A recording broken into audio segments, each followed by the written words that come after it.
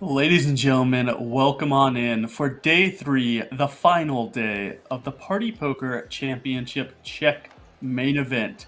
It's a €330 buy-in with a 500,000 guarantee.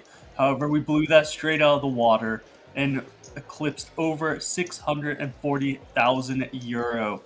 And here you have the feature table today. They're ranging all over the world, from Italy to Romania, the Czech Republic, Austria, Germany, Belgium, and the United Kingdoms. And today's overall chip leader is from Germany, Mats P. Top of your chip counts right there. 65 big blinds, 20 million in chips. Followed up by Mr. Savu, and what name that one is. Absolutely. And my name is Nathan Gamble, 2-time World Series of Poker bracelet winner. I'm joined by Melissa Schubert, aka Poo Dog on Twitter, aka the main lady of the household for Solve for Why. She was here with Henry Kilbane for Barcelona. You know the name. How you doing, Melissa? I'm doing well. How are you? A A little tired, a little early in the morning, but little looking early. forward to A little today. early for us.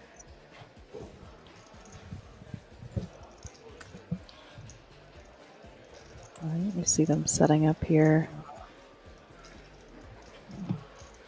This man is Maradona Abez from Italy, coming in as the short stack overall of the tournament, I believe, with 1.6 million. Table 2. How do you like that name? Mr. Savu. Yeah, I like it. He doesn't have a Yesterday we had a first name. couple It's like just one-namers. Mr.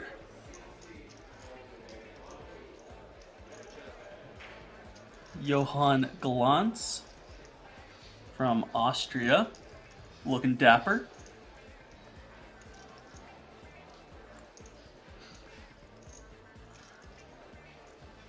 Jacob Cortez. He's one what that's a hat. representing the Czech Republic. Okay. I mean, let's just call him Wild Cock the rest of the day. I'm in.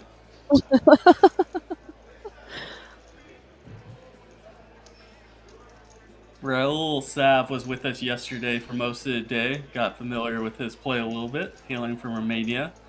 And this is our overall chip leader today, Mats P from Oh Germany. man, And he he looks looks determined. Bond villain. Yeah, That's okay. I'm a little scared. Oh, I think this is Bond villain number 2 of the same film, Yeah, Benak Sanaja from partners in Belgium. Ooh, let's not mess around today. I'm kind of a little scared.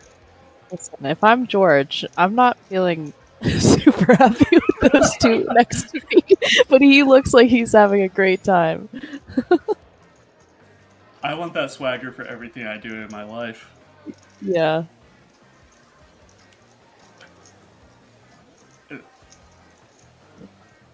Oh, and Wow. he's feeling himself. George is ready. He's ready for poker, but he looks more like a lifeguard right now. I think this is going to Uh-huh. be Well, he's it. like sort of poker on top, lifeguard on the bottom.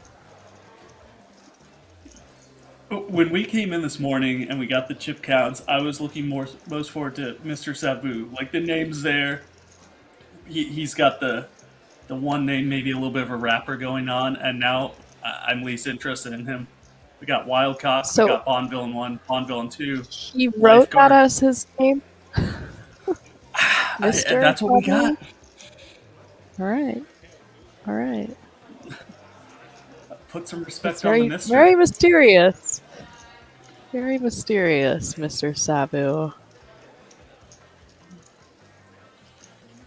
All right, I'm a little bit more awake as we got this table intro down. We're in. I mean, it looks like a good cast of characters. Do you have any nicknames in the poker world that are nearly as fun and exciting as Wildcock? No, not even close. He knew exactly what he was doing when he got dressed this morning.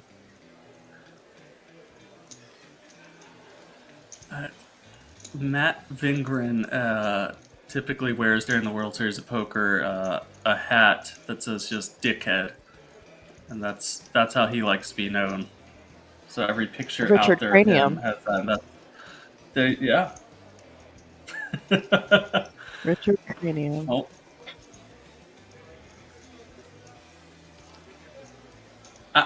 I don't believe that the chip leader actually won a single pot legitimately yesterday. He just stared at his opponents until they folded. Right. Until they just handed him his chips. Mm-hmm. His chips. They were never theirs.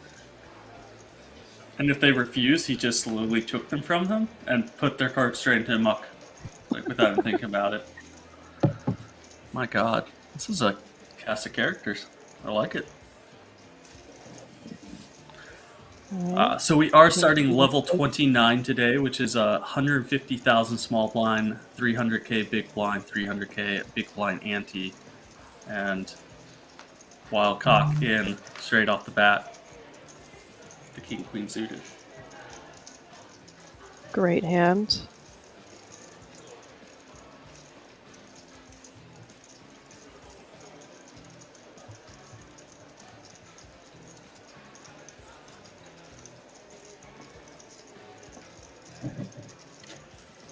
No hesitation there. He doesn't care. Came back for the day, and he's ready to go. All in Ooh. for a little bit less than 20 bigs. 10 big blinds. Looks like big blinds 300k. Oh, 300k. I thought it was 150k. Correct.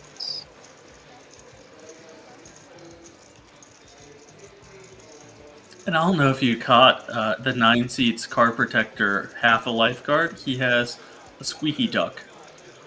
He's living it up. He has a duck. That is someone else's thing, too. The squeaky ducks. I'm trying to think. It's a brewery out in Las Vegas, the Atomic Ducky. Is it someone's car protector?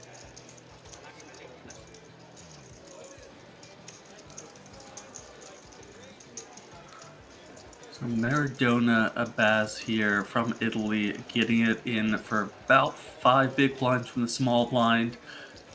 After a raise and all in, and Mr. Savu is now contemplating from the big blind with the queen 9 offsuit.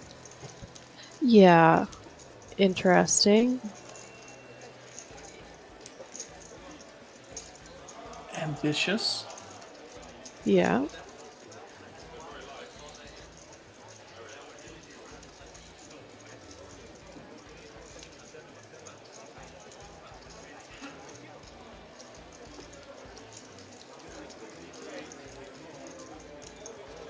Just gotta flick it in. That was a very, very reluctant call. Yeah, just gotta flick it in.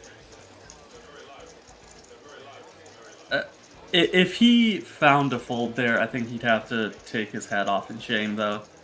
Truth be Yes, he would.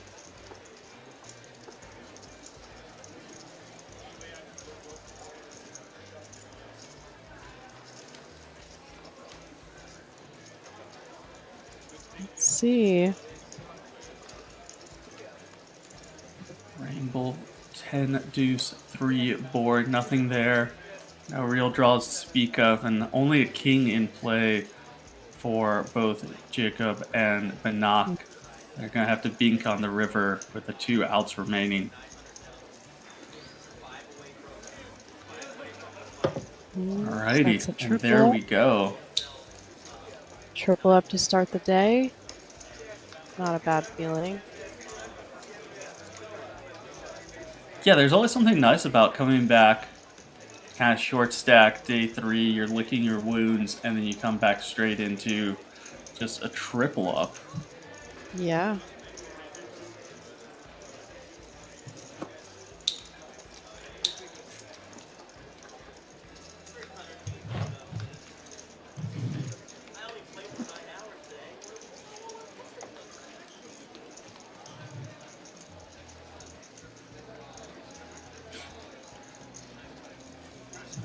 So we were talking about before we start today, there's a nice little commercial on repeat with Henry over in the hookah lounge. And Yeah, he actually. I'm just wondering if I sent him a screenshot, and this ad is on repeat for the stream, and he said, "Bite me, Melissa." I'm just wondering which of these players here do you think would be most likely to join Henry at the hookah lounge? Wild cock, for sure. It's not even close.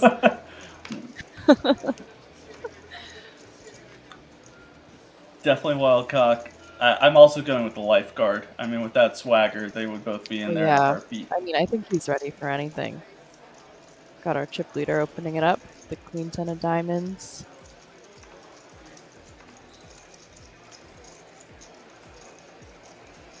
It's a sophisticated rubber ducky, too, with a top hat.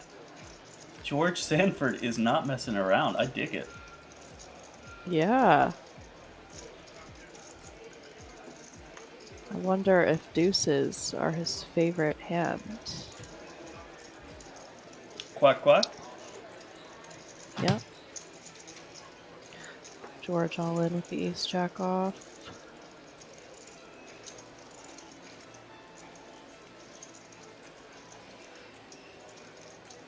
I'm really hoping that he just takes George's cards, throws them in the muck, takes his hand, and just slowly starts dragging the chips over. He doesn't wait. I'm kind of disappointed in Mott's. Does fold the queen 10 Does have that diamonds equity. appropriately. The equity of looking like someone you don't really want to go all in against, for fear of what might happen afterwards.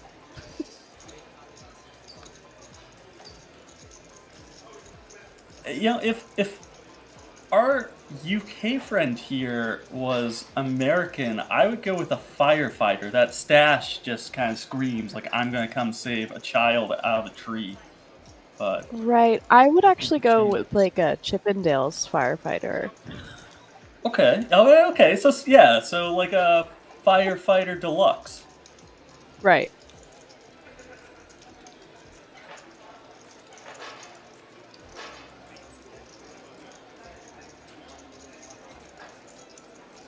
I would ask for a peek, but I don't really want it. We'll just have to use our imaginations.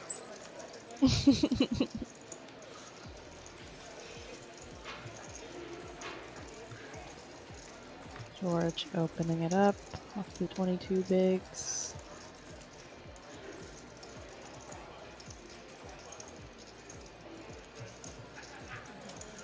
And it does look like we dropped off a player on the outer tables and they did a rebalance. So Johan in the 3 seat was pulled away from us. Okay. So 2 seconds ago, we saw Mr. Savu here contemplating with the queen 9 in the big blind after a Right. raise, an all-in, and a call with a queen 9, and we're like, there's no way he's calling, and now, you know, he's finding a 3-bet in the Yeah. button with the jack 4 clubs. I am interested in this. I don't think it's very conventional, but perhaps he has a read on our Chippendales firefighter. Nice time to see queens.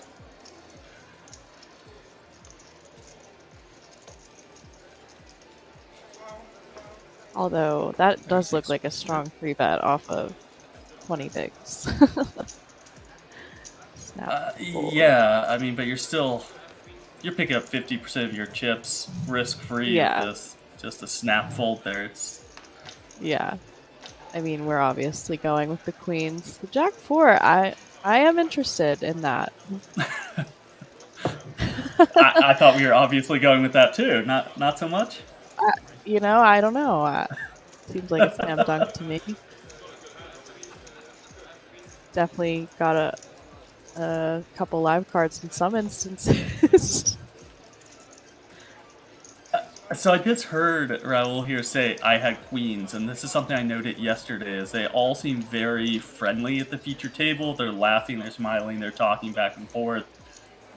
Mm-hmm. I think George is out there dancing for them on the breaks. They're a very friendly bunch. Wow. That's always nice to see. I noticed that when I was commentating for the millions. They were a lot friendlier than what you see in some other events. Maybe it's just the party poker vibe. It's a party. They've got, pretty ladies walking around. Who knows? Maybe it loosens you up a little bit. I did notice yesterday the promo that was being used with our names attached to it had 2 beautiful models. I was like, sadly, Yes. ladies and gentlemen, I do not look like either of those. I got the pleasure of meeting them in Barcelona. They were very nice and just as beautiful in person.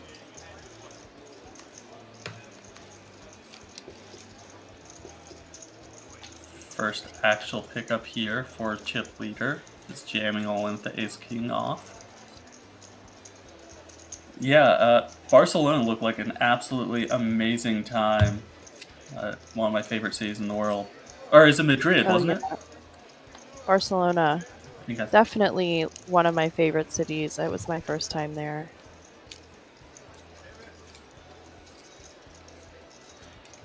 Yeah, I've never made it to Madrid. Food just as good out there. Yeah. The one thing that I had trouble finding was actually two things. One, Diet Coke. Two, iced coffee. And those are actually two things that I sort of run on, so I was having a bit of trouble. I think any person out there who has watched you on the Only Friends podcast knows you more for your drink consumption than anything else. You have a classic lineup of, was it 5 to 7 drinks every morning? Correct, yes. I like having a little variety. Gotta have the water, gotta have the Diet Coke, gotta have the iced coffee. Those are the three staples. And then you can add in, if you're feeling a little fun, add in some other stuff. Looks like All the in. knock is going to add his chips in the middle with Jack 6 from the big blind. Didn't have much behind. So, okay. Yeah. Interesting. I think he had 300 invested, 475 more. So was this a limp from the cutoff and then, or no, he opened and then he jammed just a little bit more, not really any. Right, he opened for about 1.1 million and does bink a 10 on the turn, but Knock's going to need to hit Jack or 6 on the river to stay alive. Not to be for Benak Sanaja from Germany. Good game, sir. Out of here in roughly 27th place. Yeah. Not sure if that's the one I would have gone with, but it is tough with that big blind ante. I mean, I gotta be fair. If you're sitting there Jack 6 off with 1.5 big blind behind and the wild cock comes after you, you're going after the wild cock. Yeah, I guess that's fair. You're probably and he was very live against wild cock. Yeah, 1.5 behind. What are you gonna do? There's something to be said about the media budget, the representation that comes with putting yourself out there like that. You get a little bit more action, Yeah, maybe I need one of those hats. I will say, when I went to Barcelona. Go ahead. I lived in Korea for a while, and there's a hat that I regret not picking up every single day of my life. It had some bananas splattered all over it, and absolute broken English that was not well translated. And I think it was something along the lines of, "Your mother said to go fuck yourself," and it's a beautiful hat. I just I still regret not having that one in my life. No action for our guy with the aces. Yeah, when I was in Barcelona, I wore a American flag hat whenever I played. Well, I tried to when I played, because I felt that was, a good way to get more action. Did they coming after you day after day, just being like, "Oh, the Americans here"? No, they Henry and I did make friends with this one. He was one of the Casino Barcelona regs. He was a good guy. Henry kept telling him he was too nice for poker. Oh, and Henry's too nice for poker himself. That's saying something. I know, it takes one to know one.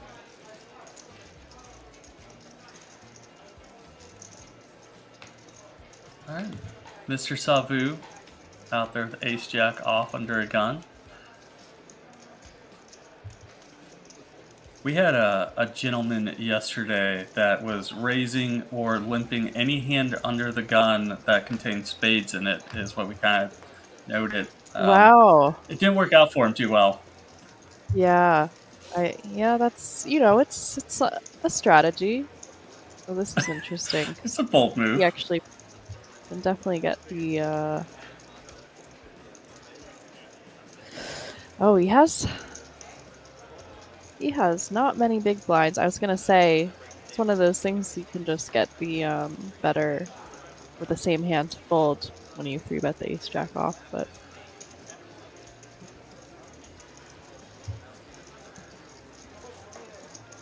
I mean, we're privy to some of the shenanigans that Mr. Savu's already unfolded on us, so that's the specialness of being able to watch those hands. Right. If he knew he was 3-betting Jack 4, I don't think he'd be letting go here, but does fold Exactly. the same hand. I wonder. Yeah, I wonder if anyone will pick up on his antics.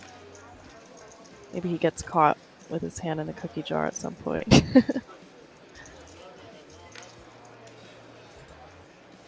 Real fast, we have some people out there in Chatland. Give a shout out to Mike Slayer, Sam Kali, Todd Packer. Sam Beautiful name Kaylee, there. he's a bit. I mean, this guy, no one loves it more than Sam Kaylee. He is in every chat of any poker content there is.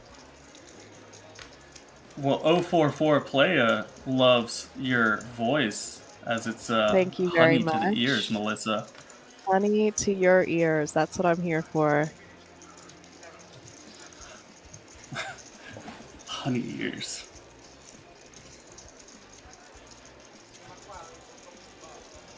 Yeah, Sam Kali has definitely been out there on the vast majority of streams that I've been around for. There seems to be some people that is their day job, day after day, to be here with us. I know. Someone should really hire him to mod. He's always there.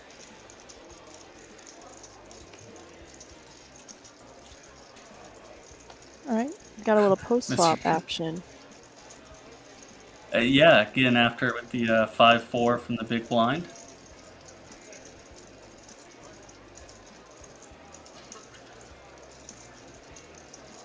Wants to call here.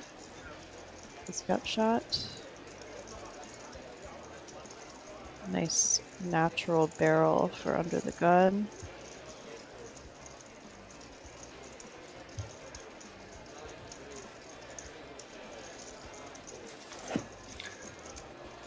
Looks like he's going to continue on this Jack of Hearts, picking up the Broadway draw.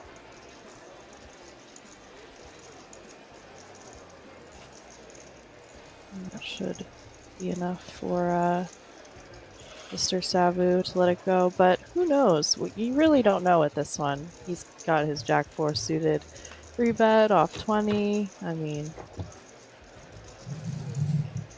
I would say it should be enough for a normal man, but with Mr. Savu here, we know this is no normal man. you're looking up, you're staring down, the wild cock is looking back at you. How do you feel, Savu? Mr. Savu. I feel like he drives a race car every day.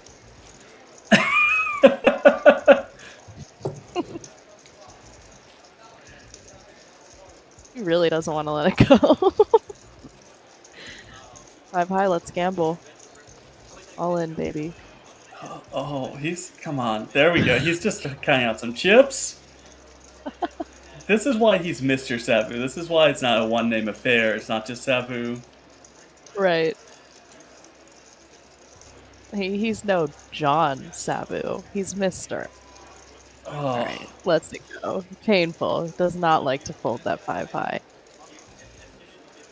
That was a John Savu fold, not a Mr. Savu. We'll give you a one-time, though, sir. Gregory Savu.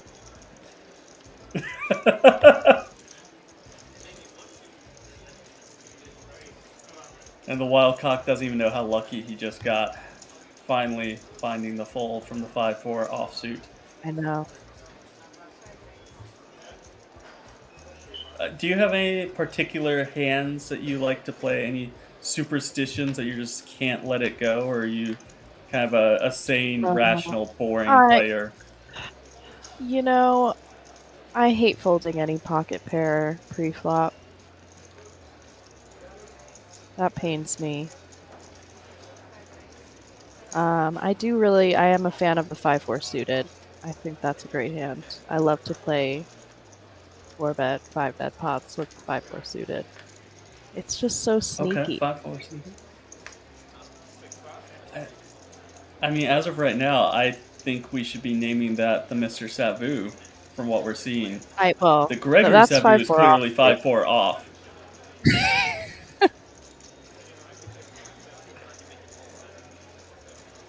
Not a There's a 3-bet. Mr. Savu and there's a Gregory Savu. Yeah. You don't know which one you're getting, though. And the ace queen. I mean, it is a 3-bet from the small blind coming after you raised under the gun, but it is Mr. Savu. I wish. I think in a lot of cases you just want to get it in. They were as privy to the information as we are right now. No, if only they were listening to us. He 3-bet Jack 4 suited. Just put it in. Go for it. You'll love yourself. It's Mr. Savu. See, Sam Keeley in chat knows. He says himself, it is Mr. Savu. He knows. Exactly. He picked up on it right away. Oh, well that's a flop for ace 10. Insta all in. Just flops the nuts, goes with the joint, and Mr. Savu came for the glory and riches. Wow. That is interesting. Was that a 2x pot jam? Insta jam? Insta snap jam 2x pot. He actually might get a fold here. You don't make it to the final 25 of a 2,200 player event without some moves like Mr. Savu. Yeah, that is one way to say it. I mean, honestly, the snap 2x pot, if you know Mr. Savu is capable of doing the weird stuff he does, could be a very genius image play. But I'm not sure that Raul knows exactly the extent that Mr. Savu can get out of line here. So it may just be getting a fold from the ace-queen.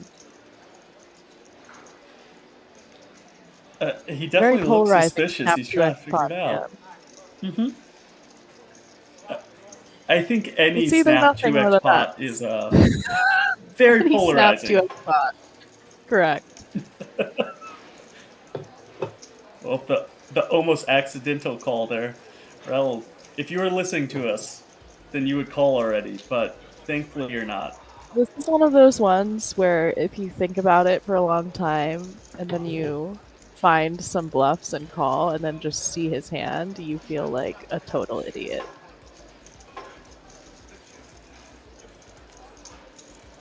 Yeah, good fold. Folds it face up because he's like, come on, man, don't do that. Oh. What are you doing, man? Mr. Savu shows it, Did he too. show it? So. His face. Yeah. Oh, man.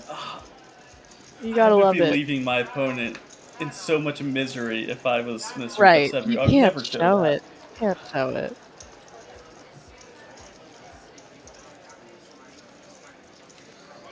Imagine he had the 5-4 off there and showed it.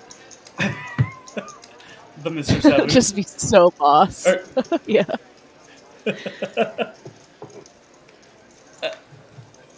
During that hand, we got a really long, healthy look at our chip leader here. I'm just wondering, how many bottles of wine did Mox P consume last night as he celebrated his J2 chip lead because he looked very, very done with this tournament right now.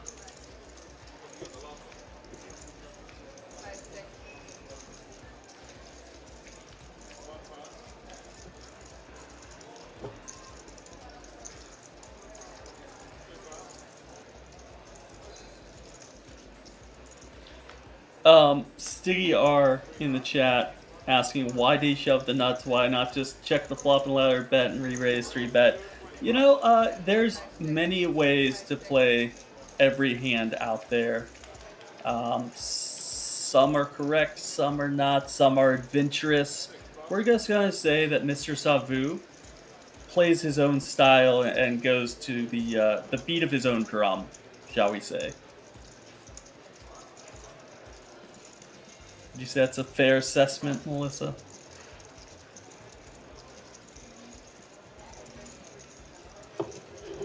Sam K out there says it's because he's Mr. Savu. Yeah, that's a good way of putting it. Savu does what Savu's going to do.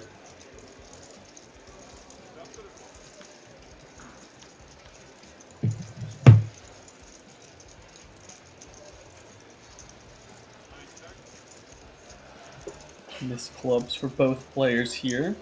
King high good for Jacob Kataz, aka the Wildcock.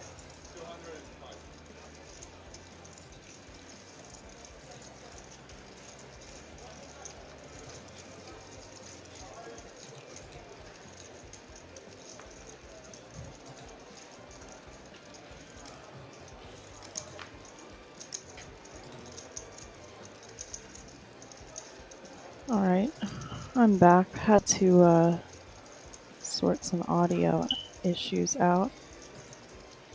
My smoke alarm is going off. I need to change the battery in it. Oh. It just started. It's a good time. Good timing. Nothing like a 6 a.m. smoke alarm. I'm glad I'm not sleeping because that would have really annoyed me.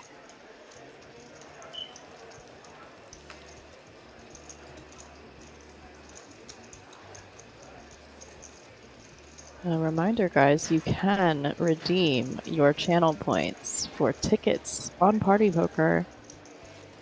Pretty cool. Little rake back for watching. Just free money. Not a big deal. Who doesn't like free money? I'm really, really hoping that we don't lose George Sanford here. We need the lifeguard at the table. We need the firefighter. The pizzazz, the stash. He really does. He brings a certain energy that just can't be replicated here. I think he'll just call. I mean, correct me if I'm wrong. I'm just saying it from my perspective. But if I was a lady, I would be watching for George Sanford and Mr. Savu right now. Those are only two people that I'd be here for. Yeah, those two are handsome men. I will say he jams this. We're seeing a lot of overbet jamming flops here. This Mr. Savu does not like to take it to the streets. I'll say that much. This is actually a tough spot for this exact hand too. He takes it to his own streets. It's snap all-ins. All in on flop. And he does not want to see a turn or river here. Very interesting strategy, Mr. Savu. That's a bold move, Cotton. Let's see how it pays off. Let's see how it pays off for him.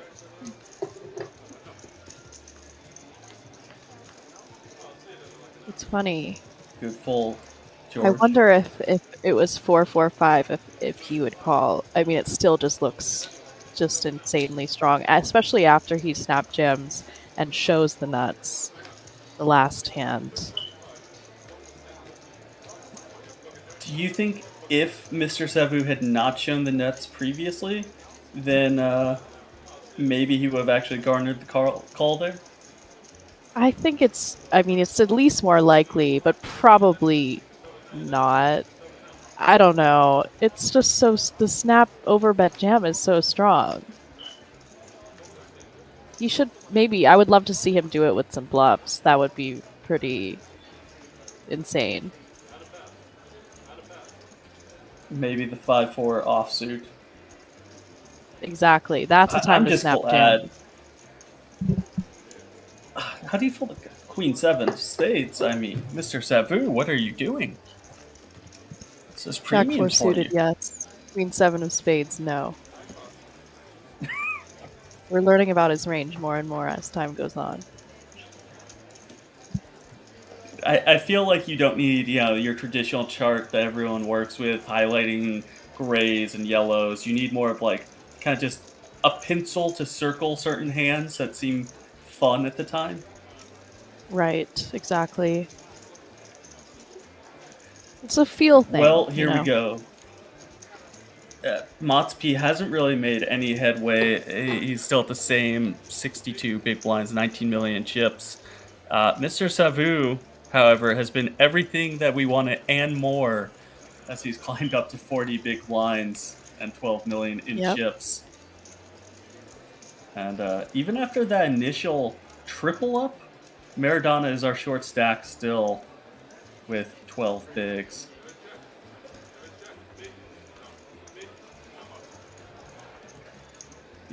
Yeah, I mean, when we got sent over the sheet this morning, Melissa, I said, Mr. Savu, just for the name alone, was the one player I want to watch, and this is everything I could hope for and more from a name like that. Absolutely lived up to that.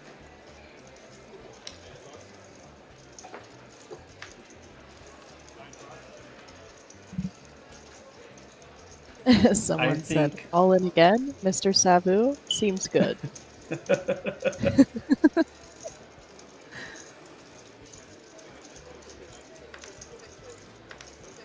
Motsp once again getting jammed on here. Not the first time he's opened and been raised. Yep. Yeah, it's hard to sort of use your chip lead when you have so many short stacks that are gonna 3-bet jam. Gets a little annoying.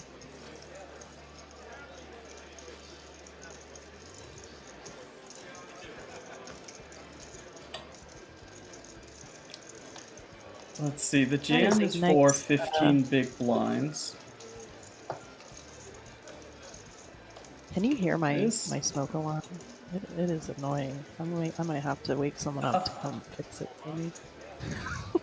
Actually can't. It doesn't transfer over the headphones. Great.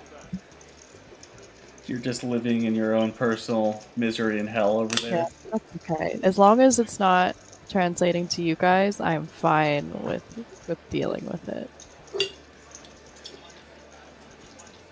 I know, Mike Slayer. I need to take the battery out, but unfortunately, I am only 5'2", and these ceilings are much higher than that.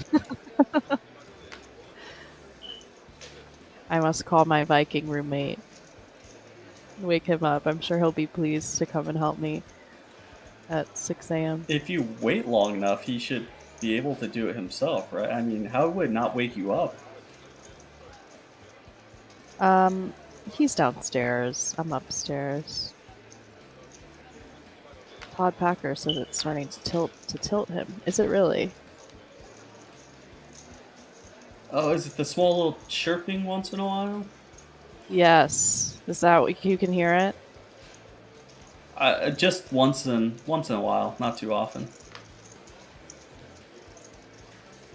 Oh no, guys. All right. Just we get a break or something. Nice. I'll grab a broom and I'll just bash it until it stops. You can get bonus footage for party poker of me bashing my smoke alarm on the break. God, I want that one on replay. We have Henry there smoking hookah for 30 seconds, and then you just wandering around the house with a broom trying to smash the ceiling as hard as possible. Yeah. Oh no, say it isn't so. George Sanford here with the ace queen of spades, jamming it all in after a raise with ace I king off wonder if under a Mr. gun. Sabu is gonna get in the mix here. Oh. I mean, if there's a man that would do it, Mr. Savu is our man. I don't know. If Mr. Savu's in there, it's gonna be an all diamond flop. There's just no other way around it. Well, let's be honest. It's gonna be ace jack 10 of diamonds, just a royal flush straight off the bat, and he's gonna jam all in for 9x pot. Yeah, I mean, the ace of diamonds is out there.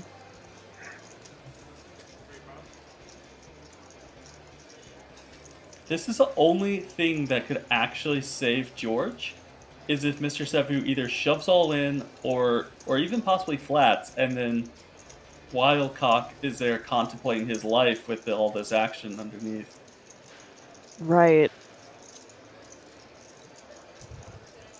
There's still a way out for George Sanford, and Mr. Savu is his potential savior.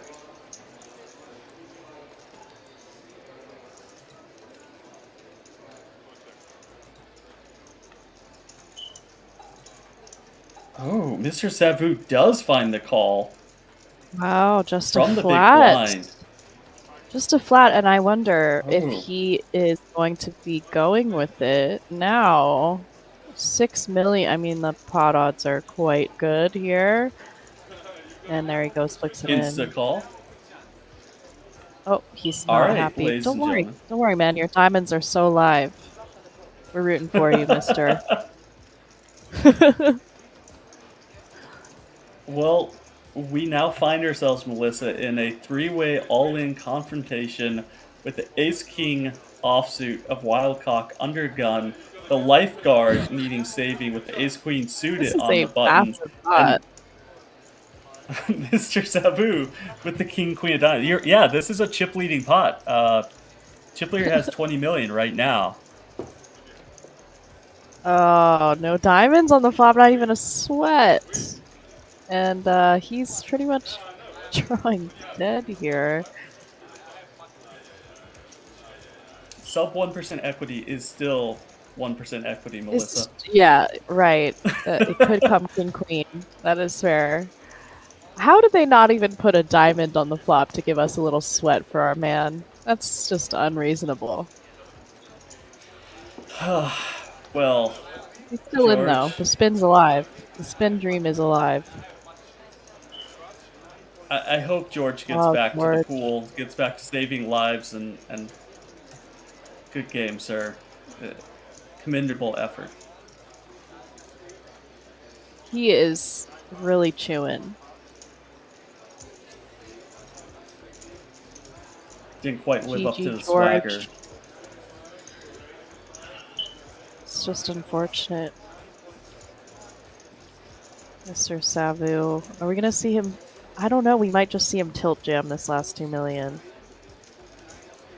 I think he's going to wait for a pretty reasonable hand. Maybe Jack 5 off, 7-9 right. suited. Yeah. Something a little bit reasonable here, not just Yeah, a pure yeah. tilt jam.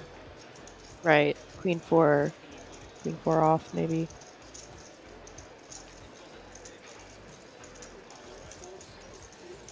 And with that, Jacob Cotes is not only the chip leader at the feature table, but I believe chip leader of the tournament overall, as we're down to 5 players at the feature table. We'll most likely be waiting on a couple more to join us before they restart. But we have a healthy range now from 87 big blinds all the way down to Mr. Savu with 6 big blinds at the feature table. We are rooting for our man, Mr. to spin it up. 6 big blinds is definitely spinnable. Chip at a chair, buddy. And I had to double check the flags here. I had to see where everyone's from. Specifically Mr. Savu, in all honesty, because now I recommend that we all take a trip to Romania and check out the poker action out there. Yeah. Sounds good. Party Poker Romania, the Mr. Savu special.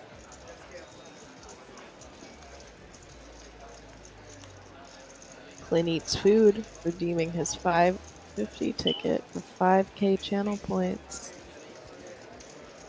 I gotta collect my channel points.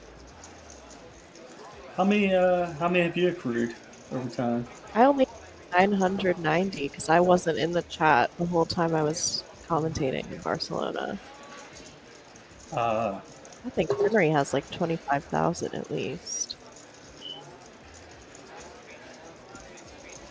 I don't remember how many streams that I've done now. I've definitely done a handful of them. I'm at 68,000. Or Wow. 6,800. Sorry, 1,000 would be a lot. That'd be absurd. Say, wow. Maybe you can negotiate a $66 ticket.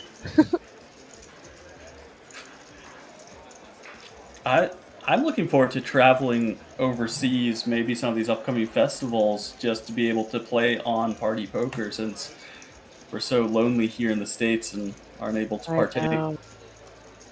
I actually didn't play at all online when I was overseas.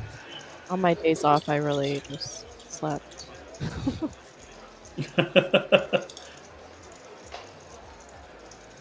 Do they have as good a tapas in Madrid as they do in Barcelona? Just kind of all the street I was vendors. in Barcelona. Okay. Oh, that okay. Yeah, So the okay. The reason I kept messing the two up was Henry had gone right before to do commentary with Triton in Madrid. That's why I kept thinking. Right. Okay, got it. That's why I keep saying Madrid. My apologies. Yeah, he was. He did a little Spain tour. Not a bad summer. Yeah, Madrid, Barcelona. Maybe head out to UK. Cyprus. He's all over the place. Thailand. A real traveler of the world. Hookah bars everywhere. He is a professional hookah bar spokesman. If you guys didn't know, check him out in that King's commercial.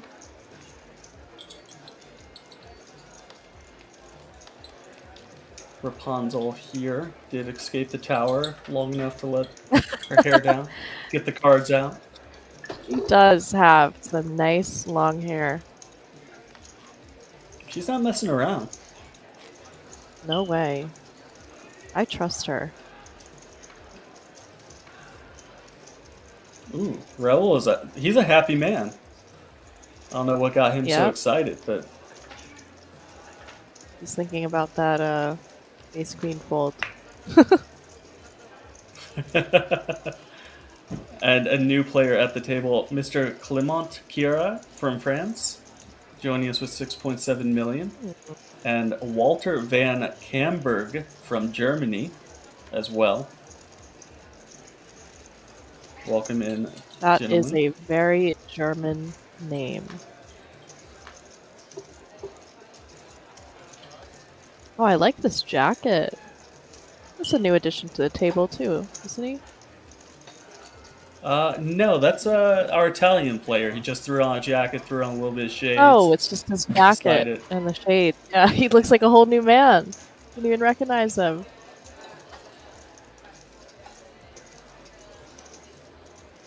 That is our third new player, who was our chip leader at the feature table yesterday for quite some time.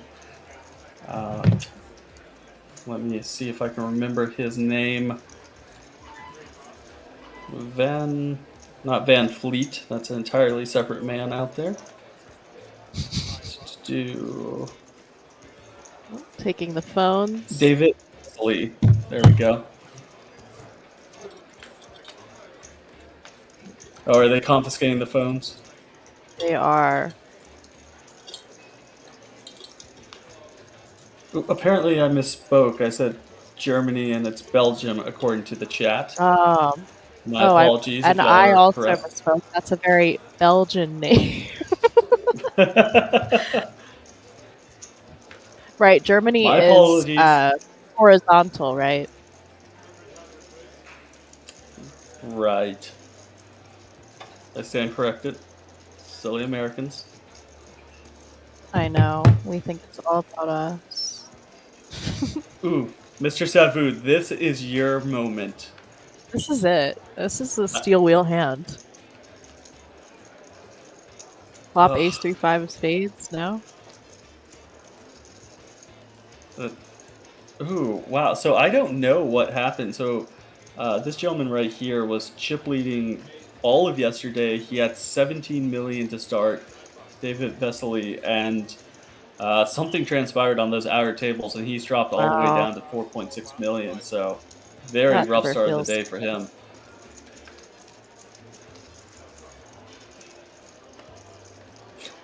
Sam Kate, shout out to Belgian waffles. All right. For sure, they're good.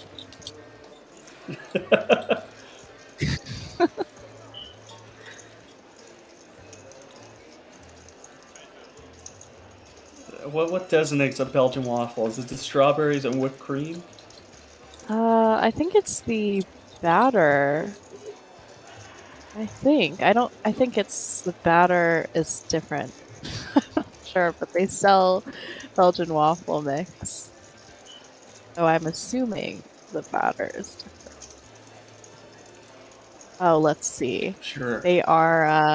They're lighter batter, larger squares, and deeper pockets than American waffles. Okay. Okay. So we learned something new.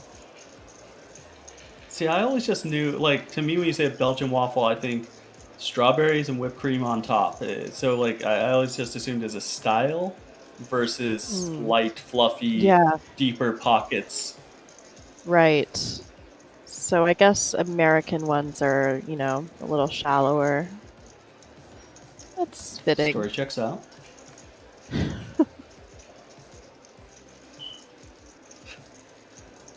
I feel like that's a very European insult.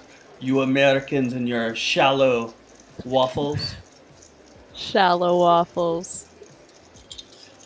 Bites to the core. It really does.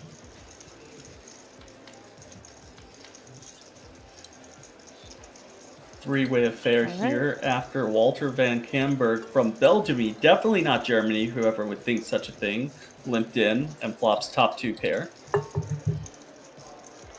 And Top checks two it and top back. All pair right. for Raul. Oh, sneaky, sneaky. We've got the two-tone board now.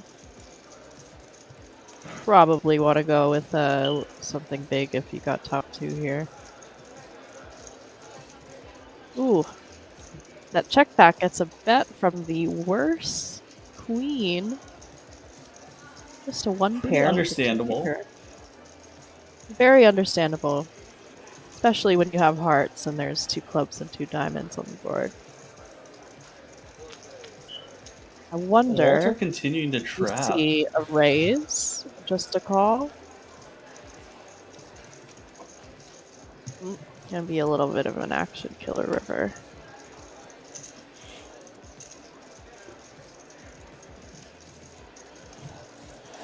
I gotta be honest, I think Walter just took the absolute minimum he possibly could in this hand. I With think so. Because he's gonna get a call on the flop from the queen, and he'll probably get a call on the turn too. Instead, one street, playing the more passive route.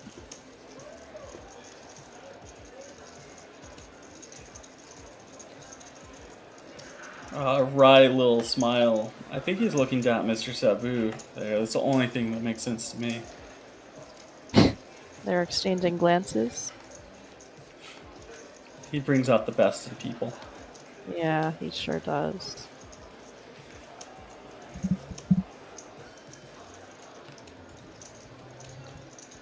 Can we all agree that's the French flag? Or do people want to That's correct us one. again?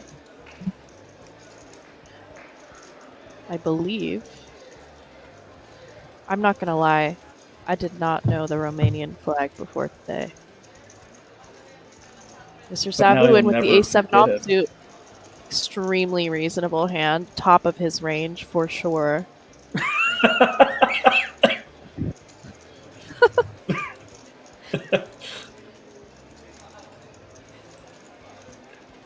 Let's go, Mr. Sabu.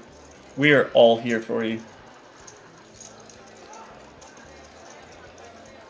Who was the, was it Miss Zhang at the World Series main event this year? That was the man to watch for so long? Yes. That's kind of what Mr. Sabu reminds me of, just without the talking. He has that same flair for life. He does.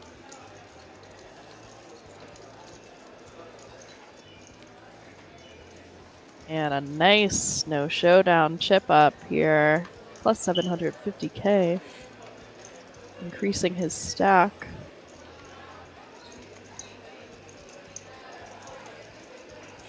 Alright. Let's go, Mr. A few Sabu. more of those and Run it right back. where we want to be.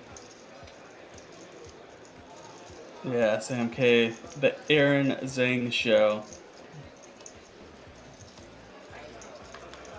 Well, I will show you one Mr. Aaron Zhang and raise you one Mr. Sabu.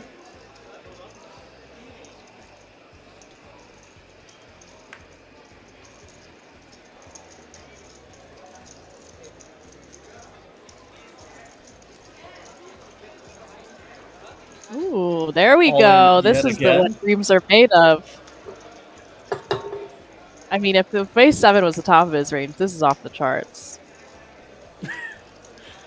This might be the best hand he's ever played. Oh, we're getting a little Pirates of the Caribbean music on that one. Yeah. All right, another Mr. plus Sabu, you 750. have your own soundtrack. I mean, what more could you ask for? You guys just chipping up.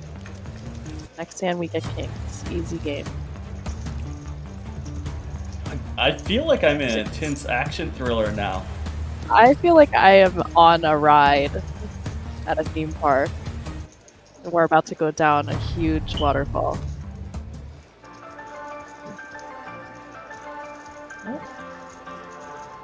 Alright, got rooftop lounge vibes now.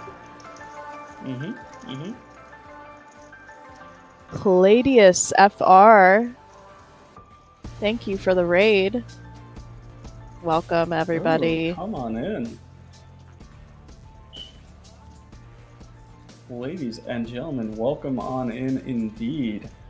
You are joining myself, Nathan Gamble, two-time World Series of Poker bracelet winner, commentator extraordinaire Melissa Schubert, as we watch the Party Poker Championship Czech main event with such fine men as Mr. Sabu leading the action.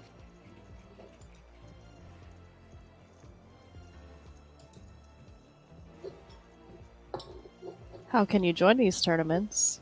Take a flight on over to the Czech Republic, or if you're already there, just head on to the King's Casino.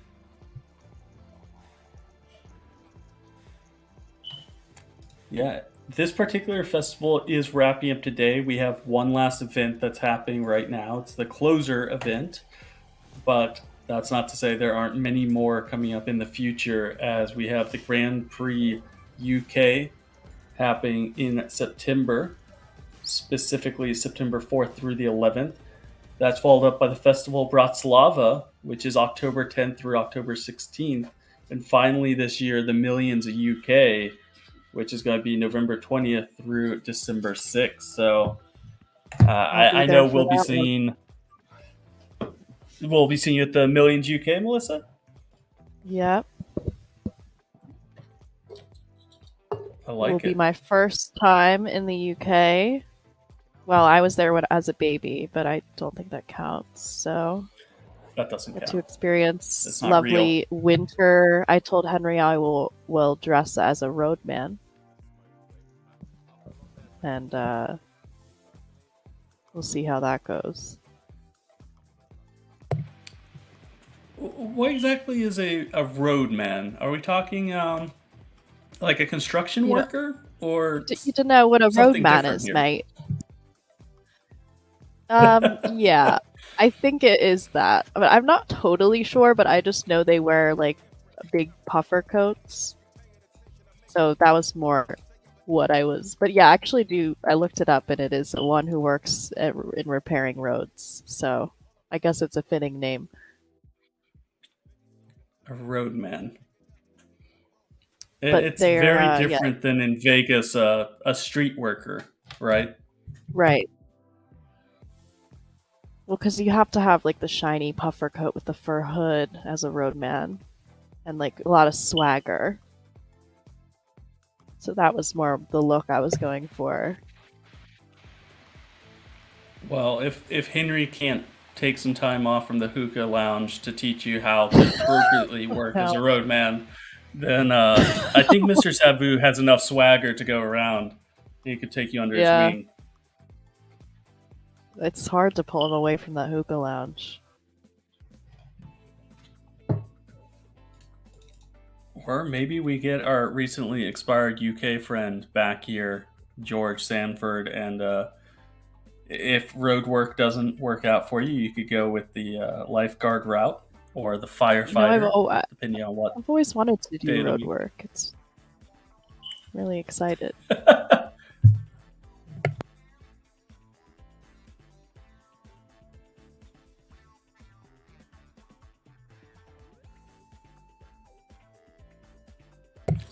So you'll be out there. Was that November 10th through or 20th through December 6th? That's a healthy chunk of change. That's just over 2 weeks. What was Yeah, that? Dusk Till Dawn, if I'm not mistaken, right? Rob Young's right. place. Mm-hmm. It'll be cold. I haven't been in the cold in a long time since I moved out here. How long have you been living in Vegas now? Geez, about 3 years, a little over 3 years, I think. I don't even know anymore. Yeah, it doesn't get too cold. Well, Mr. Savu near the middle of his range with the Deuce 4 offsuit, Is trying to figure out how to proceed. oh, is he all in? Looks like I think it's just a call. Okay, just using his smaller chips. Yeah, he's got chips behind. Okay. I was gonna say, jeez, Right, man. Oh, Uh oh oh. no. Uh oh. The Mr. Savu show has gotten too intense. Oh, Oh, there we go. Thank goodness. he fought bottom pair. It almost broke the stream.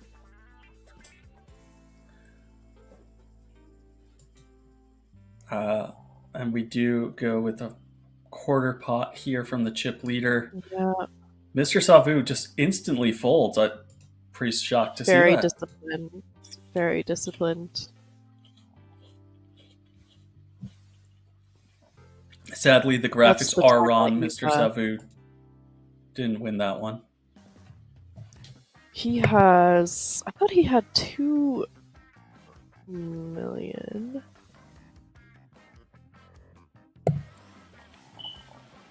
All right, here we go. Chip leader is still the same. Wild cock out there with 67 big blinds. Jacob Kotes from the Czech Republic.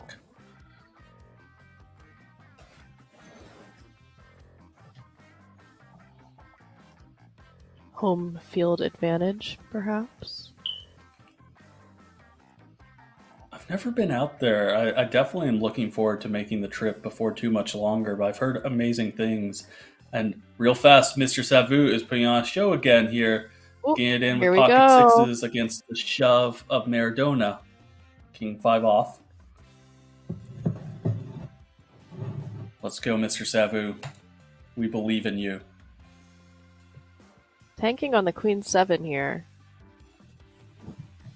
Don't think it's necessary.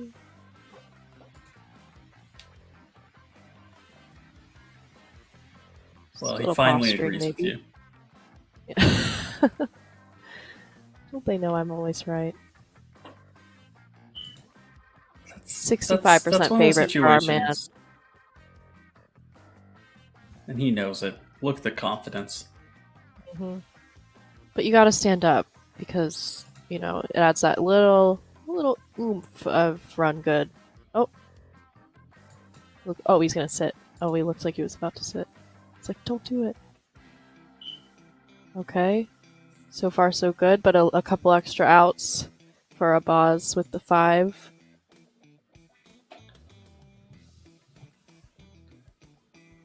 And on the turn, keeping Mr. Savu rightfully in the lead.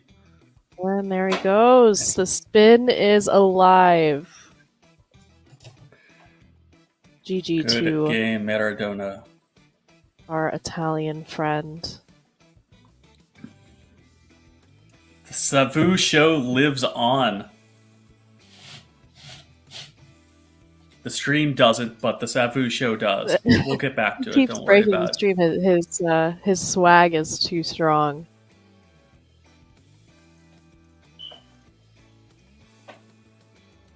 Oh, there we go. We were just doing a small dealer change there. They knew what was up.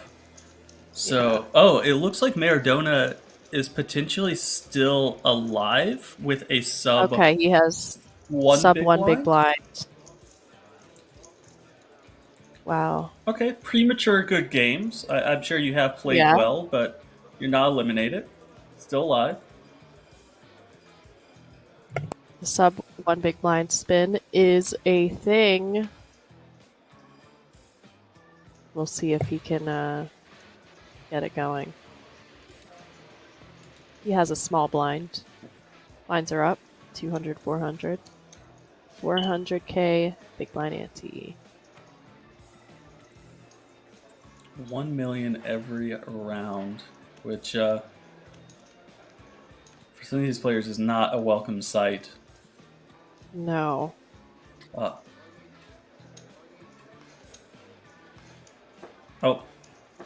here we go. We're going with the 7-3 of clubs for Maradona. Oh. He waited as long as yeah. he could, waited the one hand, and he's in there. Hey, at least it's suited.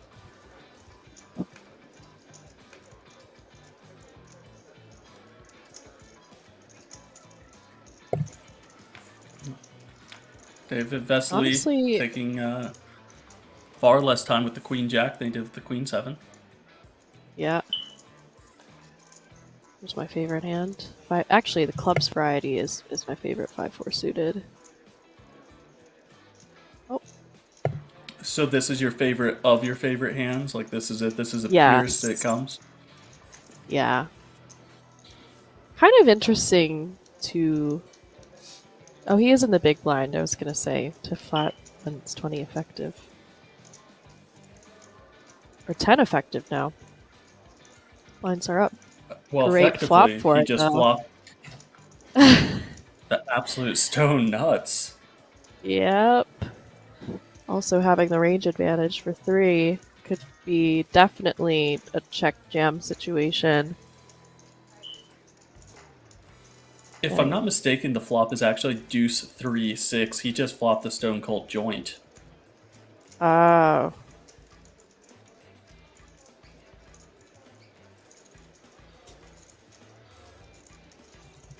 We'll take a look here in a second. So, yeah, deuce 3-6. It is a 3 on turn. Maybe we already knew it was a little premature, but all right, 3 on the turn keeps Maradona alive. There it is.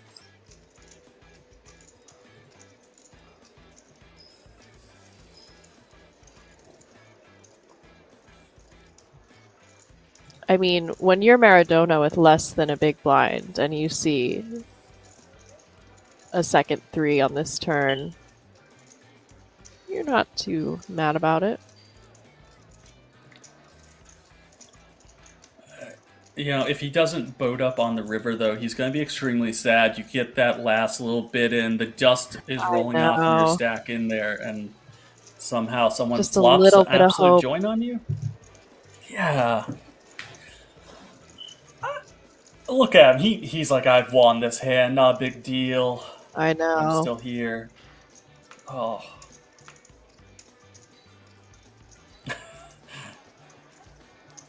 And he's going to be met with the bad news as Jacob rolls over the 5-4. Any 7, any deuce, any 6, or the case 3. Any 3. And he will take this one down for his tournament life. And no dice. GG to our Italian friend. It was a good final sweat that the deck gave him. A little cruel, but good final sweat. That looks like it's going to bring the field down to roughly 20 players. We will be doing a redraw at the final 18 to 2 tables of 9. So here shortly we'll be changing up the feature table with another elimination or 2.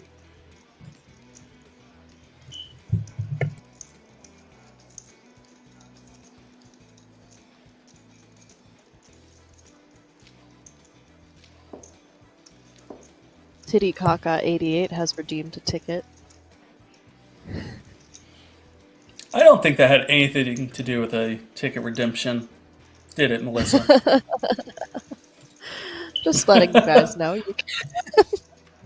you can redeem your ticket as you've seen with Mr. Titty-Kaka88.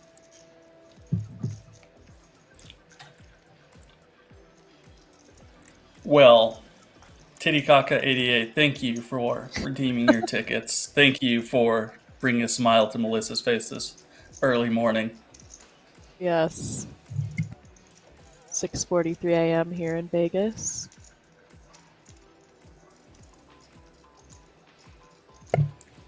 Field is at 20 players, so yeah, 2 more eliminations. We'll be consolidating and changing up our feature table. Do you think it's like Clement, like the orange, or are we going with like Clement with a little French accent? I think it's like Clement. Clement? Clement.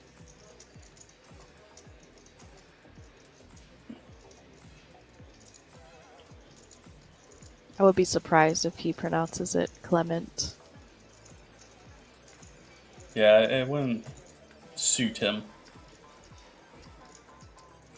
Titicaca is a lake in Bolivia and Peru. Thank you. Kev's sister is the best.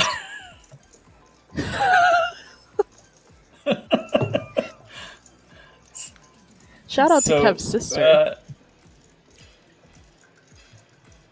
She's the best. She is the best, so I've heard. The word on the street. Yep. Oh, the word around no, town Raul, calm down. It's gotta be okay. Raul, he's getting a little heated here. Looked at the 7 deuce. Just it's too much to bear.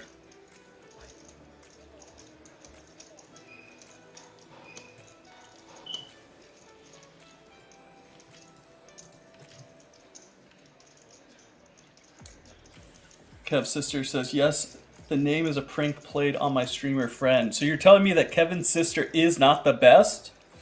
Shame. What? You're lying to us? She's got to be the best.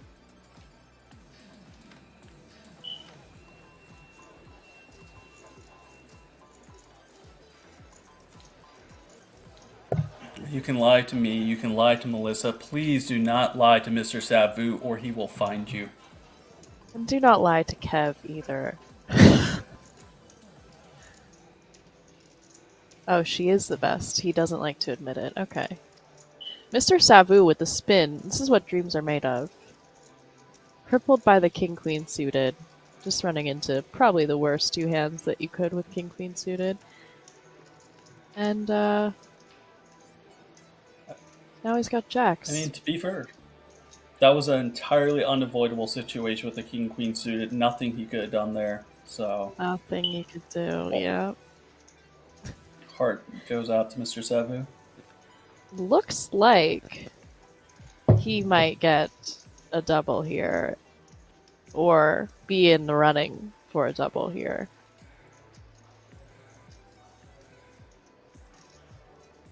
As he definitely should. I mean, our chip leader here has been with him all day, has been watching him play, so I'd kind of be shocked if he doesn't. continue with these 9s in some capacity. Yeah. It's got good reshove stack here. All right, just a little 3-bet. Oh, a little click. Okay. And look at the lineup of real hands behind him. Yeah, there is a little bit going on here. Oh. So The Lamaze class, the heavy breathing. the Lamaze class. Gotta give It's gonna birth be okay, to a Mr. double Savu. here. I mean, 45% in a multi-way is pretty good. I feel good about this.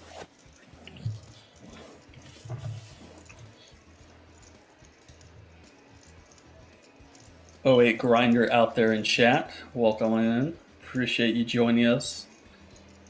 Appreciate you. I mean, it's 7, not even 7 in the morning here in Vegas. I know it's early for all of us out here. Yeah.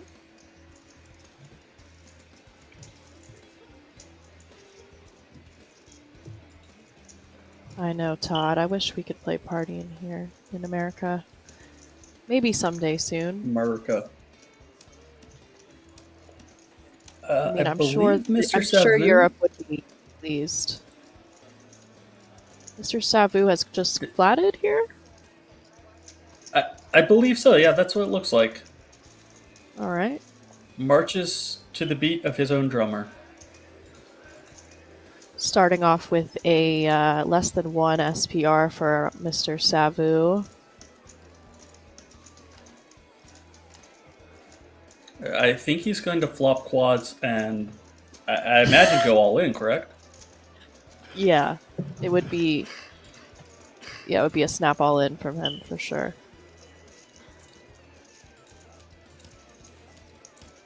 Raul's not sure what to think with his ace king. Whatever permission you need from me, go for it.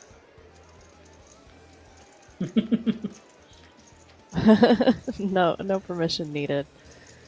Oh. So this is sort of why the call is not favored.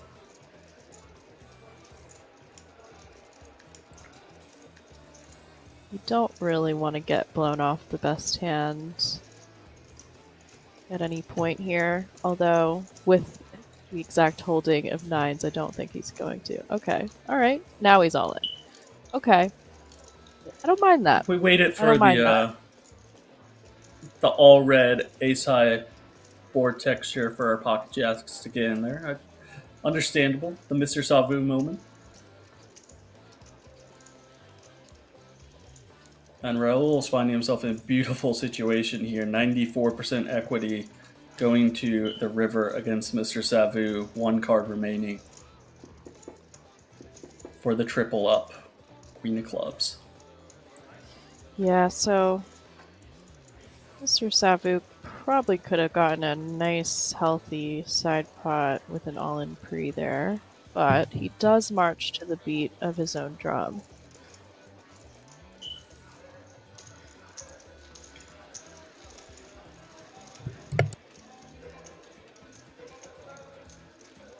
I trust your wife, 08 Grinder. I trust her with my life, even. 7 players at this table, 4 of them clumped at the back between 15 and 10 big blinds, and the top portion here having the majority of the stacks. And you see there, Mats with the German flag, Walter clearly with the Belgian flag. Very hard to ever mess those two up. Side by side for us, so we can not make that mistake again. There's only so many colors you can have in a flag, you know? A lot look similar. I googled a lot of flags yesterday when we would get the layout of who people are and where they're from, and we just got their flags. Mr. Savu's getting there with the 5-3 offsuit, medium range here. I like it. Very medium range. You say a red, white, and yellow flag, and you really are fascinated how many flags there are of that particular color composition. Yeah. I will say the red, yellow, blue, I feel like is not that common. The primary color flag, Mm-hmm. strong.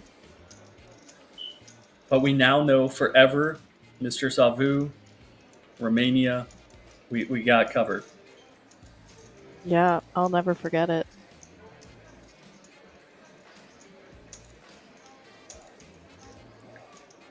Yeah, I think the majority of players would have shoved all in with the jacks, folded the 5-3 offsuit, but Right. here we are. Yeah. Right. Yeah, it's a bit unconventional. You know, it's a bit unconventional. But this is a really nice flop for Jack 10 of clubs. I think he was hoping for the patent all-in double X pot jam, but Right. instead isn't that with the check back?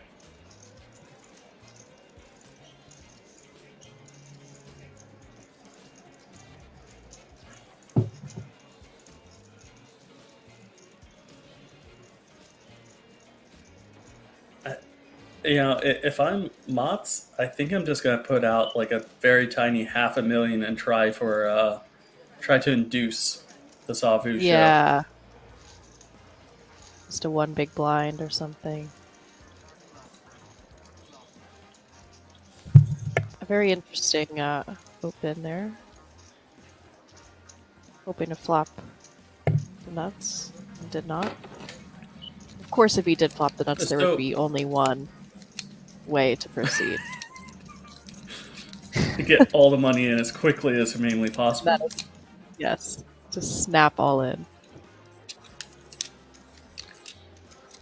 So, I mean, clearly you're part of the Solve for Y crew, does a lot of training, does a lot of solving, and I have to ask at a time like this, how much is Berkey just rolling in his grave, if you will, when he sees someone like Mr. Savu show up and just decimate the field like this?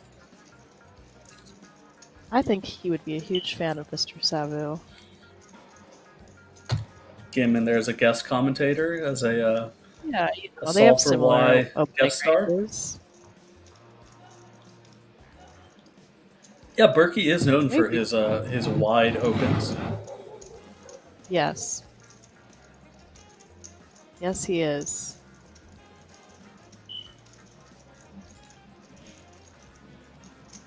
Clement with the 8-6 of clubs. What's going on here? All in and a call. 8-6 of clubs versus Ace-King offsuit. Mr. Savu in great shape versus Clement. Little blind versus blind violence. The BVB all-ins just kind of hurt more, I feel like, for some reason. I mean, it's happening so quickly that backdoor clubs opening up as a possibility for Clement. Oh, no, he doesn't like that. Not one bit. All right, safe. He's shaking his head. Why do they do that to me? It's never easy. It's hot out there. All right, the spin up has been good so far. I believe at his max, Mr. Savu was sitting on 12 million.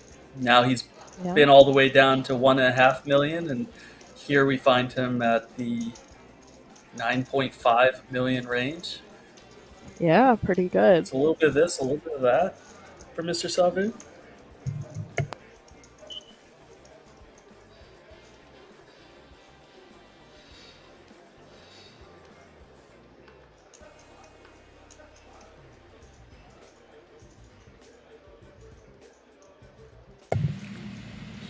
Sam K saying Mr. Savu almost got savued.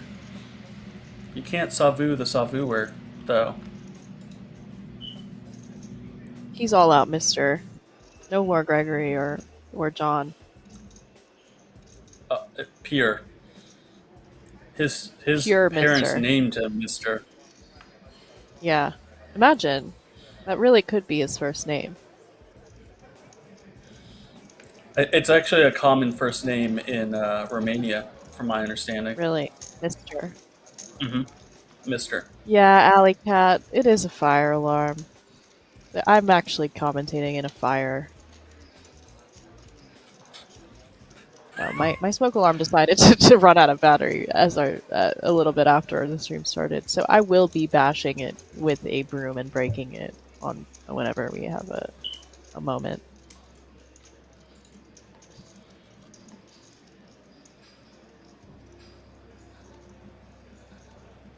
I'm just imagining a house of absolute flames. What's that little meme with the dog sitting there in the chair, Yeah, trapped by fire? This is okay. This is fine. yeah. There's actually a fire, but I wanted to commentate anyway because that is what I'm here to do. So the fire can wait.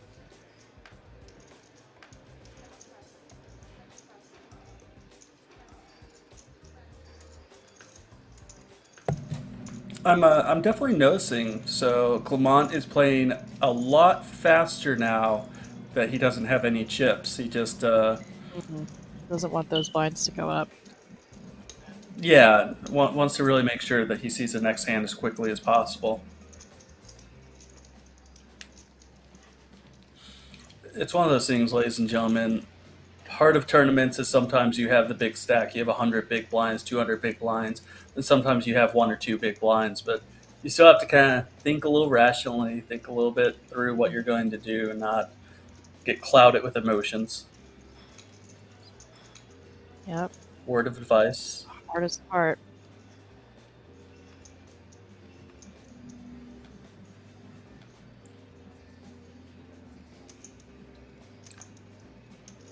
Don't think Clement will be happy with this one either. Nope, the Doyle. Doyle just had his birthday the other day. He's, Lord knows, 80, high 80s. 89 or something? Yeah. Can you imagine the world he's seen? I mean, I really can't. He's seen poker for longer than most people in the world. He is poker. He pretty much is, yeah.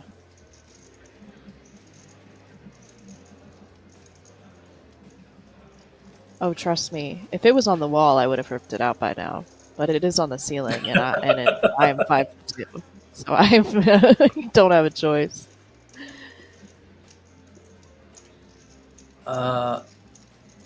David Vesely, who came in today second in chips, got some hard news to start the day. Dropped all the way down to just under 10 big blinds. Is now all in from the button with 9-7 off against our chip leader. It's maybe a little Wildcock, wide. King Queen. It could be considered a little wide, right? Yeah, could be a little wide. He was very live, but no 9 or 7.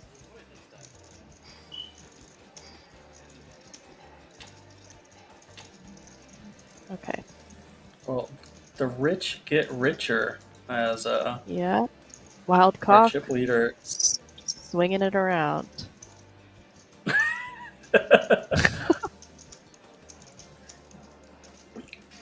We were commenting yesterday on like the amount of chips that they have, and some people felt that wasn't enough. But I think that's a pretty suitable chip leading stack, right? 2.5, 3 racks worth of chips. It's healthy. Not bad. Yeah, WSOP this year definitely could have used some more chips. Felt like I was making change. The table was making change every blind. So Real fast, I was just noticing the graphics appear to be off here, as Mhm. Clement had a stack of blue alongside a couple pinks. So he has more like 3 million in chips, if I had to take a guess, than the Okay. 750 represented there. All right. Bit of a difference. Yeah. Yeah, it looks like 3 1/4. So now 4 million. No harm, no foul.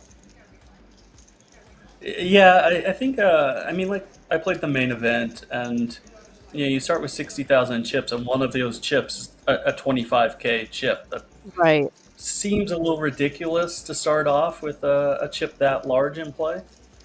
Yeah, it was a bit. And the people regging on day two, some of them were just getting two 25K chips. So Yeah.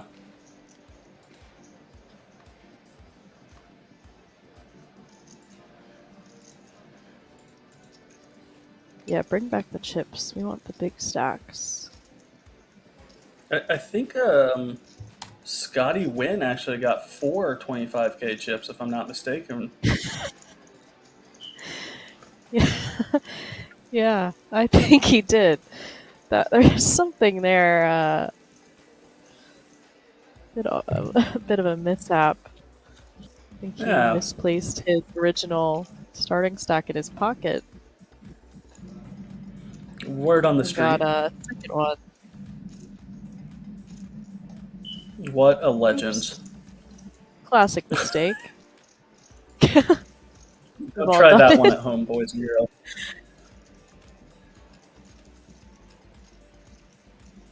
Mm. Yeah, and there's also a kerfuffle with the ladies event, if I'm not mistaken. A couple Yes, ladies there were was.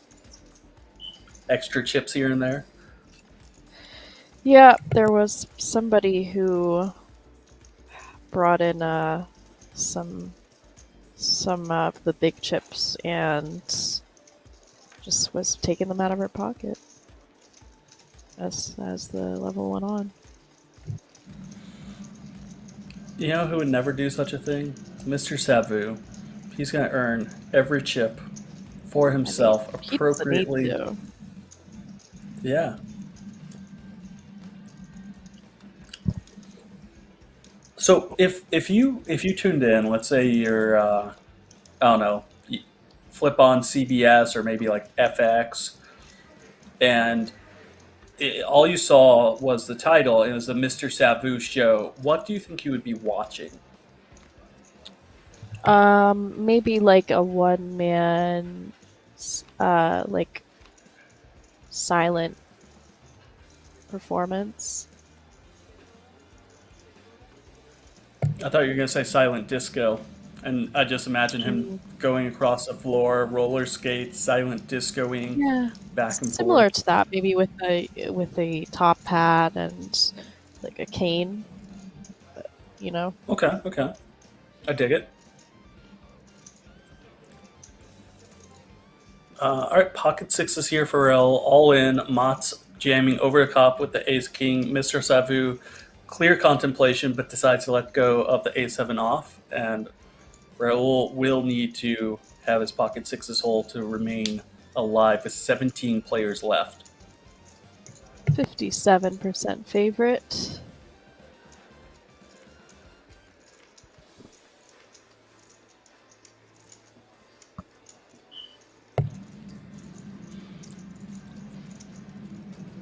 Favorable flop for Raul. Queen 7-8, two diamonds. Three clubs on the turn. And Mott will need an ace or a king on the river to eliminate Raul. Not to be. Hasn't really been Oh. an easy go for Mods as coming in as the chip leader. Yeah, I feel like his stare down, his grabbing his opponent's cards and throwing them in the muck and taking their chips, it worked better when he wasn't on the TV table and people didn't know that's what he was Right. doing. But now he has to play a little Yeah, bit more by you the can't rules. really do that. Can't really do that on TV. That's bad look. It's frowned upon. Yeah, slightly.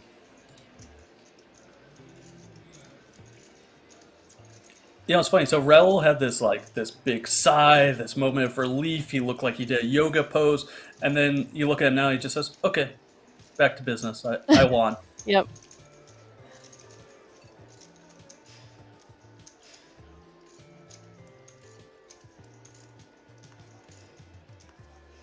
Mott's looks the same as when he started today.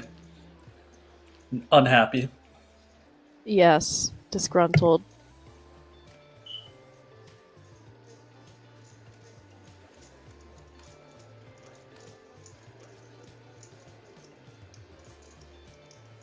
Just under 30 bigs for him now. Clement with the George Savu special. Someone said, throwing opponent's cards in the muck. WTF? Don't worry, I'm Sova. It's just a commentary from two American schmucks. Yep. Never really happened that we know of. But maybe it did. Cannot confirm nor deny. Sir Fred says casinos should allow one punch per player. So like every tournament you get to just punch one player in the face, or like every player gets punched in the face one time. I need more info here. Every player you get to punch each player one time each. That is means you'll be getting really punched about 8 times on average. In a single tape. That's really adding some context to calling for your one time. Yeah. Oh, that looked like an all-in from Mr. Savu here with the ace-8 offsuit. Yeah. Is it it's a 3-bet. Where are we working at? What's call. going on here? Call. We're somewhere between a call, a 3-bet for 100,000 more, and all-in. It's a Mr. bird. Savu. He does what he wants.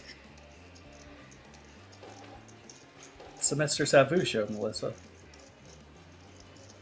Alright, every level it replenishes. 1 punch per level. Okay. That's fair. Seems fair. Like time banks, kind of. Alright, so Motts has been here for... Oh. What, is Motts going with the all-in option with the pocket sixes? He's learning from Mr. Savu. Just goes with a 5.5 million bet on Very on interesting. Queen 4. Very interesting stuff. Does get the worst Well, handful. and ladies and gentlemen, with that, we're going to be changing out the feature table, as well as the players are going to be going on break. We have 17 players remaining here at the Party Poker Championship Czech main event. We're going to be coming back to 250, 500,000, 500,000 with a brand new lineup. So from myself, from Melissa, and Party Poker on the whole, hopefully we will be rejoining the Mr. Savu show shortly. Thank you for being here with us. And we'll be back in 19 and a half minutes. I'm going to beat my fire alarm. Please do.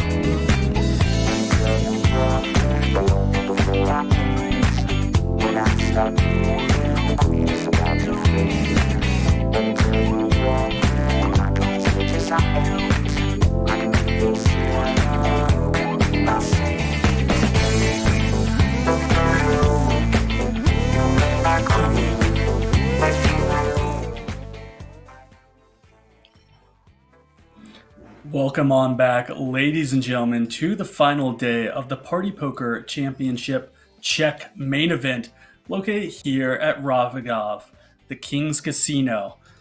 I'm Nathan Gamble, two-time World Series of Poker bracelet winner, joined by Melissa Schubert, Miss Poodog, Miss Saul for Y. How are you doing, Melissa?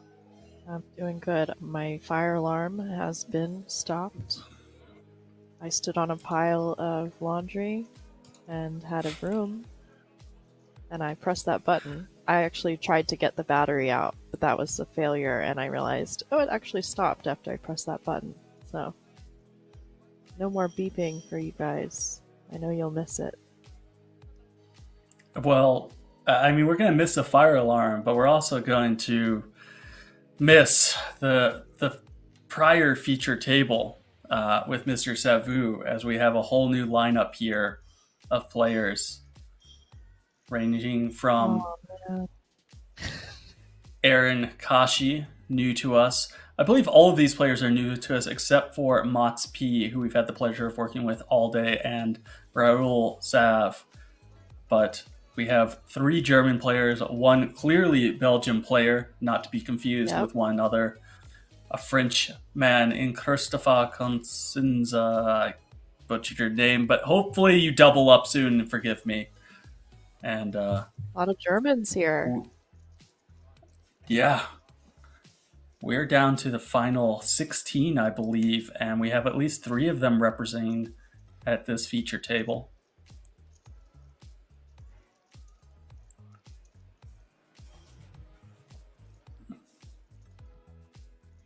First glance, that jacket on the left is looking amazing.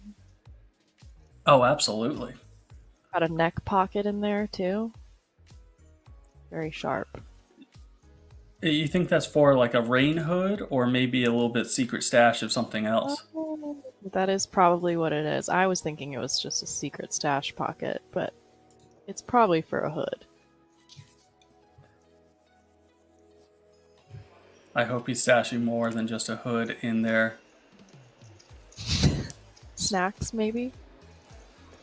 Yeah, that's what we'll call it. So we are coming back to the same blind level we left at, 200, 400, 400,000. That's just because we lost enough players to consolidate down to 2 tables and take that short break. So we're down to final 16 players. And I mean, let's be honest, all we're really here for at this point is to make the final table and hopefully get Mr. Savu back, right? Our fingers are crossed for Mr. Savu.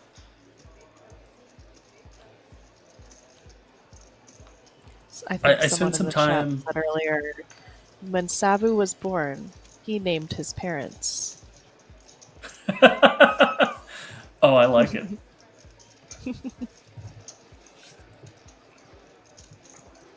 We had a Maximilian Bauer on stream yesterday, and we're pretty sure he's actually an action hero. Wow. With a name such as that. Yeah, I could see it.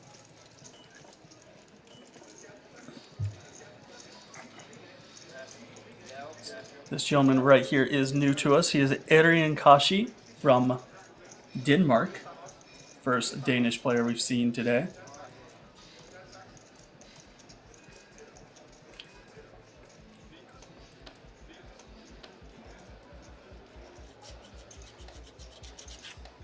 Shuffle up and deal. And here we go. All in under the gun for Christopher with the 10-8 offsuit, deciding he'd rather get in now than in the big blind next hand when he has to post that big blind ante. Right. Instead of leaving it up to the big blind gods, we're gonna take our shy of 3 bigs and see what happens. And unfortunately, there is a there's a very good hand on the button here. Yeah, a little bit of an issue here for the all-in player. Just a little bit. He will need a straight or 2 pair or something better to get past this. And let's see, what are we raising up to? 2.7 million. Gonna kind of be interesting here.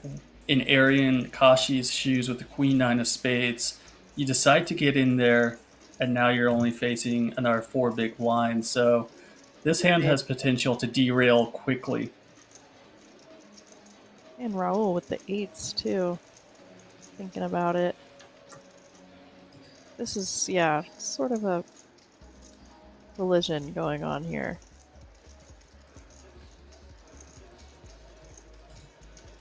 Yeah, Raul's facing an all-in for, sub 3 big blinds, a flat, and then a raise on the button. So some people are going to see trouble, but there's also a lot of dead money out there. Right. Smartly lets it go. Yep, discipline pulled.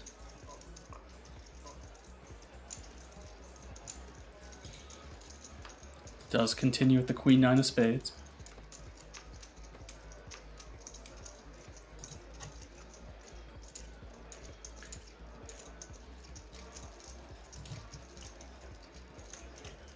$10-8 offsuit is all in for, as I said, about 3 big blinds.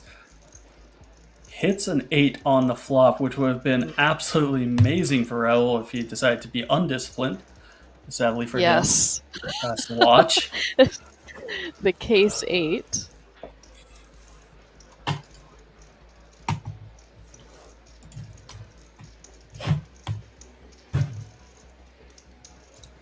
That always feels bad.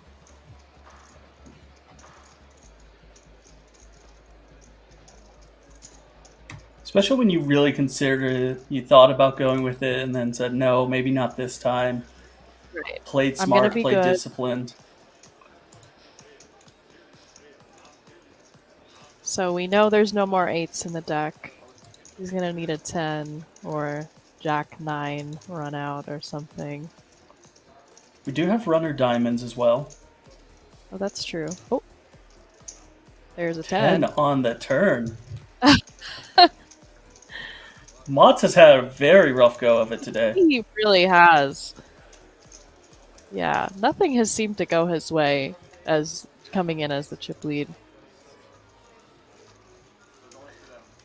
He did have that very small side pot that he built pre-flop against the Queen Nine of Spades. Right. So Raul is wincing a little.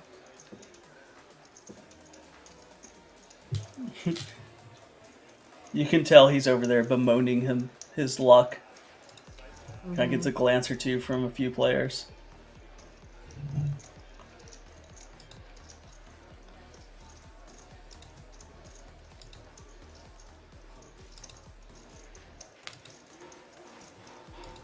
There is our action star, Mr. Maximilian Bauer, mustache extraordinaire. Stashes are in. Stashes are in.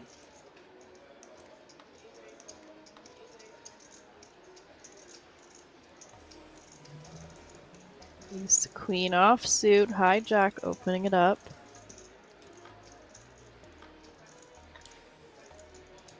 I mean, Motz looks sick to his stomach to start the day. And I know. Do you think he just knew? He had the feeling what was happening? Sort of a chicken or egg kind of thing. Did he manifest it? Or did he know?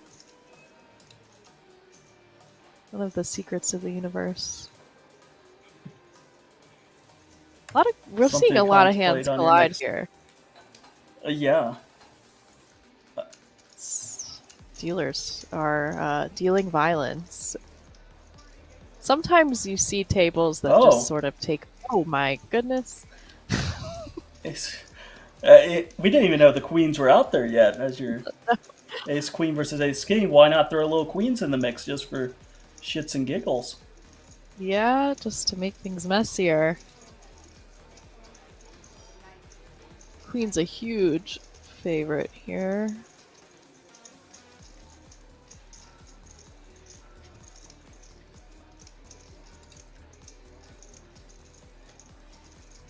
I'm not sure if that's a real Norman Chad in chat. We'll pretend it is for the time being. They say he's been coaching Costanza, and he's actually looking for a new coach right now. So,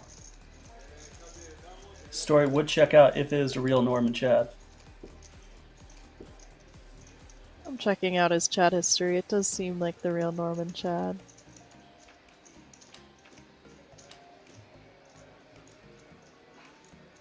And here we go to the flop Ace King versus Queens.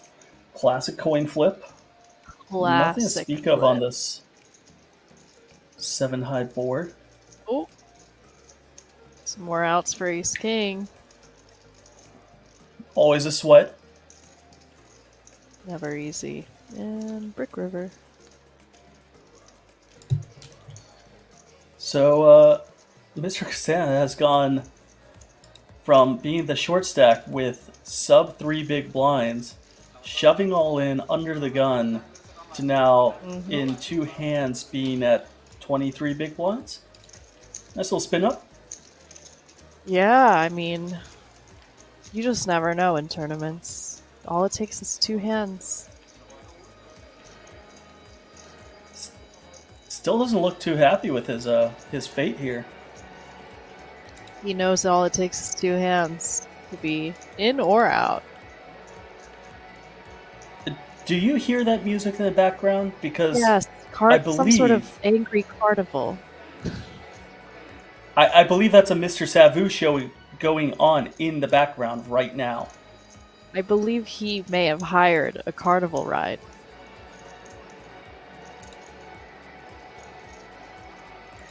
This is why we play cash, Melissa. I agree, Sam. That is why we play cash.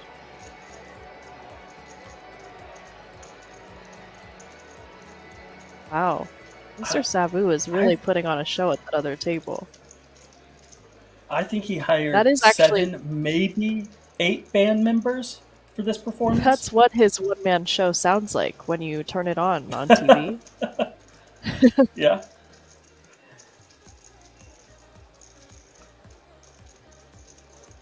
And I'm just going to go out on a limb here and say Mr. Savu just quadrupled up with that performance. At least, if not quintupled up. He may have just taken out the whole table. We may be at the final table right now and not even know it. Yep. Thanks to Mr. Savu.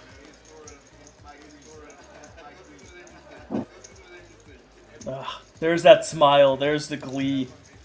The European flair that we're accustomed to. Got some big arms.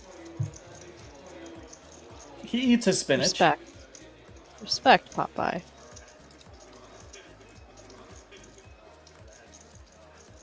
He's such a happy man. You love to see the smiles.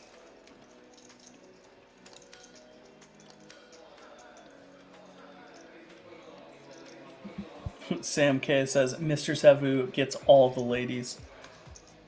I'm not one to disagree with you here. Yep. It just has that certain vibe. It is. It's still the Mr. Savu show, even with him not at the table. We just can't stop talking about him. He's stolen our hearts. It was that Snap 2X pot jam with the nuts. Which one? There were so many of them. Which one? Yeah. There were a couple, yeah. Mott's here, raising it up with the Ace King. And Raul here with the Pocket Jack. So Mott's once again probably contemplating his life once he sees this hand, as it's going to, the money's going to get in there. Yeah, and you know, the way things have been going, I can't see the Ace King winning here. Oh, man, I almost feel for the man, but...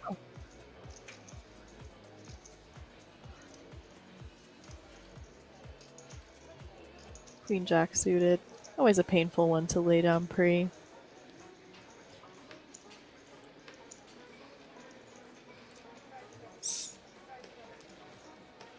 Okay, Maximilian. Obviously, Mats is going to unhappily call here with the He's ace like, king. really? Again. He's so over it. He's so over doubling everyone up. Comes in as the chip leader Well, with that, and just everyone up. with the Jack of Hearts being folded, puts us in an absolute pure coin flip 50-50 shot, which I believe puts Raoul as a clear 4-1 favorite against Mats. I'd say that sounds about right, yeah. He's even looking away from the table. He's like, alright, time to go to roulette.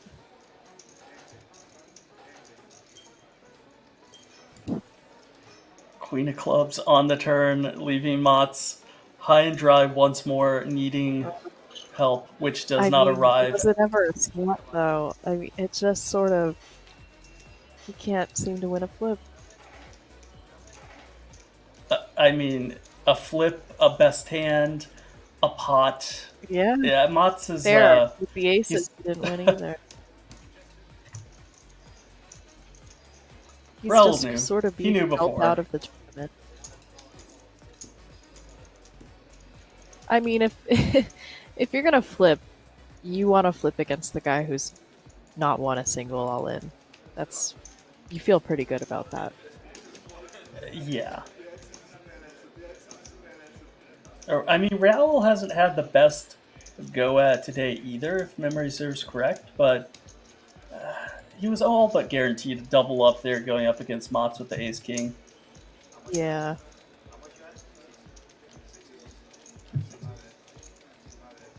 Let's get the zoom in on Mott's pain cam. Max pain cam. You didn't know we were going to come in and watch the Pain Olympics today, did you? Yeah. Yeah, it is it's sort of very similar to the Pain Olympics.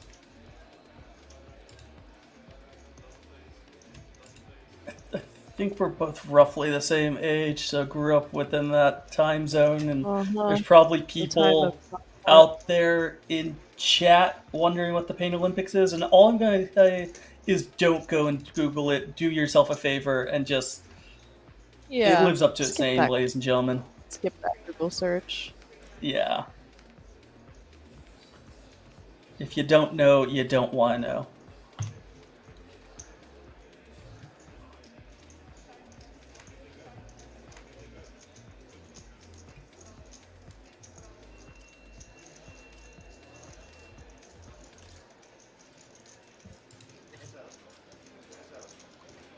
Popeye here with the dominating hand over our action hunter, Maximilian Bauer.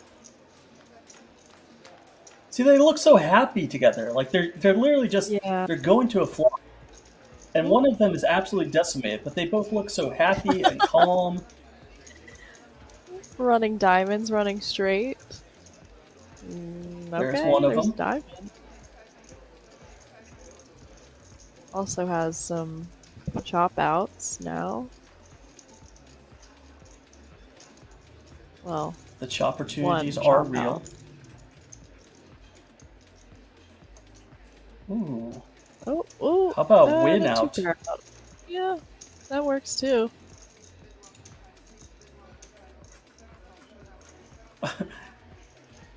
Arian, I mean, he shrugs, he calls, he rolls his eyes, and shows the bad beat. Luigi is happy.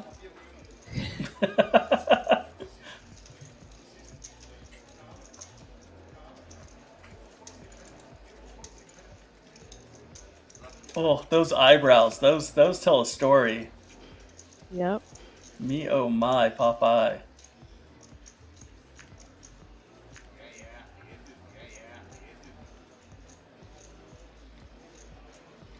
Mamma mia. Maximilian definitely looks a lot happier now than he did a second ago. He's ready to party.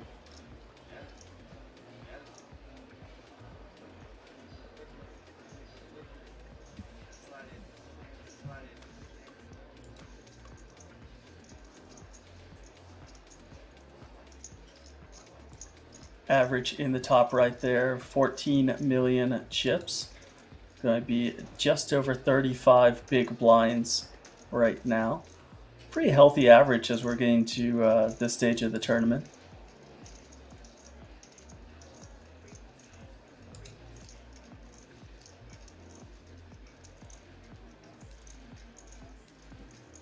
I wonder how Mr. Savu is doing.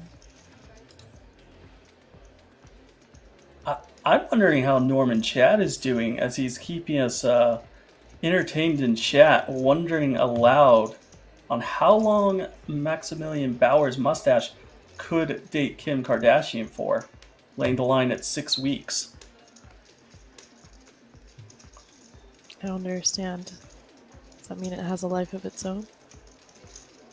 Oh, it does. Or is she partial to mustaches? I mean, it really depends on how long before Kim Kardashian saw Mr. Savu that she would still be dating anyone. Right. Fair point.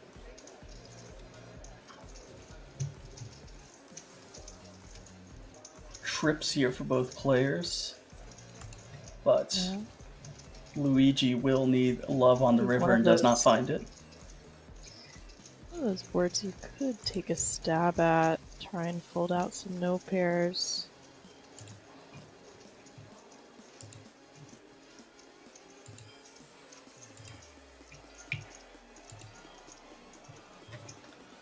Amit is going for just very thin value here with the ace high. Thinks he maybe will get a call from kind of specifically Max's very specific holding, being king high, and does find it. Nice done. value there. Nicely done.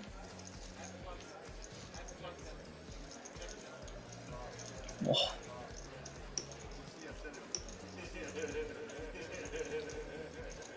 Celebration is real there from Amit.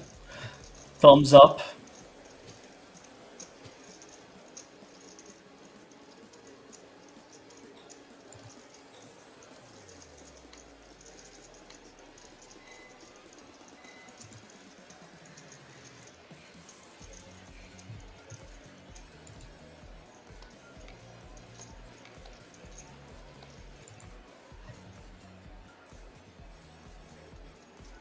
And here's your well-dressed German that you were eyeing earlier, Sebastian Linz, with the Love that polo. functional collar. Has some trail mix in there, I heard. Sweet and salty, or a little bit of spice to it? It's the kind with the M&Ms. The classic. Yep.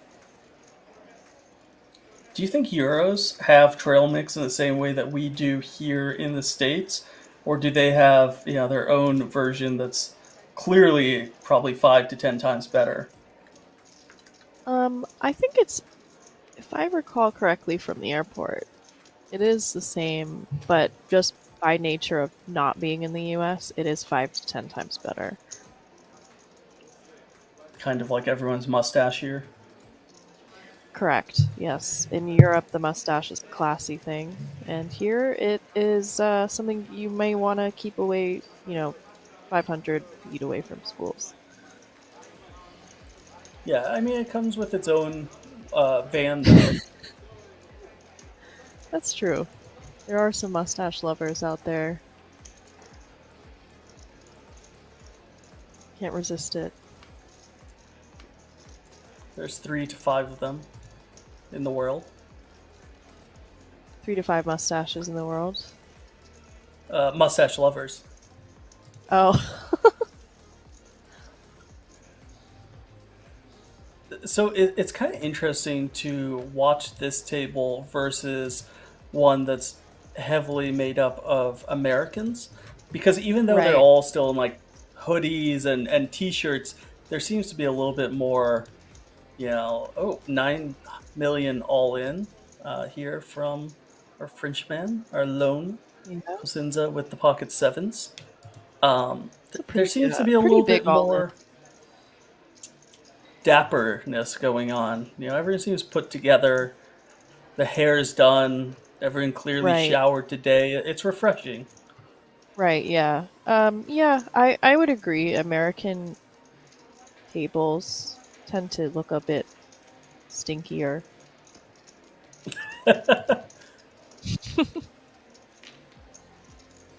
You can just feel It's it. all the You can feel burgers. the smell.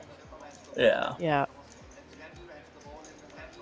But I a look at lot of everyone's hair. It's all saturated blends. clean and put together, I and they know. had a haircut Yeah, last showered night. for sure.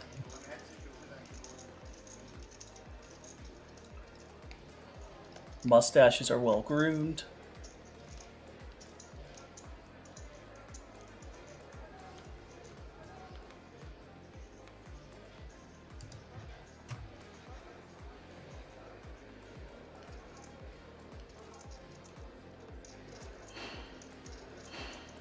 Oh. Walter putting some chips in play here with the 7-8 suited. With the Yeah, blinds are up, about by the way, I believe. 20 bigs. Last Kind hand. of not a great hand off this stack size. Don't really want to be raise folding too much. Can't really realize equity as well as you can more deep stacked when you're in an early position, especially. But let's see what happens.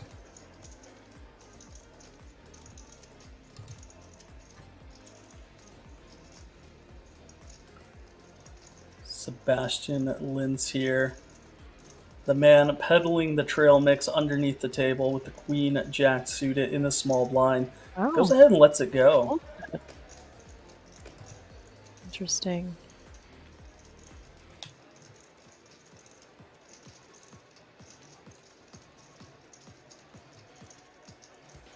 Rozvadov with the George Savu. Mm-hmm.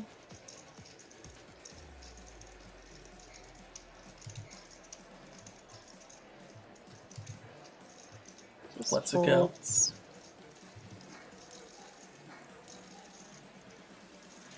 He's like, this guy's too tight. Little does he know. He made it Yeah, pretty that wide queen open jack there. of diamonds would traditionally be a spot you can either call or raise, but I think he Right. is just seeing what Walter maybe should be opening, and Yeah, didn't account for the 8-7 in there. right.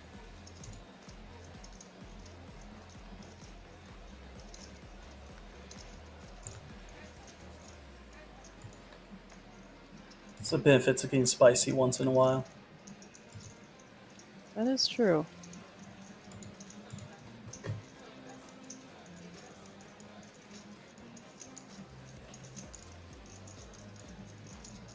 Collisions have slowed down for the time being.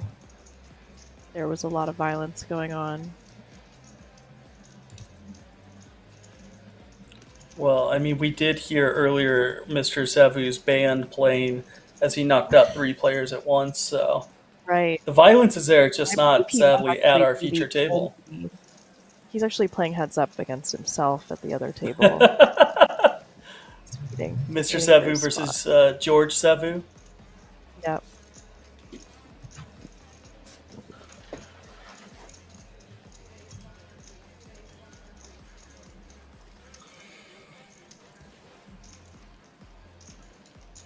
Raul getting it done with the Jack Deuce offsuit.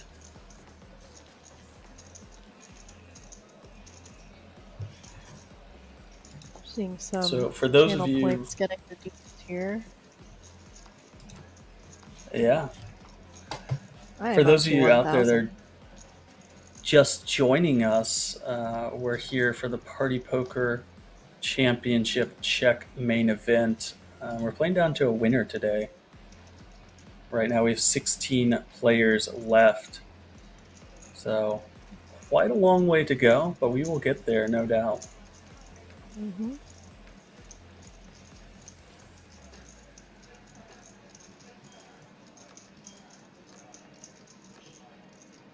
So you have 1,000 channel points? Is that what I'm hearing? I do. Really, really moving up.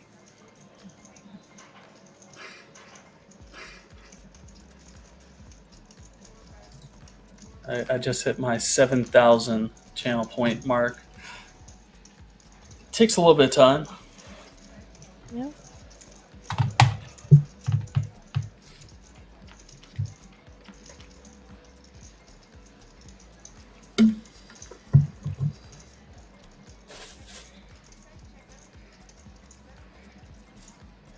Arian Kashi here with a pretty loose undergun +1 open with the a6 offsuit. And then opting to check back the flop. Call a lead on the turn. Oh, Oh no. that is not Ooh.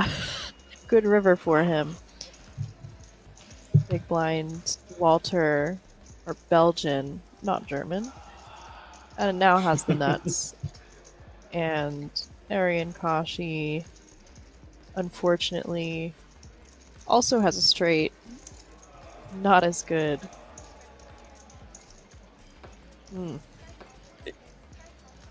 Yeah, the only saving He grace just there calls. for Arian was Spade. the 3 spades on board, yeah. Yeah.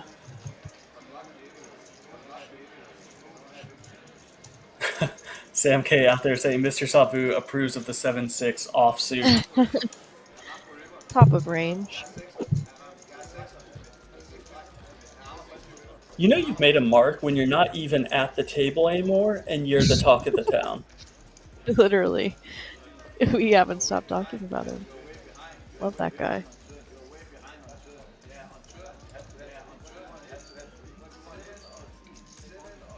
Here we are with the chip counts. Top stack here is Sebastian Linz with 42 big blinds. So they're starting to get shallow as the blinds increase. And we're sure to see some bloodshed before too much longer, because there's not much room to wait. The dealer seems to be missing an acrylic on her pointer finger. Happens. In there. Same. Tuesday nights are rough in the Czech Republic. Yeah. Yep.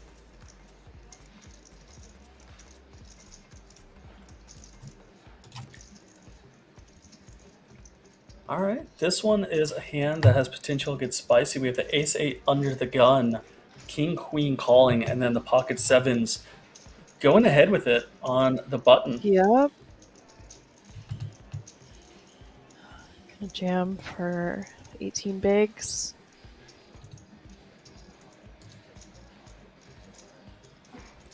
King Jack of clubs going in the muck here from Maximilian Bauer in the big blind.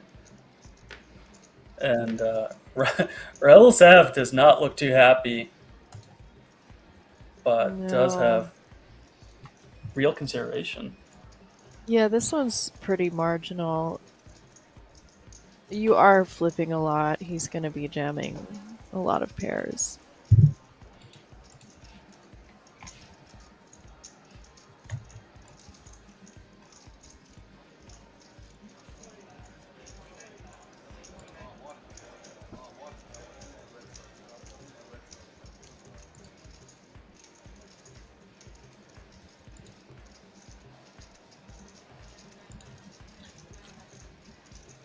So there's 7.9 million to call, 12 million in the pot right now. So he's getting about 1.5 to 1 on his money. Yeah, Decides to lay it down. It is very sort of marginal, and then when you add the fact that he jammed over 2 people, I can understand folding. Yeah, and one of those was a undergun opener, so it's definitely reasonable to give him a strong range there. Yeah.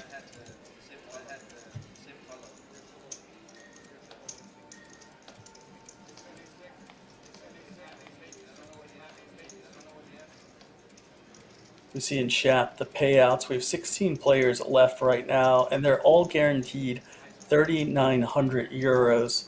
And that ranges all the way up to first place, which is 89,650 euros, which is really, really healthy for a €330 buy-in.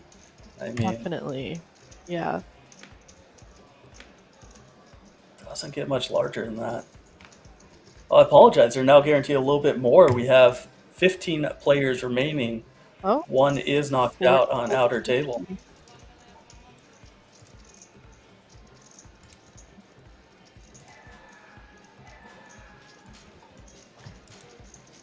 So yeah, these pay jumps are not huge. They are incentivized to. It's a very top-heavy tournament. They're incentivized to gamble a little bit.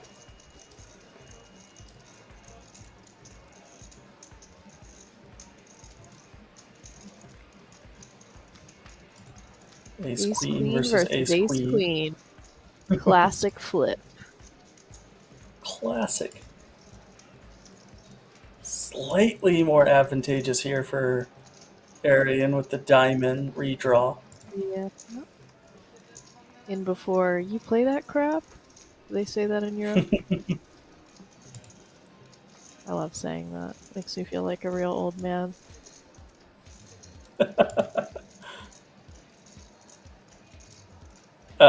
What I mean, there's two of them. It's you play that crap, and then they kind of look at each other and says, "Well, that's not going to win." You get all disheartened and really feel sorry for Little old yourself, and man then they in the flip it world. over, and they're like, "Ha ha!" You're like, "Oh, Haha, all right got then." you. Relief. Just like, alright. Yeah. Okay, whatever.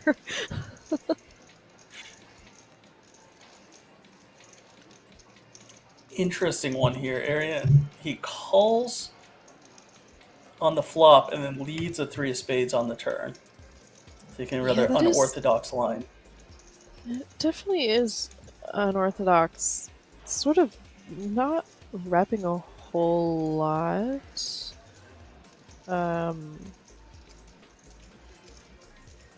Possibly some diamond draws that want to see a cheap river. The instant lead out here on the King of Spades river. Yeah. The leads are puzzling. You play that crap? Oh, Say nice it. hit. Nice. Well, there we go. Yeah. You too? The smiles.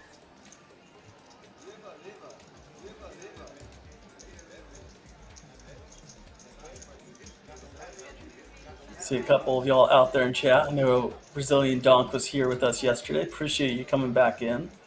Kiss Casey. Recognize you. Appreciate it. Oh, Alley Cat 440 Blues meter asking view. you, is Don't that how already many we're hang out up with to? 40 year Not olds. too bad. I hang out with 140-year-old. Don't you hang out with 40-year-olds all day? Let us know where you guys are tuning in from. Any West Coast early birds out there? Although it is 8 a.m. now, it's kind of a normal time, I guess. Not for poker players. We're No, still in the middle of the correct. night. Yeah. Had plenty of those come home at 8 a.m. nights. Play a long session. The cash game player, right?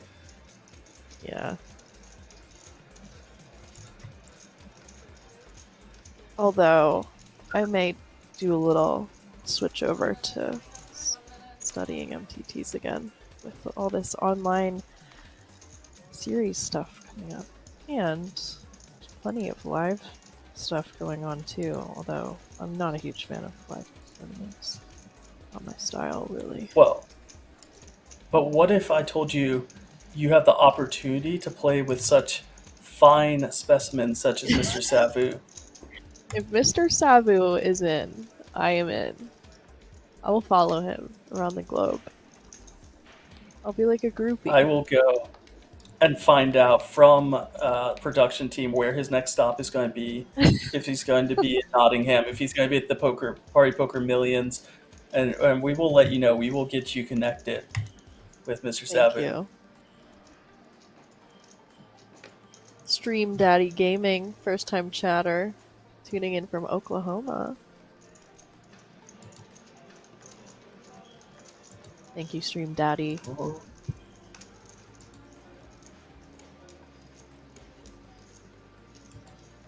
Those are words I never thought I would be hearing in the commentary booth. Thank you, Stream Daddy.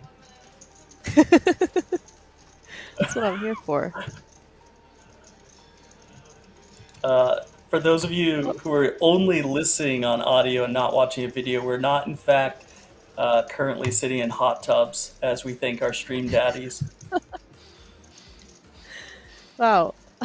Tom Costa, also from Oklahoma. In fact, all 437 viewers are from Oklahoma. We're only broadcasting. Well, Mott's P here jamming all in the big blind after raise from, let's see, where did it even begin with? It began with Walter, and it takes us all the way around to... 3-bet jam. Button open, or cutoff opens, button calls, 3-bet jam from the big blind, and an easy call from the jacks. Oh. That's what one would think. Maybe not so easy. Actually, I take that back. It is an agonizing call. But a call nonetheless, and he will see the good news. Mats is over it. He's ready to hit a bar. Look at him. He's like, yep. It's just been after all that downhill. Agonization. I know. I don't think he's expecting jacks. No.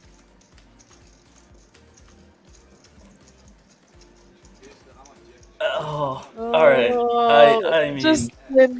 He's just been dealt out. Sometimes you're just dealt out of the tournament, and that's what has happened to him today. Coming in as the chip leader, and yeah, just dead. I think in all fairness, he literally won one hand today. Yeah, he pretty much just doubled everyone up. He came in as chip lead in order to be dealt out of the tournament. Sometimes tournaments are that way. So Mott's P, today's chip leader coming in, is going to be rather disappointed to leave us in 14th place, taking home 4,450 euros.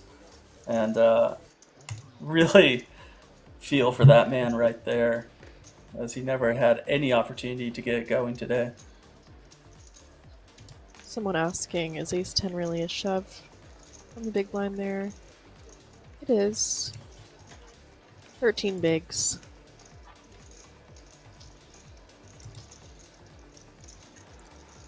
Running Grim Reaper style. Yeah, he really just ran terrible. Couldn't even hold with aces versus 10-8 offsuit.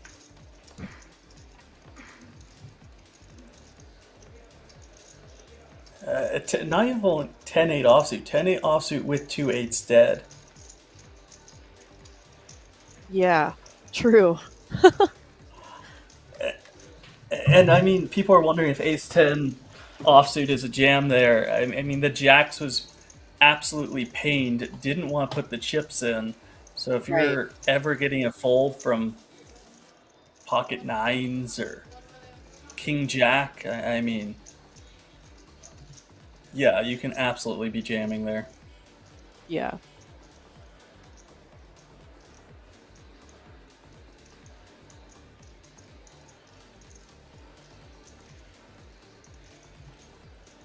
Top pair here versus second pair. No kicker for Sebastian Linz.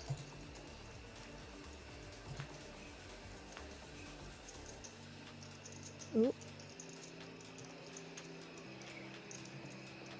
No help there. It's funny. So Sebastian's the one here that we believe has a secret pocket and is dealing out the trail mix on break, right? Right. Kashi is a brand of cereal sold at Target here stateside. So maybe if they teamed up together, I don't know. I see a future for these two individuals. It looked like he was debating on bluffing with the club, with the queen of clubs there, but wisely decides to check.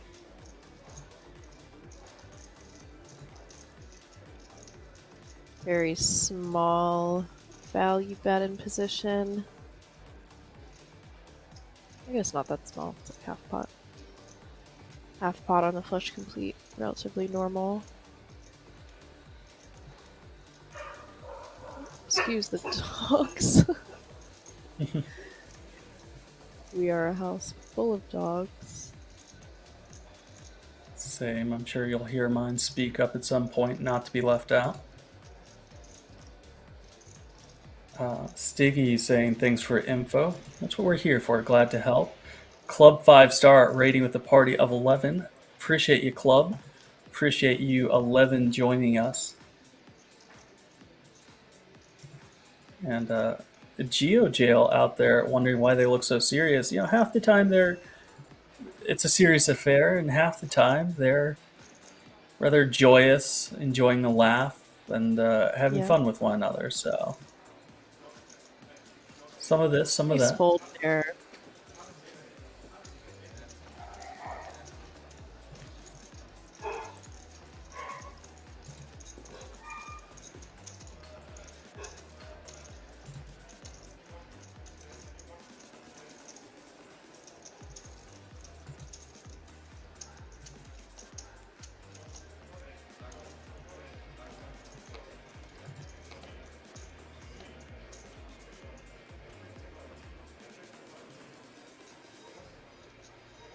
Really hoping with the remaining 13 players that Mr. Savu is still out there. I think he provides the lifeblood that we need. I mean, that guy's the best.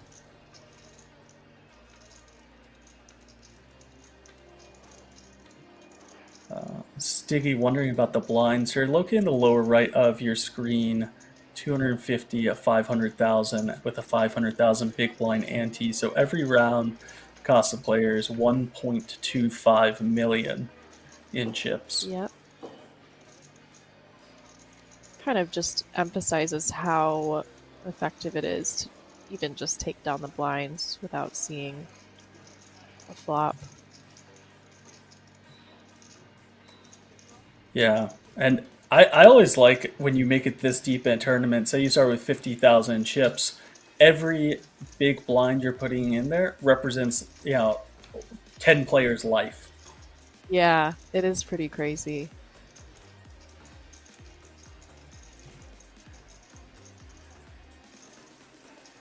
King Queen versus Queen Jack. Both have backdoor flushes, one better than the other.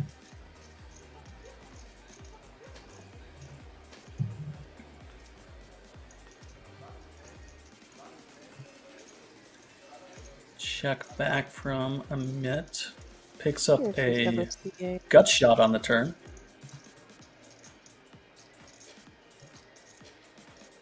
You're wondering about Raul leading here? Yeah. It's a nice board for his range.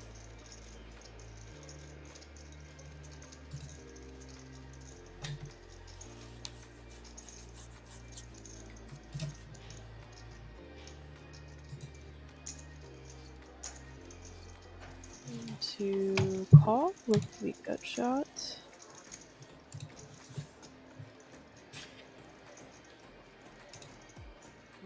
No help there. I think we could see a block here sometimes, but maybe just a check. In which case, button definitely has a bluff opportunity with the jack and the diamond.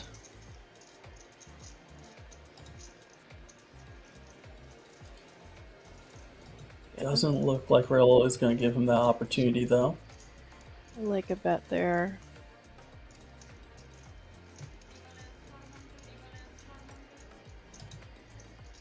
We put 4, so about half pot. Ooh, he's gonna raise. Bluff raise. Yeah. Spicy bluff raise. I mean, this is a big pot for him to be able to take down. He only has 7.2 million total, so for him to bluff raise here, he has to essentially shove all in. Yeah. I think that might be what he's gonna do.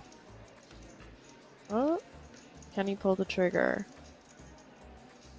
This is a pretty large trigger to pull. It is. It definitely is.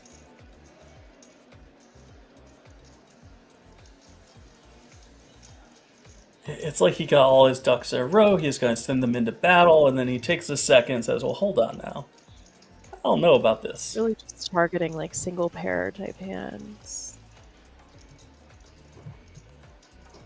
Possibly a two pair. The flush comes in, he's got the jack of diamonds. Potentially card match to rep jack 10. And I think he's not. I mean, now at this point, yeah. After you debate the fold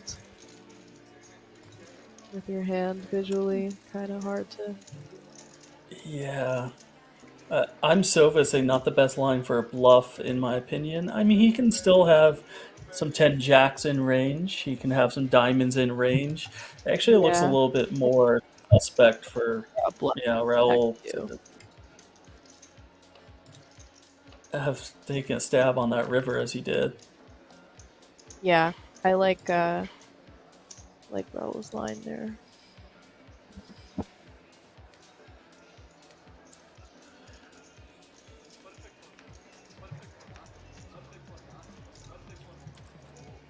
Walter here, King 10 off under the gun. Does decide to go with it. With the limp, All Walter right. plays a little bit unconventionally. He does. He definitely does.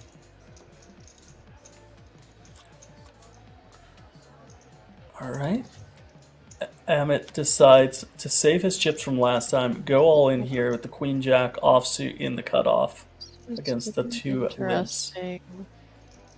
Queen Jack offsuit's like not the hand that I'm thrilled to go all in with versus an under the gun limp. But Tend to agree. here we are.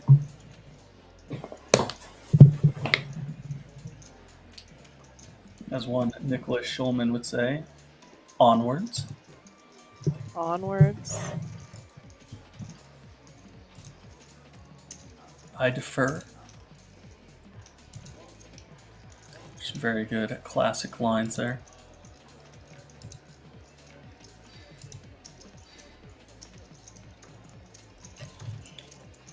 But does get the job done with that Queen Jack off, picking up the pot.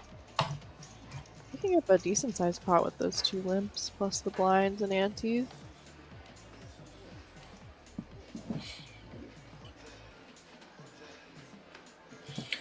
See Nightbot out there promoting the next thing coming up, the Grand Prix Summer Edition. Festival runs from August 11th through 29th. That's happening right now, online on Party Poker. It has buy-ins ranging from $3.30 all the way up to $320. So if you're wanting to get in on the action, make sure you jump on Party Poker, check it out, maybe use some of your channel points to get a ticket or two into it. So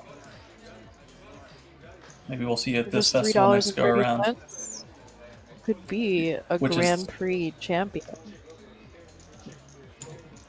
Not too bad. Queen 10 versus Queen 10. I'm seeing a lot of these same hand matchup. Oh, top two for both. They're both. Raul keeps getting the same hand as people when they flop top. Sometimes it's like that. He's getting beautiful flops on it too. Top two pair. It's Queen on Queen 5-5 board. Right. You're like, yeah, I'm getting calls from King Queen. I've just totally outflopped him. Nope. Same hand. You're thinking Vegas and the Mirage? Yeah. No, they're just gonna get it in on this flop. They're both, hiya! Slap it down. Yes, you both have it. He's so annoyed. He gets the fist bump and he's like, come on. I'm wasting my good flops on chops. There's not even chop opportunities anymore. It's just a guaranteed absolute 100% chop. Yep. One is very happy about it, the other is not. I mean, on that board run out, you're kind of happy to be up against the same hand. The straights Yeah. all made it there. The ace comes in. Definitely true. Walter here looks ecstatic with that outcome.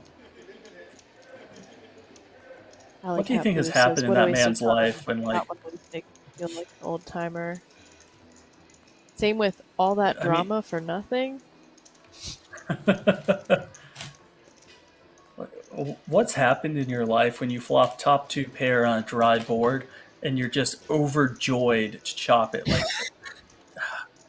how many That's some kittens live got run poker over by a car? PTSD.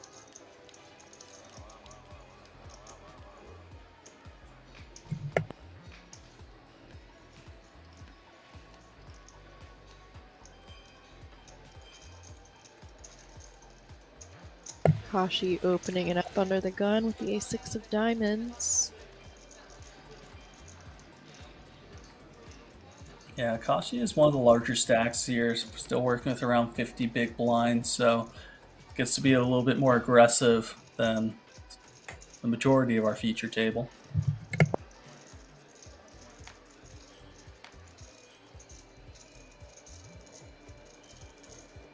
Walter, bit unorthodox, see what he does. Folds the king 10 off. I was thinking about doing something.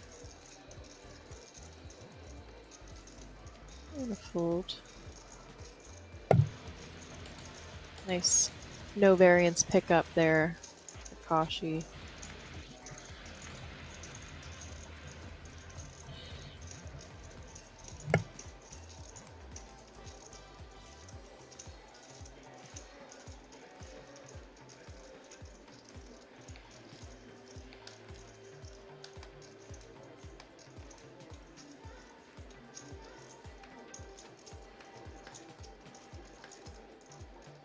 Ace Queen, we see her again.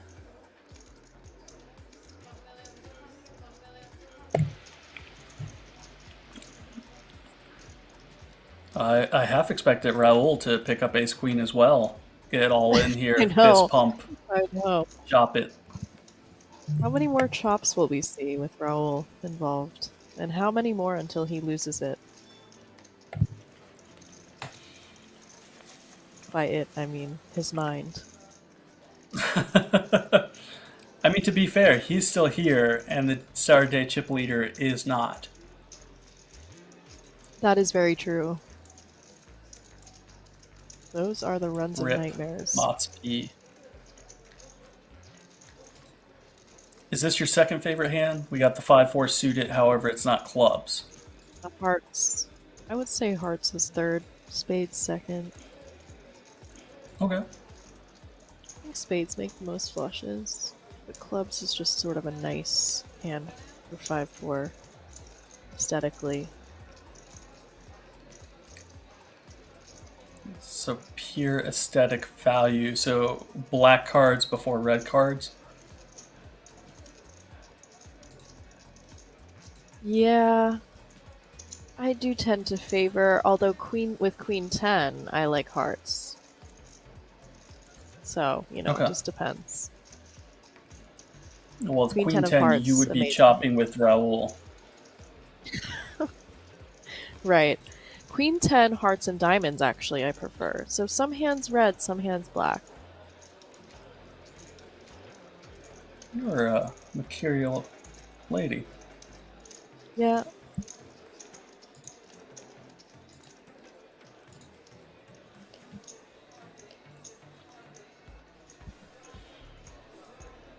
And what flavor of trail mix is a real question as we look at Sebastian Lenz.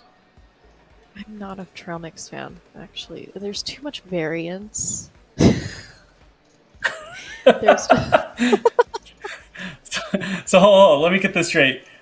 Poker, we don't worry about the variance, but when it comes to trail mix, way too much variance. just it's way too much for me to handle. I can't stomach it.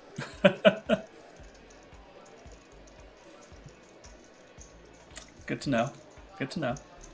It's just you never know when you reach your hand in and you pull it out.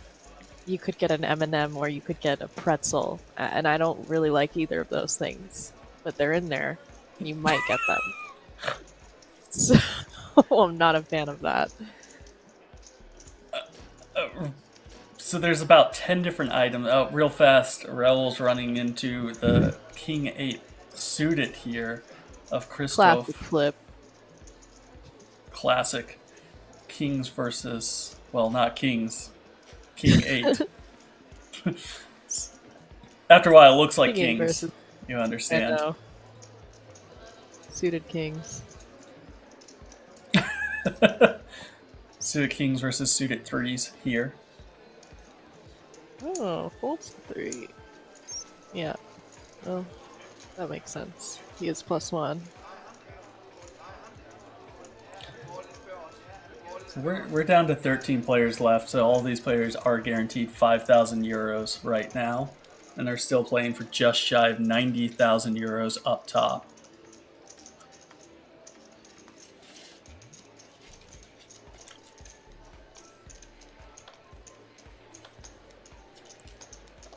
Wildcard 1974 NL says there's no such thing as too much variance. There is in trail mix. It's just way Not in too much of poker. a gamble. Like, if you put your hand in that bag with your eyes closed, there's too many options that could happen. And I don't really like that. Well, I mean, what about, was it Gardettos? Those little brown discs that everyone craved? Oh, yeah. What are those? Pumpernickel breads? Oh, don't ruin it for me. Are you serious? That sounds disgusting. I think Oh. it is pumpernickel. Maximilian all in with the king 10 of clubs in the cutoff. Gonna get that one through. Nice little chip ups here. 1.3 million just for taking the blinds down. Yeah, I think they're pumpernickel discs. Okay. I'll go with I it. don't mind pumpernickel real though. You ever had the pumpernickel from Outback Steakhouse? Matt, now it has been years since I've been to Outback. Missing out. Is that their bread? Pumpernickel. All right, now I have to like contemplate my entire life's existence on if I like pumpernickel or not. I hate the name. It's a good bread. I like it personally. Outback is incredible though. I'm a huge fan. Are you out there just downing the blooming onions on a regular basis? I really like their mashed potatoes and prime rib.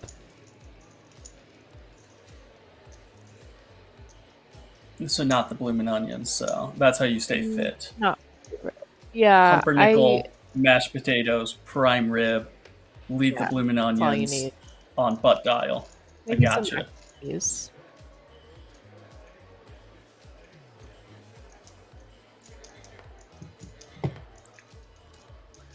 See, Sam Pocket K. Lee knives knows here, prime rib picking is it up. good. Good at Outback. We love Outback. Sam K. Lee likes rye bread. I do not like whatever that spice is. That is like the long little seed that tastes like licorice. Not a huge fan. Yeah, not so much. What would that be? I'm trying to think of what that particular seed is. Is there an Outback here in Vegas? There is. I There's so actually many- order from it. On the regular? Whenever I'm feeling like splurging, I'll order like $50 worth of Outback Steakhouse. Oh no! And Say it DoorDash. isn't so, Melissa. Yeah. You live in the land of possibly some of the best steakhouses all over the city that you could possibly imagine. And your splurge go-to meal is a $50 order from Outback Steakhouse. Right. Yeah. Oh, Maybe once a month or so, I splurge on that. It's always a good time.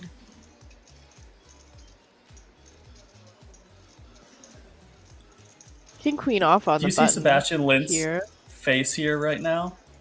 That's the same Yeah, face I'm it's giving you interesting. about your Outback.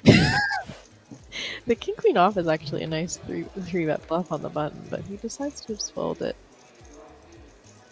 I think it kind of stems to the fact that it's Walter under the gun raising, Right. and from what we've seen so far, Walter's been pretty tight today.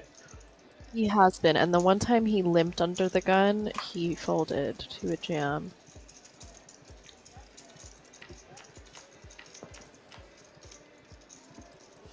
The pocket sevens find their way back into Christos' hands. A 3-3-5 board. Very nice flop for the big blind. Check, check.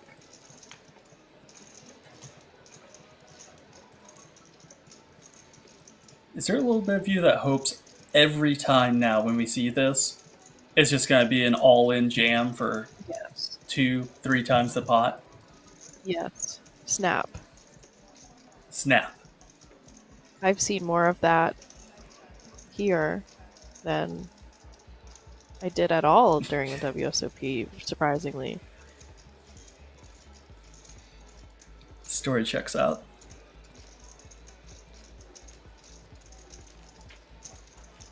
But seeing how how strong a fold it gets, it might not be a bad bluff to start doing it as a bluff. Just snap jam 3x pot on the sort of connected flop. Sure, you'll run into Yeah. it sometimes, but but you're gonna confuse a lot of people. That's for sure. So do we take it out of our range as having the nuts, and we just solely remove it to having the deuce 3 offsuit, the dirty diaper? Yeah, I think so. But like very low frequency, use it because all the other times they're gonna see it, it's gonna be nutted. So you can be that like small percentage of bluff for the entire field, you know? Yeah. I mean, if I'm going to incorporate this into my game, I think I need to get Mr. Savu on like a TED Talk, Coaching call. a training channel. Like, I need to know more about this move. Right. Well, you need to know exactly how to execute it, you know, like what to look like and how to psych yourself up for it. Sort of how to even move as fast as you can. You probably need to do some stamina training. It's almost an Olympian act. It's like Phelps in the water with how smooth and quick Mr. Savu was able to execute it. Yeah. Another classic race here, ace-6 of clubs up against the pocket threes. Kashi with the betting lead. If he'll continue with that aggression, most likely to take it on down. Nice flop for his range. Oh. So, yeah, if I'm seeing that, I'm betting every time with the threes. He just looked so upset and checked. You've never run into the old man that just looks like that and then says, I guess I'm all in, I gotta go home anyway. I mean, that's kind of what... I absolutely have, and I've gotten tricked by it every time. There's no one that wrecks me more than old men. I'm going to leave that comment alone.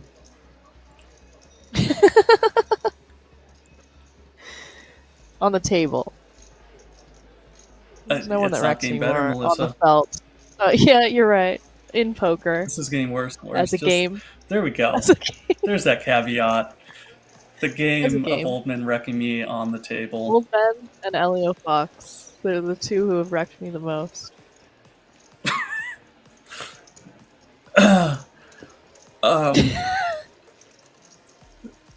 Well then, congratulations, Elio Fox.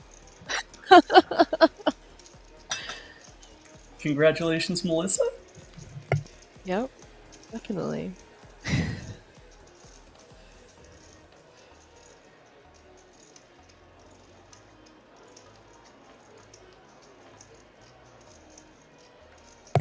So, we're gonna find a way to recover from that one, as Kashi managed to give the shrug, the I don't know, the I don't have anything, with absolute garbage, and then still found a way to win it anyway. Right.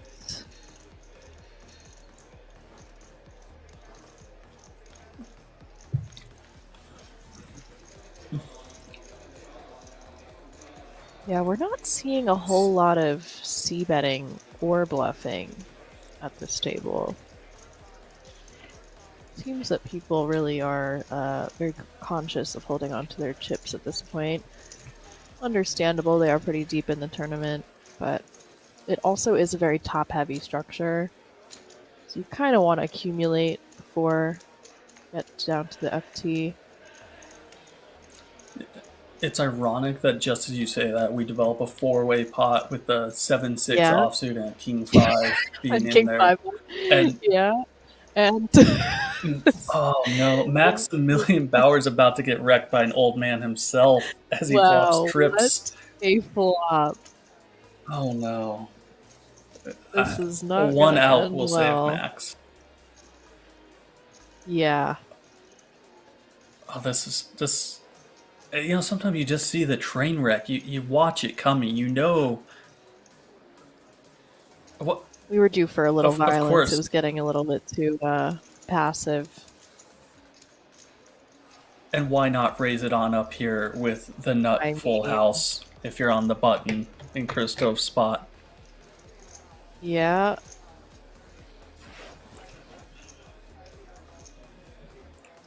The shrug from the mustache. I guess I have to go Luigi. home too. Luigi is having thoughts, though. He's like, this is very concerning. I don't think he feels incredible. Oh, that could have been bad. Yeah. Christoph thought that He almost folded. no, yeah, Ooh. he thought he'd won the hand and he almost folded He almost his could- cards. He almost fucked his cards. Yikes, that would have been bad.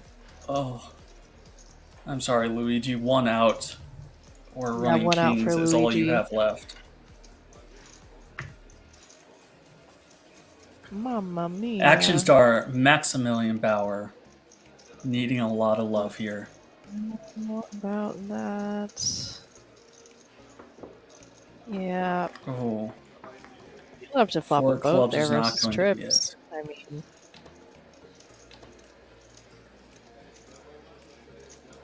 Good game, Maximilian Bauer. Good game. Nothing you could Luigi. do on that board texture.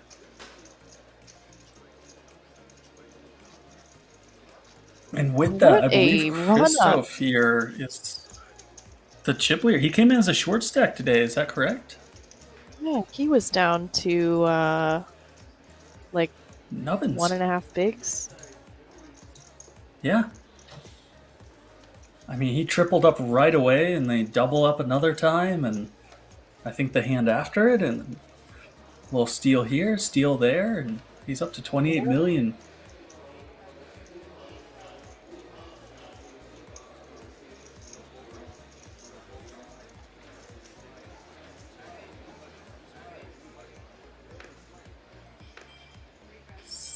Up here, raising it up with the ace jack of diamonds.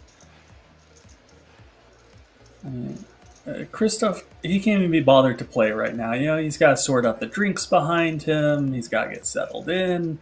Maybe get around to counting his chips. There's more to life right now than playing again. Someone said bad defend got punished. Yeah, it's a bit of a wide defend. I will agree with that when it's multi-way, especially the king 5 off has pretty bad implied odds, or reverse implied odds. But when you flop trips, you feel great. But then when you're up against a boat, you don't feel so good.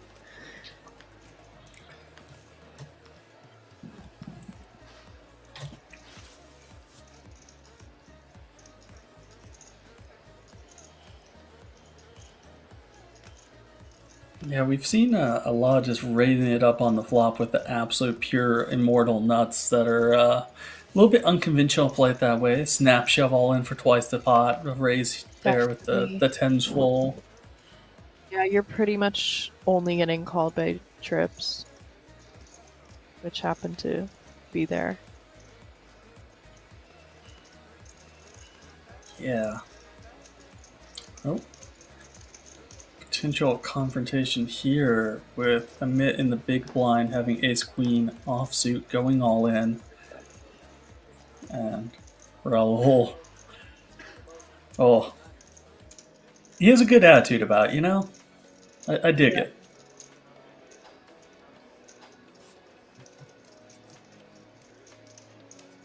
He's here, 12 people left, coming down from 2,200 players.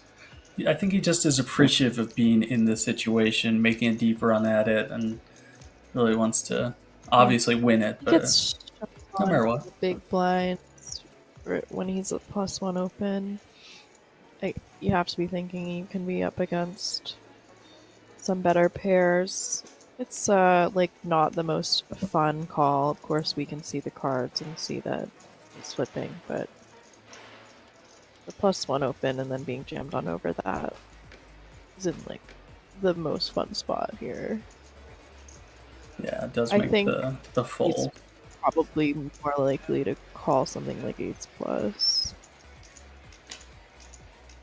I mean, it really kind of comes down to what it would do to his stack if he calls and wins versus calls and loses.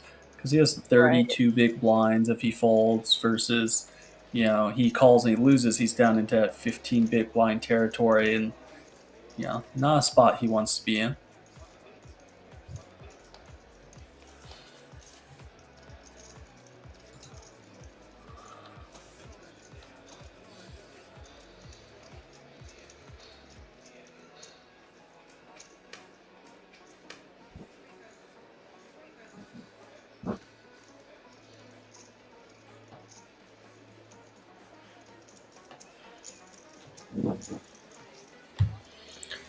Chip leader now is Christoph here, raising up with the king 8 suited. Blinds are still at that 2.5, $500,000 spot, so go with a pretty large sizing there. Oh, pocket queens. Just gonna take it down pre. Nice 2.6 million uptick there.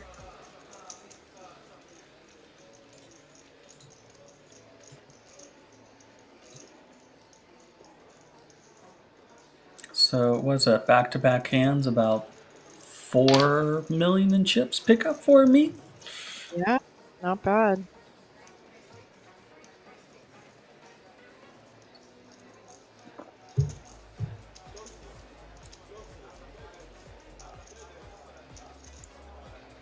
Giving us real updates as we get down to it, letting him know exactly where he stands.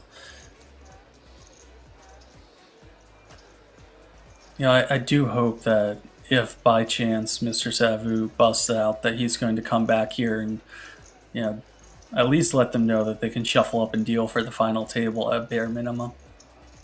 Yep. Maybe put on a bit of a show. Walter with the aces. Hijack. Looking very chill about it. Doesn't want to give anything off. Looking away.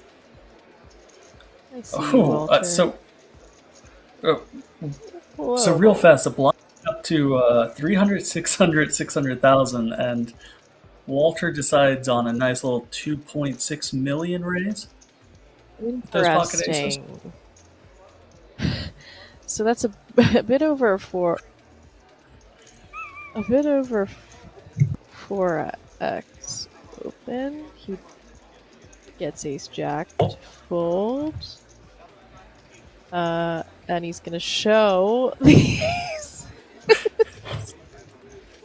There we go, Walter. That's how you play it. Classic. Classic.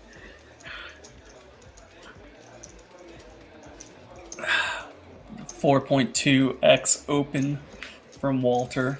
Lets him know he's got it. So Walter is playing a limp min raise 4.2x mixed opening size strategy. A little bit unconventional, however, I'm happy you chose the 4.2. Blaze it. But that's what happens when you make it this deep into an event. You gotta play slightly off kilter, shall we say? Really mix up your play. Mm-hmm.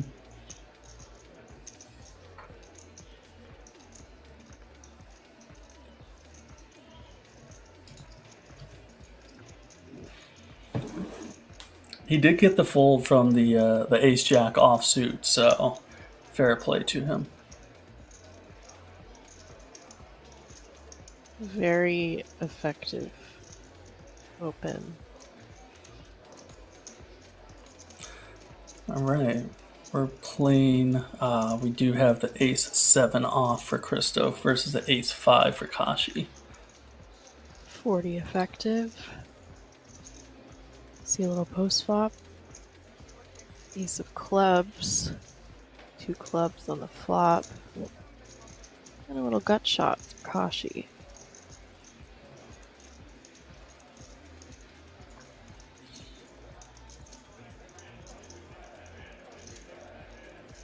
All right, Christoph does make the call with the ace high, ace of clubs.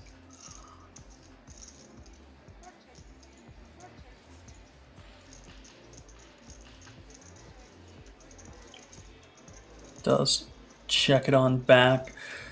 And they're both left here with the ace playing on this 10s and 4s board. Yeah. So unless one of them gets adventurous, then we're going to see a chop pot.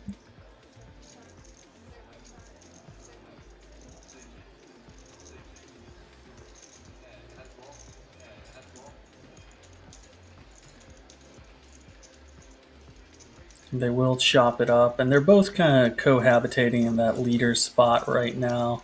26 million in chips, 25 million in chips for the both of them, while everyone else sits kind of comfortably between the 12 to 16 million mark. Short stack is about 20 big blinds, which is plenty to work with.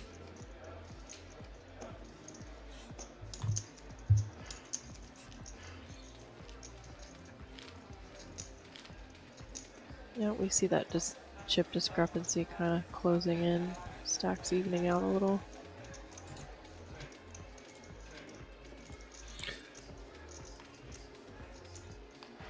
They definitely look like they're in for the long haul. Walter there is just kind of chilling, kicking back. They know that this is a long battle down to the final table. Mm-hmm.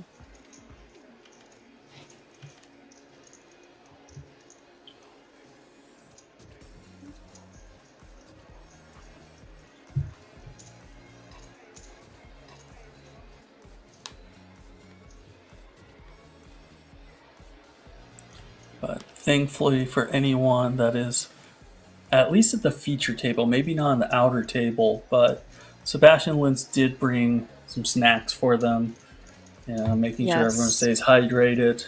It's important as you play down to that final table to maintain your energy.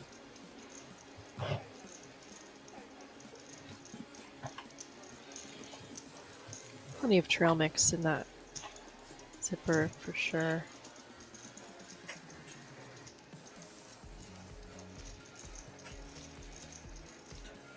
I'm trying to read his shirt and understand what's happening, but I think it's a little bit too European for me. 20-goal silver cup. HV Society. 20-goal silver cup. Sounds like What? a football thing. I mean, is Silver Cup Yeah. good? Is Silver Cup It bad? sounds like is it's that not as good as gold. yeah? Would be Did bad, you need though. 21 goal? Like 21 goal gold cup? I think it's probably 40 gold cup. Double it. Double up? Yeah. Yeah, I can go with that. That makes sense.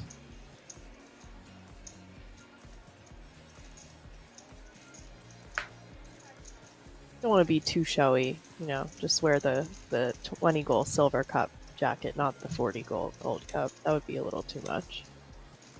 60 goal platinum cup? It's way too much. Yeah. That's like, Yeah. you can't wear that out. You gotta relax. That's for special events only. Do you think he changes attire? Little outfit change at the final table? Maybe. I like that lead from the big blind. That was something that we saw a lot of in Barcelona from the Dutch high roller crew. They were implementing pretty high frequency leads from the big blind on boards like that. Yeah, I remember watching a little bit of your work with Henry on that, and y'all discussing the leads coming out of that particular crew. It seemed to be definitely different than the norm, but definitely something that they had spent time working on. Right. I mean, when you're playing those high rollers, it really makes sense. You have to find such thin edges that they probably have just been studying spots that a lot of people don't focus on. Yeah, that kind of becomes a game of the chicken, and well, the 18-wheeler, as to what you should study to get your edge.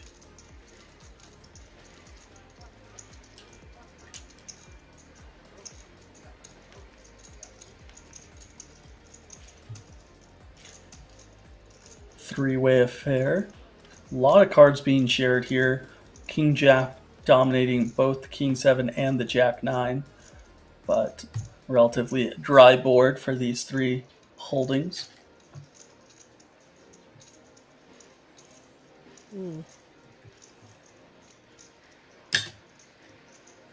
A board that is favoring the blinds a bit here. Kashi taking the initiative with this one. With the gut shot. Makes sense.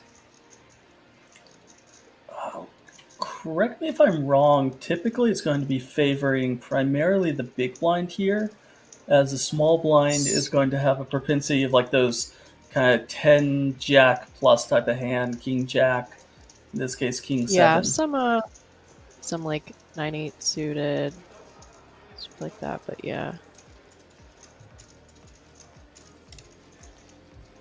But does go ahead, take a stab on the flop with his gutter, or on the turn with his gutter, and Kashi takes down a pretty healthy sized pot there.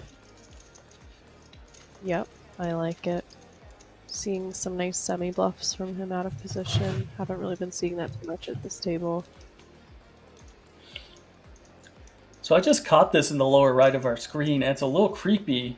We have some sign that just says, "They watch every move you make." That is a little creepy. Are they referring to Henry in the Shisha Lounge? I mean, if someone could go over there right now and make sure that he's not hiding behind the curtain, watching all the patrons smoke, that would be delightful, but I may have to give him a call real fast on break and just verify this. Yeah. I sent him another screenshot of him with a cloud of shisha coming out of his mouth and just said, "Vape is life."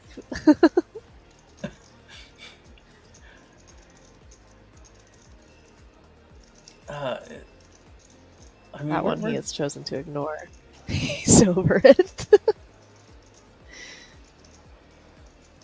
It's all gone up in a cloud of smoke for him.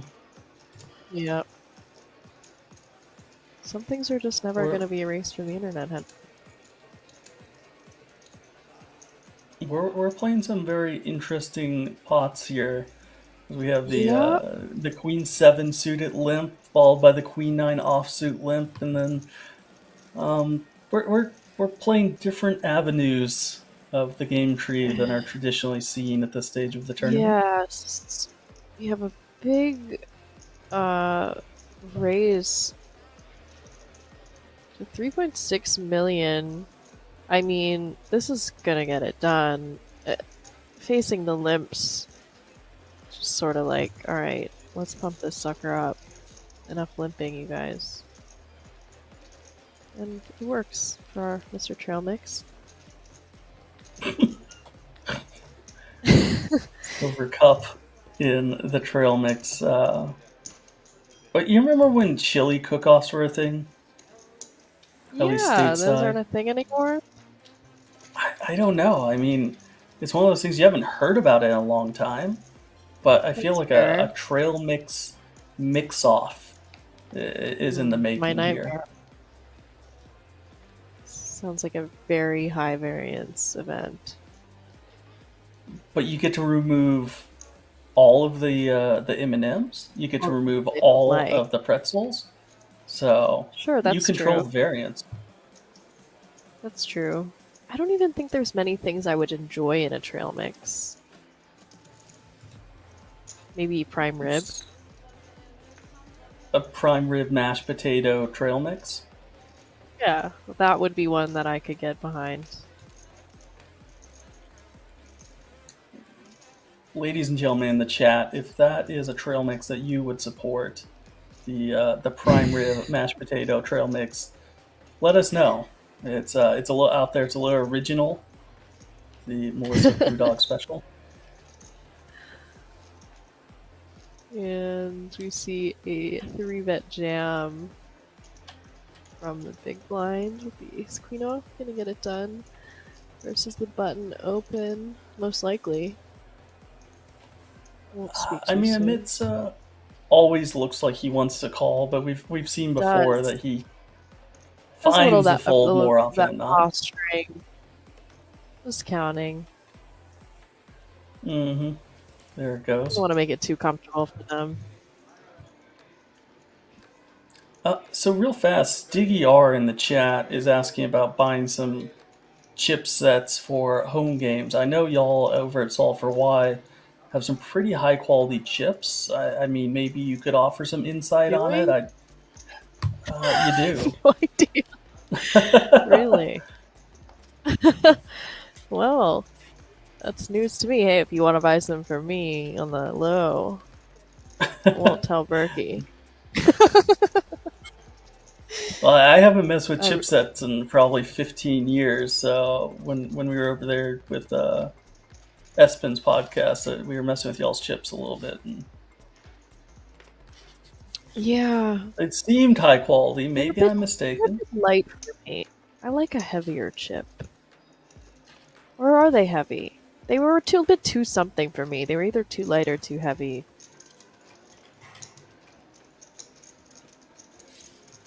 I like the ones that actually have samples, Stiggy. I have some chips in front of me right now, and so I've got a few Resorts World chips. I got a few Aria chips and a few Win chips, and I will say they feel very similar. I think that maybe I'm not gonna lie, I cannot tell a difference at all. The Aria ones feel a bit heavier, I guess. I don't know. They feel the same to me. I really thought you were going to go with like which one's the best one. This one feels sticky. This one's a little hard. This one's a little, and then you're just like, and honestly, they're just the same. They're just poker chips. They are indistinguishable from each other.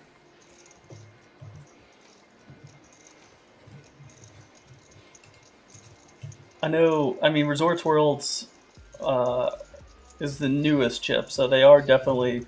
We'll get they are the cleanest. New chips in once in a while, and they're a little sharp. on the edges, which sounds Mm, weird, but they're yeah, really they are truly actually. sharp. I kind of like that though. I kind of like that. It's a little more grip. I don't mind them. They don't fit in the racks the best, but Yeah, that's true.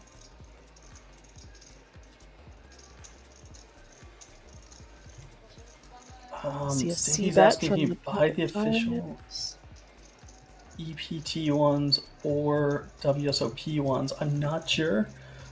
Don't think we're Backdoor flush, straight.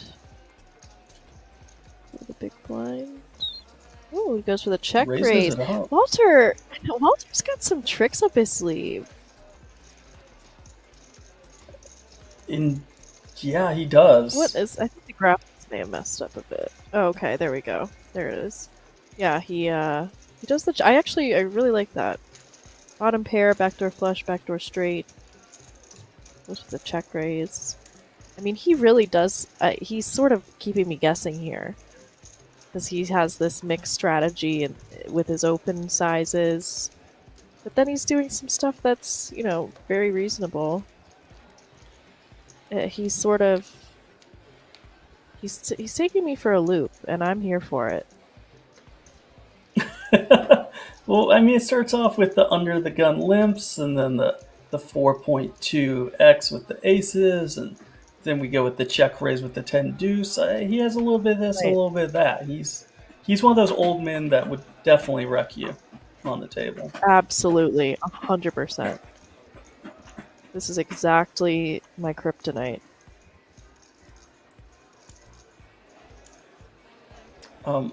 Stiggy, get back to you real fast. You say, which one would you recommend? I don't think we're the two that are here able to make a recommendation for you. I apologize. We're I couldn't even feel the difference not, between the chips in front of me.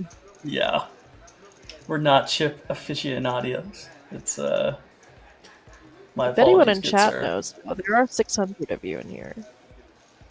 And by the way, for those of you just chillin', you can exchange your channel points for party poker tournament tickets. Just free money, not a big deal. Don't freak out or anything, but it's free money. I mean, if you're walking along and you see money laying in the road, what's the smallest amount of money that you would bend over to pick up? Are you gonna pick up the penny? Are you a quarter picker upper? Or are you waiting? You've been in casino so long, you're kind of jaded, and you're gonna wait for like the $25 chip. Like, what's your minimum bend over and pick up free money? Probably $5 chip. Five? Yeah. Get a nice Starbucks with that. Not if you're spending inside the casino, you aren't. That's true. In the casino, maybe you can get a piece of toast. Maybe a water. Bread pre-toast. Toasting costs extra. Yeah.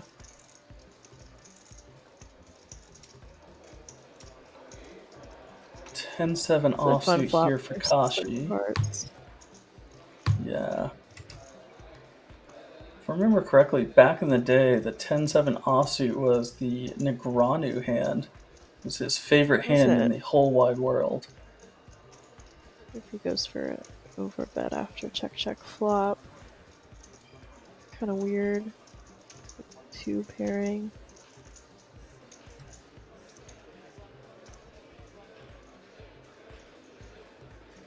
Okay, 3/4 spot. Commit here with the second nut low. Honestly, Let's wouldn't go. hate like a little raise action there. But he does have a lot of Kashi, like weaker is Kashi's a player. Like, yeah, he does he a lot is. of fake outs, a lot of verbal, oh, how could you fold here? When he has absolute, complete dust balls. Yeah, he's kind of I feel like this is a good table for him. They're not really putting up much of a fight in anything, so he's kind of taking the initiative.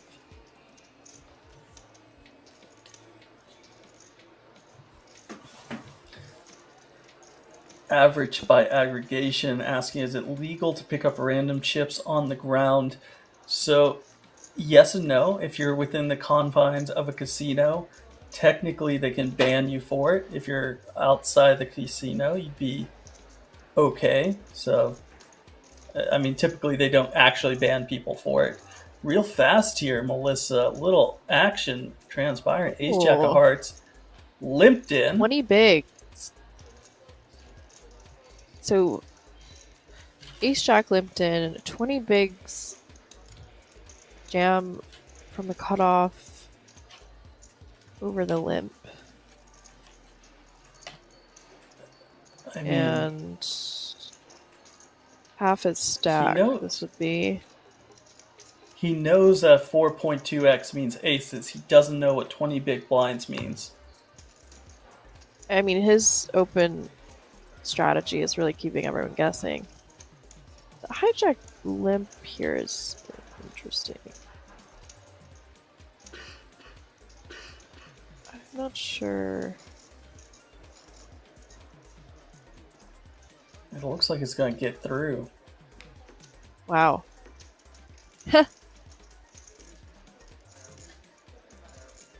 Old man equity.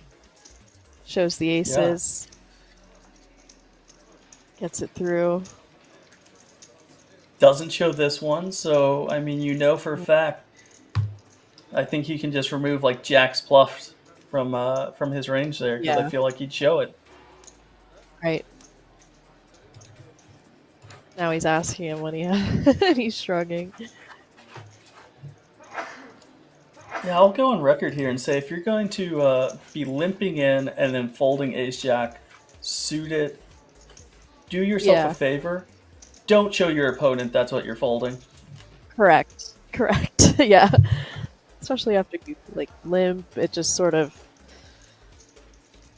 an unorthodox way to play it to begin with, and then you're showing, and then showing that you'll fold it. It's just all sort of not the best concoction of events.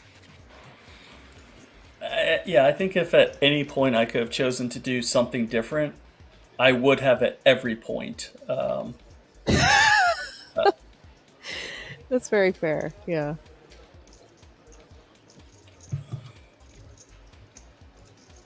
Yeah. Just gonna call that one as I see it. Yep.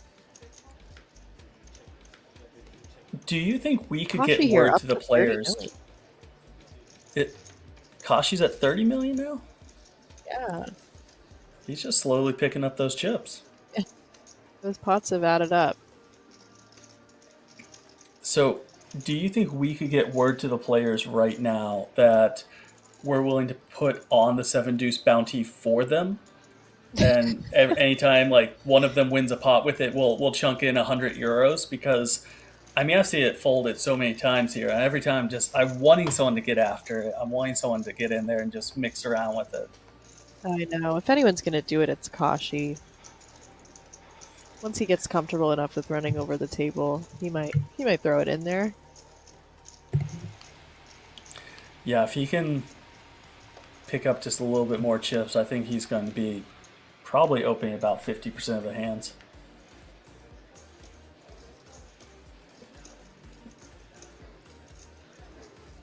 Alley Cat Blues, we are in Prague. We are at Rozvadov, Czech Republic, King's Casino for the Party Poker Championship Czech main event.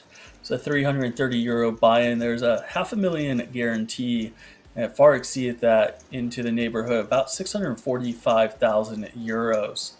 As you see in the upper right, there's 2,261 players that entered this field.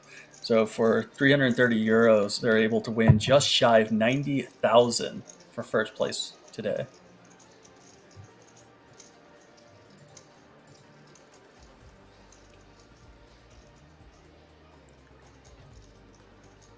Roll with the dead man's hand, aces and eights from the button up against the mysterious Walter with the no one 10 knows off. what he's doing. I mean, sometimes I wonder if Walter knows what he's doing. I don't think so. Sometimes he does, for sure. Uh-oh. He knew. He's gonna lead. Gonna lead the 10. I mean... It's definitely a confusing line. Raul's run into it today with just a lot of confusion going on. Yeah. Yeah, he's not getting the easiest spots today.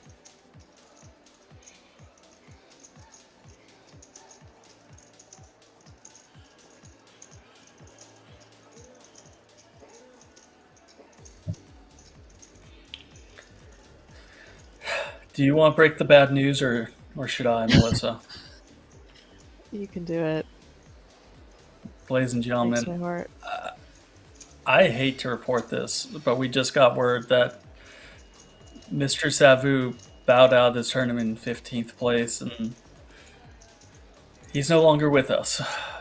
He's going to be starting his own variety show later this month on channel 37. So if you'd like to tune in and show him your support, we encourage this.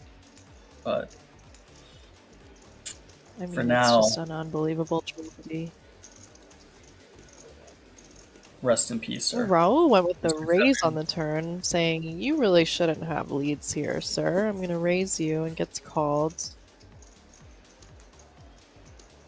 King Queen now gets there on the river, so I guess that's a somewhat of a consideration if Raul was considering bluffing this river.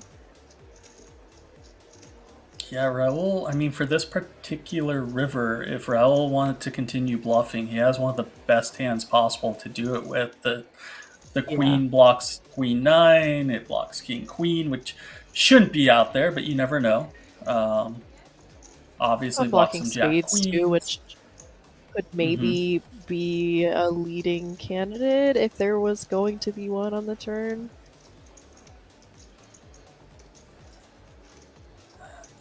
Yeah, I has a mean, pot Raul size just kind bet of seems behind. like he Well, I wants guess to it's do it. a little more like half. Oh, checks back. Yeah, I mean, I guess he just has like showdown value against Miss Spades, stuff like that. Just doesn't really think he's ever going to get through.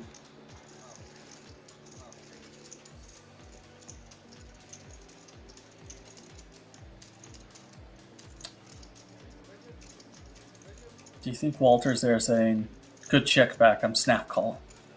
Good check, good check." Yeah. Is he snap calling though? I mean, let's just go out on a limb and say he shouldn't be snap calling, but that's not to say he would not. That's very fair.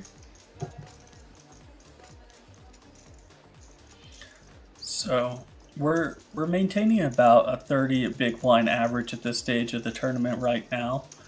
Look like it's about 31 bigs right now. 18 million is the average.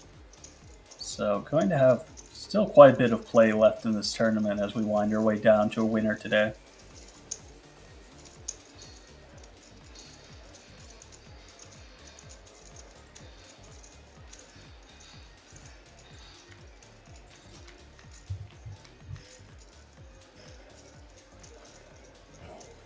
Ooh. Kashi loves to see it. Sits forward. Kind of stares at the flop a little bit.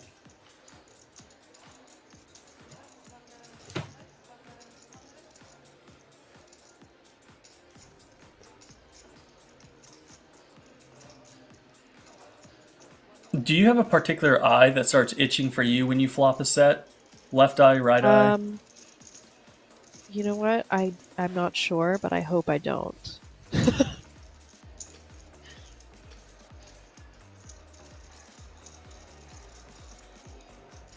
Just goes for the call. All right. Sebastian picks up a pair. Beautiful card for him. Definitely. Yeah, he's gonna get a lot of checkbacks. And the river's not great for getting value. Like, you can't bet too big and get called. But nice little 40-ish% block bet. Yeah, it's probably the worst river card he could really pull there, as the 10-8 completes, the hearts complete. Obviously, the ace still beats Seb. It's yeah, there's not a lot that he can beat on this river.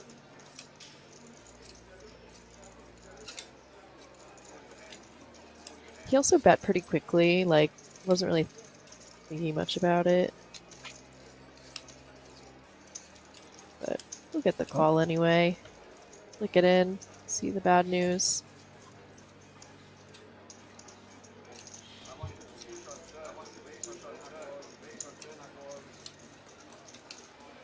I think he's saying if you go all in on the turn, I'd call you. Yeah, that's a fair assessment with That is a set there.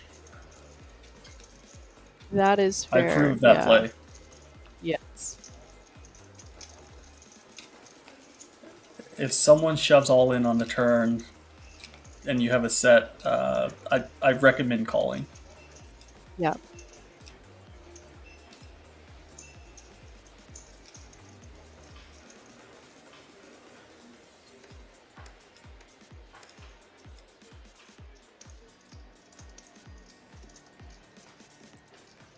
All right, let's see how Mr. Christoph likes to play his aces here. Right. with No 4.2x 2 open. Just a 3, almost 4x open. Oh, 2.3 okay. million. All right. Seems to be the standard with aces. Yeah, somewhere between 3.8 and 4.2. Yeah. Big blinds is the open with aces here. Our buddy to his left is thinking, I know that move. You had aces, didn't you?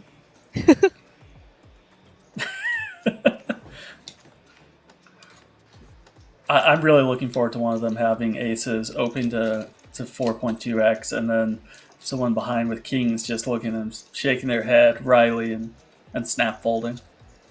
Yep. Face up.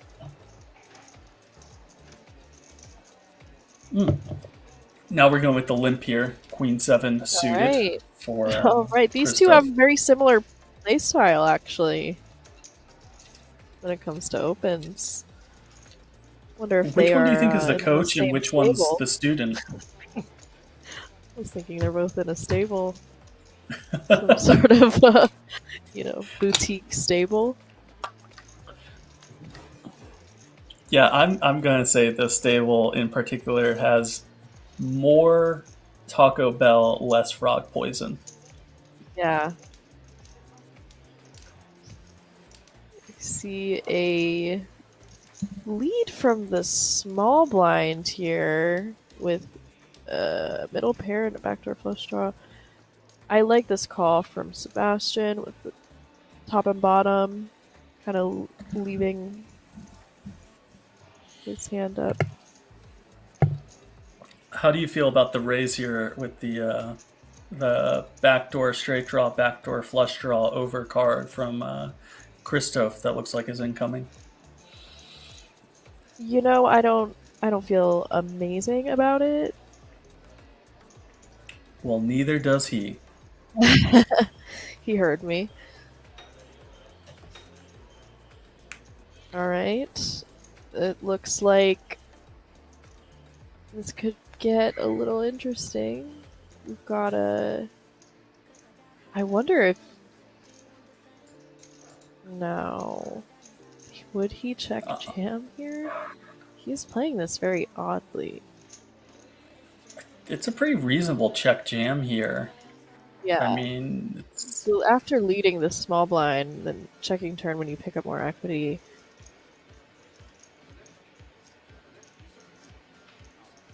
okay. Cutting out see a calling little- chips. Yeah. Might see a little counting out of the stack again, as he tends to do. Yeah. This one looks a little bit more like, yeah, there it is. There it is. Snap call. And call. He's like, I don't really want to show this until the river. And we know the Queen 7 of Diamonds is dead, so leaves him drawing Yeah. a couple less outs. And that will do it for Mr. Amit Chazan from Israel. Good game, sir. Out in 12th place as Sebastian Lintz picks up a very healthy 8 million chips. Mm-hmm.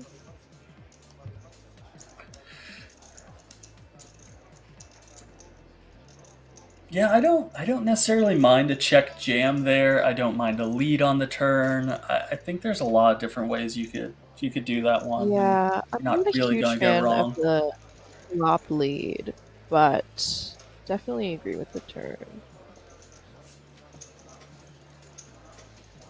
Well, as you point out, Kashi is up over 30 million.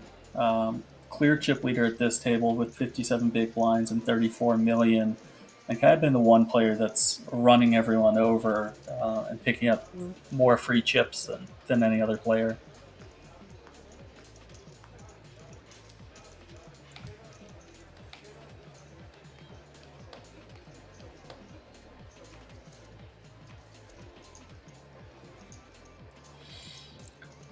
Kev's sister's Any the best. info on the Saying a outer reminder. table? Oh, sorry about that. I was just reading Cookie's Craft. We did announce, I don't know if you heard the bad news, that Mr. Sabu is out. That's what we have on the outer table. What was it? 15th place. Yep. Well, we see a non-4x open with aces. That definitely seems a 1.3. little suspect. Definitely. Stick to the status quo here, buddy. How are other players supposed to know you're holding? Oh. Popeye's so proud of himself.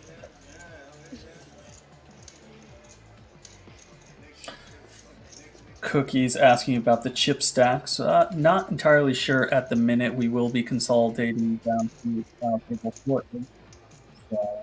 So we'll have all the players right here in front of us in due order. Do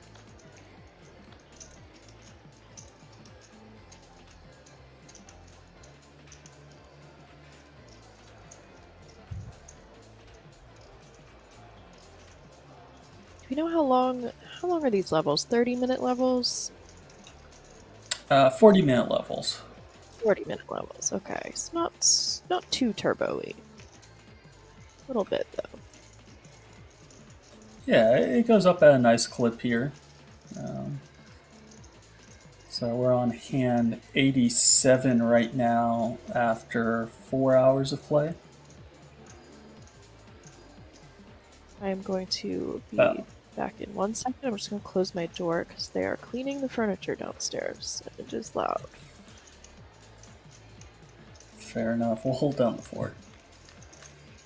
Yeah. I see Kev's sister out there saying a reminder that's a 3:30 buy-in. Players aren't going to be so GTO oriented, more recreational players. Yeah, absolutely. I mean, you're going to get more recreational play. You're going to get a little bit different than people are used to seeing in the high roller scenes. Absolutely nothing wrong with that. Come here for there's learning opportunities, no matter if you're watching some of the best players in the world or some recreational players.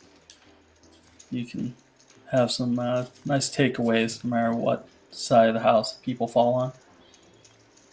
Definitely. It helps to see people's hold cards, and humans are not so unique. You will see sort of similar player types at your own games.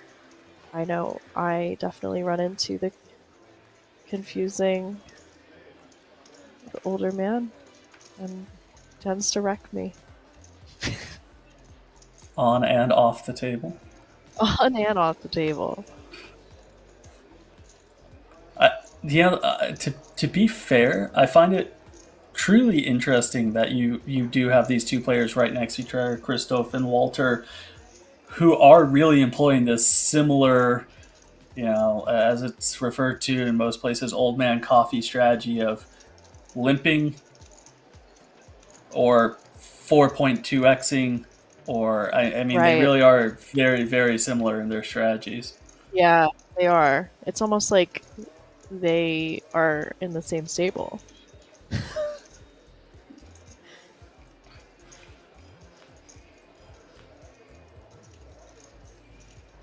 I'm curious on this dealer's tattoo on her right hand. It looks real, but also looks like it could be like a hentai. Curious on A which way hentai. that leans. Isn't that how it's said? Hentai? I think it's henna. I think the hentai is a type of Okay, a little bit different. All right, I follow what you're saying. I hear what you're putting down. Well, go ask your roommate. I think he knows a fair amount about that. The hentai, not the hentai, right? Correct.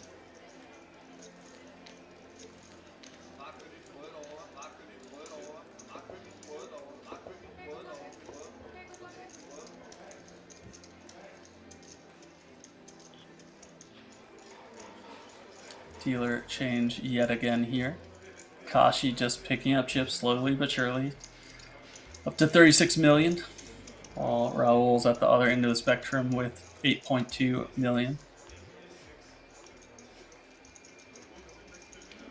We are Just playing down to a winner five-handed today. now. Yeah. So this table has 5 players. The other table would have 6 players currently.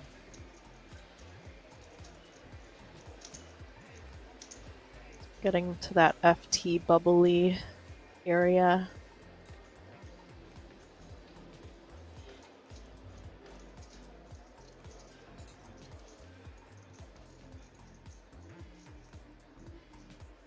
Yeah, and 11th and 10th place are both taking home 6,650 euros, but then, or I apologize, 5,590 euros. 9th place takes home the 6,650. So they aren't on another pay jump yet, Right. but I mean, at this stage of the game, pretty much every player that gets knocked out is getting you one step closer to the real money.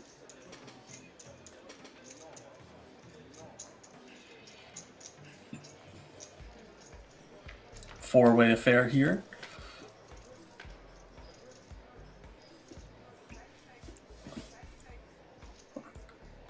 Definitely an action flop. Jack high, diamonds.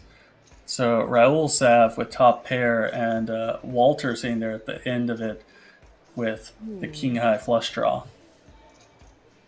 Interesting to see with this 4-way how close the equities are between the flush draw and the top pair.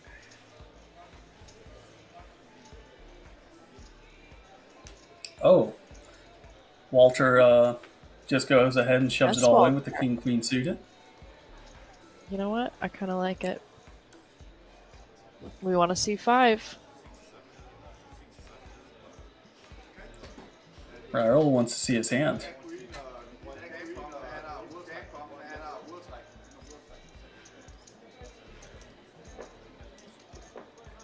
I think Walter's got this one. You think Walter's going to bink off on turn Yeah, and or he's- river?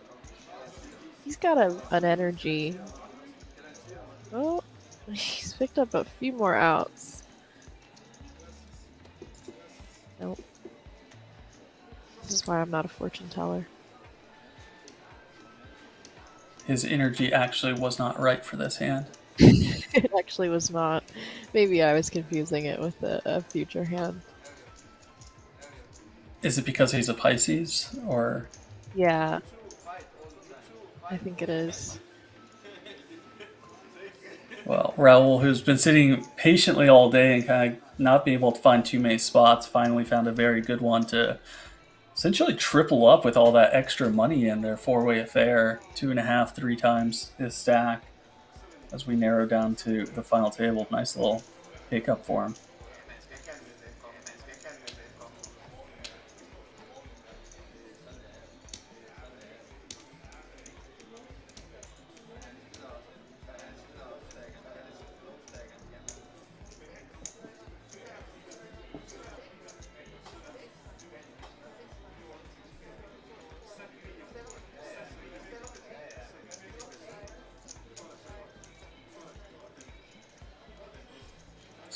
Walter's still left with plenty of chips to work with, though.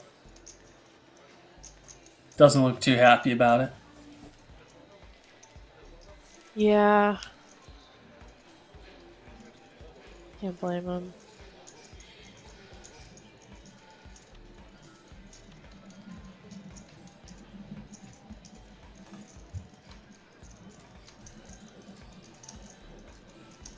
$626 of you in the chat. Let us know who you're rooting for, whose outfit you like the best, where you're tuning in from. What kind of trail mix do you like? What would you put in your trail mix? Why is it prime How many rib? of you like mustaches? Are you a fan of mustaches? Are you sexually attracted to them?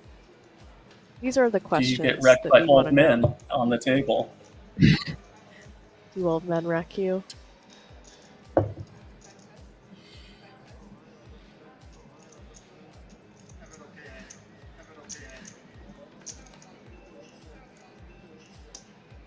Was that Kashi saying that or Walter? I couldn't quite tell who was piping up and saying they had an okay hand.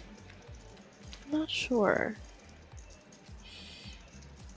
I mean, with what we see now of Kashi with his drugs, his I don't know what to do. I could see him literally calling from a small blind and just telling Seb, I have an okay hand. Yeah, he's definitely got some tricks up his sleeve. He seems to be one of the more confident players at the table. Been around the block, perhaps. He's been around the He's got gym his once or WSOP twice. circuit t-shirt on.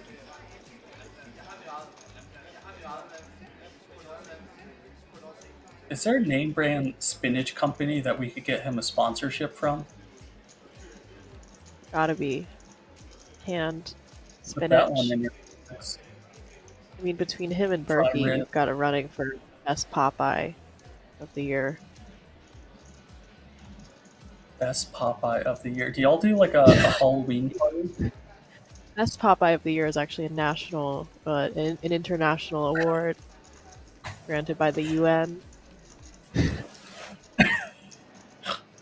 So you have your international Popeye, which is clearly our man here, Kashi, and then your stateside local Popeye, which is Berkey. Beepoy.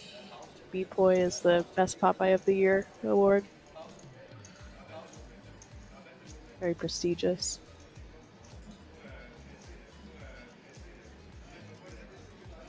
Kind of regretting ever discussing trail mix now as I'm thinking about spinach, prime rib, peanuts, M&Ms all in the same little No, packet. get the M&M out of there.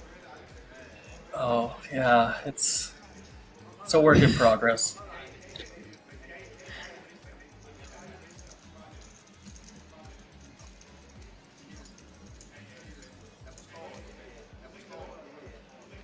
M&Ms are like the beans of candy. And what exactly are the beans? The oh no! Oh no! I like the reference. I like it here. I'm No, it just sort of has that slightly disturbed. harder outer thing going with the soft inside. It's like just like a bean. Terrible. Melissa, do you know that you can actually boil the beans before you eat them, and you don't have to just eat the crunchy exterior shell. Really? I would not Did not recommend know boiling your M&Ms though. See, I was always boiling the M&Ms and eating the beans raw. So Doing it maybe wrong that's for why I don't years. like either. Just sipping on M&M soup. Yeah, that's Oh, how I was taught. Top 2 here for Mr. Lenz. And nothing really for Big Blind.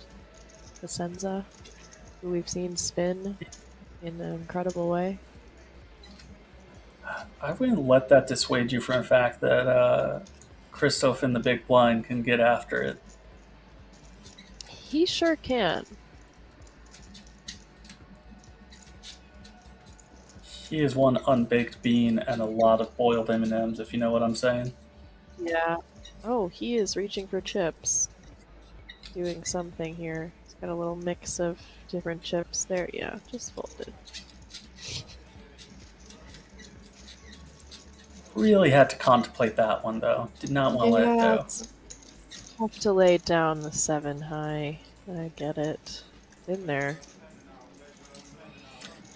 Real fast, I just noticed in the upper right that we have 10 players remaining, so one has been eliminated from the outer table.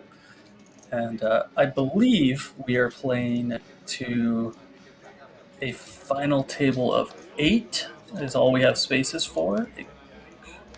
So we'll be Alright, so not consolidating quite 8 an if I'm empty not bubble, mistaken. but we still are in that Maybe bubbly 9. area. And we are on a pay jump now. So the next pay jump from 10 to 9 is a little more than 1,000 euros. Just under 3 buy-ins. Getting chunkier. Definitely still one that you want to play for the win, though. That first place is massive compared to the buy-in. 89,000 euros. Yeah, Sebastian's picking up some hands here. Have that ace 10 last hand, flop top 2 pair. Now his pocket kings against the ace 7 suited of Walter. So up against his bottom pair, queen high board texture. Should be able to get a little bit from that bottom pair.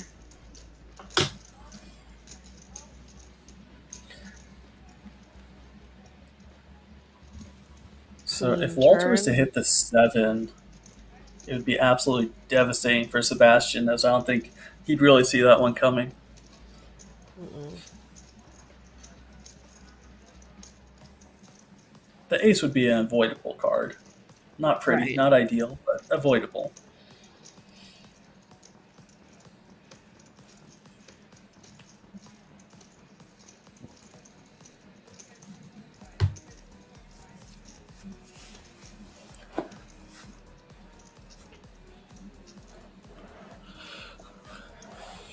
Just gonna let it go. Gotta show one. Why not? Sebastian just says, all right, you are the silver cup recipient right now, and I'm still playing for platinum.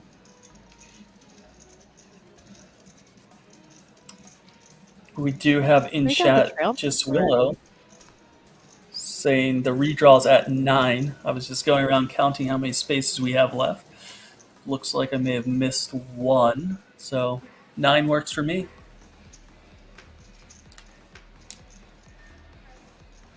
One more player to go for a redraw, according to just Willow.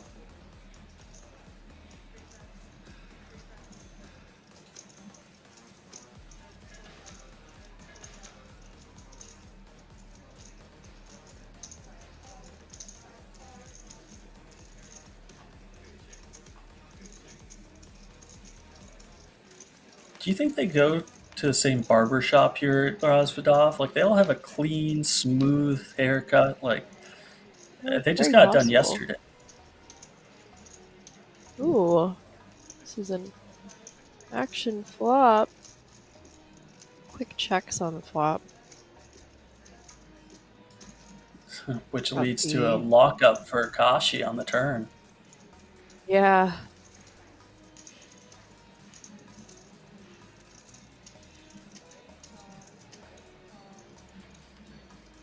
Yeah, pretty much only chop outs here. Well, definitely only chop outs. Oh, the pursed lips, the fear on Kashi's face with a straight flush redraw. I feel you. I feel you.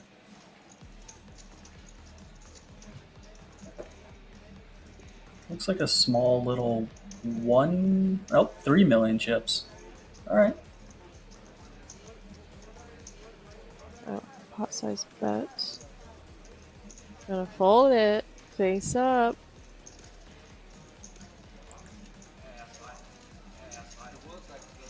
$37 I mean, he's really chipped. Like, he sort of just ran over this table and just chipped up every hand, pretty much. I think when he just pounded the table, I literally saw it shake. I think there's a little bit of an earthquake from Popeye there. Yeah, understandable. I think, those are some arms.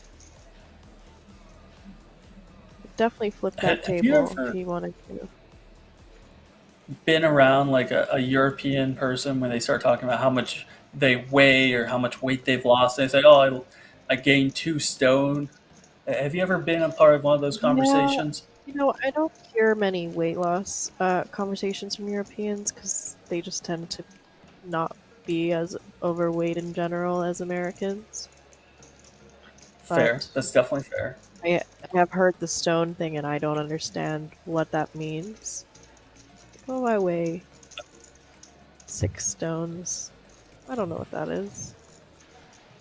I I had Irish man tell me once that he had lost, I forget how many stone for his wedding, and yeah, you're like, oh, that's nice. I think he said he lost 7 stones for his wedding, and as American, you're like, oh, that's nice. That's cool. Good job. And you really have no idea what it is. And then we say, so do you know how much that is in pounds? And he says, well, each stone is 14 pounds, and we're like, wait, what? So he lost like 85 pounds in the last 6 months, and you're just like, oh shit, like he lost some serious weight there.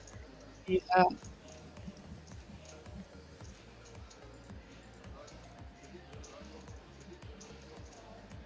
Chat's not a fan. They say only the UK uses stones. The rest of it Uh, is kilos. My bad. I apologize, chat.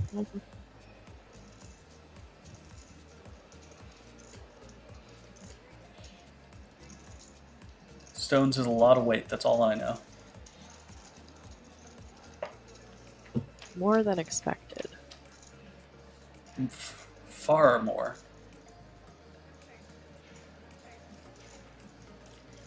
Raoul with the Doyle in the big blind, flopping absolutely nothing. Pretty much everyone flops nothing. I mean, just assumption here that Christoph limped under the gun only makes sense with the ace-5. Right. Now Raoul's wondering what to do with his money.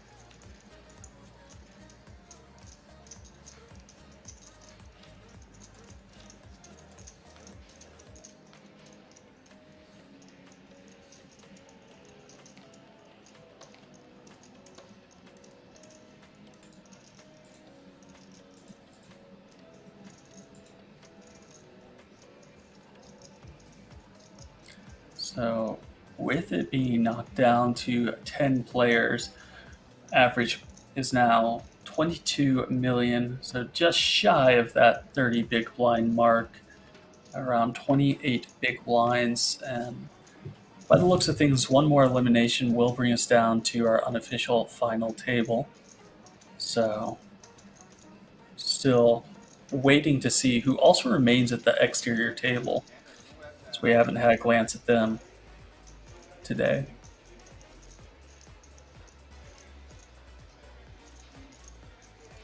Raul with the jacks.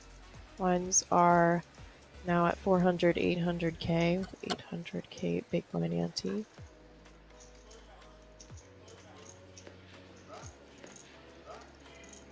Does pick up with the jacks. Yeah, I mean, they're putting in 2 million every orbit right now. And so playing with 5 players at the table, that comes around very quickly. Definitely. Yeah, that big blind ante. It definitely gets hefty when the table is shorthanded. Yeah, there's been some places that have lowered it to a small blind, depending on how many players there are, or reduced it for various amounts. But I think the general consensus has just been leave it as a big blind and kind of go from there. Yeah, just makes things easier.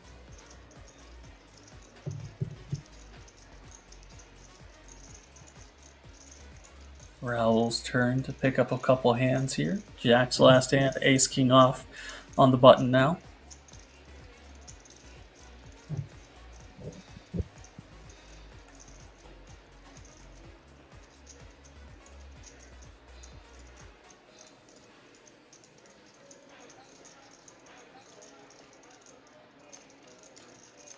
Nine of 5.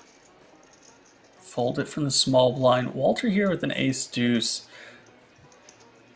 Looks like he's contemplating what to do and going with an all in.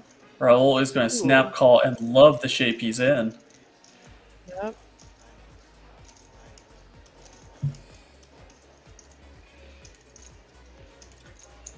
Ducel saying to turn down my mic, I'm super loud. I'm going to say you're the only person of 600 people to have said that, so I may make a recommendation that you turn down your speakers a little bit.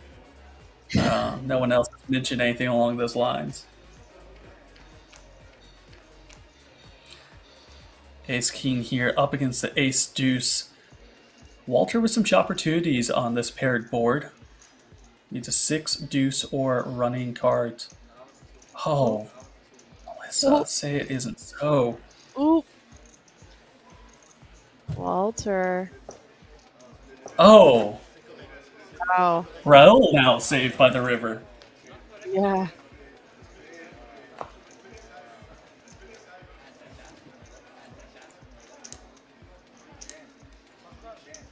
I mean, you get in behind. That's about as big a roller coaster as you can go on. I mean, you're behind, Yeah. you're ahead, and then just a chop on the river. Saved by the bell for Raul.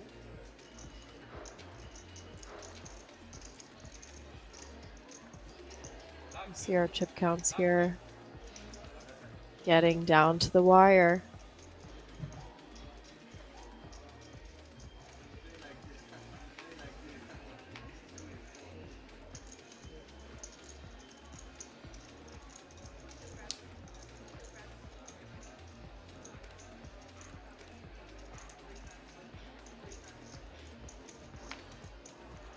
Raul's really, I mean, he's run into, I think, 3 or 4 different chops along the way today.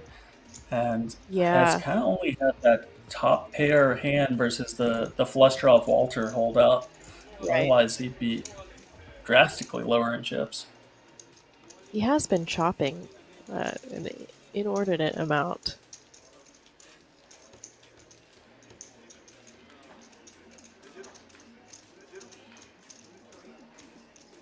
Still in good spirits. Still kind of sitting back, smiling. Just waiting on the final table to get here.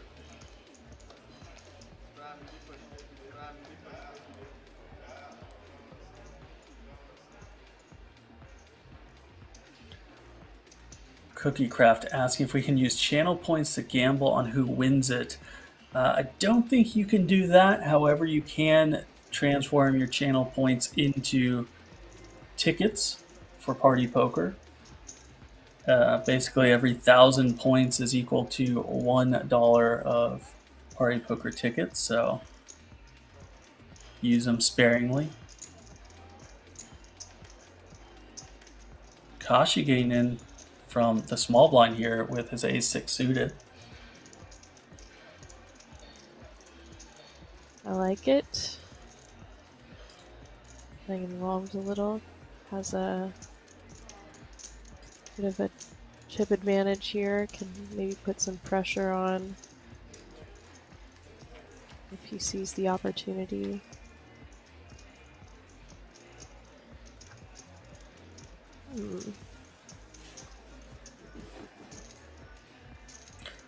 Looks like Kashi's going to go ahead and lead here with his ace-6 on this 5, 6, 7 texture. Not afraid to lead, Kashi. Seen it from him.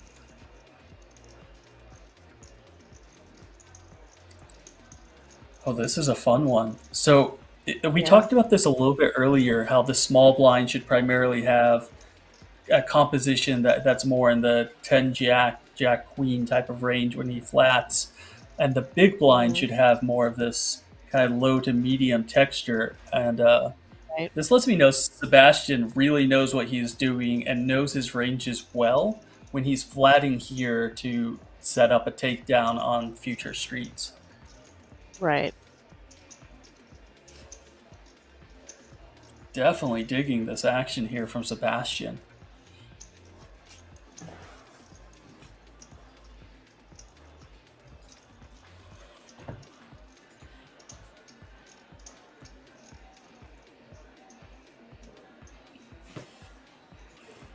Raoul lets it go. Yeah. Bottom end of the straight draw. After facing the lead in the Okay. call from the blinds, could just be up against. Yeah, he could be just drawing dead, essentially. Yeah, I definitely don't hate the fold. I think he had a lot of reverse implied odds with his pocket fours. Yeah. Even turning a 4 is like pretty bad. So, I mean, clearly Sebastian was floating on the flop not because he had gut shot with the 3, but he had more nefarious intentions. But then he picks up this queen on the turn and really doesn't have to follow through anymore. Right.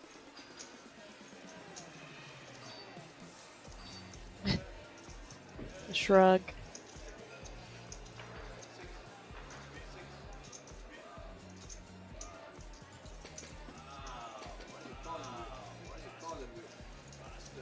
Yeah. Yeah, Sebastian has been playing well. I have noticed that. Yeah, I mean, that a hand, while it looks kind of weird and unorthodox to a lot of people, I'm a really big fan of what I just saw, and that lets me know that Sebastian is definitely one to watch as we whittle our way down to a winner today. Right. I agree.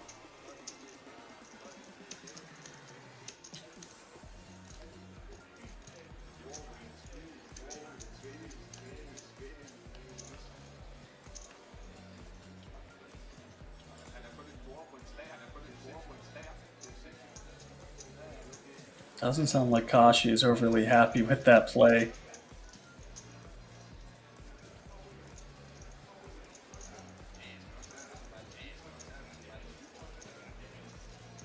See which sizing Walter decides to go with. Chooses something right in between the limp and the 4x. Goes with fairly traditional 2.7.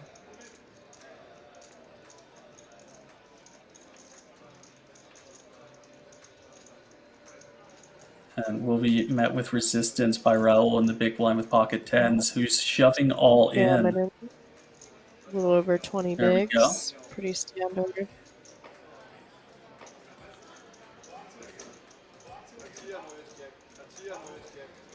A fairly classic flip here on the final table bubble. Walter is going to need to hit and hold to stay alive and make the unofficial final table.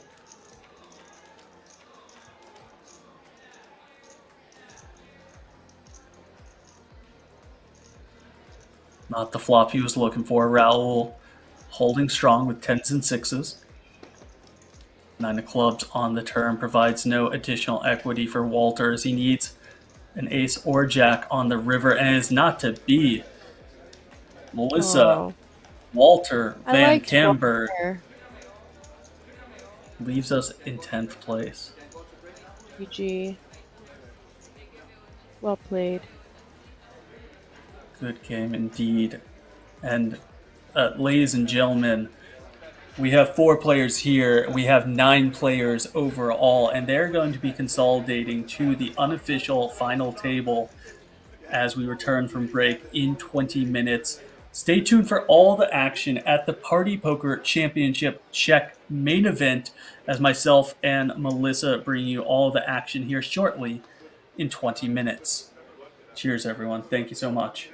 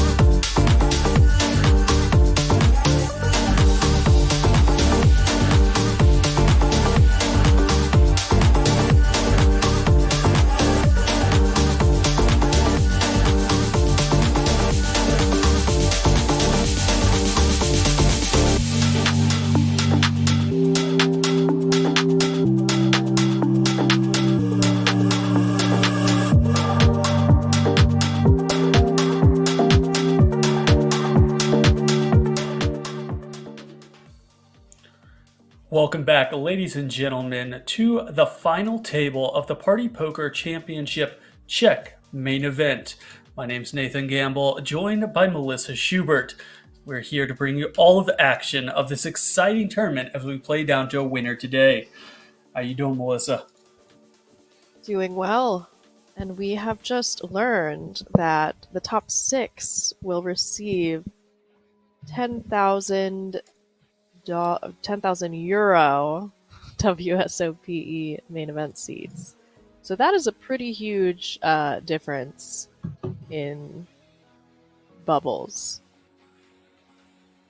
Yeah, 7th Added place is going to be pay. taking home 11,250 euros, and then 6th place is 14,650 plus an additional 10,000. So it's a pretty massive jump between those two positions. Right. Huge pay jump. So I'm interested to see what happens when there are 7 left. I mean, it should tighten up quite a bit. And a couple hometown heroes here, sadly for them, at the back of the pack with 2 Czech Republic fellow mates, being Jakob Kotas and Pavel Stribany, bringing up the rear. And also have a couple of German players here in Sebastian Linz, as well as chip leader Vitaly Reinbold. So will be fun to watch this play out. And here we've got Looks like our... they're just taking a picture for the final table. I like that Adidas jacket. Very nice. Always got to check out the outfits. No, Little absolutely. credit. Got a little bit of affliction there in the middle.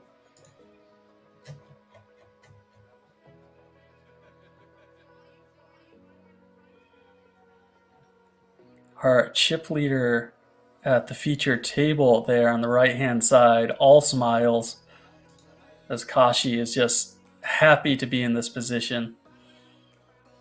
He did some good work leading up to this final table, and honestly, all the credit to him for pumping up that aggression, taking over some lead spots where other players might not, and it worked out for him pretty well, chipping up and accumulating before this final table, where it's extremely top heavy, and you definitely want to have some chips. Yeah, absolutely. And as you talked about, that bubble going from 7th to 6th is probably the biggest bubble at this final table at this stage of the game. I mean, everyone wants to win the tournament, but first you want to clear that hurdle of getting an additional $10,000 seed. Yeah, so these middling stacks are definitely going to be incentivized to play snug, as usual, but especially so with that huge pay jump.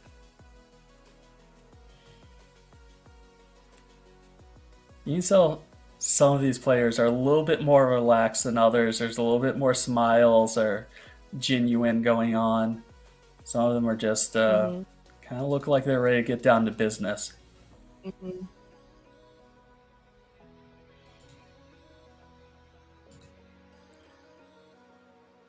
Yeah, Kashi there seems to be the one enjoying this moment the most.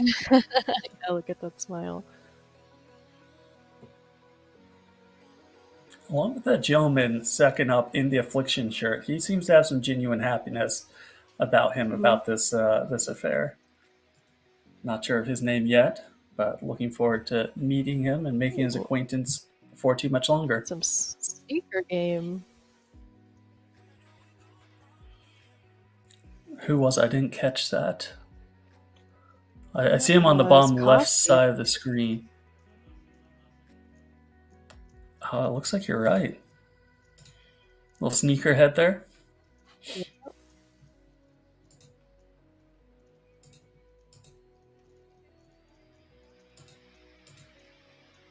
And here we have Pavel Stryberry, who is one of our short stacks coming into this final table in seat number 1 with 12 million chips. the man that we have all come to know in these past few hours, Arian Kashi, in the seat number 2 with 32 million. I think we know where his money's going. It's going straight to the sneakers, Melissa. That's right. As it should. Now, this gentleman right here is our chip leader from Germany, Vitaly, with well over 50 million chips. Raul Sav actually brought us to this final table with the elimination of Walter in 10th place when his 10s held up against the Ace-Jack offsuit. Sebastian Linz, one of the players that has impressed both of us very recently with his play, sitting a healthy 25 million chips.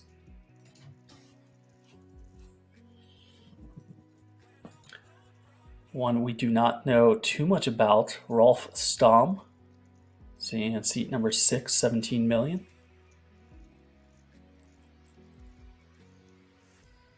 For a long time, this gentleman was a chip leader after coming in with just 1.5 big blinds. Christophe Cousin from France, still sitting very healthy.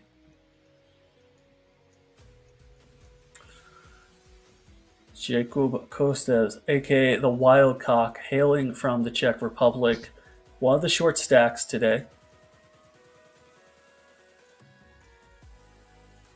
And Antonio Carmen, all we know is he seemed very eager and excited to be taking that picture, and he looks happy to be at this final table alongside the dealer who's ready to finish this out.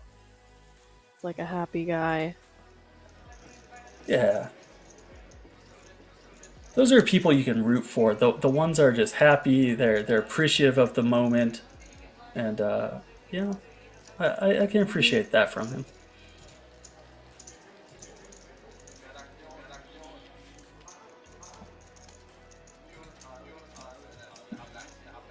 And we'll be kicking things off with the button in the 9 seat on Antonio.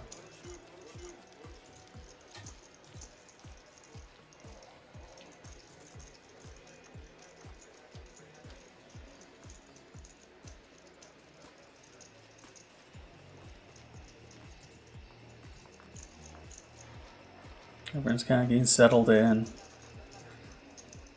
Most of these players haven't been under the bright lights until this moment. Yeah, it's a nerve-wracking thing, especially being on stream.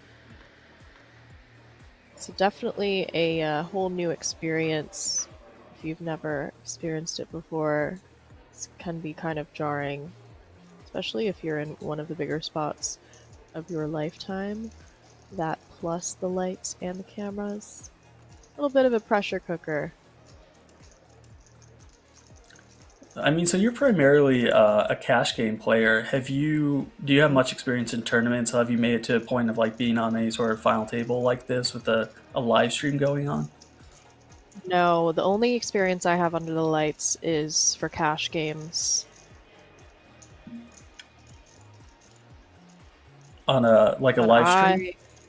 It was for Poker After Dark, and I was incredibly out of my element. Not only was it my first time playing 50, 100, 200, which was way more than 10x the highest stakes I had ever played, but it was also my first time under the lights and with cameras on, and I was very nervous. It was almost an out-of-body experience. So I definitely understand. So you have a little bit of experience on this one. Yeah, being out of your element, it's definitely nerve-wracking. I misclick min 3-bet the button, thinking that the under the gun open was a straddle, so that wasn't great. Not ideal. The lights change. The table itself actually changes. The rail is extremely deep there. It's a little bit different from both an emotional and mental, but also just like a physical discomfort. So I'll be interested to see how some of these players react to that. Yeah, usually it's a little bit warm, bright. Antonino with the aces. The cutoff, gonna open it up.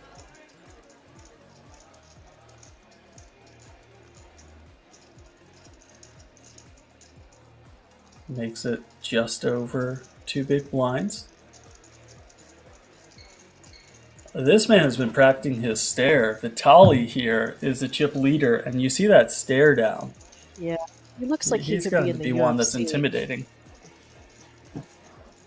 He looks like he could be a Viking. He looks like he could be in the UFC. He's kind of got it all going for him. Yeah. Head chef at a gourmet restaurant. I mean,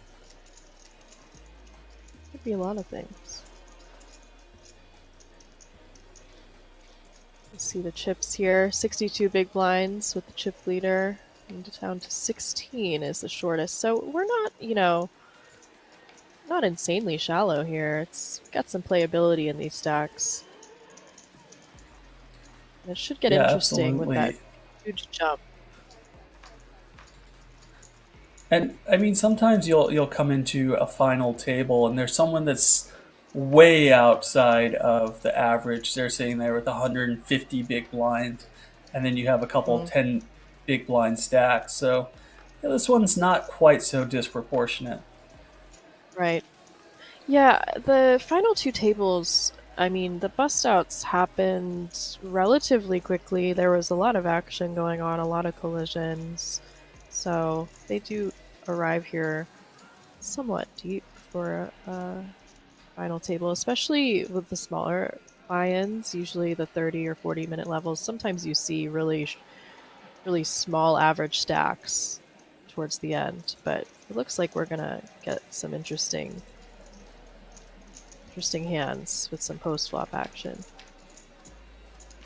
Yeah, and we keep alluding to it, but I think it is such a massive deal of that pay jump between 7th and 6th. And it'll be interesting to see which of the chip leaders steps on the gas and really applies the pressure to those short and medium stacks when that time arises. Yeah, it's always fun to watch a chip leader who really takes the lead and applies maximum pressure. I have noticed that we do have new chips in play as well.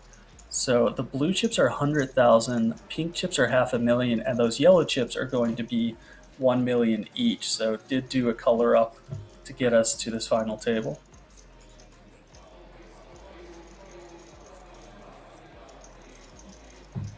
Little limp pot here, if I'm not mistaken.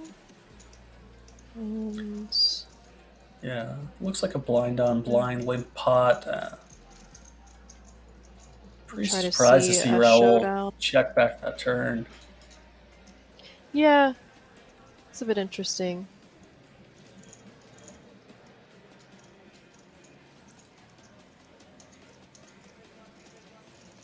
You have 2 overcards to the board, flush draw, gut shot straight draw, but decides to take his equity, see the river, and whiffs it, which leads to Vitaly taking a lead here with his 3s and 6s.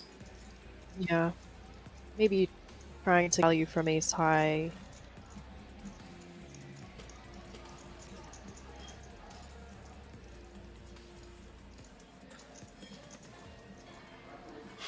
Looks like Raul's going to give it up. Probably contemplating for a while a raise there on the river to try to pick up from Vitaly.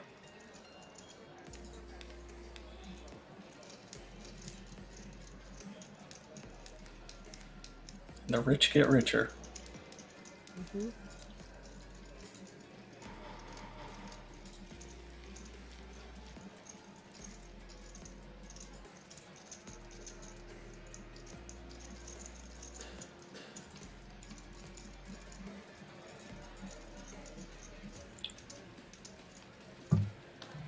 Yeah, the position I actually would hate to be in the most here is in Kashi's spot, simply because having the massive chip leader directly on your left really puts him in a tight spot where he can't get away with too many raises like he was before, so kind of handicapped. Very true. The top two stacks aren't super incentivized to get into big pots together. Kind of have a unspoken ICM agreement to be sort of agreeable with each other as the short stacks bust out. Yeah, no real reason for them to tangle with one another unless the cards dictate otherwise.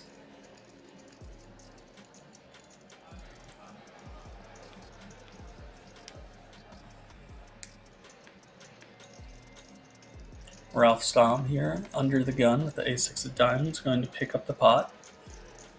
Every pot, as we said, is worth 2 million in chips just by picking up the blinds alone. Yeah, very significant.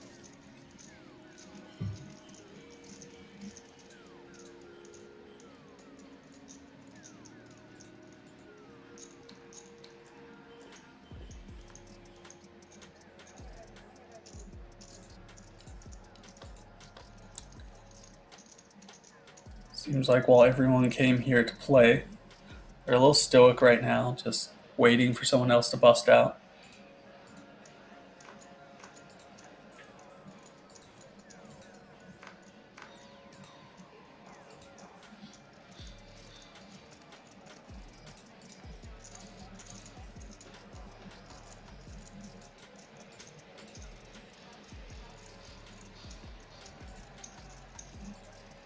See an open here from our chip leader with the pocket fives and the cutoff.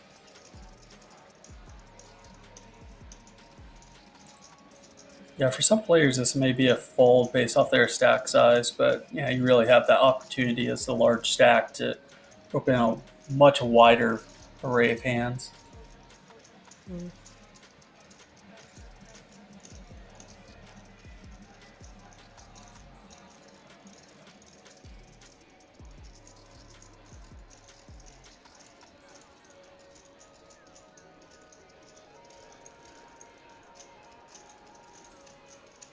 Feeling that Ralph is a pretty active player, and he definitely likes to see some flops. I mean, you could see it on his face there. He wanted to call. He wanted to play a pot.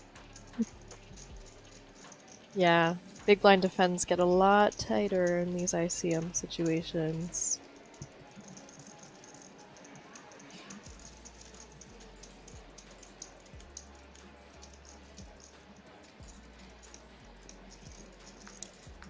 Chiplear here has a very curated look. I mean, he's got the beard going on, the tight mohawk pulled back into a man bun. He has spent some time thinking about that appearance, and he knows exactly the look he's going for. He really is reminding me of a UFC fighter. It's a very clean and intimidating look. Anyone in particular, or just like a general, if you were to handcraft a UFC fighter, he fits that mold? Yeah, maybe like some Conor McGregor vibes. If I were to pick one. All right. But he does have his own unique sort of thing going on. He wears the champion shirt well. I mean, it makes sense on him.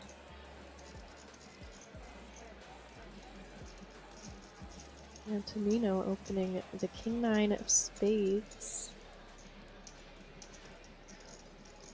+1. And Kashi getting after it with the ace-9 offsuit. Just a couple spaces Yeah. over.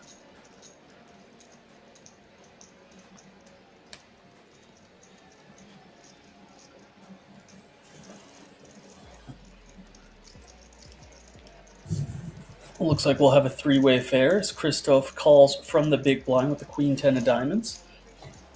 Respectable holding here.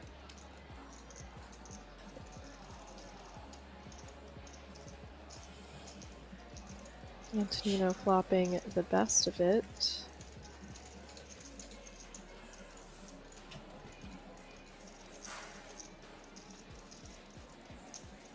Decides to check.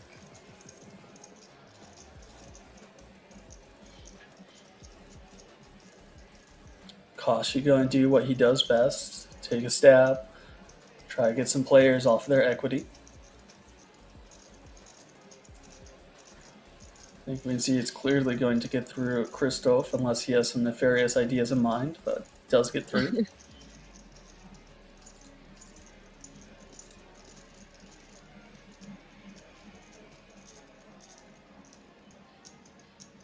Just a call. Not so fast from Antonito.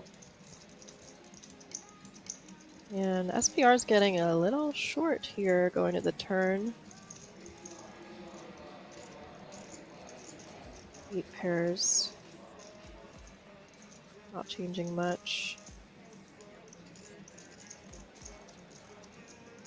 Yeah, Just gonna that card keep doesn't firing. really rate to change anything. Yeah, the only thing would be that Antonino's flop call range would contain some 8x.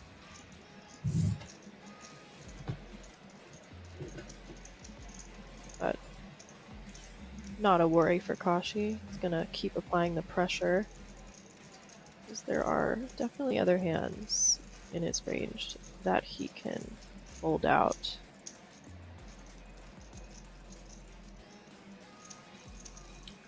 Yeah, Antonino is really selling this one. Interesting to see what side he's on. If he's trying to get max value from the top pair, or if he's wondering if he's beaten.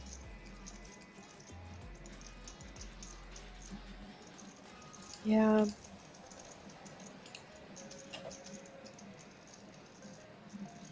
He might Looks like he's going ahead, be aware proceeding of with it. a call. be aware that he's often in good shape. I mean, there are definitely some draws out there that he's unblocking. Although, it brings some of them in. But, yeah, I mean, SPR now is... He basically has an all-in here a lot of the time. We'll see if Kashi decides to continue on this river. After making that face, it seems like probably not. Yeah, it does look like he's going to give it up. And a very nice pickup for Antonino. 12 million. Sort of seemed like he knew his customer there. Big stack, likely to apply pressure. Just played the check call. Got a nice pot from it. If somehow Kashi had been able to find an all-in there on the river, it would have been interesting to see if he would be able to find the call after that third bullet was fired. But thankfully for him, he didn't have to face that proposition. Yeah, not a fun spot. That would have been.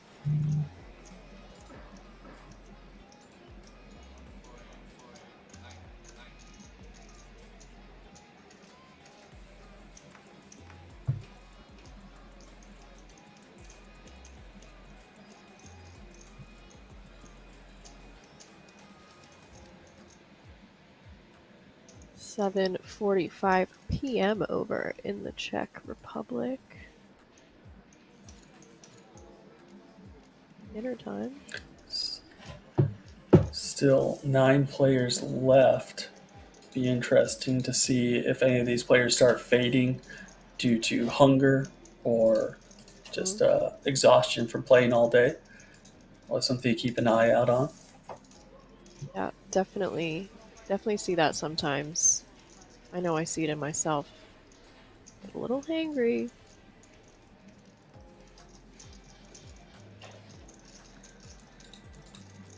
Do you notice it actually affecting your play? Yes, it's interesting because I find that if I haven't eaten yet and I kind of like play, I sometimes feel a bit sharper. I know there's a little science behind that. But if I have eaten and I'm just sort of like my blood sugar's low and I'm hungry, I can get a little punty. It's, I've been known to punt a stack or two. That's fair. That's fair. I think I know some people that they swear by not eating anything the entirety of the tournament, simply Mm. because they feel that it takes too much blood to digest the food, and they're not able to think appropriately. Right. Yeah, I prefer to just sort of snack throughout the day, like if I'm playing online, just little snacks throughout the day kind of are my favorite method of dealing with that because I do find that if I eat a big meal, I'll get a little lethargic. Right.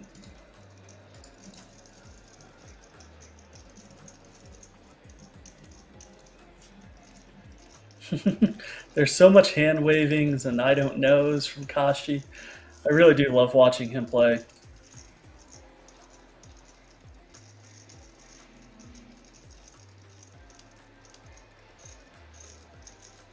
Yeah, he's fun. Vitali here. Nice as a chip leader to be flopping top pair in a multi-way pot.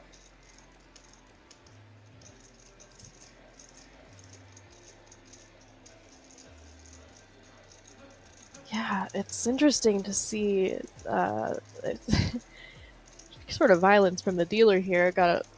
Four very playable hands in a pretty uh, ICM pressure-y situation.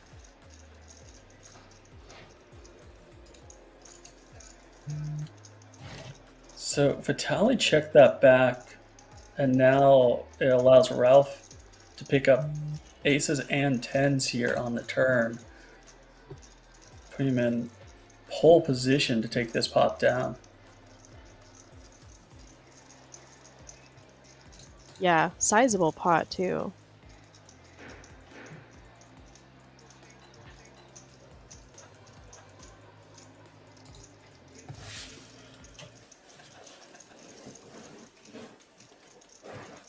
Imagine we'll see. Did he? No, the graphic said for a second that he checked back. I didn't think that to be the case.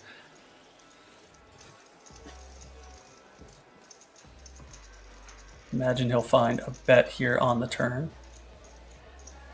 And the only position really in a spot to do something about it is Vitali there with King Queen.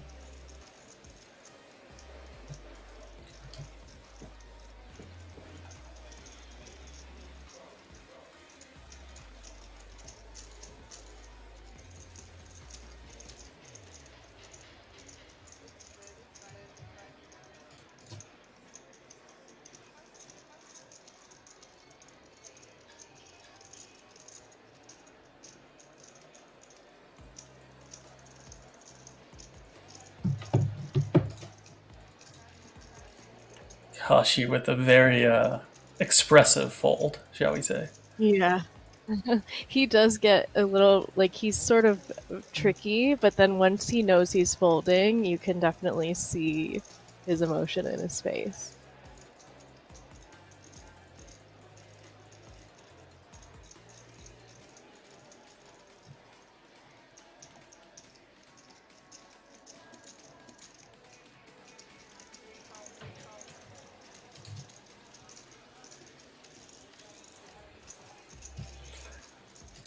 So Vitali does make the call, and a seven of diamonds rolls off on the river. This is an interesting one for Ralph here. I think without any ICM to consider, it's a clear all-in. But when we're starting to look at being a nine-handed table, you're starting to get down into the deeper money, and there's short stacks at the table. Maybe it's worth just going ahead and checking it back and preserving just on the off chance that Vitali is Right. trapping.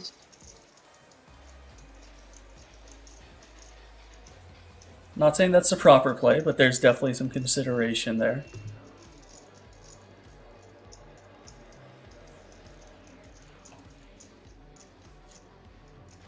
Yeah, going all in for your tournament life is never fun. He does leave himself 5.5 million behind, which I like.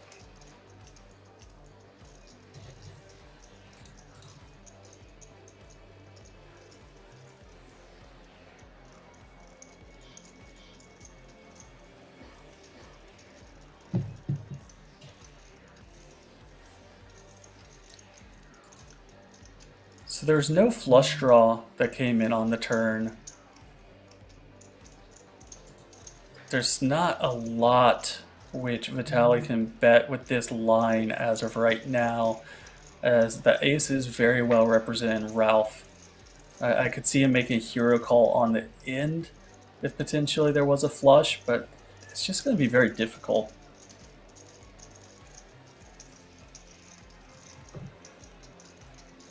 Yeah.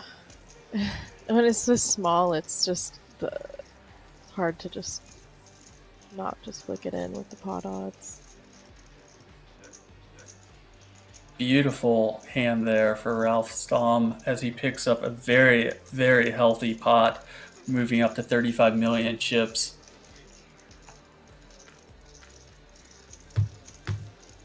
And you just see the yin and yang on their face, the sourness and the happiness. Yeah, for sure.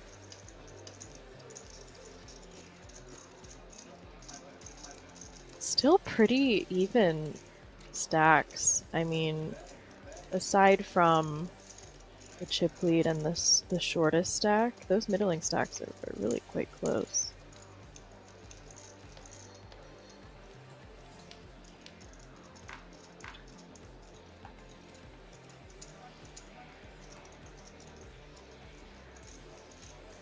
I mean, we've taken some chips away from Kashi, who is one of the chip leaders, and we've taken some chips away from Vitaly, who was the chip leader, and redistributed them amongst the table. So, if anything, since starting this final table, the chips have just bunched up more and more.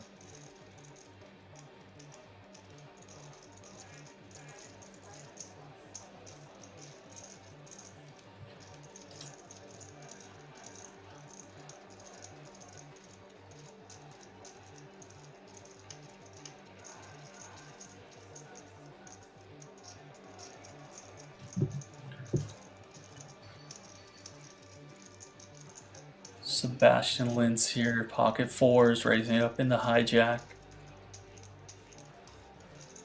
Getting around to our big blind, who's Antonino.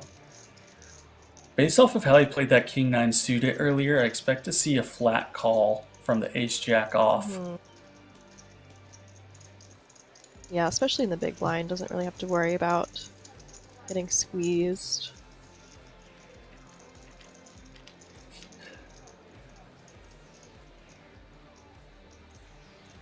Very beautiful flop for Sebastian Lintz with the bottom set. Not too much working for Antonino, but there's always hope that he'll continue. Absolutely stoic.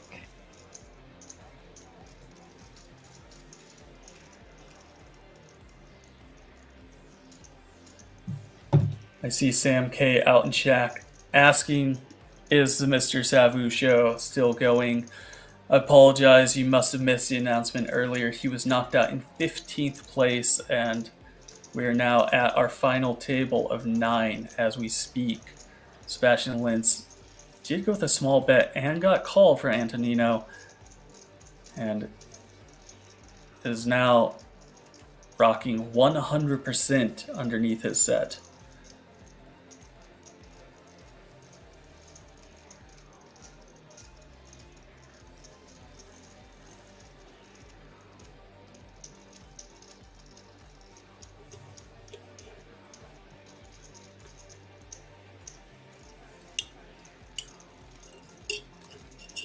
Yeah, and Sebastian there is going to size up considerably as he doesn't block the queen, he doesn't block a 9, he doesn't block any sort of straight draws. So he's allowed to bet really big there with his bottom set, and just unfortunate for him that there's nothing to play back against him.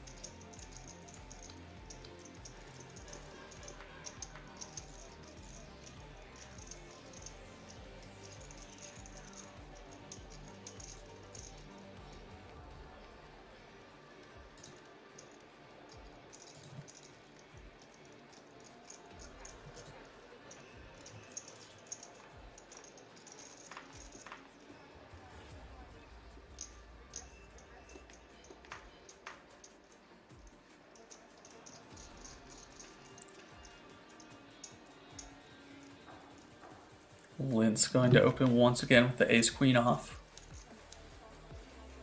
always nice when you're playing well. Start running well, picking up some chips, picking up some cards. Definitely.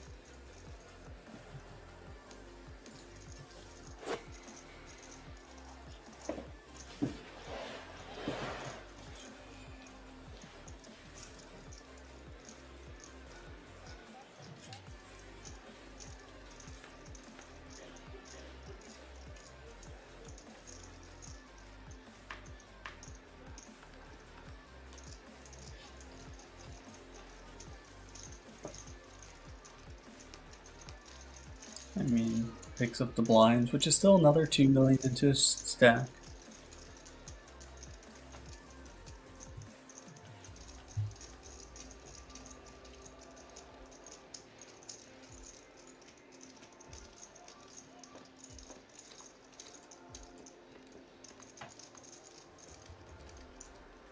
See you right there in the It's a middle of the nice- screen, ladies and gentlemen. You like that table? Yeah, I do like it. Nice pattern there. I mean, it reads so smooth. We were talking about it just yesterday. I mean, everything reads smoothly. They have a nice slow and play like a king at King's Casino. I mean, the color of the chips, the dealers, it just seems like a really nice, smooth operation here. Rozvadov.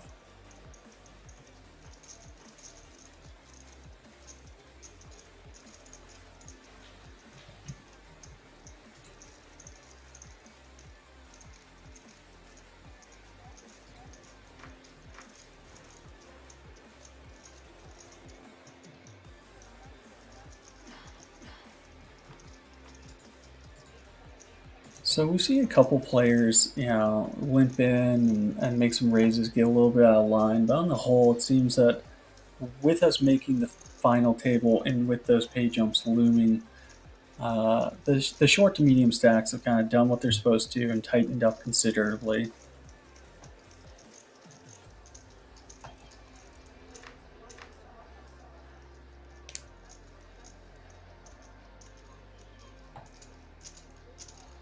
But Kashi is not one to shy away.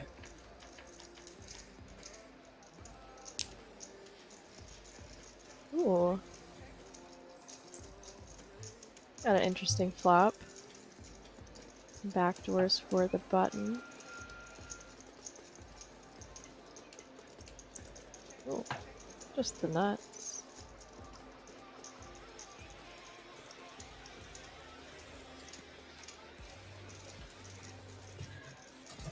Yeah, and Kashi doesn't know it, but he's not really going to get any action out of Carmen unless he didn't want it on the river.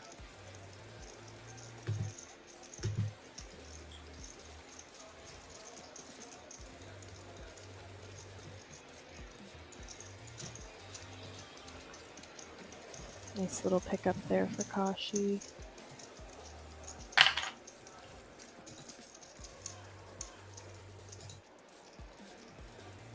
That looming 7th to 6th jump, everyone knows it. You can feel it in the air.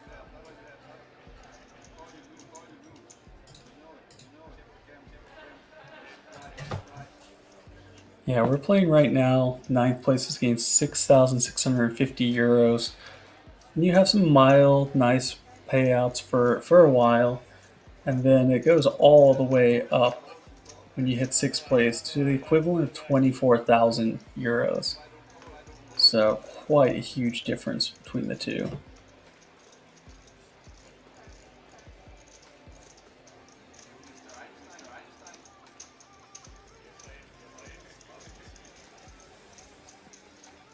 Last through 3 more people and quadruple the money you're making right now. It's not a bad proposition. Not too bad.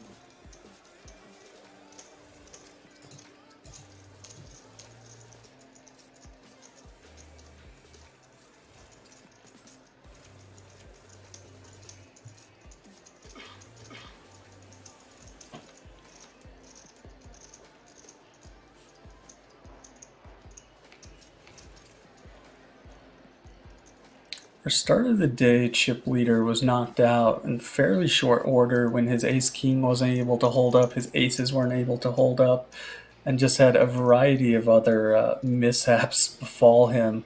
Yeah. And Vitaly has that same kind of like, oh, I can't win a hand right now Right. expression on his face.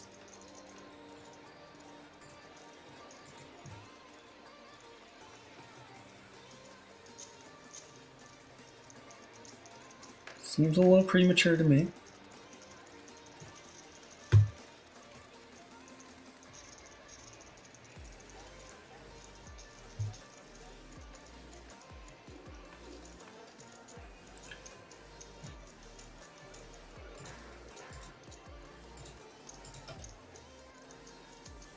Here's a possible confrontation with the ace-queen offsuit versus the pocket jacks of Vitaly in the small blind.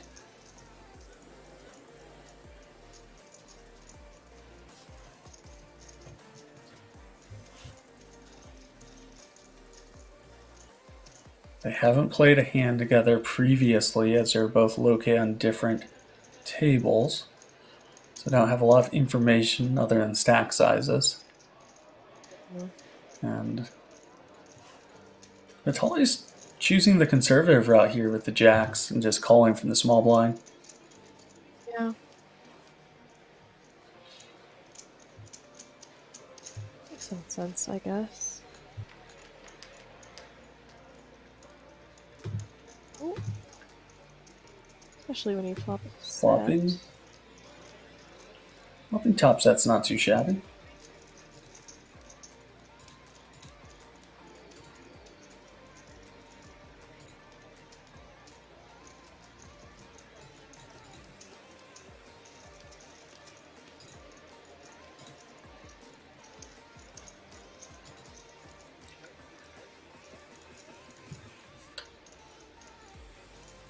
Looks like he's eyeing up and down the stack of Christoph here, trying to figure out if it makes more sense to raise now or wait for a later street. I would imagine he feels pretty comfortable with his holdings as he currently has nuts. Yes, especially on this rainbow, very disconnected type flop.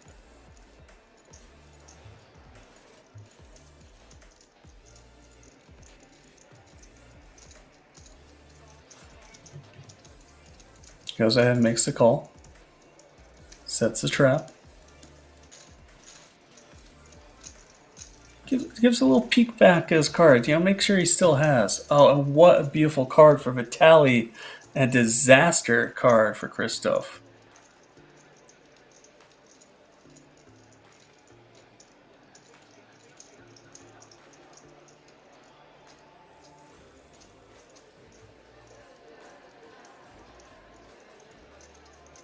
Now Christoph's thinking he has the best hand. Looks like he's betting about 4.9 million of his remaining 13 million. An instant all in here from Vitaly. That will do it for Christoph as he makes a call, and good game, sir. As there is no card on the river that can save him. I mean, when you have jacks here, that all in is music to your ears. And just to rub salt in the wound, Queen of Diamonds on the river makes Christoph a irrelevant top two pair. And he'll find himself taking home 6,650 euros as he leaves us in 9th place. Good game, sir.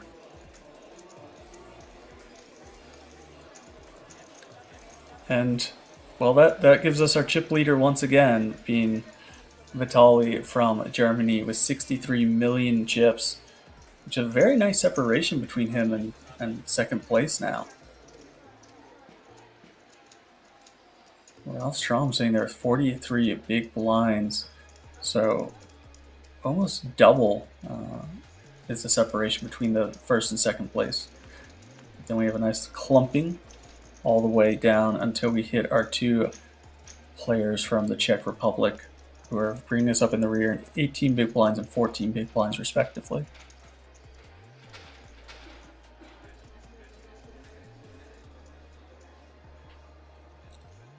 And that big jump gets closer. Does indeed.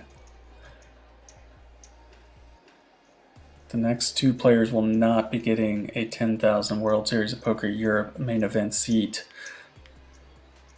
So I think we're going to see the play tighten up.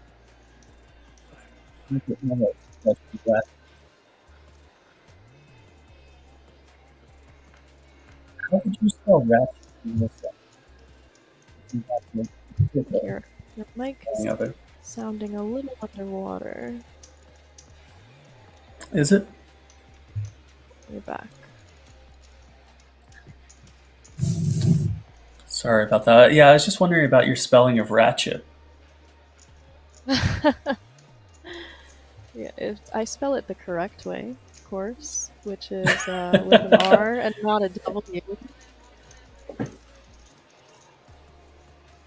fact that Berkey tripled down that he was right and it was spelled with a W is just jarring. He's a intellectual man. The possibility of not finding ratchet with a W in the dictionary just it didn't make sense to him. Yeah. Gotta give him credit for the conviction.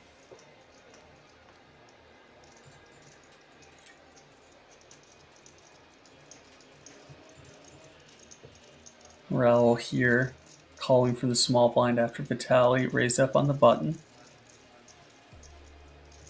Kind of a nice card and kind of a curse on the turn as it brings in 4 spades on board. So Vitaly with the best hand and Raul drawing slim, but always has the opportunity now to find a bluff candidate on this board texture. Right, especially, yeah, that 4 flush board.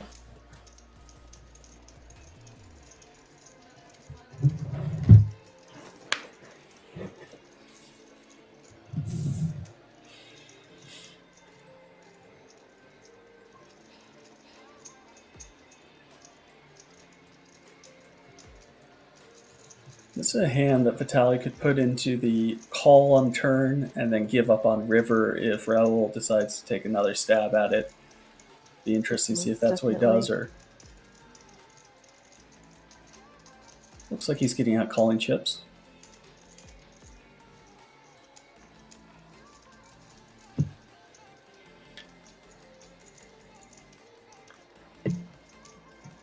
Eight of spades on river brings a flush on board, and it's only through aggression that one of these players stands to win this pot outright.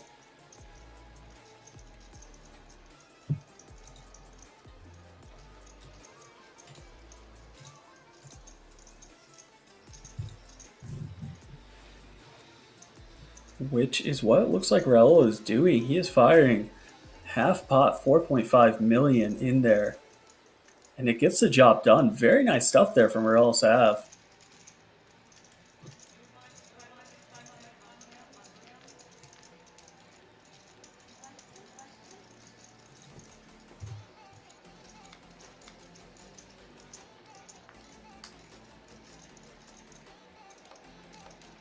You see it here, ladies and gentlemen. Party Poker Live playing at King's Casino. Play like a king as we play down with the Party Poker Championship Czech main event. We're down to the final 8 players. And at 6 players, they're all going to receive an additional 10,000 euro World Series of Poker main event seat. So there's quite a lot of money on the line. Every player right now is guaranteed about 8,350 euros, all the way up to 89,650 euros for first place. So for a $330 tournament, there is a very nice prize pool left to play for.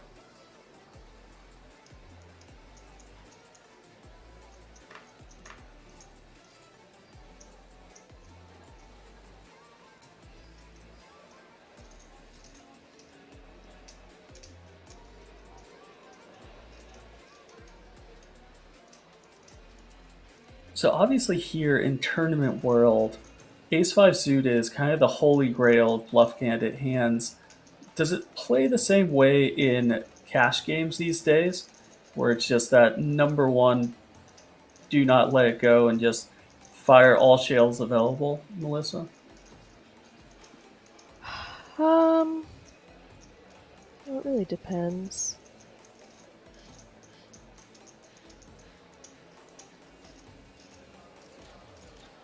Well, really not seeing many conflicts from the big blind except for that one Jack 10. Yeah, I think that's the only defend we've really seen is the Jack 10 for Kashi up against the King Queen of Antonino. Ended up making a Jack Eye straight, taking it down on the river uncontested.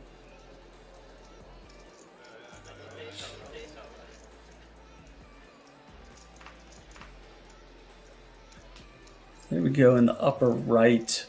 The average stack right now is 28 million, which is going to put us back into that 35 big blind average range. Very healthy spot for these players to be. Lots of play at the final table. For sure, yeah, that's definitely a nice, healthy average.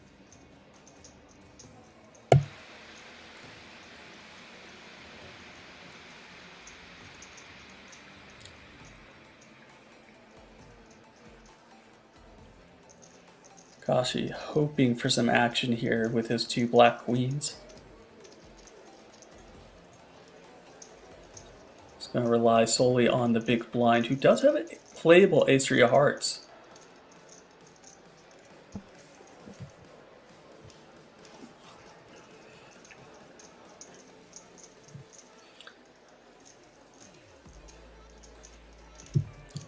Looks like he's going to proceed with a call, which you saw Kashi kind of nod at. He approves of this call. He wants it. He definitely approves of the call. And an action flop is what we received. 7-9-9, 2 hearts. This one could get dicey. Quick check on the flop, though. Yeah, quick check. Or double pairs on the turn. So now Jack up here has 2 pair with an ace kicker. Going to be good majority of the time. It makes the nut flush on the river. Here's that nut flush. Check. Nice check back there from Kashi. You played it well, sir. You bet when you were ahead, checked when you were behind. It's all you can do sometimes in these situations.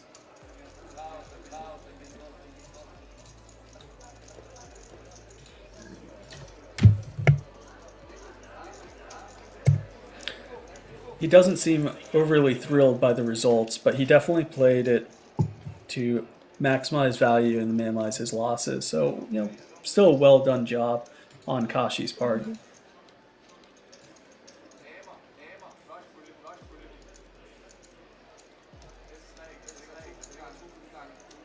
Lines are up.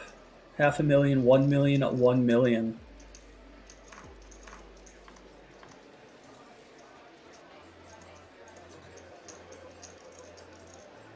All in under a gun for our short stack, Havel.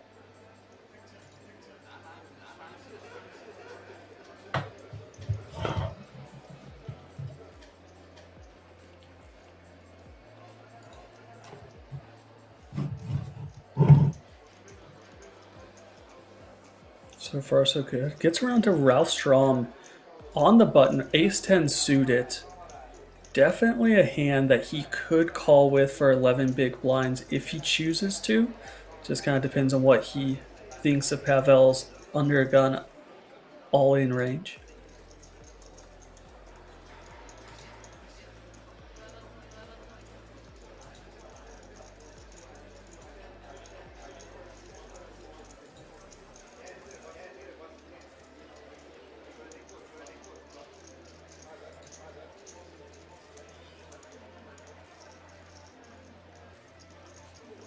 Pavel doesn't realize it, but he really is rooting for a call here to be in great shape to get a double up and get right back into this final table.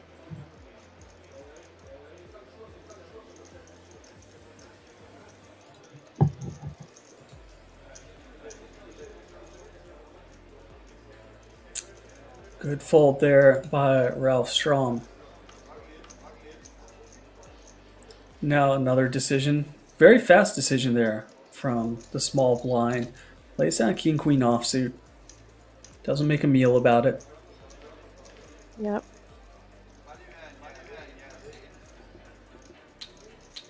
A sweater action going on there.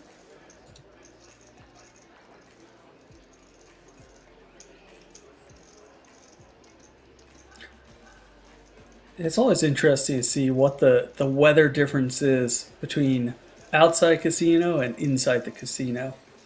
I mean, especially here in Vegas, 112 degrees outside and then 62 degrees inside.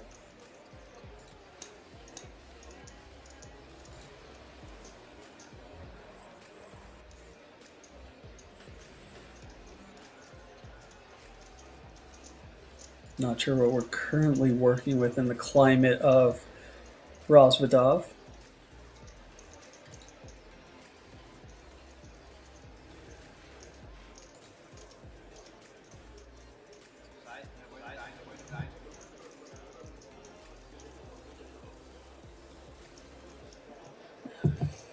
And Raul's going to provide one of the first 3 bets of this final table with ace-queen dominating the queen-10 of Vitali.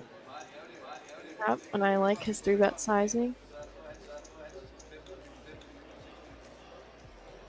I have not been seeing much 3-betting.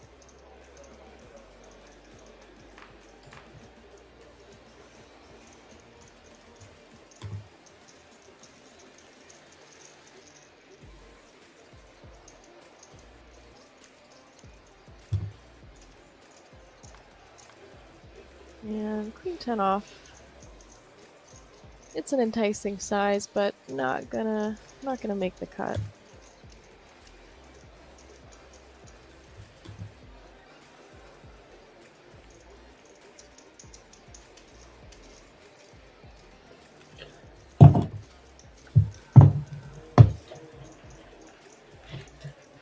Yeah, I mean, that's the thing as a chip leader. You can raise a lot of pots, but you also have to know when to give it up, when to, kind of protect your stack and preserve it.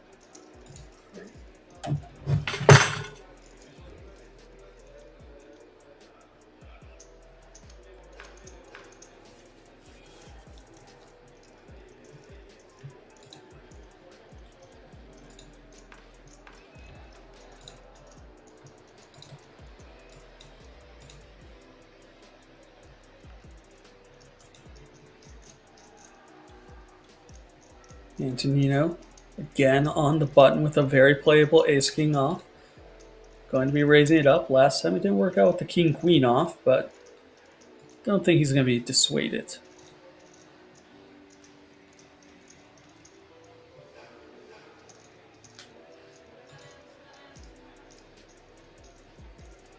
It's like 2.2 million.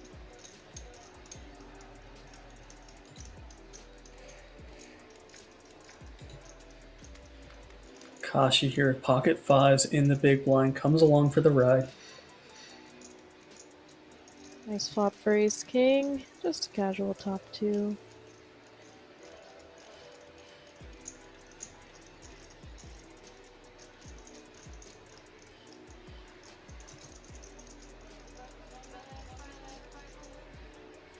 I like the sizing here, 1.5 million. That's a quarter of the pot, and Kashi kind of makes what I read as a pretty frustrated call there. I just winged it in there.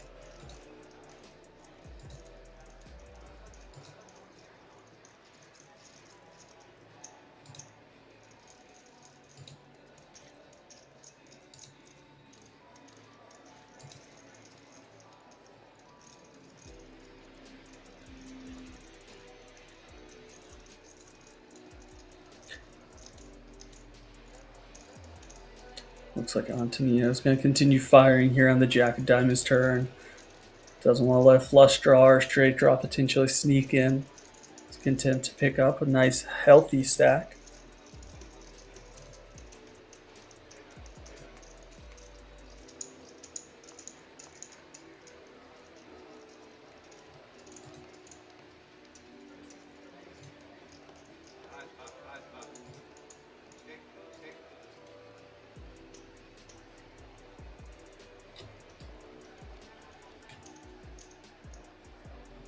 It's really easy to calculate blinds at this stage of a tournament when it's 500,000, 1 million.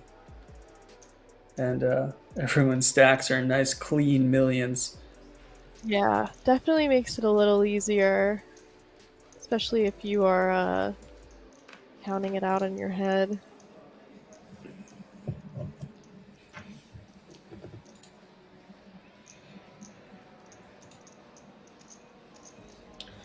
Antonio back at once again, Queen Jack offsuit and cut off.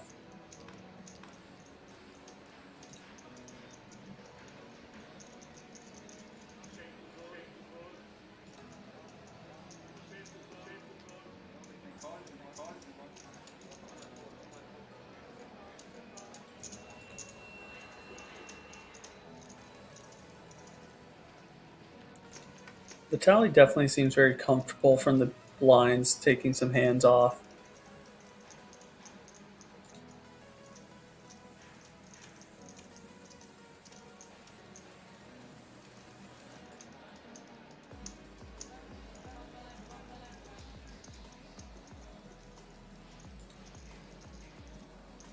Same bet sizing here from Antonino as he did last hand.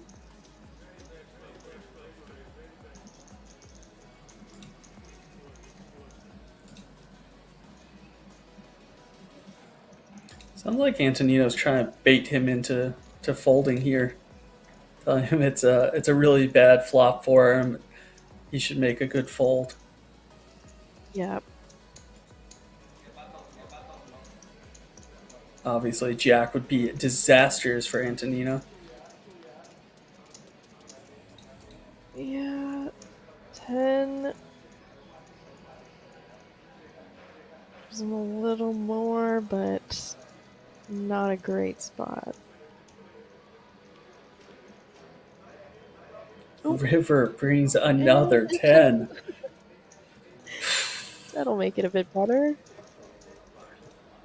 I think he feels a little bit better about his holdings now. Yeah, maybe slightly.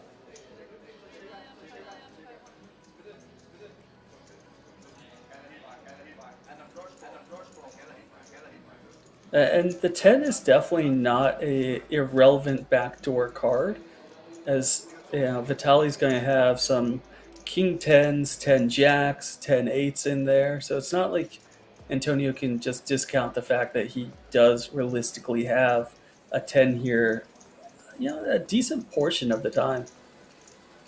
Very nice. It's a nice laydown.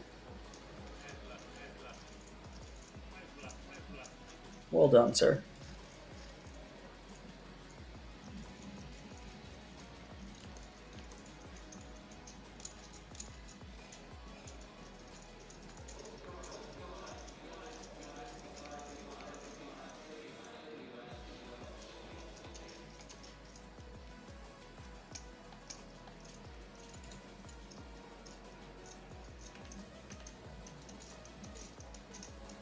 If you had to pick one player at this stage to be the champion, who's your vote?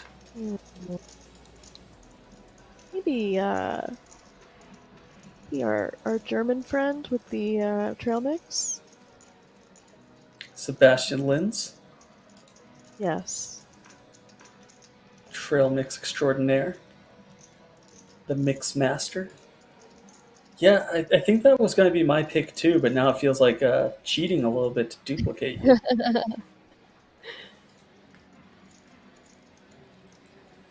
If you're going on that side of the house, I think I got to switch it up and just take the chip leader in that case. That's But fair. I That's a tend fair to agree choice.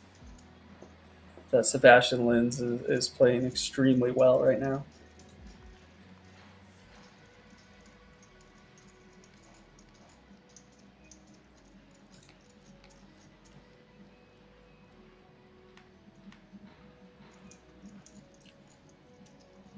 I'll say, for the hours of coverage that we've watched today and yesterday, that I think I've only seen one card flipped over from a dealer, and it wasn't the dealer's fault either. It was, a player that reached out a little prematurely and hit the card.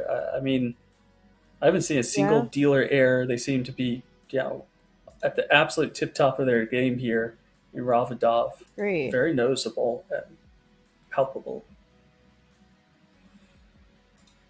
Yep. Quick dealing too.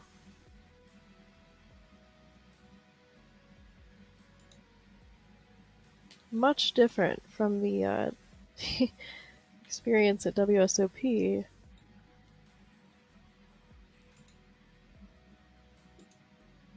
Yeah, there's a couple more dealers required for some of those tournaments than others. Very true. And for a longer stretch.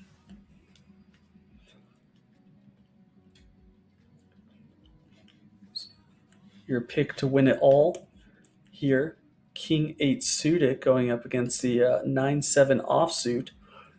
Particularly favorable flop for Sebastian Linz.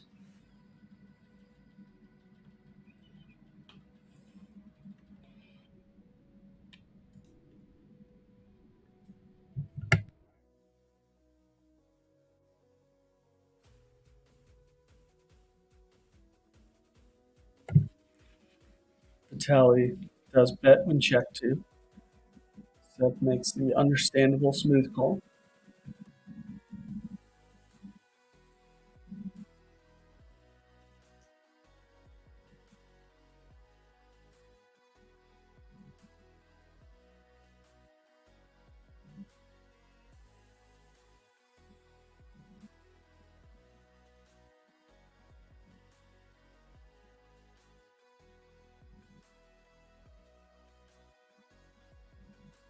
Vitaly kind of gives up here on the turn, checks it back.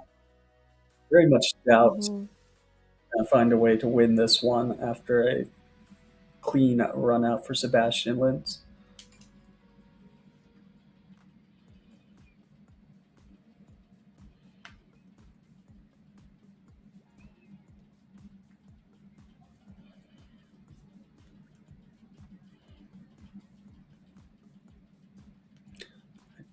I like how he continues to set the trap, though, just giving Vitaly any opportunity to fire, and it looks like he's going to bite.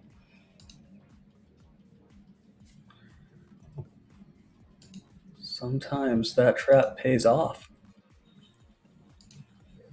Ooh. Very nice.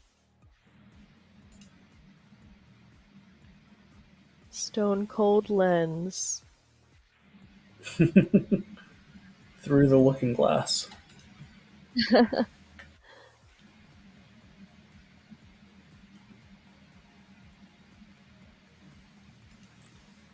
Vitaly does not look like a man that I would want to offend, however. So Very hopefully he takes true. it with a grain of salt. Wouldn't want to see him in the octagon. Or the alleyway. True. I think I'd rather see him in the octagon than in the alleyway. Because at least Yeah, you know that's what a you're fair getting yourself point. into in the octagon. There's rules, what you can do. You can fight back a little bit. But in the alleyway, if he's coming with malice in his heart, he wins. Pavel here all in once again with the Queen 10 of hearts. 14 big blinds in the middle. Rel Sav with pocket sixes for just about half his stack on the button. Typically, this is going to be a fold. We have seen Raul on the tighter side in these type of situations.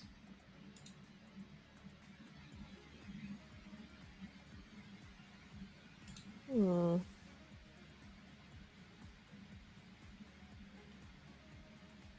This is a interesting. I guess a jam does make some sense here from +2. I mean, you don't want to raise fold. You don't want to raise call. And you don't want to fold. The 14 bigs.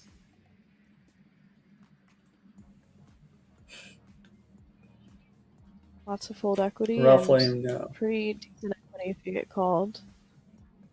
Makes sense. I mean, if he can just sit here and do this time after time, going to get rightfully back into the race.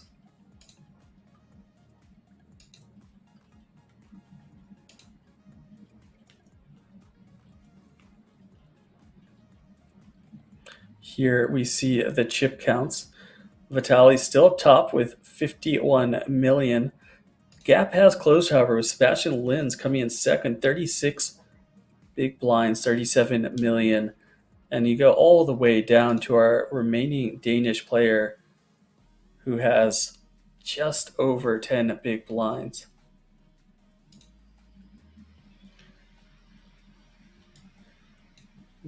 Antonito once again. Big hand. Ace king of clubs. I mean, he got the bulk of his chips with a very adventurous king nine suited and maybe a slightly too early position. But everything else that we've seen out of him has been just premium hands time after time.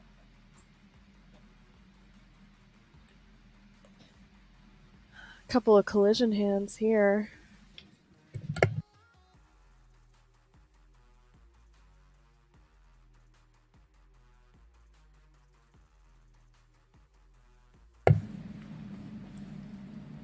Looks like Vitali is going to 3-bet this one. And he'll be interested to see if he can find a fold if Antonito does come back with the all-in. 25 effective.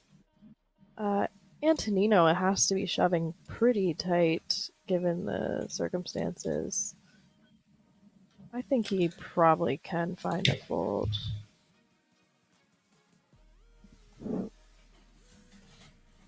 Yeah, I definitely tend to agree here. It's going to be additional 22 big blinds on top. And there are some very real ICM considerations that Antonino is under. So I think he's going to have to be shoving only the tippy top of his range right now. Or instead, we're going to go and see to it flop.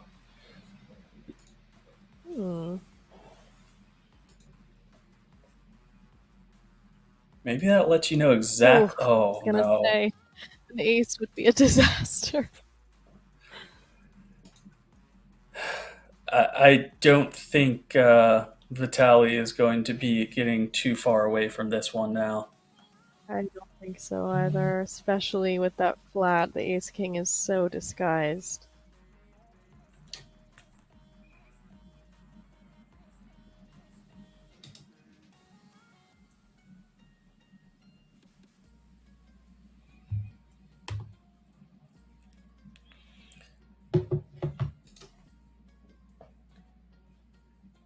Bets 4 million from Vitali. From what we saw earlier from Antonino, I kind of suspect he's going to flat call, see a turn card, let it go that way, but he's kind of putting together some chips as well.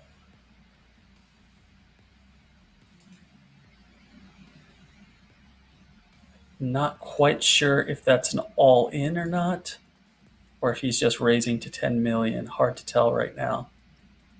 10 million. Ugh. I mean, it looks so strong. Pocket eights are still retained. Not many draws, like, it's sets or better. I mean, it's just often going to be better than ace queen here. But yeah, it's so easy flatted. I mean, ace king makes some sense. Pocket eights make some sense. I'd say it's about the only value that makes sense. But on the flip side, what bluffs does he possess, if any, here?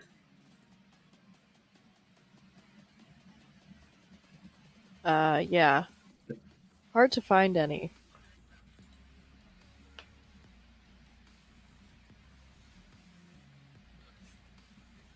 Vitaly just pulled a nice little chance corner, slid one stack out, maybe look for a reaction, put it slowly back in.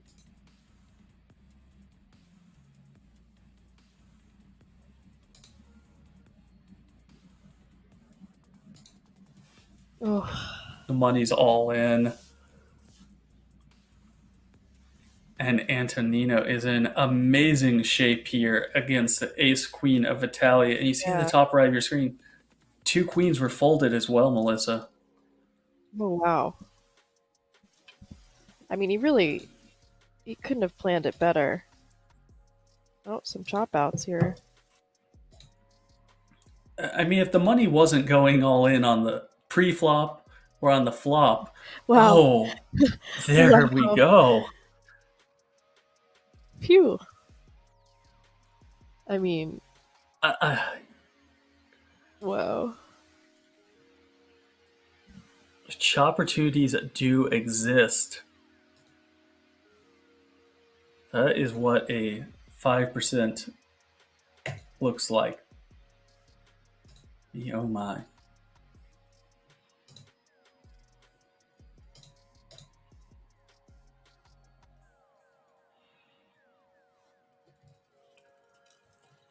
That, ladies and gentlemen, is how you get a tie pot with ace-king and ace-queen, with all the money going in on a very innocuous ace-high board.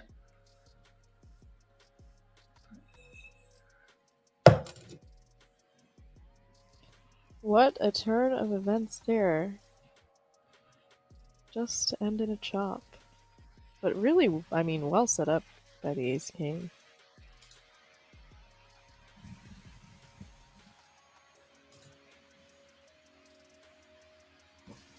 Oh, Kashi is starting to get frustrated.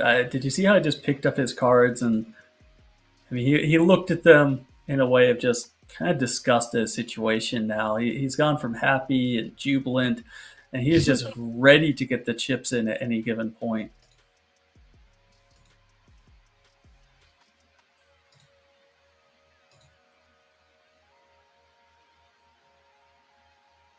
Pocket eights here from Vitaly, raising it up, running into the pocket queens of Ralph Stamm. Man, he's already doubled up once.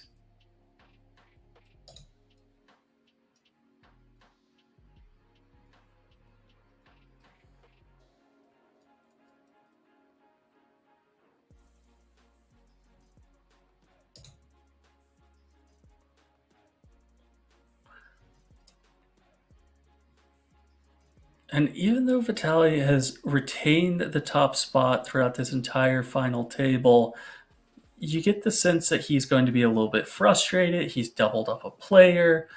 I mean, he just ran ace queen into ace king, but maybe he's going to get saved here by the small blind who has pocket tens.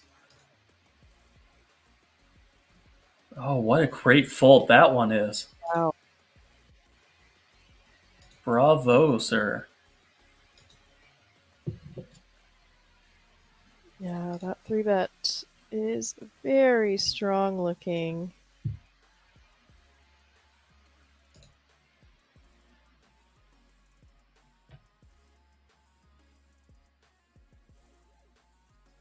Vitaly can't get away for just another 3.5 big blinds.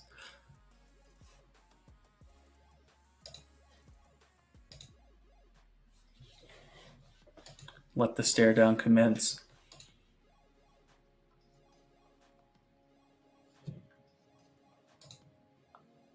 As safe as you can get with pocket queens. Yeah, just a little top set.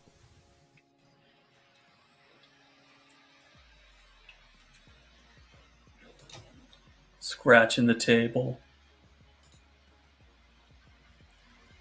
What What does was a the table question? scratch mean? That means top set, obviously. Noted. Right? I'm going to be on the lookout for that one coming up in the future. That's a quarter pot.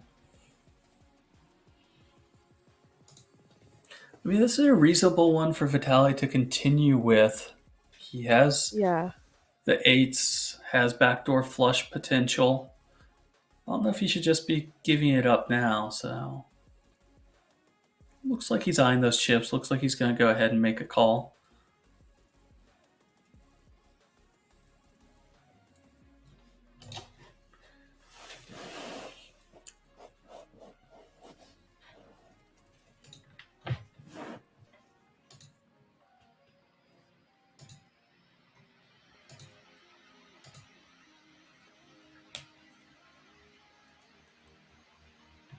Press his call. 5% equity. He did it just one hand to go from 5% to a tie, but is not going to be able to do the same thing again in this hand as Kind the of funny to turn think. closes all Yeah. avenues. The 8 would be the worst turn. Little does he know. So, I mean, Ralph's gone from the table scratch to the head scratch now. Mhm. Scratch This is is stuff to look strong. out for.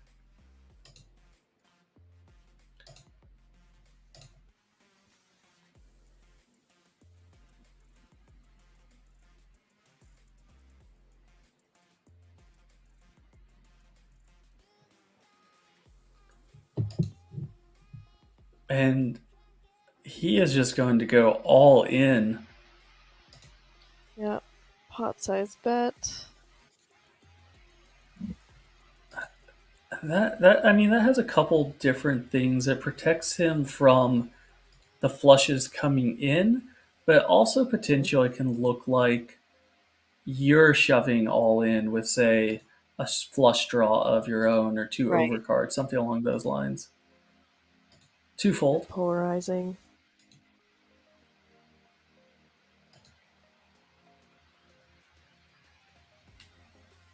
We watched it earlier from Mr. Savu with the Broadway, the snap all in.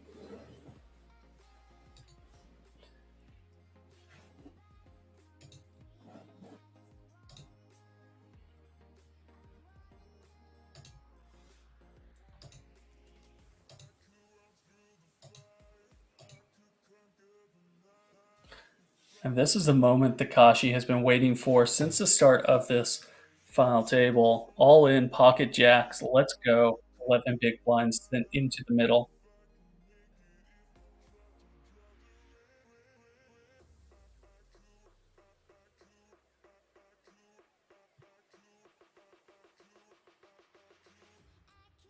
So far, clean for him.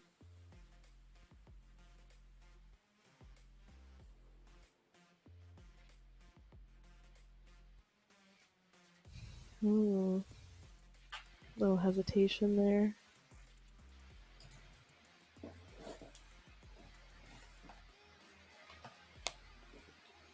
Yeah, I get the feeling that maybe the positions were a little bit different than Pavel would be willing to make the call there, but Kashi's just jamming all in under a gun first to act. It's not quite as easy to make a call with ace four of clubs in the big.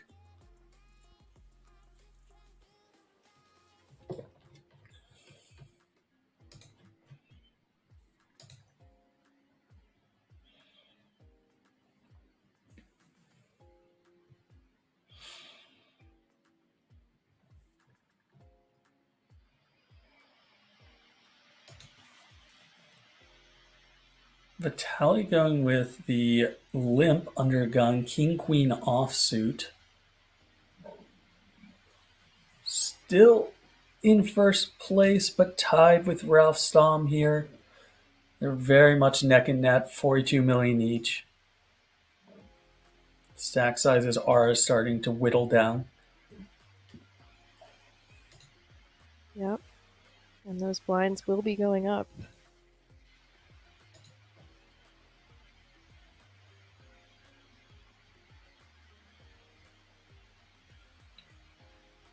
Pavel coming along in the small blind, ace deuce off. Not entirely sure what Kashi has this go around, but it's going to have to be at least top pair from Pavel.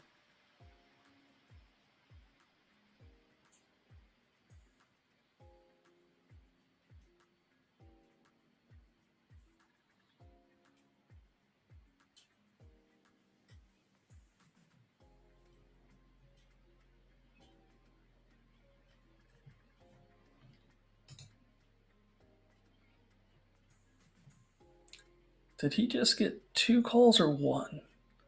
No, just 1 call as Kashi had deuces in the big blind and decided to lay it down.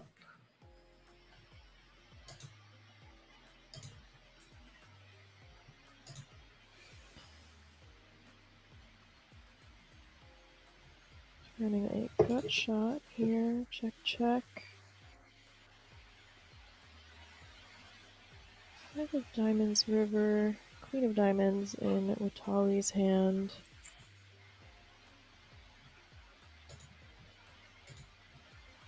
Yeah, we've seen Vitali win check 2 on the river, fire some bluffs before. So this is a spot I would not hate Pavel checking with the intention of pretty much snap calling any bet.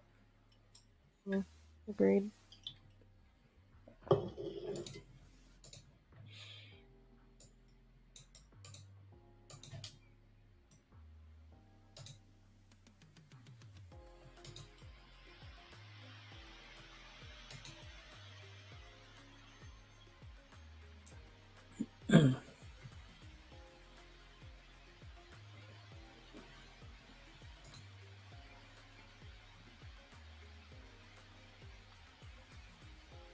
It looks like he's just staring down at his chips and commanding them to grow.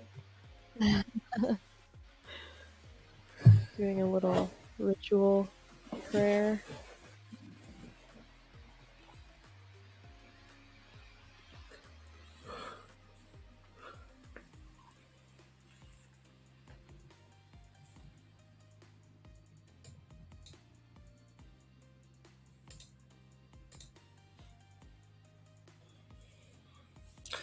Antonino Carmen. So we got a little bit of info on him recently. He is from Hungary and is actually the 24th all-time money list over there. He has 479,000 in total earnings for the live realm, and the biggest of which came back in 2009 at the Spring Poker Festival in Vienna, where he won first place in a 3,150 euro main event for 117,000 euros, and also has earnings of over 620,000 online. So really knows what he's doing. Has been around this felt for a long time. Yeah.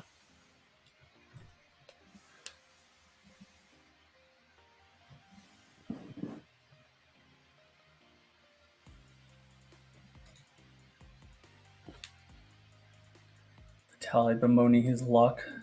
Can't get any more action out of his full house.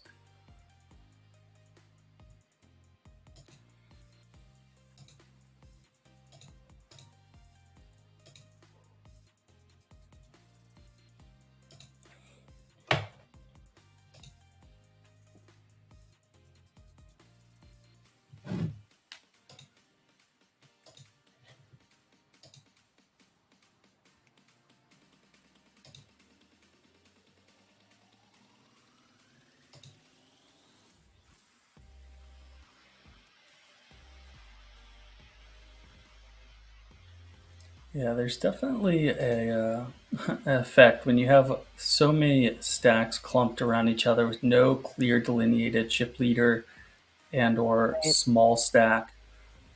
So unless someone really decides to step out and become the table captain, I think we're going to be seeing some long hours ahead of us as they play down to.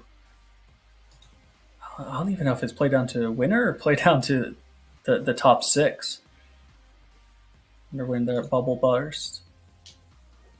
Yeah, we will see. It is looking like a bit of a game of chicken until then. At least until that big bubble.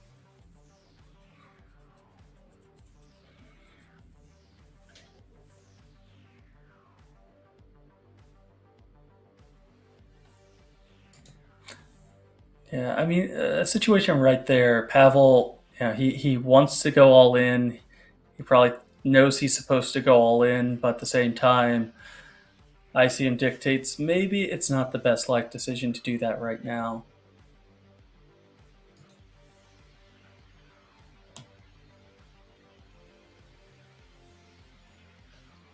Yeah.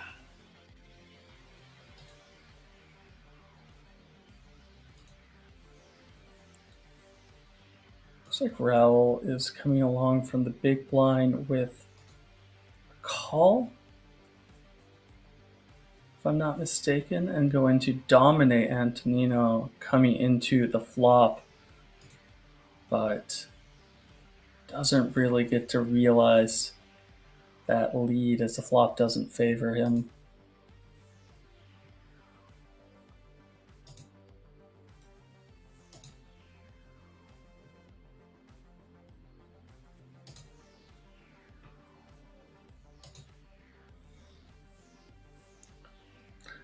Chunky 3 million here from Antonino, half pot. I like it. It's a pretty wet texture. Yeah, it definitely makes sense on, a straight draw, flush draw type of board.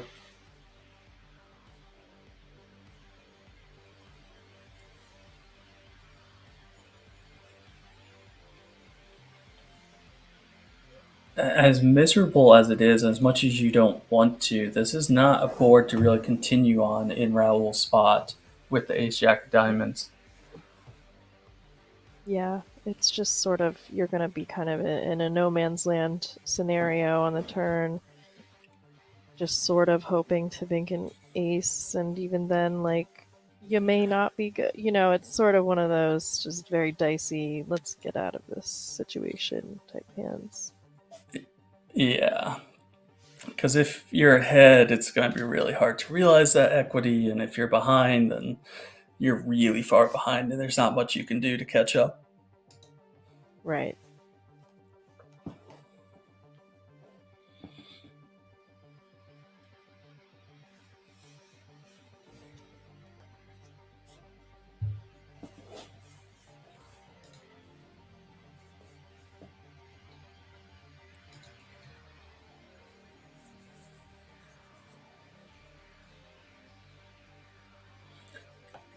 Ace king here for Kashi.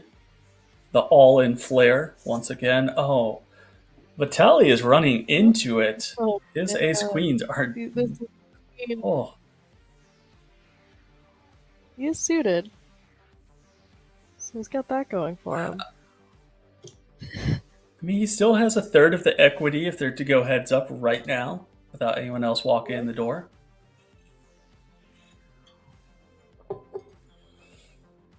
Imagine it runs out of chop again.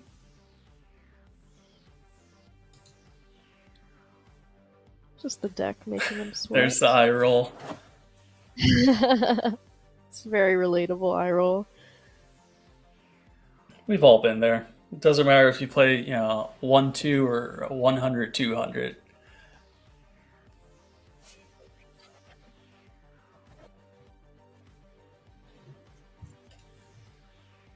It's going to be a little bit more difficult to pull out chop here, but it's still within the deck.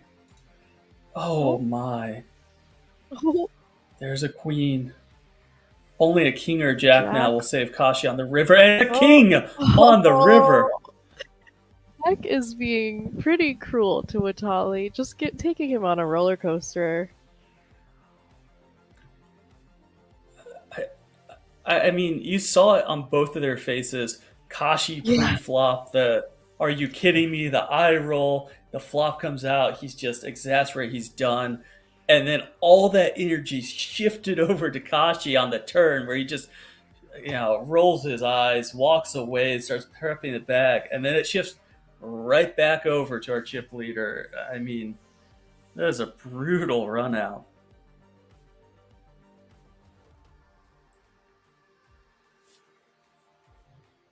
Yeah, I mean, they just had to give him that queen, that false hope on the turn. I mean, he's doing so much better without that queen. Just don't give him the psychological oomph and then snatch it from him.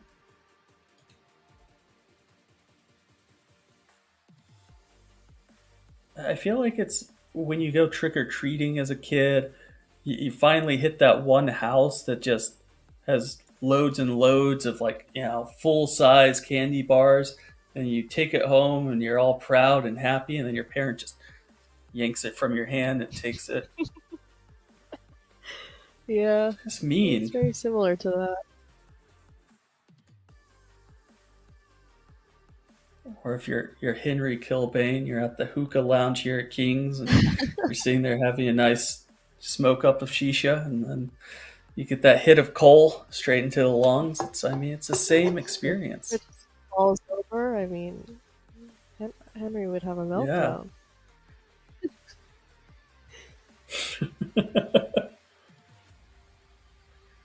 Oh, poor Henry. You know, he's not even here to defend himself.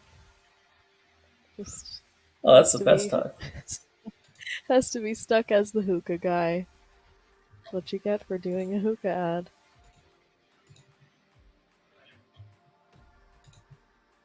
I'm never gonna let him live that down. I'm just gonna make sure he knows forever. I love that they're just playing it on repeat. I mean, it's a pretty fitting, like, good name, right? Hookah Henry Kilbane. Or Henry Yeah, Hookah Kilbane. Hookah Henry Yeah. could be a new YouTube channel or something. Hookah with Henry. Get some get some affiliate deals going. Drop hookah in the Hey, Henry, chat. you're here. 22. Need some. We could try and find you some sponsors. Hookah with Henry. Maybe we can start up his own brand, HK Hookahs. Wow, possibilities are endless.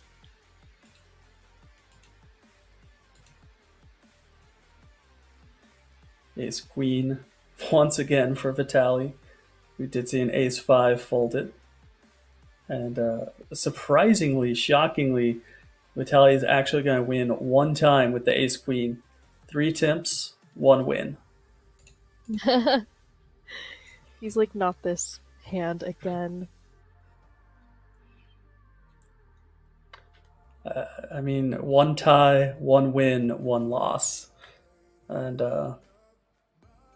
yeah, let's just say he's not on the plus side of that ledger right now.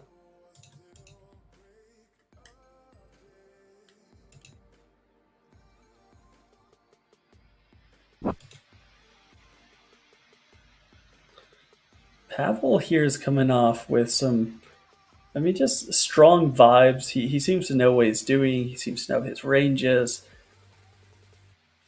Has a little bit of Martin Jacobson. Every time he shoves all in, it gets through. Mm-hmm. So while he's short stacking it, I definitely see potential.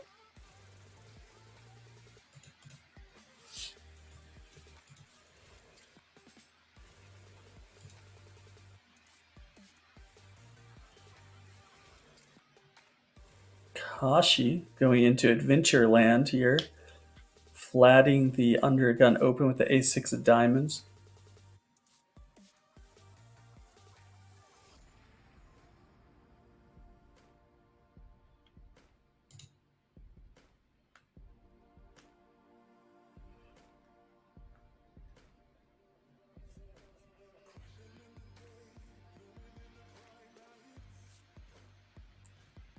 It's a pretty reasonable board texture for Pavel.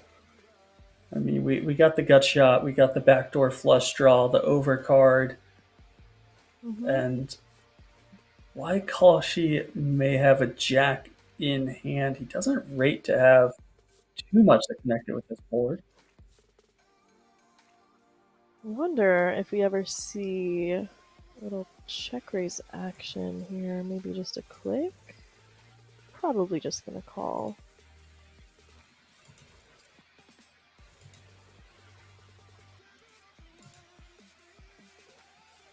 Does go with the call. think if they were deeper, we could definitely see a check raise. Yeah, agreed.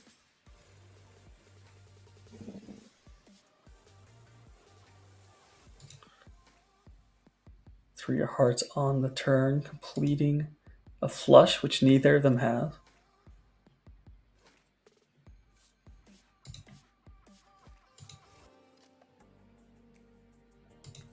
Wow.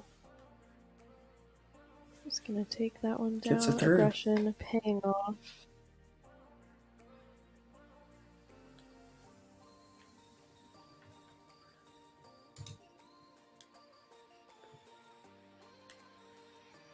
Another dealer change here for our final 8 players.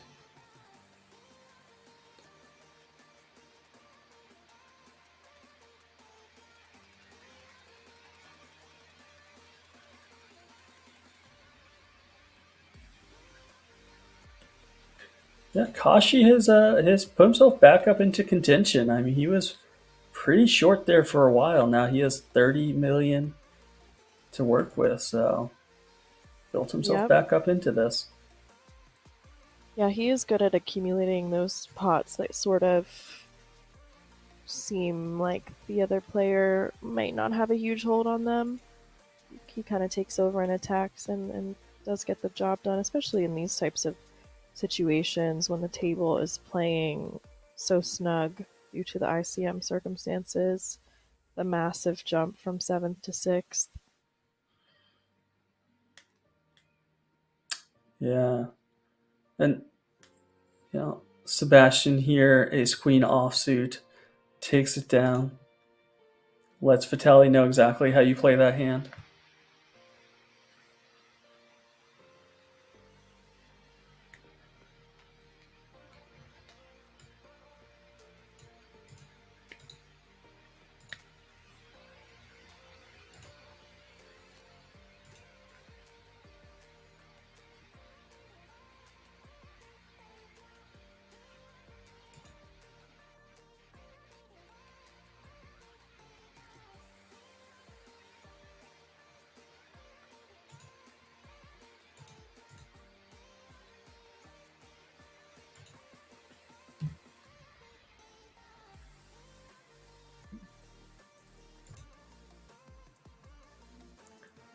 I mean, it's like ICM does dictate tighter play, but there hasn't been anything too special folded from any of these players so far. Some, offsuit ace 5, some 9-10s. It's all a very reasonable play at this stage of the game. Mm-hmm. Oh, here we go for Antonino. Once again, massive hand on the button. Ace-king suited after raise from Jacob with the ace-5 off.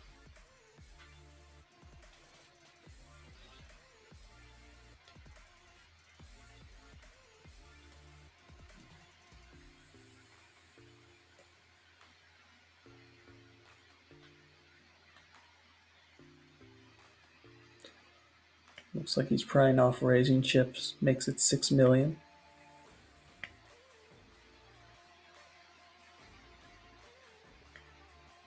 That's going to get it done. Picks up another 4.5 million, adds it to his stack.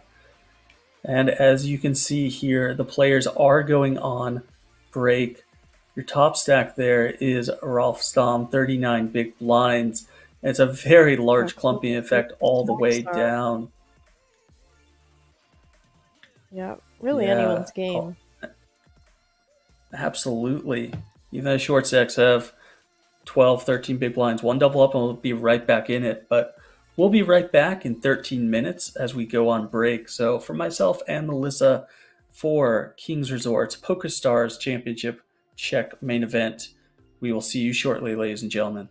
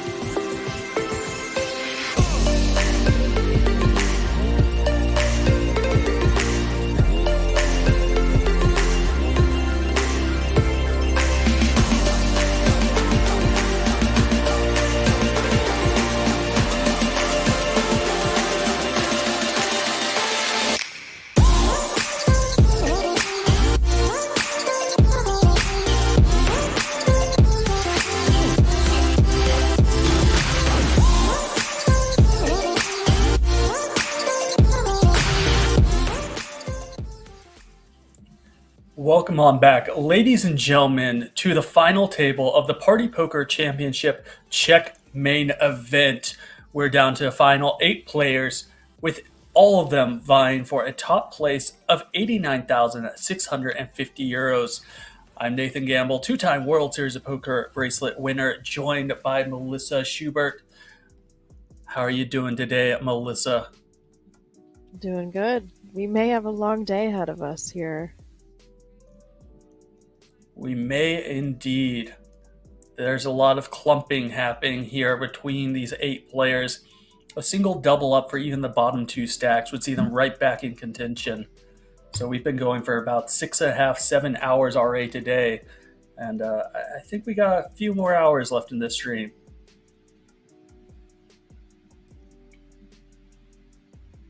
We've got 8 remaining, and if you guys did not know, the final 6 get a 10,300 euro seat to the WSOP main event.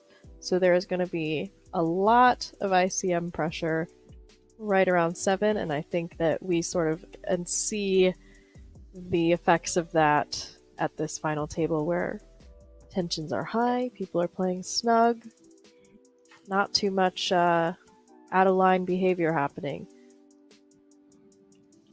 Yeah, absolutely. And while we were on break, it appears that we quadrupled our viewer count. So for those of you that are new to this stream, this is the Party Poker Championship Czech main event. It's a 330 euro buy-in, and 500,000 was guaranteed, but they blew that well out of the water and hit 645,000 in the prize pool, with more than 2,200 players hitting the felt for this event. It's hosted by Party Poker and King's Casino here in Rozvadov, Czech Republic. So welcome on in. Appreciate y'all for joining us today. As you're saying, Melissa, we have 8 people left, and 8th place takes home 83.50, and 7th place, healthy 11,000 euros. But 6th place takes home 14,650 euros plus that 10K seat. So there's a very, very large discrepancy between the 2 spots of 7th and 6th place. Mm-hmm.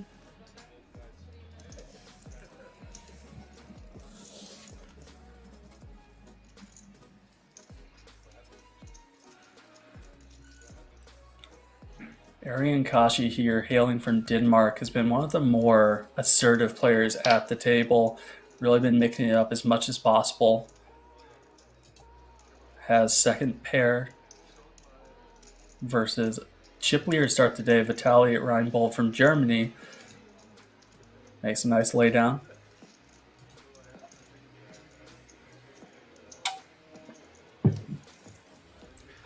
Brazilian Donk out there asking what the buy-in is of this tournament. It was a 330 euro buy-in and a €500,000 guarantee.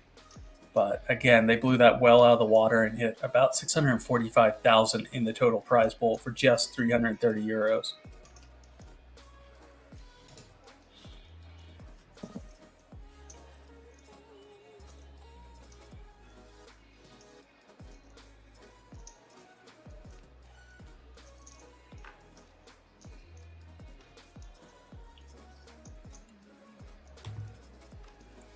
So you managed to make it out to Barcelona for the Party Poker Millions out there, Melissa. I know we have a few events coming up here with Party Poker in the next 3 months.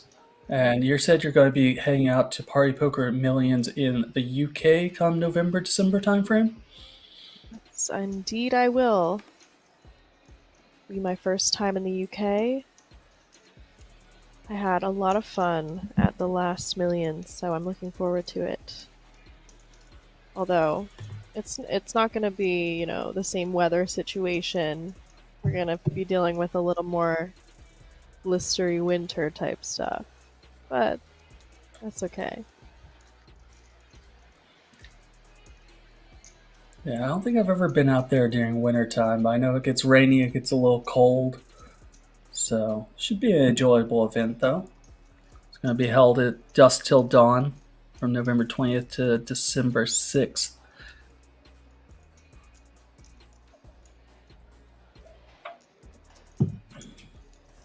Are you going to be there for the entire fair, or do you know the schedule yet of when you're going to be out there?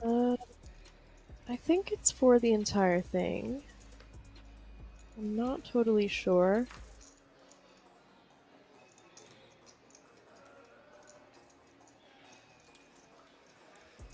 Oh, there's plenty more festivals, both online and live, between now and then to figure out the scheduling. I know we have one happening online right now on Party Poker, ranging from $3.20 buy-in all the way up to $320 buy-in.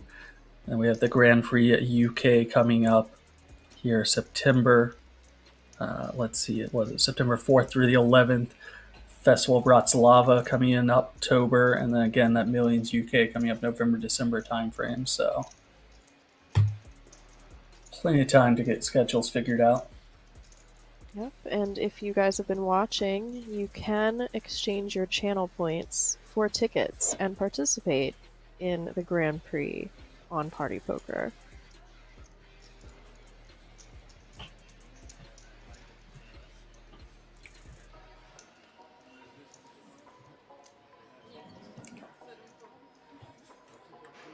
So we just saw it in the upper right-hand side. The average chip stack right now is 28 big blinds. So amongst these 8 players, there's still definitely some room to work with, but they're not overly deep. They're just have just enough room to work with.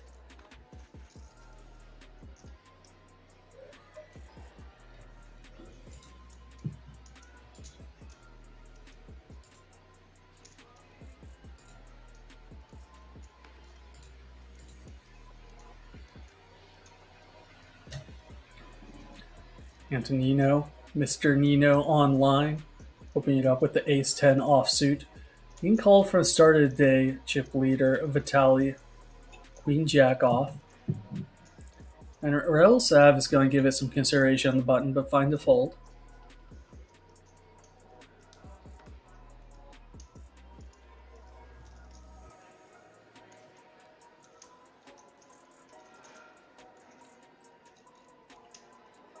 So it looks like we're going to be going to a flop with just these 2 players. Around about 30 big blinds each. Mm-hmm. Enough maneuverability to make it interesting. Definitely.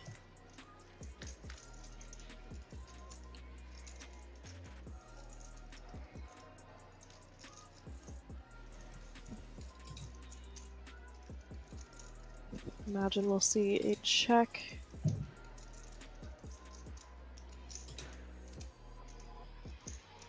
We'll see that. Gonna need a little protection here.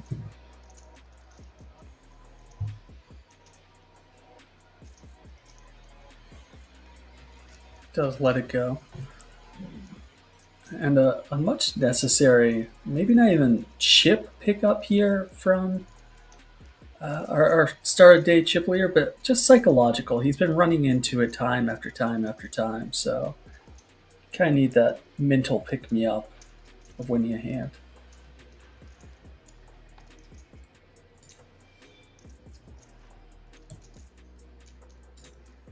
Yeah, that does help.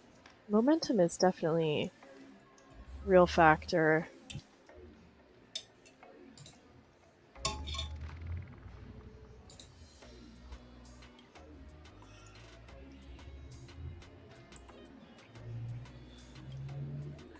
Pavel has been one of our short stacks throughout the day, but he's kind of just maintained his stack, shoving all in once in a while, and has really just been able to pick up the blinds and antes in just the last hour orbit, just keep going. Raul with a real hand, pocket queens in the cutoff. Mamacitas, as Pads would say. Mamacitas. Come on, We the got boys.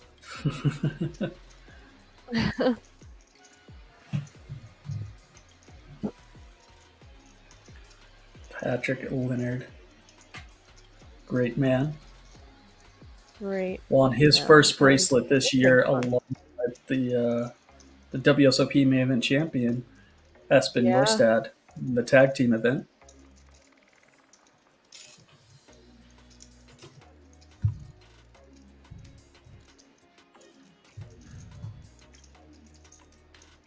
We're going to go to a flop here with the Jack 5 suited, calling from the big blind. 11 big blinds effective here on this flop. Little under 2-1 SPR. A continuation bet's just going to take it down. Yeah, Patrick Leonard, he won his first bracelet in the tag team event alongside Espen Jorstad. And he's also, team Party Poker. He's been on this team for quite some time.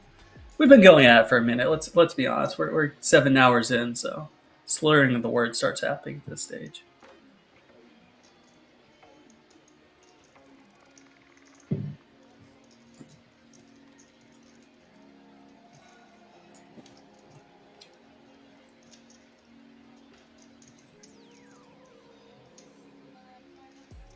Jack offsuit. Or Watali. Getting involved in a lot of pots here.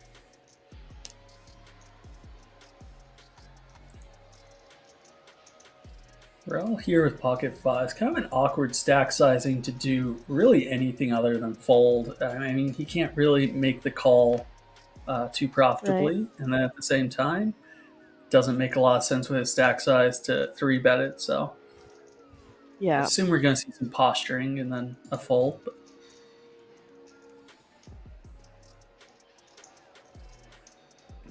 does let go. I mean, as you alluded to, the pay jump between 7th and 6th is absolutely massive. So it really keeps a lot of these players in check right now from getting too out of line. Mm-hmm. Yeah, I'm interested to see if this dynamic changes after that sort of big bubble burst, and if people will start kind of pumping up the aggression and trying to get that first place, because it is still a very top-heavy tournament. Even considering that big bubble. Yeah, I'm just wondering if we're going to see some fist pumps. And let's take a look. Sort I of mean, like the top 6 here. Wow, they're tightly clumped together at this point in time. No one is really pulling ahead too far with the lead here. I think they are really trying to just wait out the short stack. And it might just be an even playing field, unless there are some big hands colliding. Let's be honest. If we were sitting here and this was a daily $330 event, and they made the final table, they would have chopped it 9 players. But a little bit more on the line here. Yeah. It's always the one old guy at the table that tries to convince everyone to fold or to chop, and then one person refuses. Inevitably, they get knocked out next, and the old man kind of looks at him and says, "Oh, this is what you deserve. It's karma." And, we've all been there. Yep. Antonino here, ace-king in the small blind, with the big blind only having about 14 million. Antonino's got to set the trap. Go fishing. Pavel doesn't fall for it right away. We'll see what the flop brings.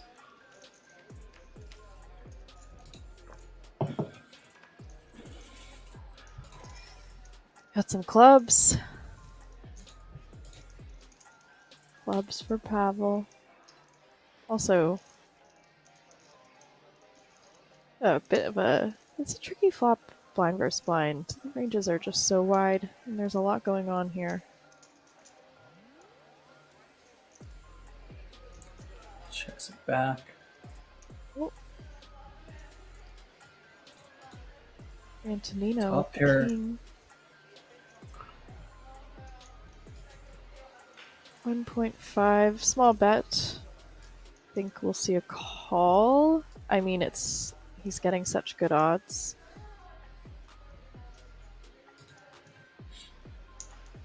Yeah, I don't find any way for fold here. Needs a club Yeah. on the river. And he banks it.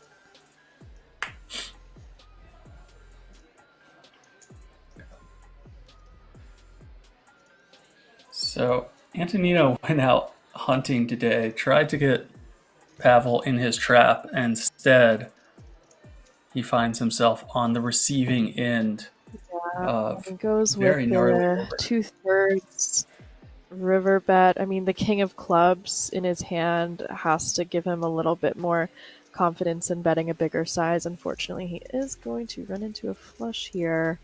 And I imagine we will see a raise, although he doesn't have much behind. So it's possible we could see a little bit more of a conservative call here.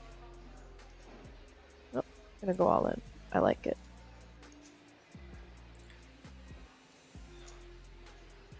And you see the exasperation on Antonino's face. I see in chat they're wondering if he's Hungarian. He is Hungarian.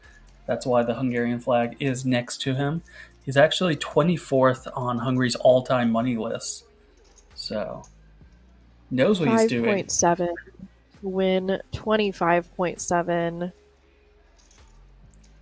in a line that's rarely a bluff, but the odds are so good. You have the king of clubs in your hand. It's a really tough fold to make because if you are facing any sort of bluffs, you have to call.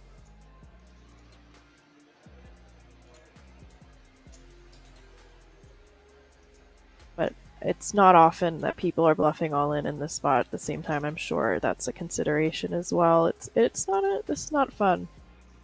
I do not envy him. Yeah. I mean, a lot of people will kind of not really think this spot through. They're just going to snap call it and find the disappointment when they're met with the flush on the river. But it kind of shows you exactly where he's at in his game when he knows to spend some time in consideration.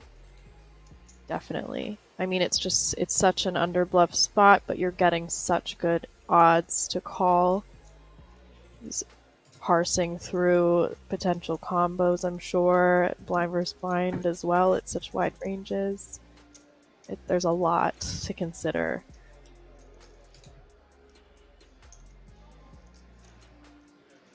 And the other thing is, it's only 5 big blinds, but 5 big blinds at this point in the tournament is pretty massive. Yeah, worth a ton. Every chip matters a lot at this point.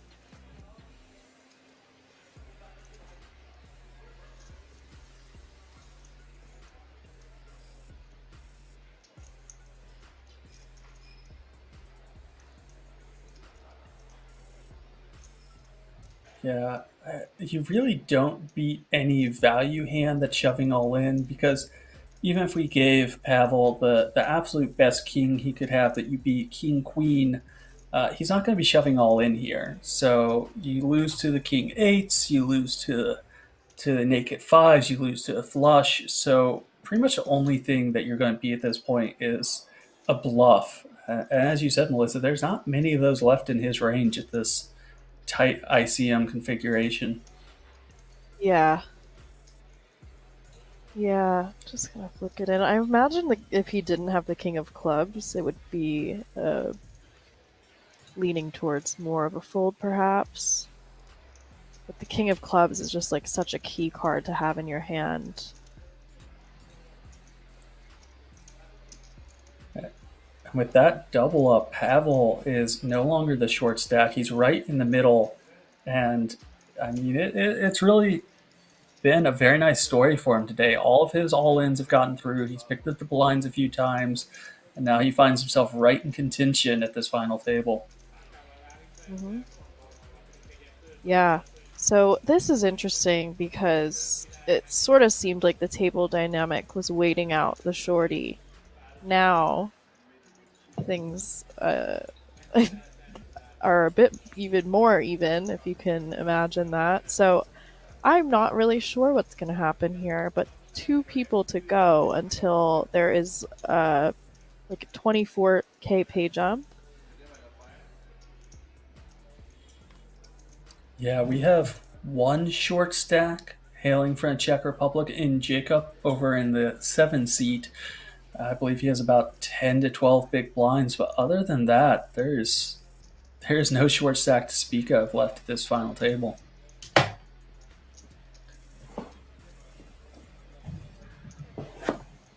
I feel like we're just bound to see an ugly collision. Everyone's trying to avoid it so much.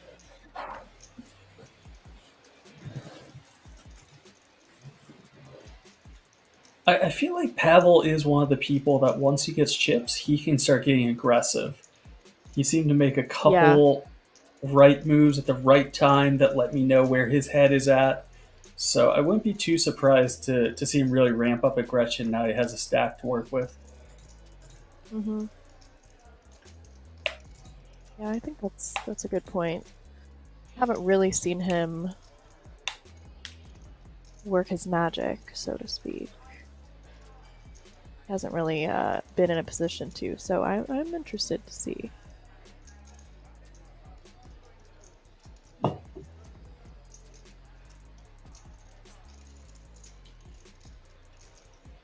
So he does go ahead and lead this flop. Ace 5 6. He's going to have the majority of the aces in his range, as Kashi would probably be raising them from the big blind. So he does get to lead this flop a little bit more often than most people would assume. Mm-hmm.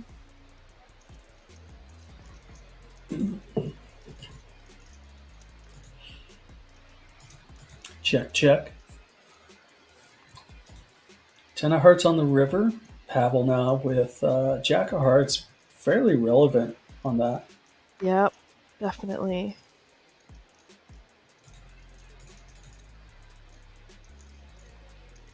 Kind of a weird one because you don't really have any option but to check with the Jack high. Usually if you're going to block bet with Jack high, you're trying to make, Queen high or King high fold. But in this instance, those are very connected to the board. So it's sort of a yucky spot where you do leave yourself vulnerable to being bluffed because you can't really do much in terms of betting. Yeah. And Kashi there when check 2 fired and was met with immediate fold by Pavel. So well played by both parties. Kashi, as he does when check 2, he will fire. Which seems to be a very useful thing in this type table dynamic. When you're facing a lot of snug opponents, your propensity to use aggression will be rewarded.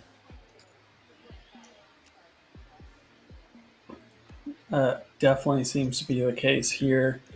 It's always interesting when you watch streams like this. You get the opportunity to see the whole table face up and see what players are doing and just how that aggression is rewarded. It really brings home the point that aggression is the key to winning this game. Yeah, absolutely. And it also acts to protect your hand from taking on further variance in later streets when you're aggressive early. And it also is just these small pots that he's able to take down from aggression. They just accumulate. As we saw in the final 2 tables, he chipped up to like 38 million just from non-showdown pots.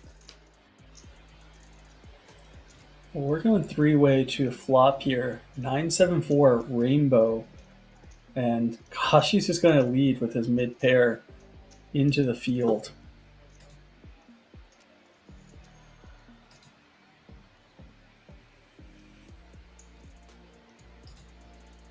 We're all here Kashi with the... showing once again, he's not afraid to lead. And he is doing it on Absolutely. boards that definitely make sense boards that favor his range.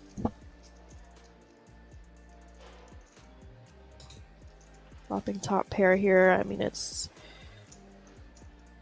easy protection against overcards.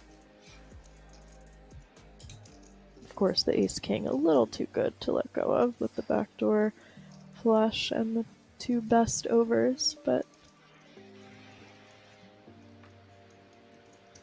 And then Pavel's waiting behind with top pair, decent kicker, backdoor flush draws, Yeah. backdoor straight draws. Kashi just shaking his head. It's funny because I can't really tell if he's posturing or like if he's like, it sort of seems like a bit of a merge between posturing and being disgruntled by the calls. But yeah, he doesn't seem too happy about this. He seems to wear his heart on his sleeve, but as you said, he did that earlier and keeps betting with bluffs. Yeah. He is balanced because sometimes he looks upset when he has it. And sometimes he genuinely looks upset and is. It's really, you know, for anyone who is like trying to read him, like they could definitely be thrown off at some point because he is so emotive, but it's not always, you know, matching what's going on. I don't know how I feel about this one from Raul. After Kashi leads from the small blind, Raul calls, and then Pavel calls behind. I mean, this is a very, very ambitious bet here from Raul on the turn. Really bad for his range, this entire board.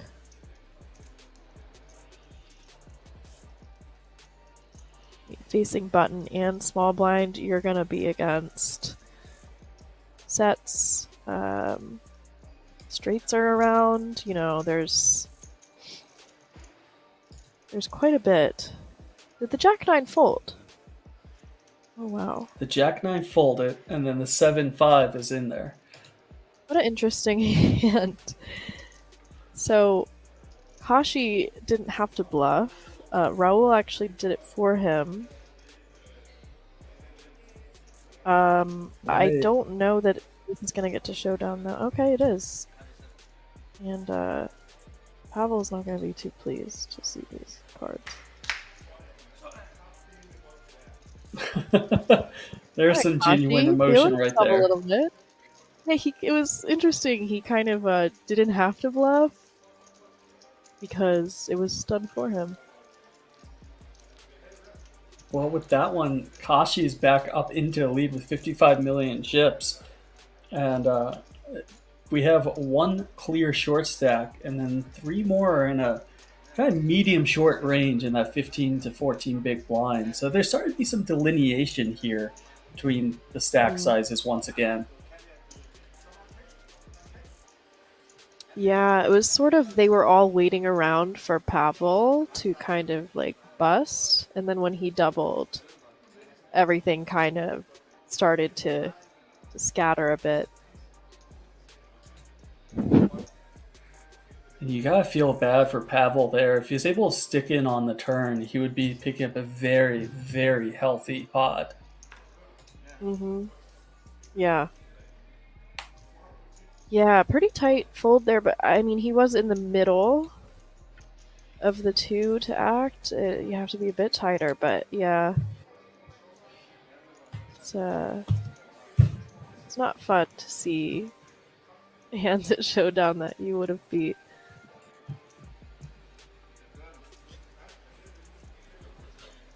Ace 10 here for Sebastian Lin's under a gun going up against the Ace Queen suited of Antonino.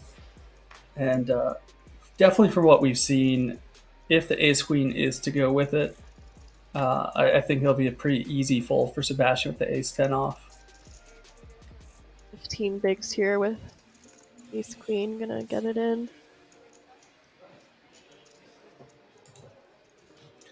Does a jam all in. Yeah, I don't imagine Sebastian is going to be able to call. No. Very quick fold. Maybe if it were something like button versus big blind. be more of a consideration, but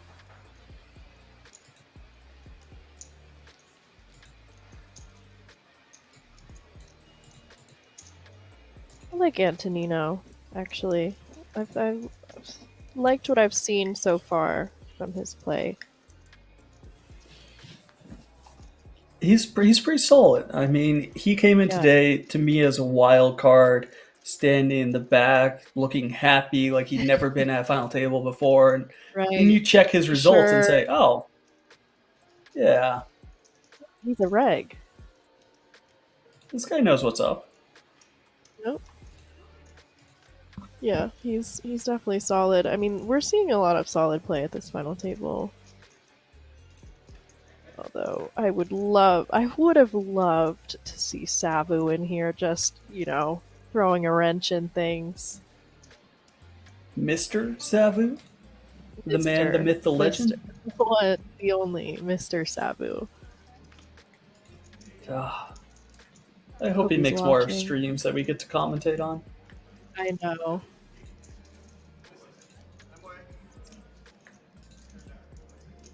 First pot in a very long time for Jacob.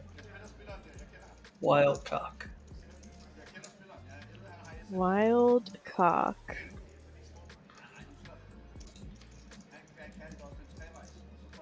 Do you think he has one of those wristwatch that also doubles as a calculator? Maybe. I actually think I would like one of those for live poker. But sometimes those blinds are a little hard to calculate.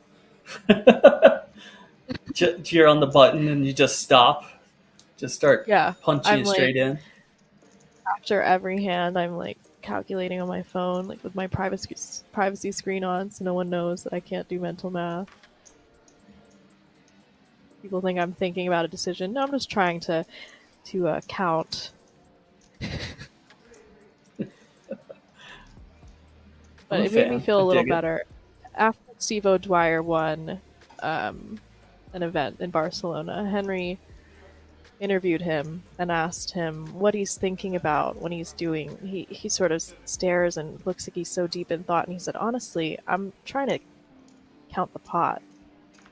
That made me feel a little better. You're not alone. You're amongst good company if Steve O'Dwyer's doing the same thing. Raoul here, all in from the button. This one may get called as it's coming from the button. For sure, yeah. And under 15 bigs, I mean, button's gonna be jamming some worse hands than ace 9, some ace 8, ace 7, and probably down to ace 5 in some cases. Looks like Ralph wants to make the call. And so Mr. Sabu ended up at 15th. Yeah, God bless him. I think he's gonna call this. I mean, he's flipping against a bunch of his range. Nope. Soul read. Nice fold. Saw the little eye contact and look away, and he said, "No, that's strong." Mm-hmm. He knows what he's doing. He's not a player. I hate that when I all in or something, and I make eye contact, and I just feel like I freeze up, and at that moment they've read me, and I'm fucked. That's when I have to just stare at the table. I can't make eye contact. It ruins it. I need Greg Raymer glasses. You should go in now with the approach, if you make eye contact, it's now your job, to just maintain it. And then while they're, eyeing you up, just lick your lips. Just make it as weird and as comfortable for them as possible. Doesn't matter if you have it or not, you really got to own it. Yeah.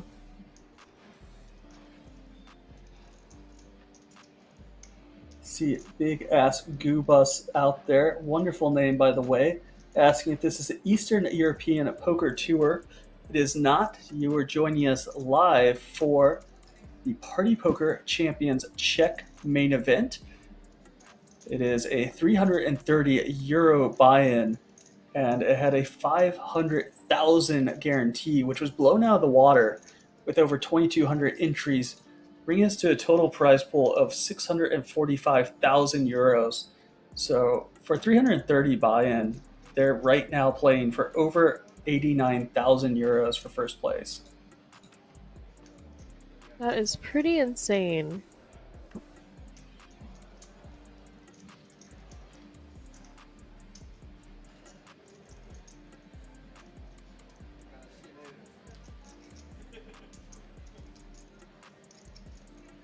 Ace Queen of Clubs going up against Vitaly's Ace Jack offsuit.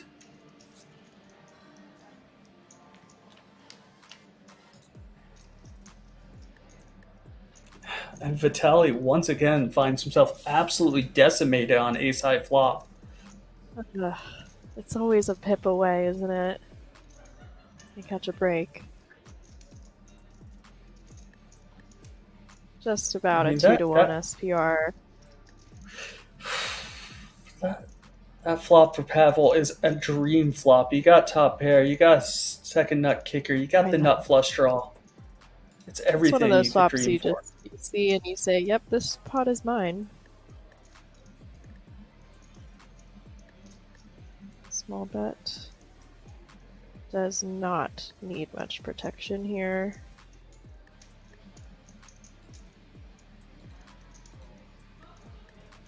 Trying to eke out some value. Yeah, I will say, I think Vitaly smells something a little bit off because Pavel just kind of min-raised to start with, and now he's betting small on this flop texture. Yeah. It's like, hey, And he's what's starting going on? off Why are we short. going so small? Yeah.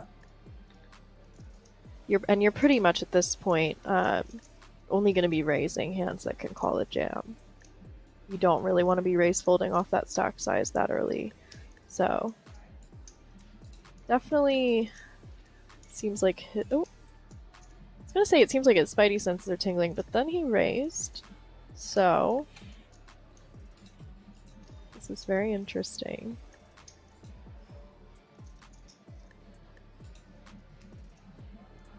If he calls here, it will be about a 0.6 SPR on the turn, so it's kind of like, do we just get it in? I mean, if you flat here, let's say Vitaly is bluffing. Right. I don't know if he's going to continue bluffing anything after you flat. So it's more like if you get it in now, let's say he has King Jack of clubs, he's obligated to continue. But Pavel is just going to flat. See how he plays this one out.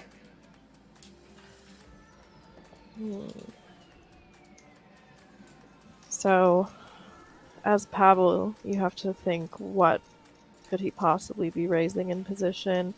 Two pair is definitely a candidate. Top and bottom is a very common candidate to raise. I wonder if that is a little concerning to him.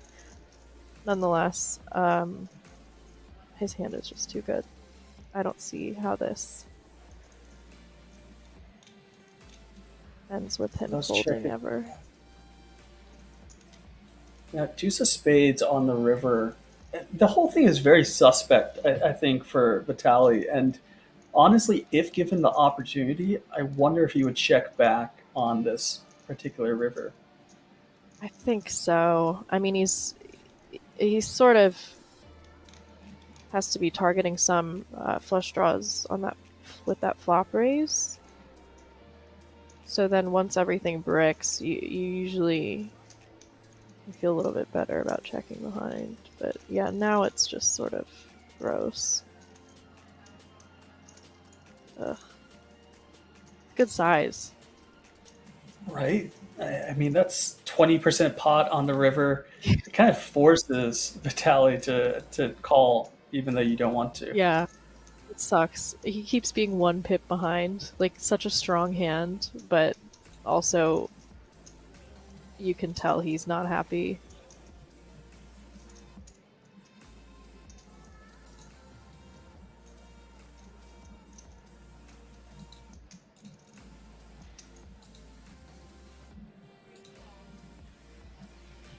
Does make the call, has to pay it off, and Yeah. Pavel now.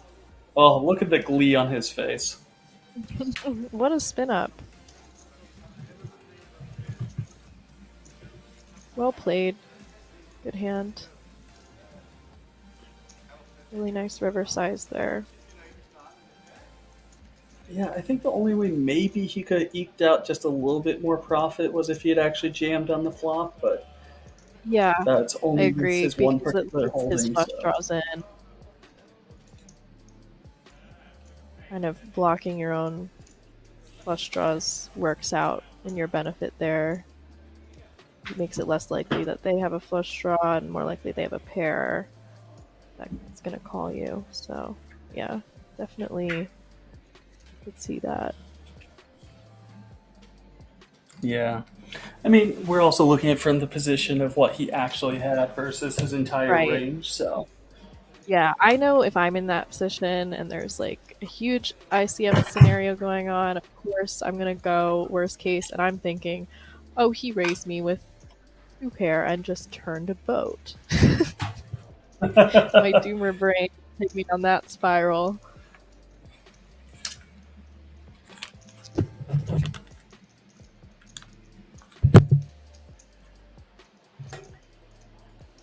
Yeah, it's definitely interesting to see how fast you can kind of spiral in that sense. I know. It's sort of like if you unconsciously want to do something and then you kind of will find reasons that even might be very statistically unlikely and just sort of stick on to them like, no, I'm sure it's what they have. Queen 8 off shoving the small blind there. Very Gets standard. that one through.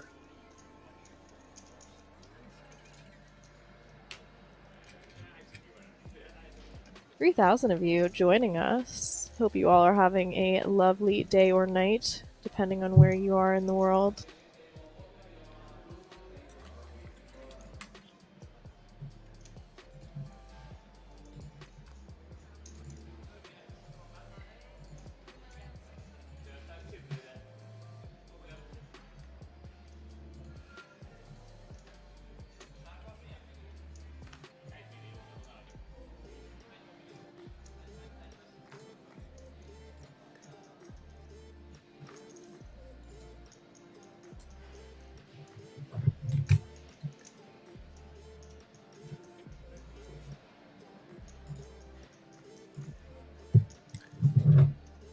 Under the gun, ace-9 off from... Is Kashi our chip leader, or do we have another one? What was that? Is Kashi the chip leader at the moment with the 53 mil? He should be. Yeah. Yeah, so opening it wide is pretty normal. It's going to be pretty hard here to call, though, against the all-in Yeah. of Jacob. I mean, you're already opening... Oh, I'm actually a little surprised to see that call. Already opening quite wide, so...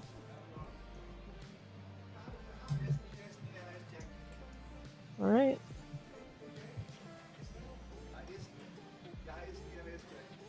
It is a race, and the equities, even though ace-jack is dominating ace-9 by so much... Oh. I was gonna say the equities are actually not that far, but now, clearly, They're about Kotas far as has the possible. lead and turns him dead.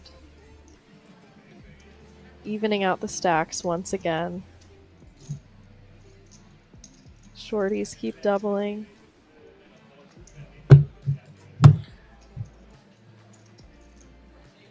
Yeah, I mean, this was the biggest stack in Kashi and the shortest stack in Kotas, and now they kind of bring us completely back into equilibrium Right. with. Only 10 big blinds separating them now. think all of the stacks are now between 25 and 30 big blinds.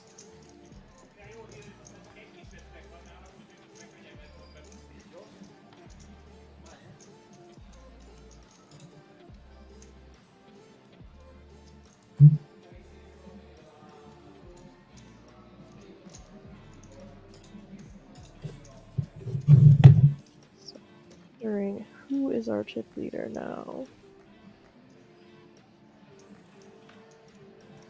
Perhaps Lens? 29 up 34.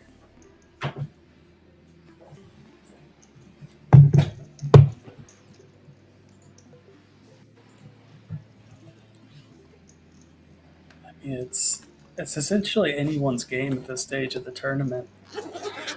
Yeah, Such clunky it's going on. it's a game of chicken as these Axiom scenarios become, especially with the added 10k for the first 6.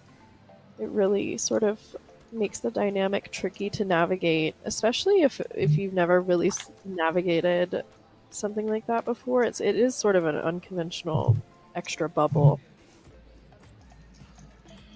Yeah, it's almost like, I mean, it's its own thing that you're playing for here. It's you're at the final table. There's pay jumps to consider, and now there's pay jumps within the pay jumps, and it's pretty massive. Yeah.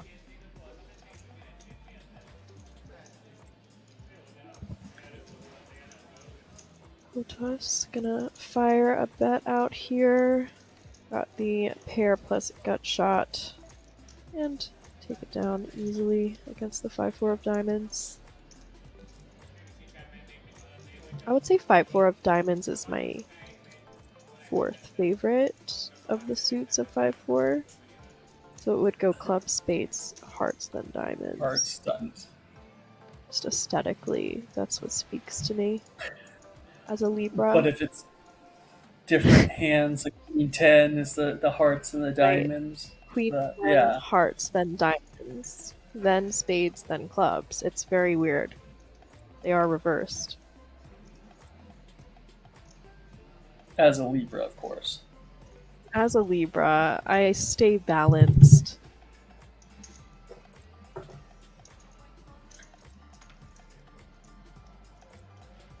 Rel here, raising it up under the gun.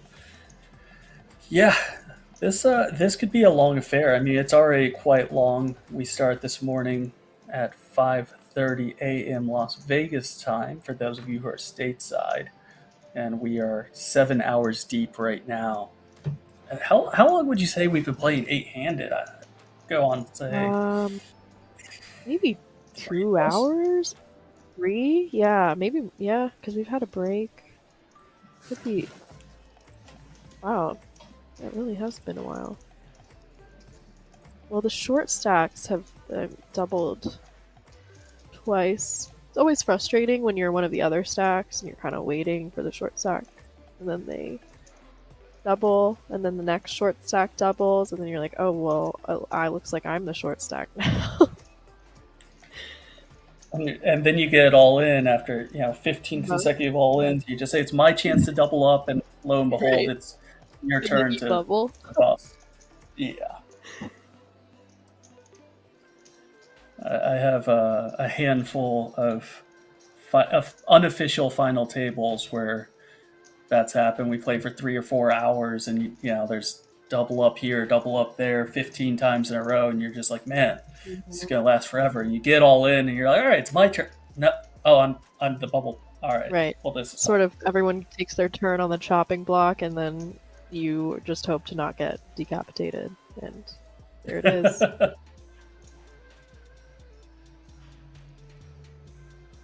Looks like you have many fans out there in chat asking who is the owner of that female voice.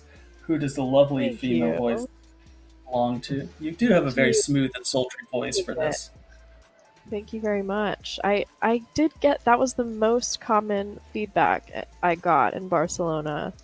That was actually my first time doing commentary. And everyone was saying, maybe I should take up ASMR. Be the next Amaranth. It's an option. Yeah. If only Friends doesn't work out for you, there's other options. You don't have to turn Yeah. to the dark side. Right, exactly. Don't have to start selling pictures of my feet. I could sell my voice. I mean, in all fairness, if I was able to sell pictures of my feet and make a healthy living, my feet would be all over Honestly, the yeah. internet. It's not much cost to the owner of the foot. Not at all. Yeah, you have to get Got pedicures, my feet at the probably once a pool. week. That's Make sure they that's a stay lot. clean. I go maybe once a month. But yeah, I guess if you're selling pictures, you should be going a bit more. Yeah, I mean, I would be a regular client. They would know me by name, for sure. You could try. I mean, I bet there's a market for you. Not.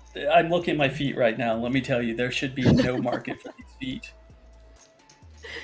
feet. We went with Berkey and Landon. They got their first pedicures a couple weeks ago. Okay. And when I How'd they go? say there was years and years of calluses coming off, I mean, I couldn't believe my eyes. She said, "Oh, you smashed your toenail." They could tell the toenail's all bent out of shape.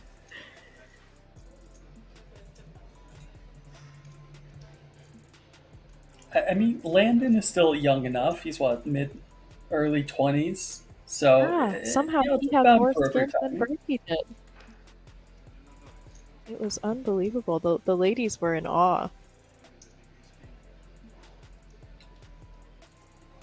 I mean, I know Berkey has a rough backstory. He grew up in not the best areas and very rough upbringing. But I feel like now that he is who he is, he lives a pampered life. Yeah, he enjoys the comforts, the sauna, the gym, the hot tub.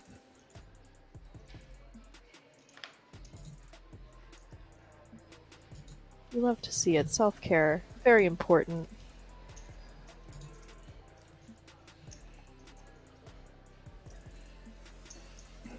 Sebastian here. I feel like Ace 9 off has been kind of the hand of the hour, if you will.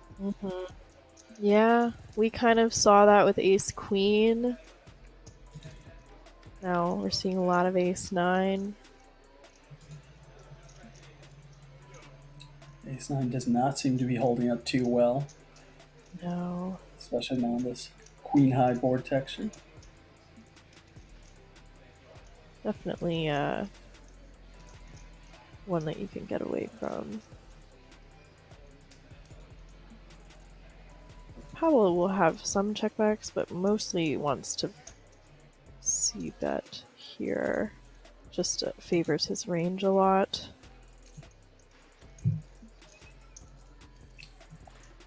Sebastian does not look happy about that outcome.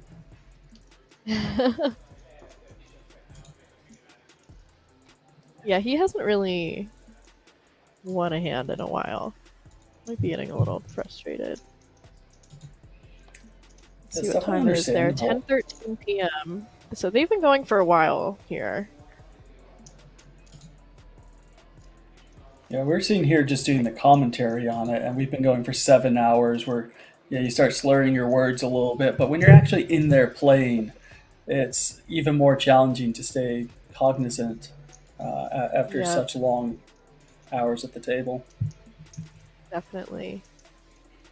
Henry and I did a 12-hour stream, and by the end, I was, I was calling out the wrong hand. I was just like, you know what? I am sorry, guys. My eyes are deceiving me. You start going cross-eyed at that point. Yes. Straights translate to flushes in your brain and somehow come out of your mouth as, it's just you're calling out different words, all that it's just a mess.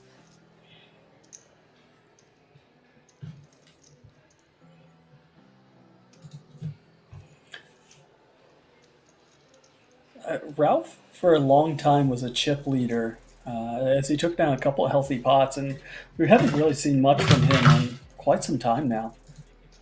Yeah.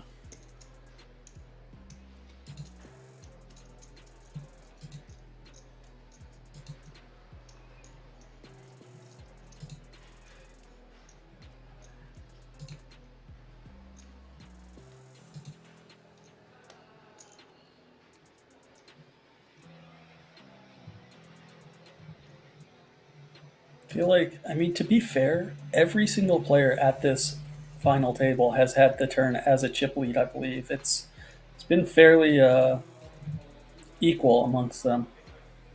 Mm-hmm. Yeah, kind of passing it back and forth. Little hot potato action. Hot potatoing the short stack. I Vitali feel now like the jacks way once this is again. going, we're gonna have to see some collisions and some violence in order to see bust outs, because they are definitely, playing it close to the chest. Vitali's just going ahead and jamming it all in with the jacks, about 14 big blinds.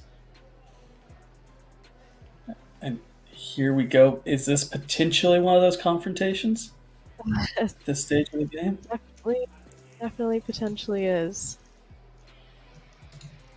I mean, as Lens, you have to be thinking all of his strongest hands, he's probably going to want to raise call. I mean, Jax is obviously up there, but I would tend to think something like aces or kings is going to want to raise call.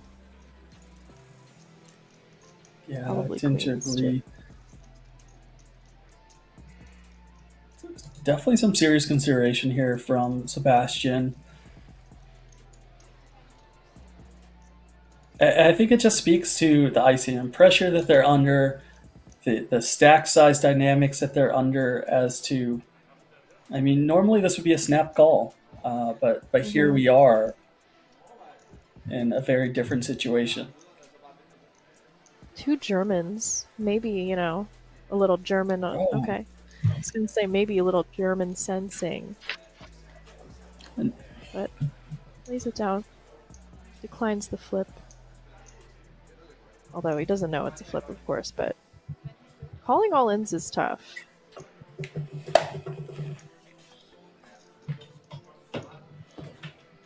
So we see Ralph here debating it for a moment with the sevens, does let it go, and gets actually through a bunch of hands that could definitely consider calling, but opt not to. I wonder how that would have gone differently if he had just opened. If we would see a 3-bet jam, if we would see some post swap, it's hard to say.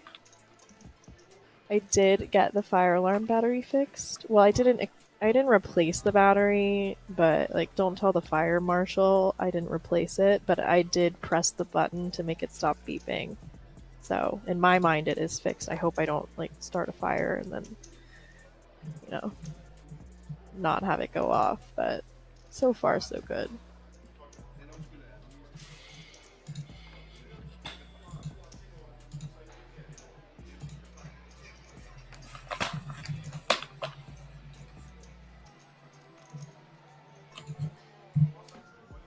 Thanks, Todd. I feel good about it. Real handyman of sorts.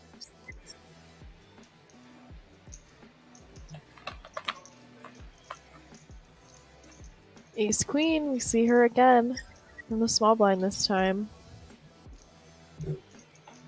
Decides to jam. Queen 9 offsuit in the big blind. Just over, slightly over 10 bigs, and does let it go. Easy fold for him, considering ICM. I think it's good. It's not going to be jamming quite as wide, because those chips really matter right now.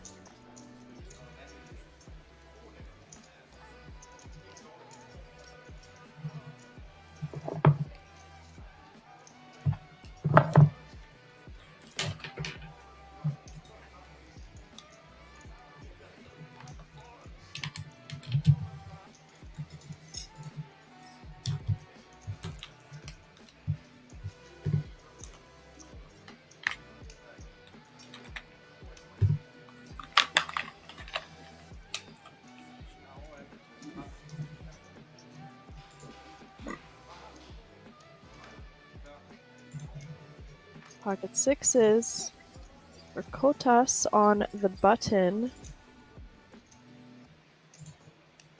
also known as wild cock.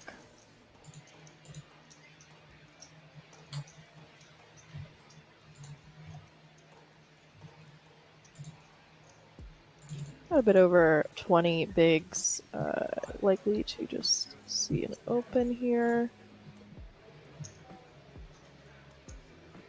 Oh, nope, he jams. Shorter stacks behind. Sort of, yeah, you see Pavel's got a bit of a, like, confused look, because it is kind of a big jam. But I can see the logic there with the sixes. It's sort of like an uncomfortable hand. You don't really love a raised call there.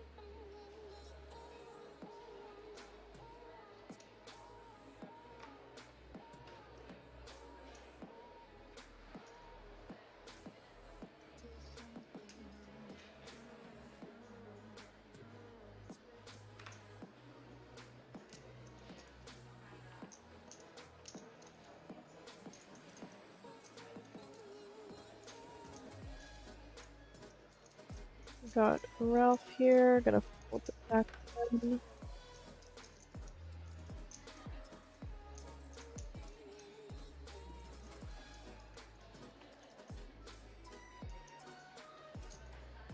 And 10 bigs button. What are we thinking about here, Antonino? Want to try and steal some blinds, maybe? Does have fold equity, but he's gonna be disciplined and let it go. Small blind, king six of diamonds for Pavel. Just about 17 and a half big blinds effective.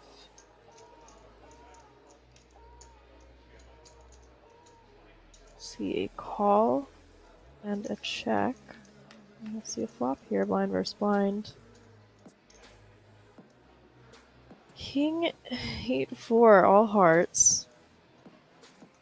Kashi with the jack of hearts. A little tricky here. Pavel deciding to check. I'm assuming he will be check calling here. Feeling a little uncomfortable. But he has been playing next to Kashi all day, who does tend to bet frequently. So maybe that will help a little. And there's the ace of hearts. Pretty bad turn. One of the worst for Pavel.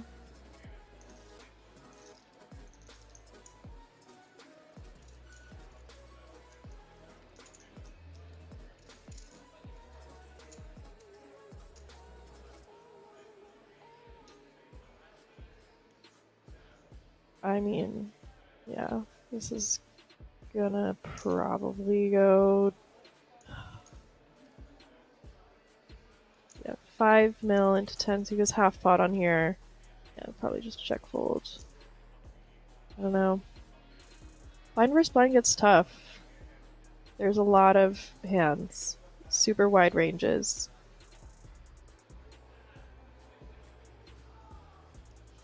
Top pair is now middle pair with the 4 flush coming in. Let's talk. Kashi not afraid to do a little talking. Not afraid to bet, not afraid to talk.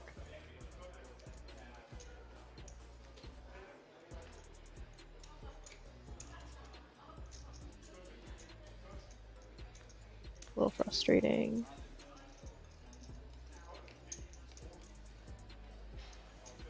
As these blinds go up, just every chip becomes more and more important.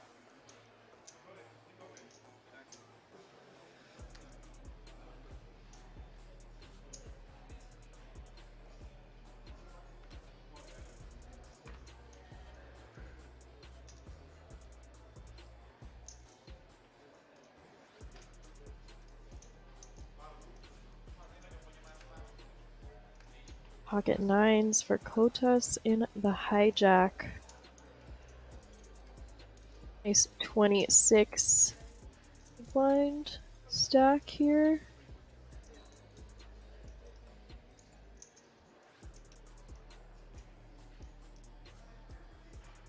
And ace 8 offsuit for Pavel. Gonna let that one go.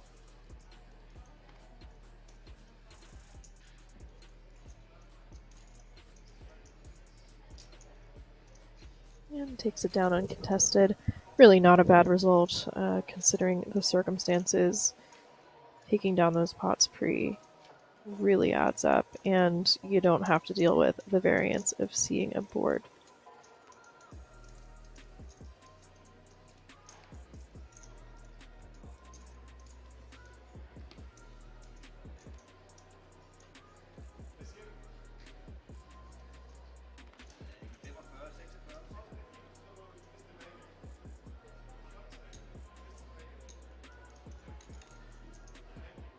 Ten 8 suited +1.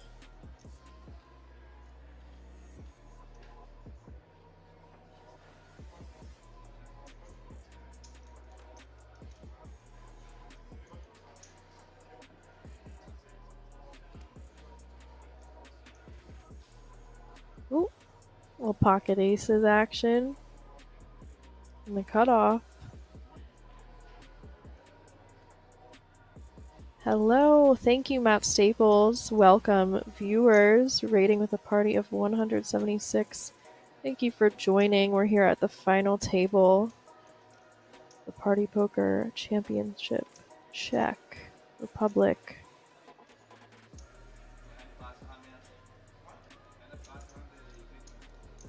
And we are currently in a very interesting ICM scenario with an added 10K seat for the first 6 finishers.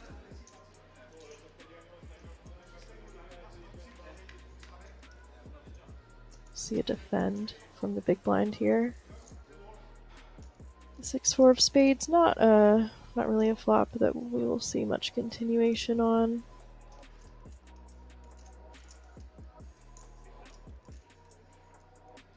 Very short big blind. SPR is less than 1.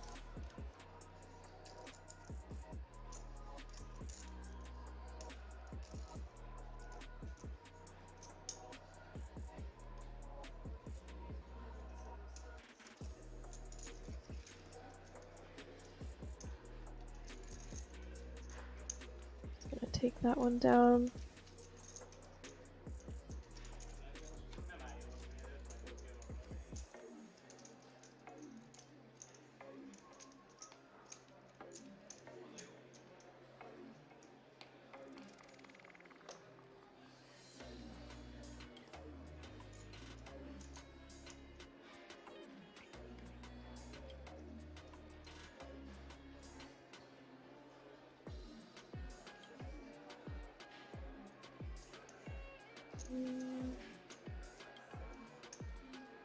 No playable hands so far.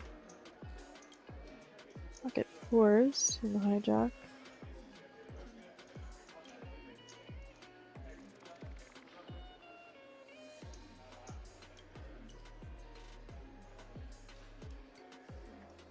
I pass on this. I'm back with you, Melissa. Sorry about that. A little technical difficulties. It happens. Long stream. Yeah. Batteries dying on headphones, trying to reconnect other ones. They just don't want to work with it. But looks Looks like Raul got very short here and is now Yeah. at least in a favorable position to get back into the battle. This stinks for pocket fours.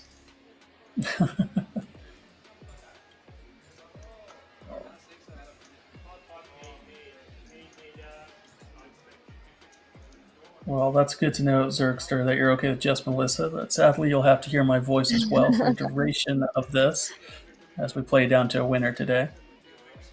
We saw him hesitate there to open the pocket fours, and I think this is probably why he is priced in pretty much to call.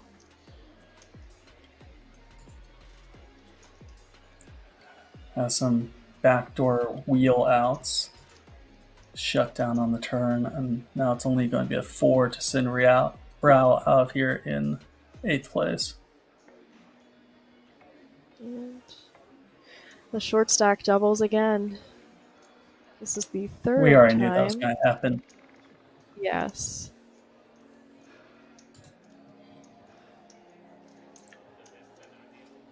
Naponia asking, is today a final table? Today is a final table. We're watching it right now live in front of your eyes. We have 8 players left, and they're playing down to a winner, and that winner is going to take home roundabouts of 89,650 euros. And Melissa, those stacks keep getting shorter and shorter as everyone's clinging on for dear life. Remember when the chip leader had 60-something big blinds? I mean, it's turning into yes, a bit of a flip fest for whenever this ICM hell ends. Well, I don't know if you caught who's chip leading right now, but it's the man who is perennially the short stack for today, Jacob Cotel, and now he is chip leading with 28 big blinds. Yep, just like that. Really kind of goes to show how it can really be just anyone's game, especially when the stacks come in so close to even. PGD Poker saying average is normally about 40 big blinds. It was today for a long time, but they've been playing 8-handed now for about 3 hours, I want to say. So Yeah, when you play for that long without eliminating someone, it definitely lowers your average. Yeah, the short stacks have just been doubling, and they're already playing snug due to the big jump from 7th to 6th.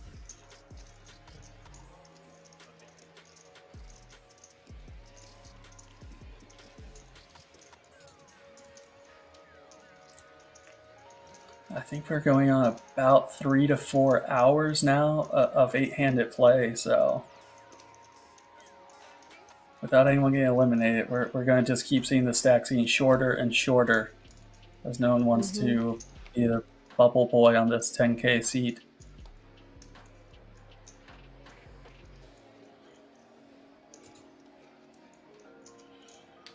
And for those of you that are new in chat that are wondering what we're talking about, you can see the payouts there from Nightbot. They're currently guaranteed 8,350 euros all the way up to 89,650. But those payouts don't account for the fact that there's an additional 10,000 euro WSOP main event seat that's given to 8th through 6th place. So there's a nice healthy extra bubble there that you're kind of not able to see.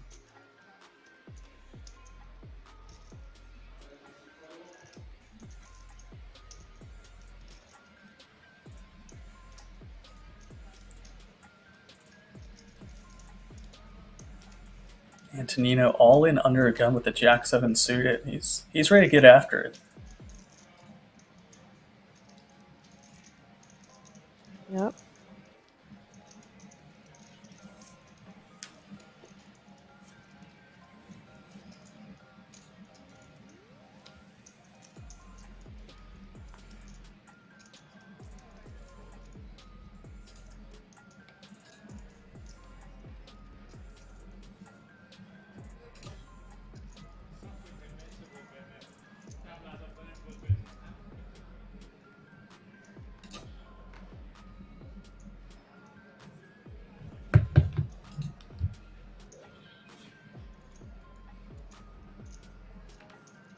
Sebastian Linz here.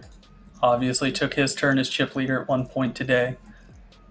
Ace Jack of clubs sitting on 15 big blinds, going to shove it all in.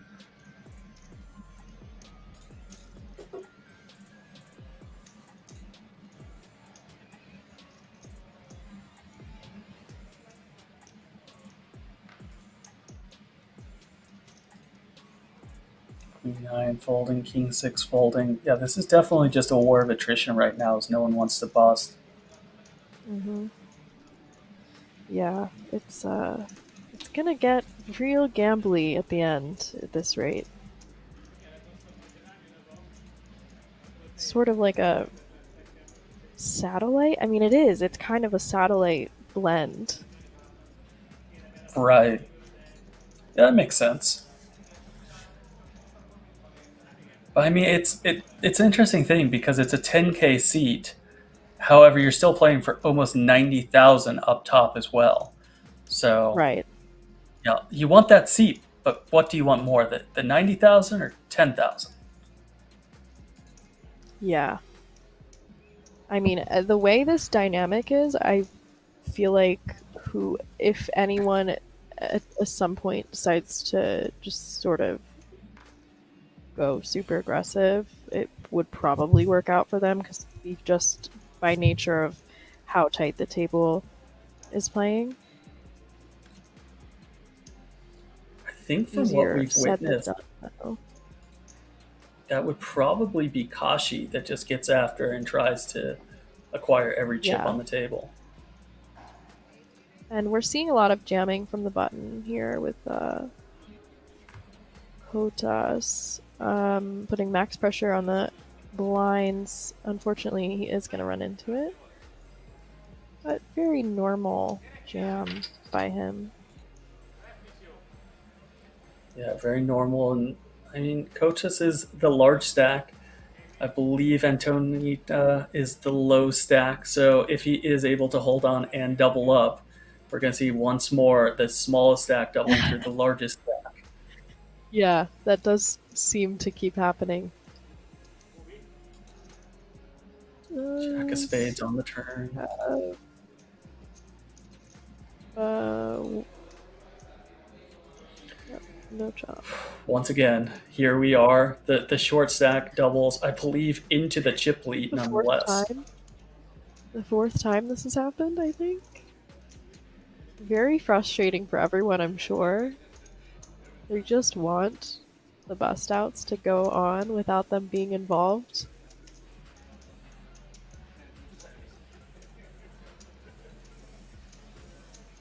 And that puts him at 37 million, which is roundabouts of 20 big blinds. And I'm fairly certain that's near the chip lead, if not. Yeah, he's now in second place with 23 big blinds. Yeah.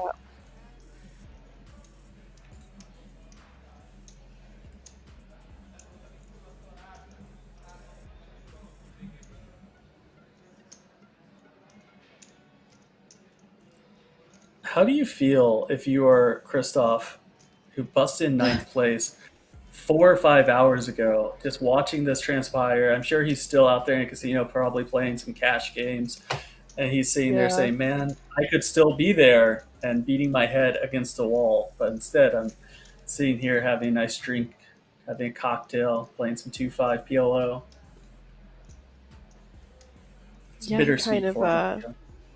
Kind of lucked out, kind of didn't, but it is a long, long road ahead for the rest.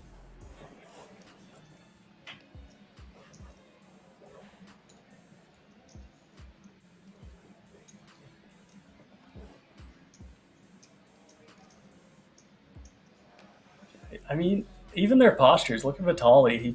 He's starting to settle in. He just kicks back now and says, "All right, we're here for the long haul. Get comfy."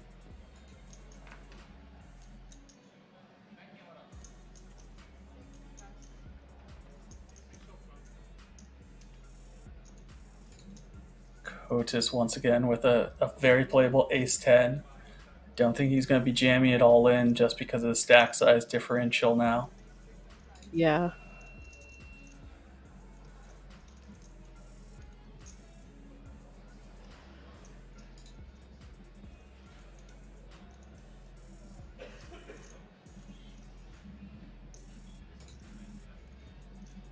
Oh, Antonino's crossing the invisible barrier, touching the chips. He's ready to make them his.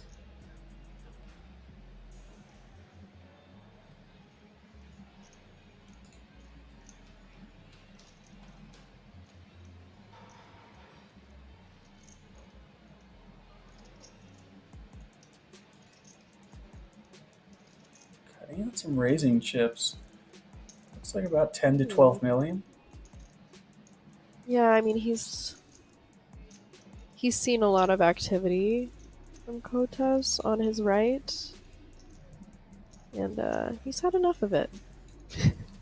He says, "Now I have chips, so you better respect that." And here's one of our short stacks once again, and Pavel with pocket jacks from the small blind. I don't think that he's going to be letting this one slide by. No. I would be pretty surprised.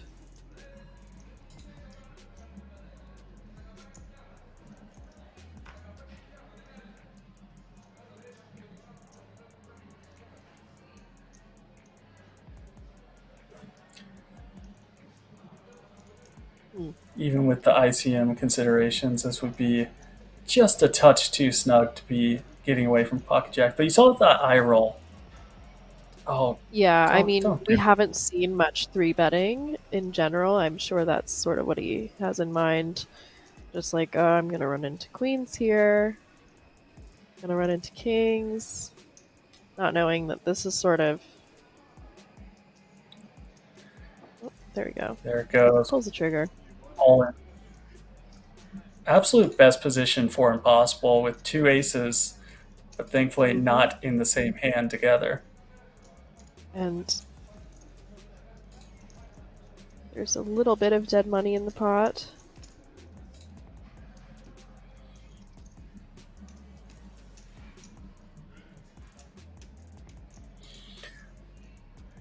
And this is going to be a spot where Antonino is not going to be able to fold off Yeah, for only 8.8 million more. just a math call. 8.8 to win 45-ish.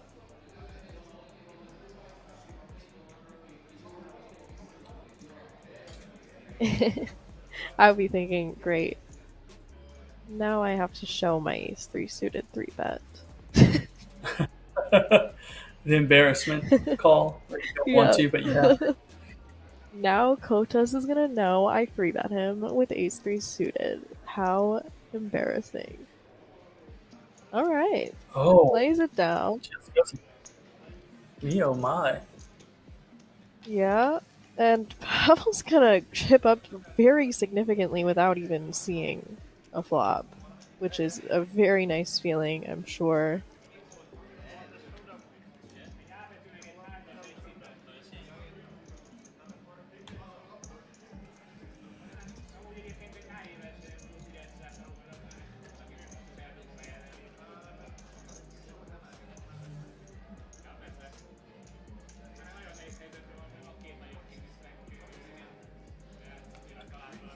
And here we are. The absolute most pure war of attrition I think I've ever witnessed.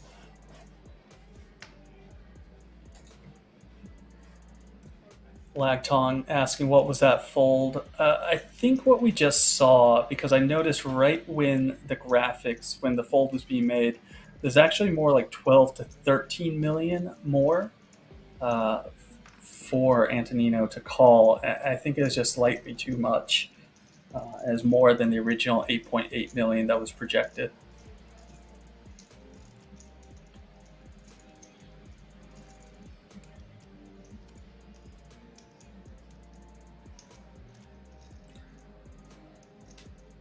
Do you see how Kashi is just eyeing up Pavel? He's ready. Yeah.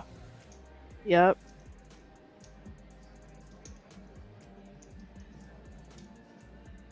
Yeah, very similar stacks now. I mean, if Kashi were to get into a collision with Pavel, he would have the very commanding chip lead, given that it went his way.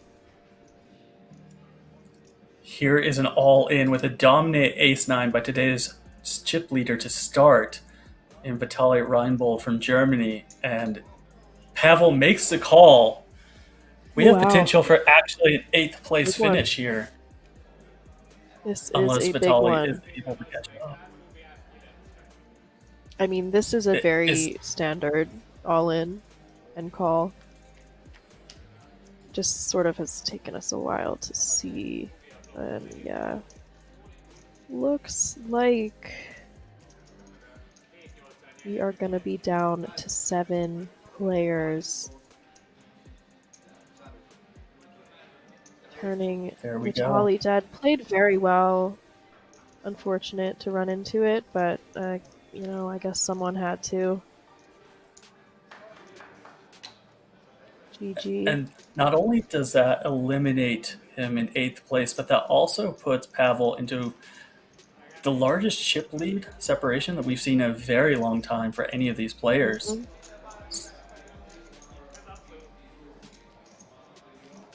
Was short for a while, and that patience paid off. Yeah, now we're on that absolute stone cold 10K extra bubble. Yep. Where first through 6th place gets a 10,000 euro seat into the World Series of Poker main event Europe, and 7th does not. So we're on about a 15,000 euro pay jump, I believe. Yeah, big one. This next one, and Pavel can actually use that to his advantage to accumulate more chips as everyone sort of plays chicken around this huge bubble that is kind of like a satellite bubble at a final table, a little bit unconventional, probably a spot that a lot of players aren't familiar with, so... The only downside for Pavel, if there can be one as a chip leader, is directly on his left is Kashi, who has another large stack, 42 million, only person that really can truly harm you, and he also likes to play a lot of pots. So, right.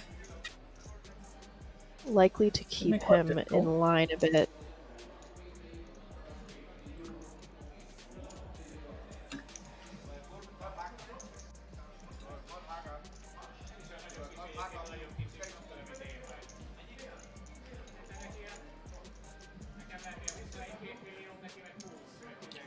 I see Pappy Van Winkle out there in chat, one of the perennial Twitch stream watchers of pretty much any stream that ever happened in the poker world. Always nice to have you, Pappy.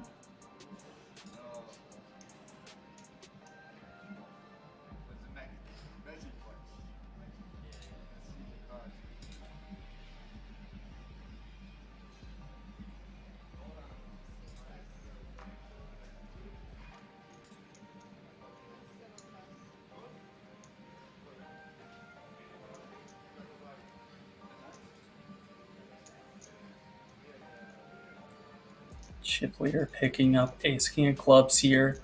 Makes his job just a little bit easier.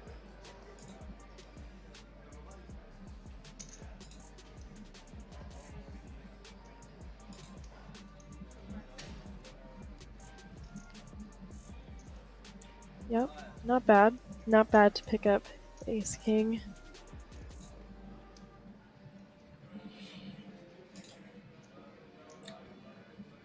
Little posturing. Easy hand for Sebastian. The big blind can't double down on it, so have to run away from it. Yep, and they all kind of have that look on their face. They've probably experienced this before when you're in a tough ICM scenario and you just kind of have to fold. Just sort of have to give it to the chip leader, which is a beautiful feeling when you have the chip lead.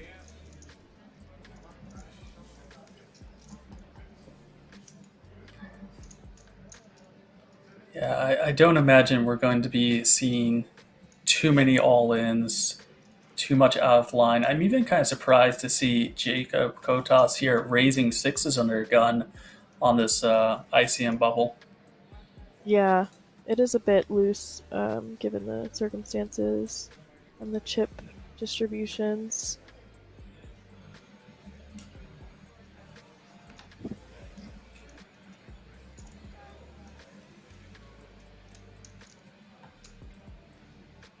But at the same time, as you're supposed to tighten up, so is everyone else. So sometimes you get to take advantage of those opportunities by raising hands, Right. such as pocket sixes.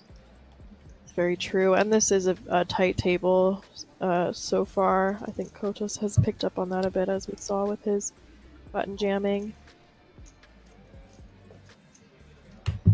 Just sort of trying to pick up lines. They really are a huge difference at this point. Ralph Stamm coming along from the big blind here with 8-5 suited. He wants to see some play.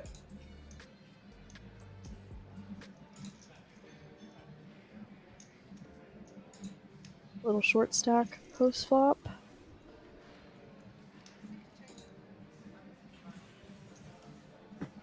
Imagine we'll see Kotas take a stab here.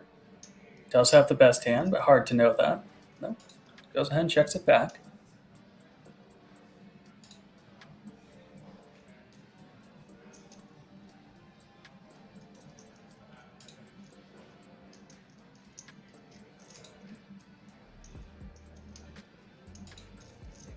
Had some potential like connective turns for Ralph, but the four of diamonds is not going to be one of those.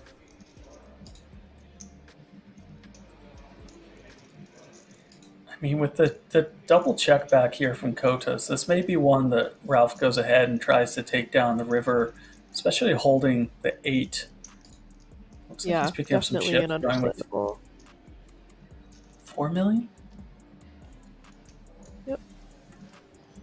Oh, and it works. Well done.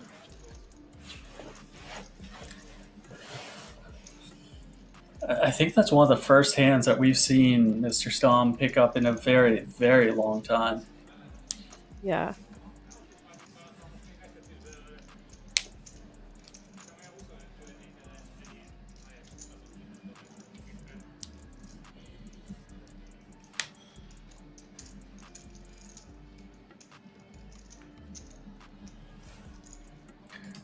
Well, the players are playing right now in the Czech Republic at King's Casino, where you play like a king. Partnered up, obviously, with Party Poker to bring you the Party Poker Championship Czech main event. As all of our players are vying for a first place of just under 90,000 euros for a 330 euro buy-in. And the chip leader right now is Pavel, who's picking up those pocket tens. As we talked about, it's so nice when you're a chip leader and you're also picking up the hands. Yeah. Because you know the perception by the other players is he's going to be wide. Maybe it would influence them to take a spot. It's always nice to just know that you are strong, even when you're allowed to be not strong.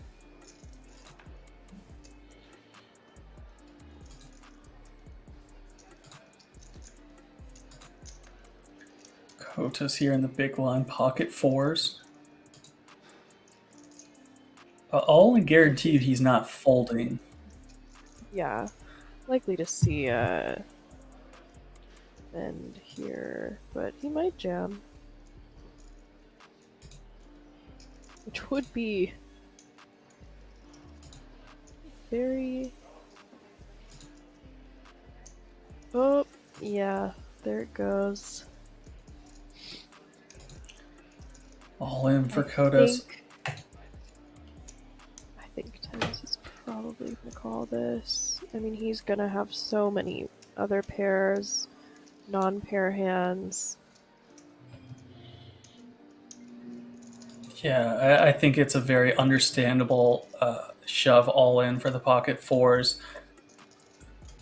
And We have a little inception moment behind the screen, into the screen, through the camera screen, looking at the all-in moment as Pavel makes the call and his pocket tens are dominating the pocket fours of Kotas.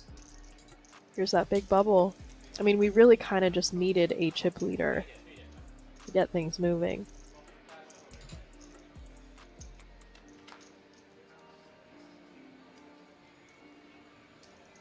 So far, so good for the pocket tens. I really empathize with that face. Totally been there. Does not feel good to be potentially the bubble of a big bubble. And we're down to 6. And you hear that celebration occurring in the background for everyone but Kotas. I know. And it's kind of a sick feeling. Good game, sir. Oh, it is sick. So we've got 6. And they're all guaranteed the 10,300 euro WSOP main event seat, along with whatever the prize money is for the place that they finish.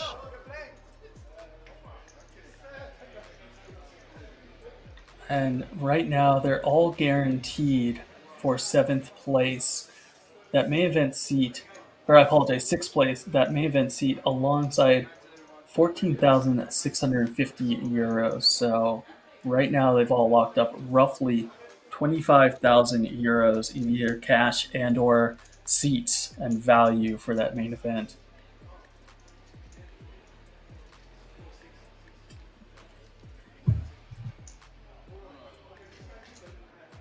Yeah, as you said, I think it really just took one person to be the chip leader to really generate the action. Mm-hmm.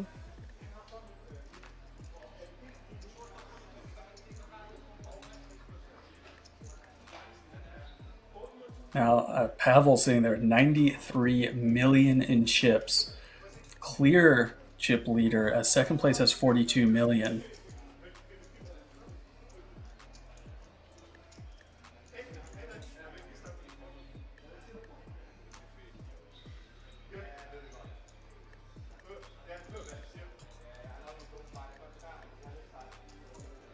Sebastian Lin's here, sitting with about 15 big blinds, Queen Jack offsuit in the cutoff.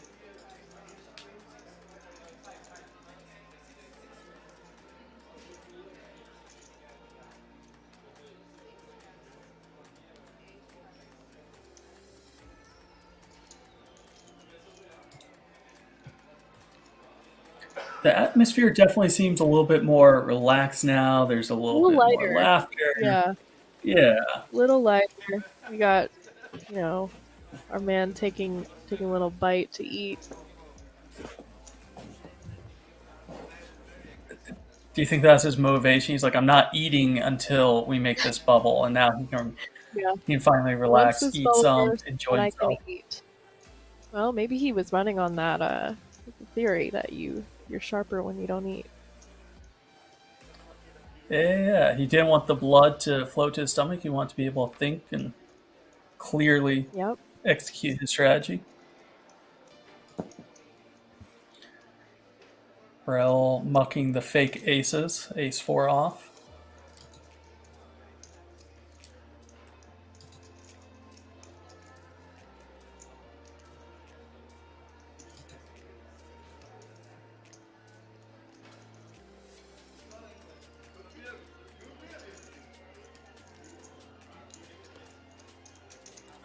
Pavel, how pure is he running? Although he got a walk, he had kings in the big blind as he's approaching 100 million.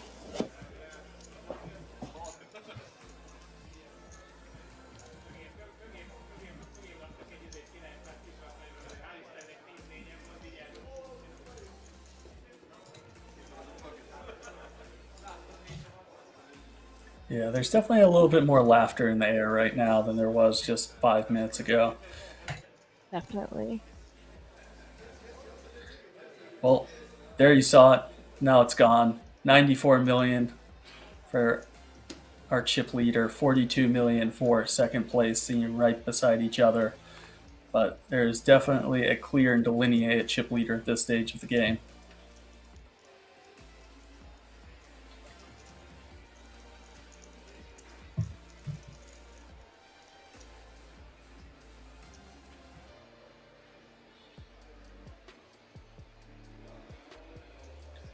Looks like Rolf here is going to open up the Queen 9 offsuit. Ranges are going to definitely open up now that there's not that pay jump looming, as well as just the simple fact that we're six-handed, so they can get a little bit wider.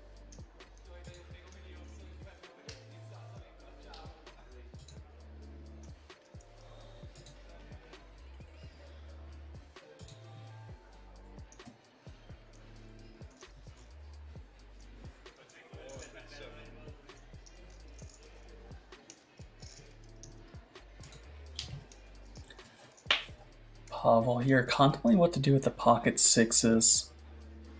It's a spot he really has a lot of options available to him, and looks like he's going to go with a flat here from the small blind.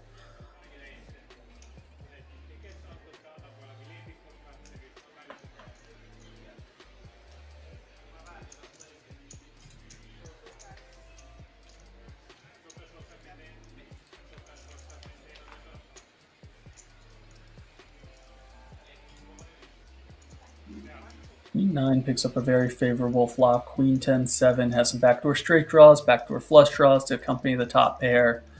So Rolf is in very strong shape.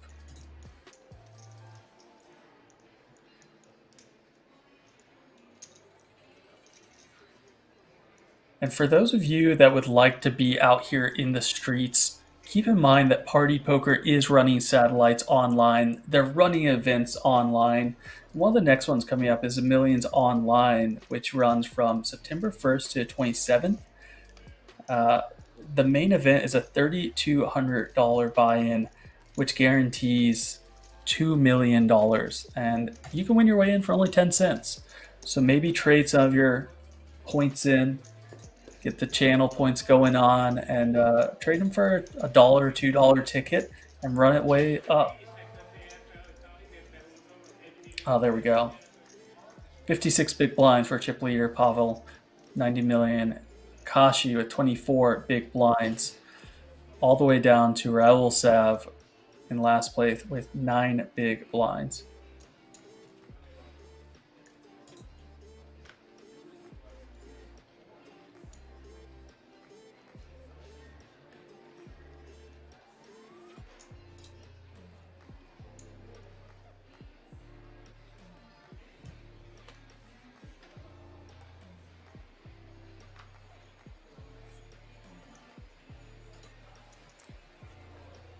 Not sure what Rolf was considering there. Does find the fold.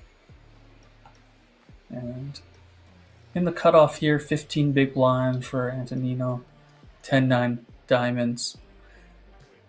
Looks like we're finding an all-in.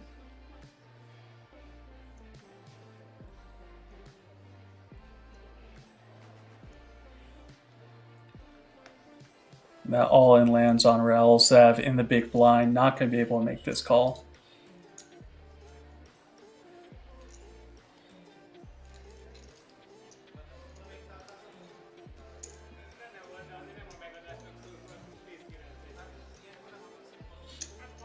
That's the type of stuff that we haven't really seen in quite some time, is those, open jams with the suited connectors. Everyone's been playing tighter for a while.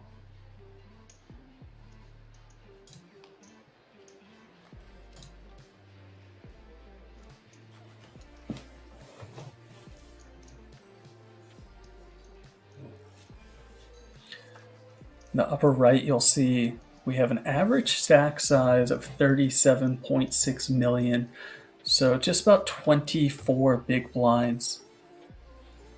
Things definitely took a little bit of a downturn, if you will, and the stacks got much, much shorter when it took so long to get down to six-handed.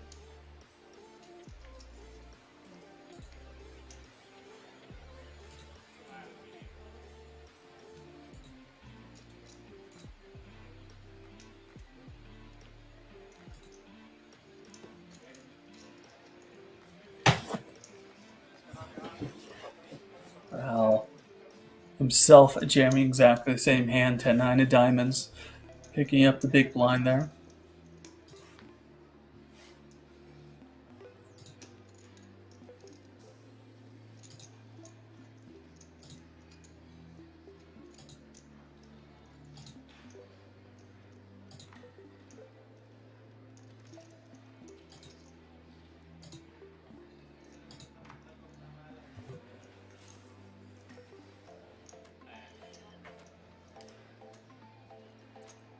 Feel like we're going to see another all-in here from Raul.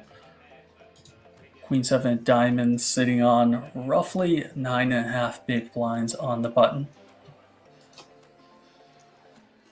Really needs to just kind of get in there. Decides not with this hand though.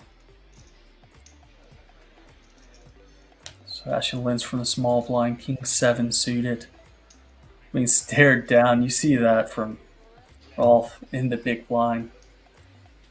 Tried to protect himself, not able to. Alley Cat Blue say it's still going. Yes, sir. Yes, sir.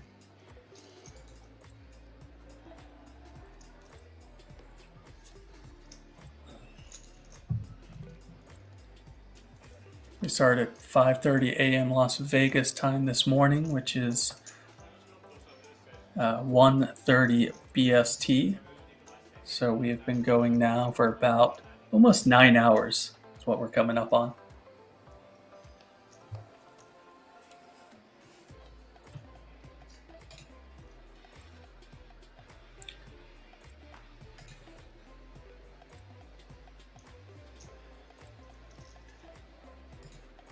What would you say the over-under is on how much longer we have to play today? Maybe 3.5 hours. I'm locked in for like. I think I'm resigned. I'm counting on like the 8-hour mark.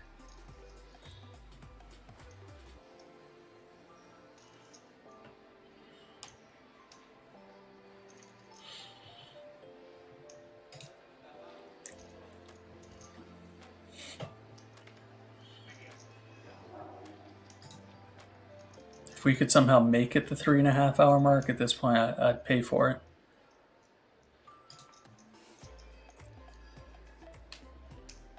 I know. You might keel over. So I know you have a very hearty beverage consumption during normal life. What about during commentary? How many drinks do you consume on average? Just water for me right now. I had some coffee earlier. I am getting a little hungry. I think I go through probably 1 to 2 glasses of water every hour that we watch this. I need more food in my life at any given time. Yeah, it's I definitely have to prepare myself before every stream. I bring up 5 to 10 bottles of water and try to make sure I have enough on standby for this.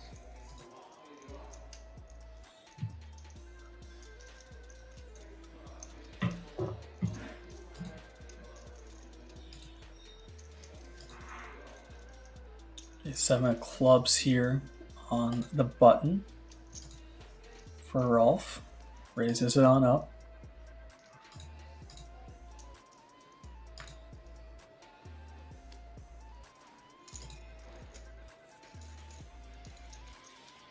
Takes it down.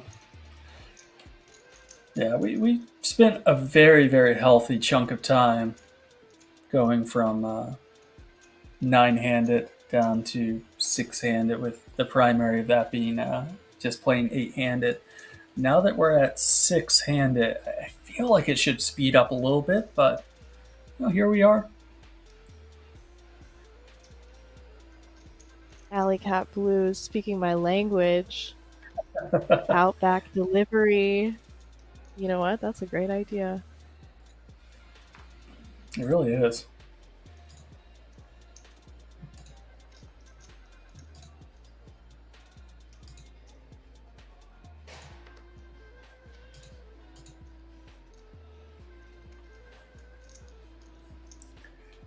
Ace Queen of Diamonds here under a gun for our Rozvadov. Shoves all in. Looks like he's going to get this one through, pick up another 4 million. Another round about the table.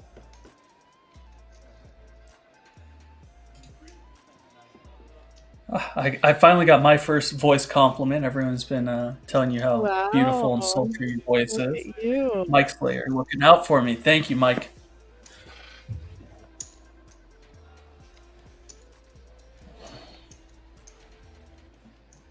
He's feeling left out. I guess he knew it.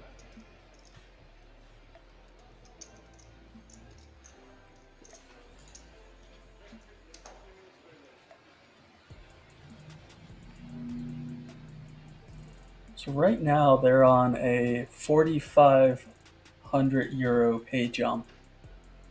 So definitely worth playing for, definitely worth all the time and consideration that they're giving it. And then every pay jump from there just escalates all the way up. We're at 14,650 right now, and that goes all the way up to 89,650 for the first place winner. So quite significant jumps between right now 6th place and 1st place money.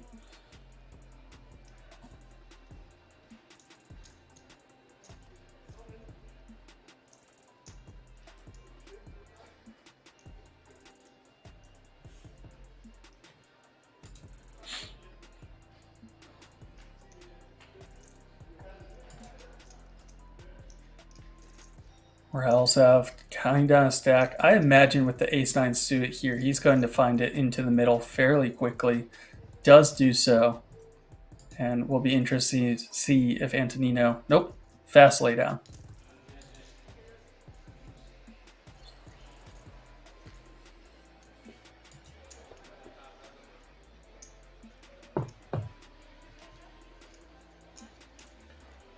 And it does appear, ladies and gentlemen, that we are going on break with the final 6 players. Pavel leading with 53 big blinds, with a clumpy in the middle, all the way down to Antonino with 12 big blinds as our short stack. And ladies and gentlemen, we are going to go on a 13-minute break. So we appreciate everyone joining us today. And we will be back shortly as we play down to a winner for the Party Poker Champions Czech main event.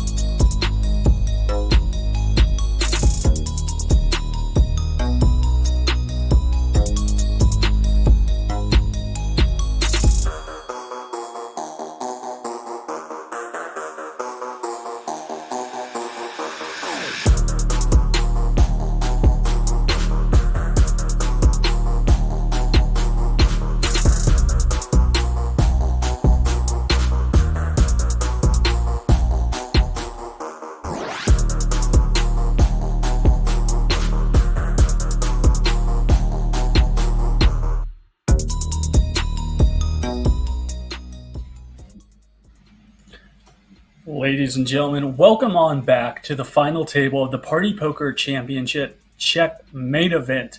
We're here in Rozvadov at the King's Casino with the final 6 players. Myself, Nathan Gamble, alongside Melissa Schubert, are bringing you all the action. And here are the chip counts as Pavel has put himself as a clear and definitive favorite to take down this event for just shy of 90,000 euros. First place will take home 89,650 euros. They all are guaranteed a 10,000 euro seat into World Series of Poker Europe main event. Melissa, how you doing? Doing well. They're nearing midnight over in the Czech Republic. Getting late. They've got a long road ahead of them still. Although now, we do see a little more discrepancy, a little less evenness, which will tend to speed things up as the chip leader is able to steal blinds, sort of keep the movement going, have people more on their toes. They have to kind of stay aware, keep looking for spots to potentially chip up without colliding with each other too much. Yeah, we didn't have anyone to really put the pressure on each other up until now, but with a clear definitive chip leader and some real ICM considerations, I think we are going to see a lot faster pace of play than before.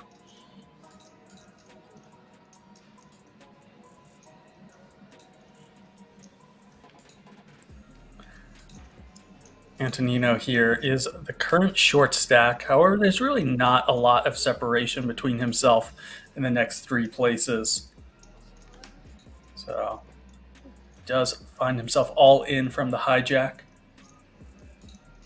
King 7 offsuit for 8 big blinds.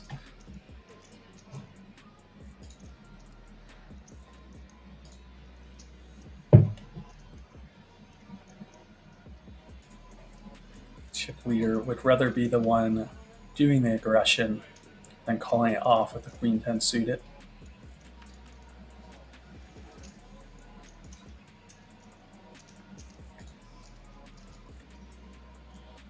Sebastian Lintz here will be making this call, I imagine, even though Kashi called from the dealer button with ace-jack off. I don't see how Sebastian Lintz is going to get away from ace-queen. And if he does make this call, he will be a rather significant favorite.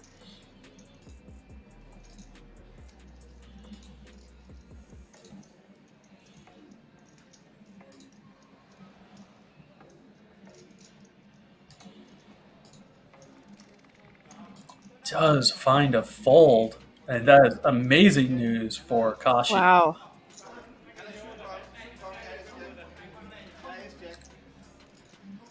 Antonino with the King 7. 2 very live cards, actually, just 58 to 42% here. I like Antonino. He's a wise man. He is, yeah.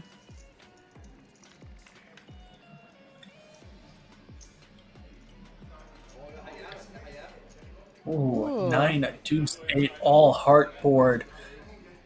Kashi with the ace of hearts going to limit Antonino's outs even more. But there we go, 7 of clubs on the turn.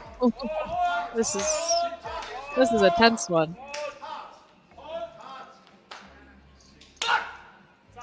Wow. Oh!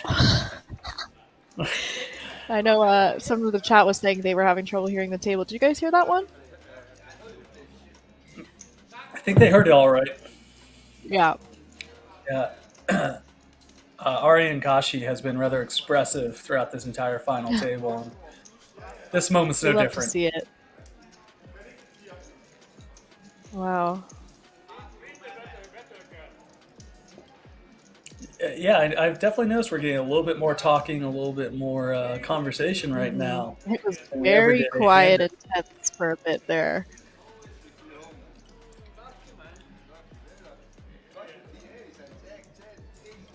I mean, Antonino looks like he just got his hand caught in the cookie jar, and at the same time escaped with all the cookie. Yes. So happy.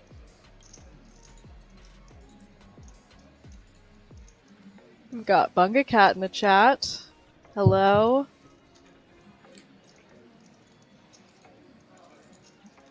Rooting on the emotion at the poker table. Fair enough. Slayer is waiting on bated breath about my smoke alarm update. Do not worry. I managed to stop the beeping. Don't tell the fire marshal. I did not change the battery. I am too short. But I could use a broom to press the button to make the beeping stop. And when you say press the button, I assume that you just bashed it repeatedly until it stopped. Yeah, and there was a button. I don't really know what it does. I think I turned it off. I'm not sure.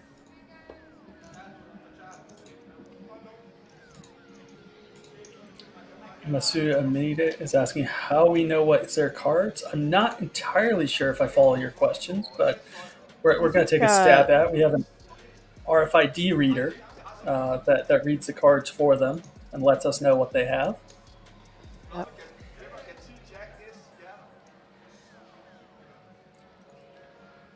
No longer do we see the whole cam cards.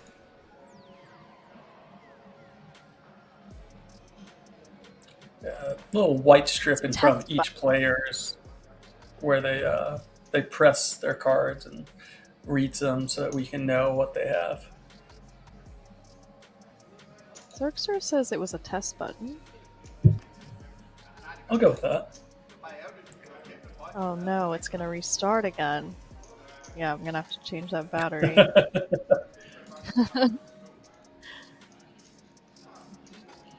If you want a very in-depth explanation about the cards, there you go from just Willow. Oh, Seems like a little copy and paste action from Wikipedia, perhaps, but seems he pretty spot surely on just wrote from what that. I'm reading. Surely just wrote He's a that man of the himself. people. What if he is the inventor of the RFID? I think he is. I believe it.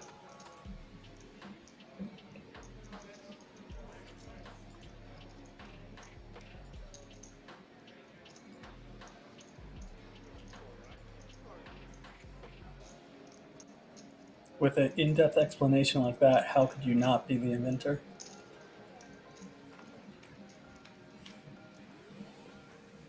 King 10 here versus the King Jack. Both of them flopping a Broadway draw, needing one another's cards to fill each other up.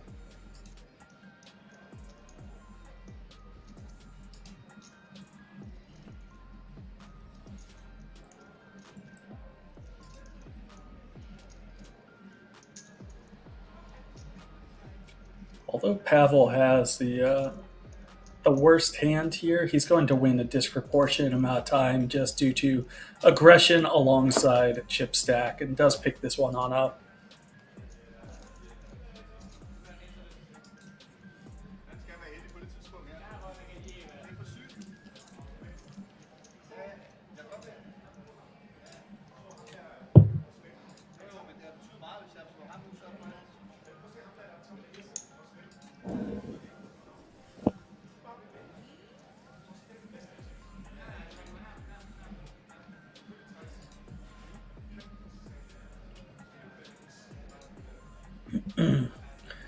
Kashi leaning back, looking comfy. He's had a bit of a roller coaster day, ups and downs all around. Very emotional player, and he's been fun to watch.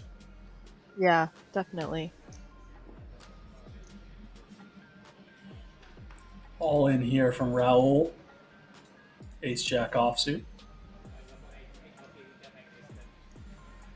Yep.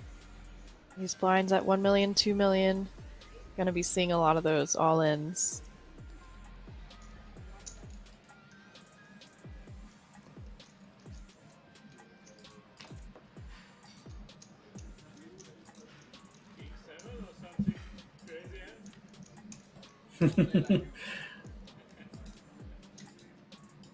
You hear them inquiring one another what they're shoving with.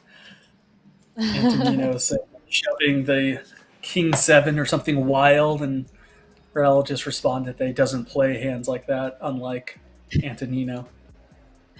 I dig it. Little banter.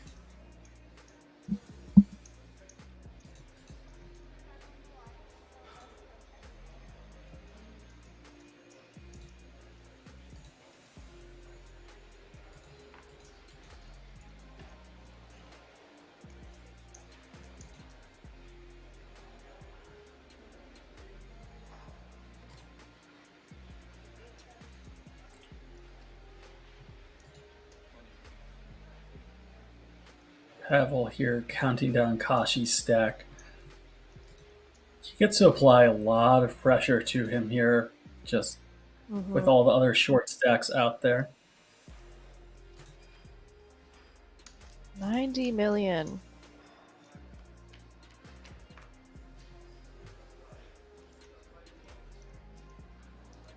Flop for his range.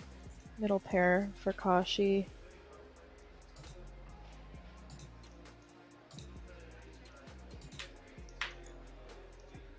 Check it back.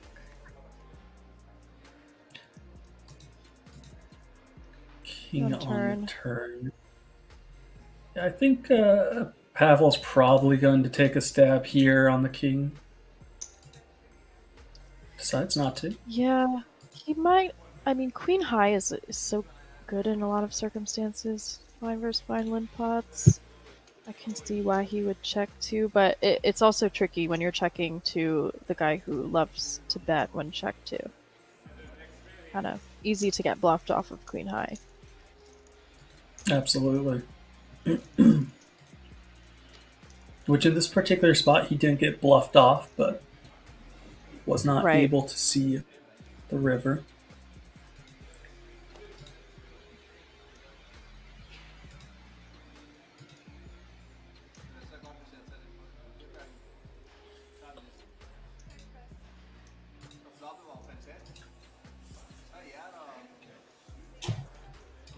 Yeah, 30 million sounds like a lot of chips in theory. And then you kind of look down and you realize it's only 15 big blinds at this stage of the game.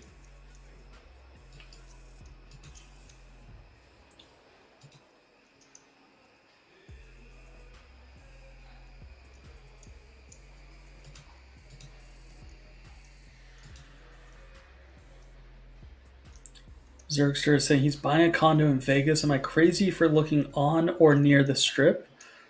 Well, it depends on what type of lifestyle you want. If you want the Vegas life that everyone thinks of Vegas for, or you want something a little bit calmer, want some separation. Real fast. Pavel all in here. Ace-8 on the button. Ooh. Kashi picking up Ace-King and getting all in front of small blind. And then Raoul is having to just fold the King-Jack suited in the big blind. Yeah.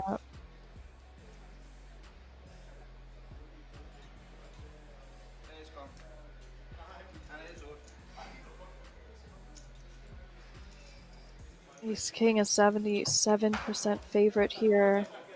All in at risk.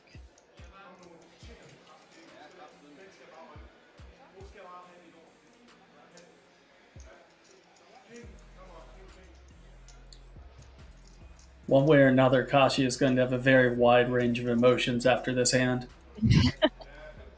That is very true.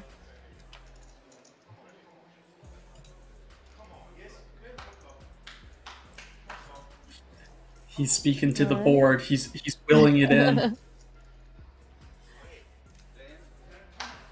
Queen on the turn leaves him ahead, with Pavel only drawing at 8 to eliminate Kashi. There it Just is. as predicted.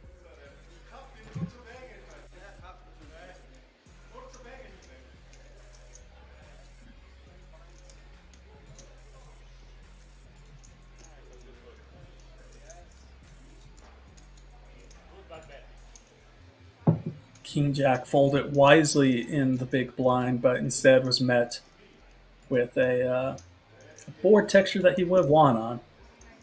Yep. Isn't that how it goes?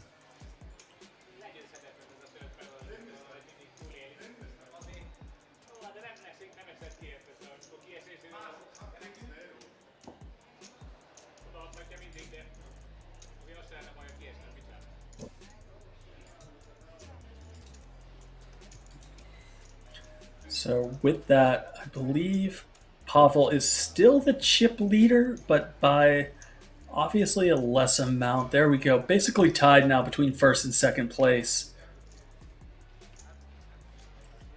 with pretty much 30 big blinds apiece.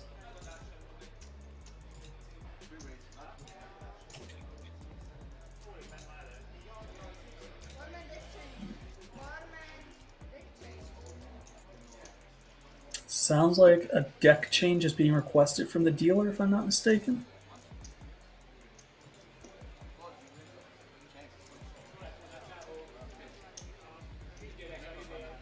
So may be a little bit more hold up here than normal as we look at the chip counts for our remaining 6 players.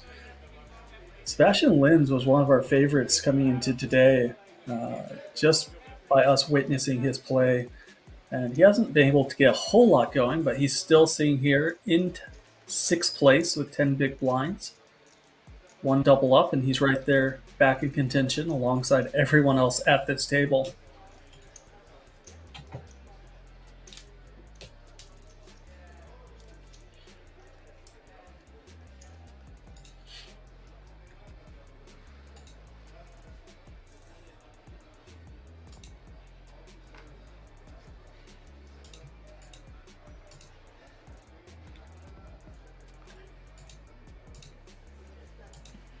Sounds like there's some debate out there on if life in Vegas is worth it, where you would live, where you would stay away from.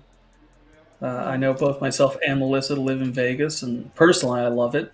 Love living out here. Yep. It's great My food. favorite place I've lived. Yeah. Really, no traffic at all to speak of during most of the day. Yeah. I live in the suburbs. I like it. It is boring for some people. I don't think I would really like to live on the strip. But I kind of prefer a bit of a quieter home environment anyway, so Yeah, strip living seems like it'd be a whole different affair. Seems like a lot.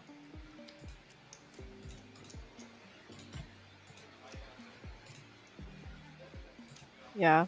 Like maybe for part of the year, but eh.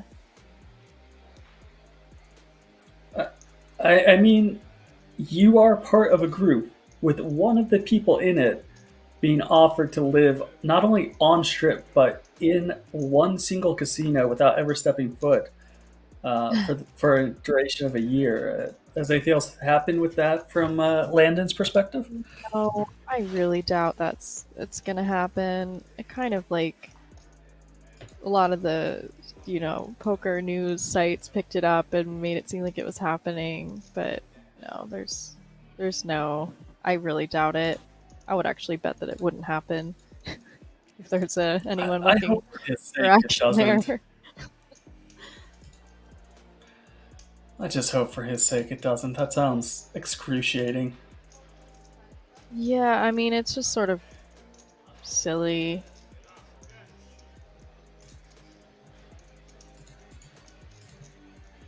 But to each their own, you know? Yep. To each their own. We have been getting a lot of rain lately. It's a bit Yeah, weird. absolutely. I'm not used to the humidity in Vegas. Coming down day after day. I think they said it's picked up 15 inches in the last week at Lake Mead. That's pretty wild. Yeah. I've never, I mean, I haven't lived here that long, but I have not seen this much rain in a short period of time. from my understanding, I don't think it happens all that often. Yeah. Pavel here, still with the chip lead, actually not with the chip lead. Kashi barely eclipsed him recently, but opening with Yeah, ace-10 it's not fun to offsuit. give the chip lead to the guy to your direct left.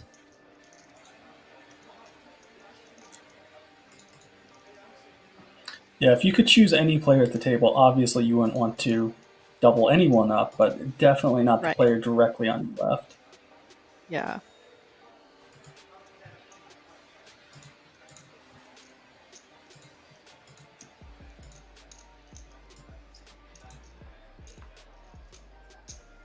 And looks like Antonino is going to call, flopping the best hand with mid pair.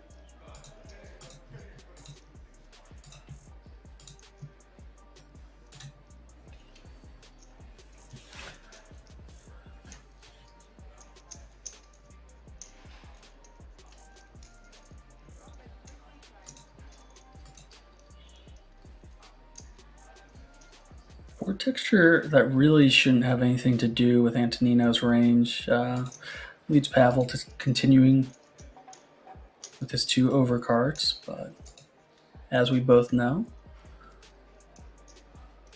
mid pair is the best hand.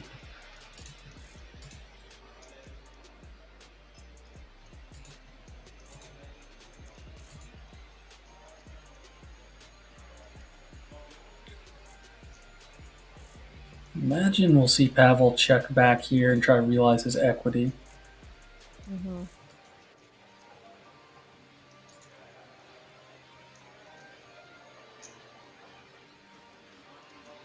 These pots seem so big. I mean, this one is pretty big. Where are we at? 9 big blinds?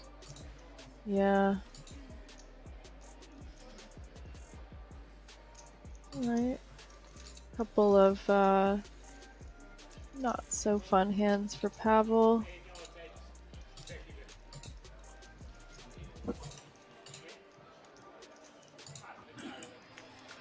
Zergster's still trying to figure out where to live within the confines of Las Vegas, live on the strip, live off the strip. The only thing I can say is if you and your girlfriend are conflicted on where to live, just maybe rent a place in both. Go out to Summerlin, rent a condo out there, go on the strip, rent a place out there, see what you like. I mean, I thought you were gonna say defer to approach for her. different And I was folks. gonna say yes, I agree. That's a smart play. If you if you want to be happy.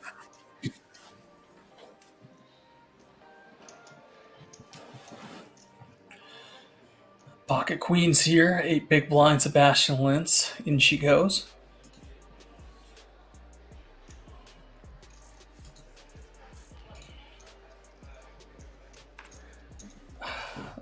I Big mean, blind. Oh man, Pavel. Why are they doing the chip leaders so dirty? It's like a chip leader curse. yeah, every time one of the players has a commanding chip lead, it just seems sure as shit. Here we go once again.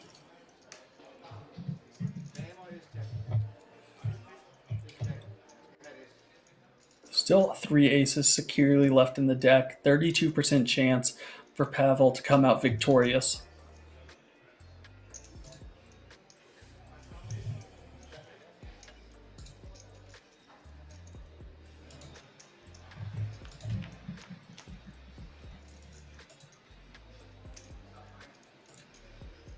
Four, 4, 8 is a rather dry flop for Pavel, as he is in jeopardy of losing the chip lead even further.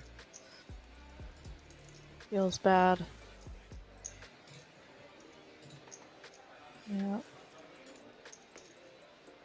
Just like that, Sebastian Lintz doubles on up through our former chip leader and is now in, I believe, second place, tied with Pavel himself for the remaining Very chips. frustrating few hands. Got a feel for him there. He went from having over 90, almost eclipsed the 100 million mark, and just was not able to seal it when Yep. he's down into the middle of the pack, 35 big blinds. Or 35 million, not 35 big blinds, 17 and a half. My apologies.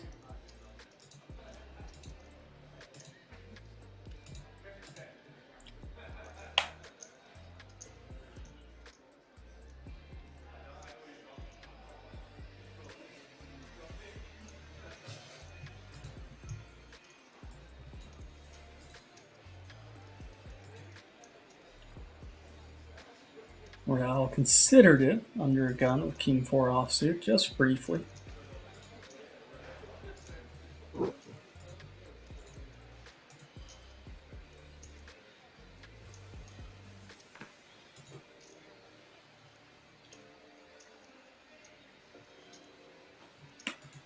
Looks like we do have some fans out there in chat. TV Capric saying, go Nino. Absolutely. Seems like a fan favorite for some of y'all out there. From Hungary. Seems like he's been around these streets for quite some time now. Yep.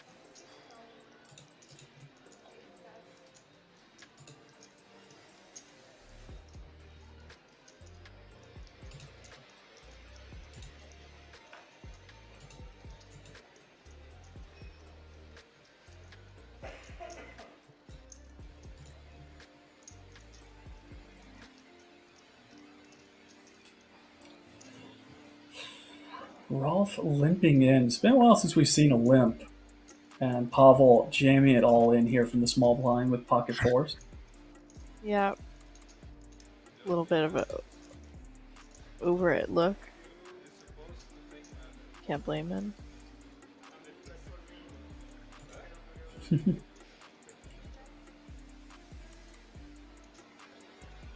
Not entirely sure what he said there, but he told him he is supposed to do something.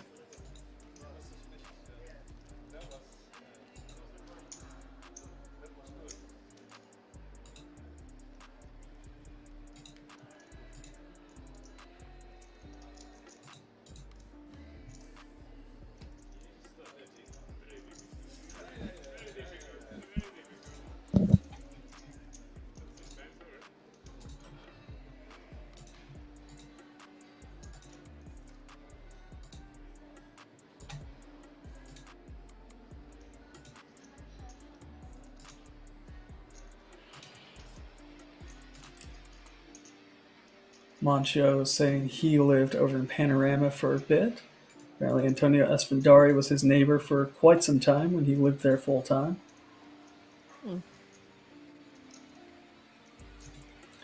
Antonio is one of those names that, I mean, he was the absolute biggest thing after he won the one drop, and has definitely faded over time as he's gotten more and more into the private poker scene and less into Right. the large televised cash games. Very true. Sort of a trajectory we see.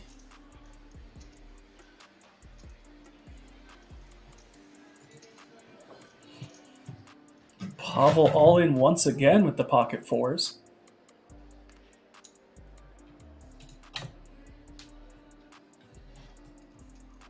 And It's 10 some real offsuit hands corral and behind them. blind. Right. But do you want to get 20 big blinds in if you're Antonino here? No, not thrilled about it. No. Oh, like very succinct, very clear. No, I do not. No, not necessarily. Thank you. Come again. Oh, maybe wait.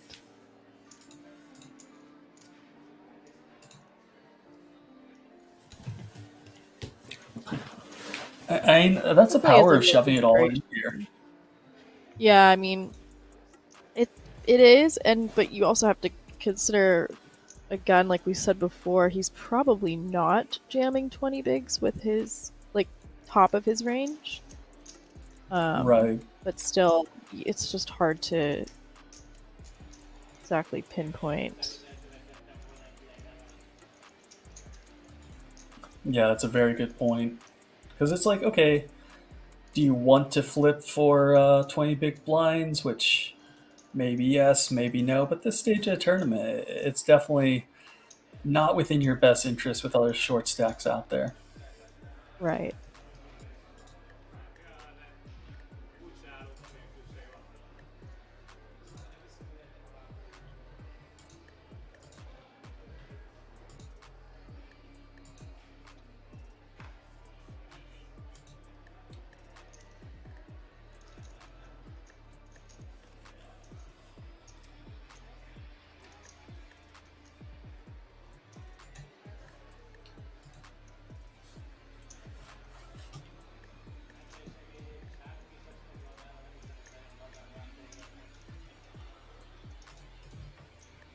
We haven't really heard too much from Raul in a very long time. It seems like he always wants to be in there, wants to play, and just hasn't found something to do that with yet.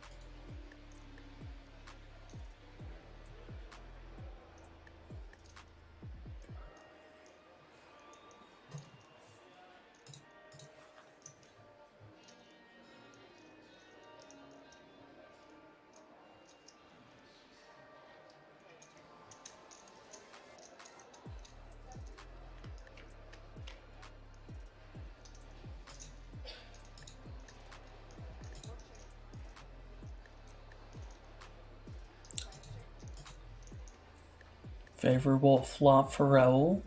Mid pair gut shot, which blocks up Sebastian Lintz's straight draw a little bit. Mm-hmm.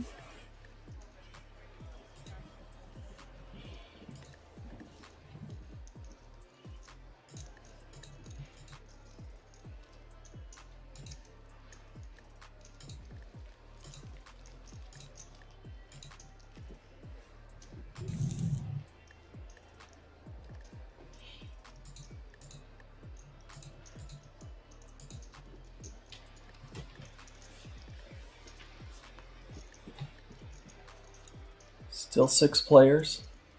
Once we got down from 8, they're taking their time as they play down to a winner today. For those of you just joining us, we're at the Party Poker Championship Czech main event located in Rozvadov at the King's Casino. And this is a 330 euro buy-in tournament with a whopping 89,650 euros up top.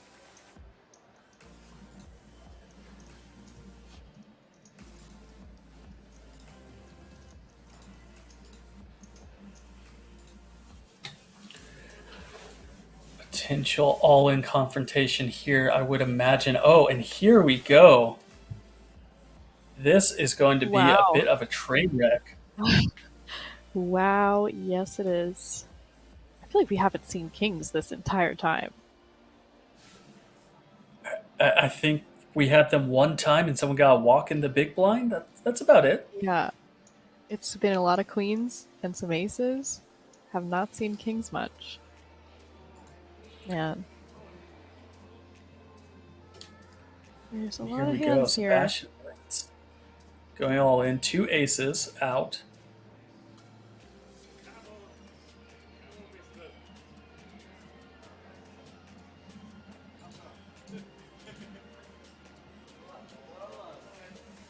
This is one of those situations where for Rolf Stamm, let's be honest, it's the best hand he's seen in ages, and he wants to go with it even though he knows better. He knows he shouldn't. Yeah. So we find the short stack where Raul Sav all in with ace queen offsuit against the 2 red kings of Sebastian Lintz. 1 ace is dead. And for Raul to stay alive, he's going to need to hit and hold.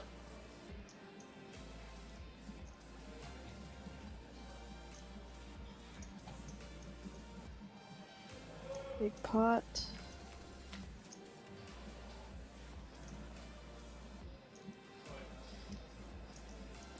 Raul's face says it all there. Not anything that he can work with. Deuce 4-8 rainbow.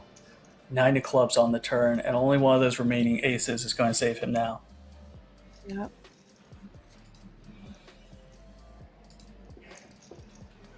It's not to be. GG. 7 to Raul. spades. Oh no, my fire alarm has started again. The You said that was battery gonna is still happen. low. You're I think it was Zergster, if I remember correctly.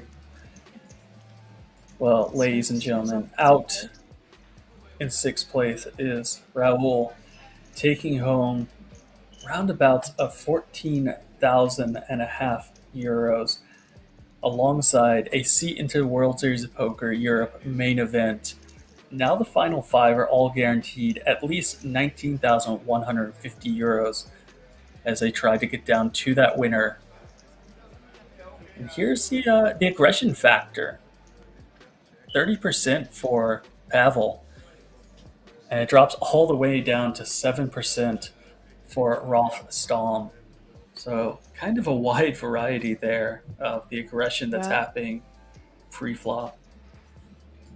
I'll be right back. I'm going to press this little magic button again. Sounds like a plan.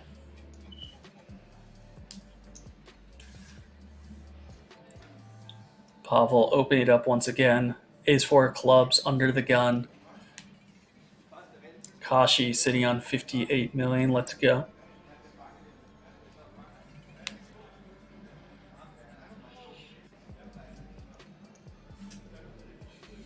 And Rolf Stam here actually pick up a real hand.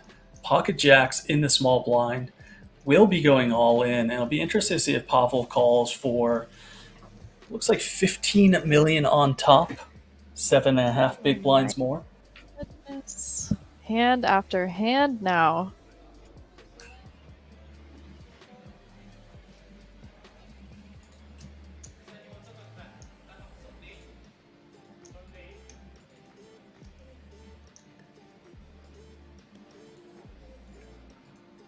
Pavel is going to be in a little bit of hurt here. Not entirely clear as to his way out. 15 million more to call, which is only 17.5 big blinds.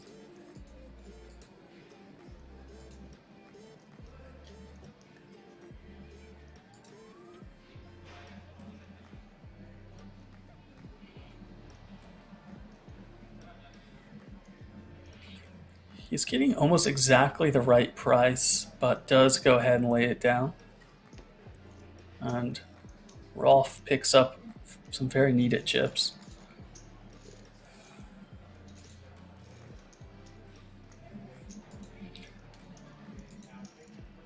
Masood Meaty out there telling Pavel not to do it. Don't worry, through the magic of telepathy, we let him know and he managed to fold it. We got you, Masood.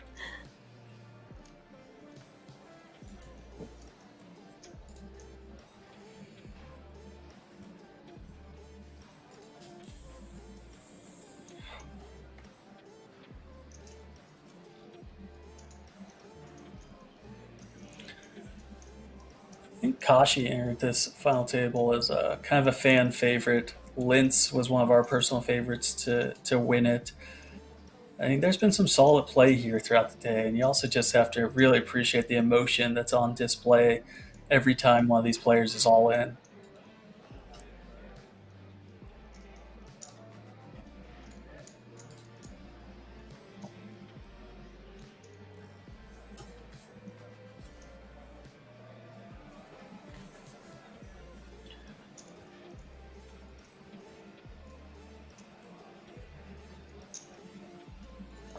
So this is a play that you'll often see at the highest stakes as Pavel raises it up with a 10-3 offsuit from the big blind after Antonino limps the small. He's taking pretty much one of the absolute worst hands in his range and raising it up just to try to steal from Antonino. Yeah. That's how he's going to balance out raising with his best hands. Yeah, you usually see this with a high card, low card combo. Makes it easy to let go of. You don't really want to do it with something that will be painful to have to fold. So this is a nice bluff candidate pre-flop.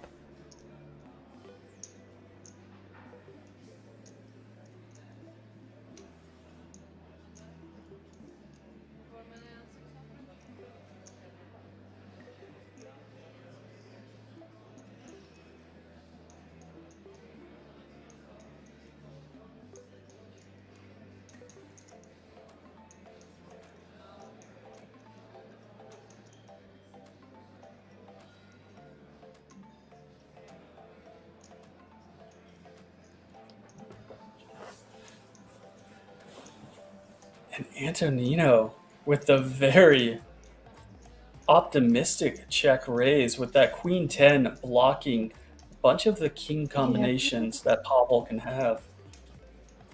Maybe seeing a little freestyling here.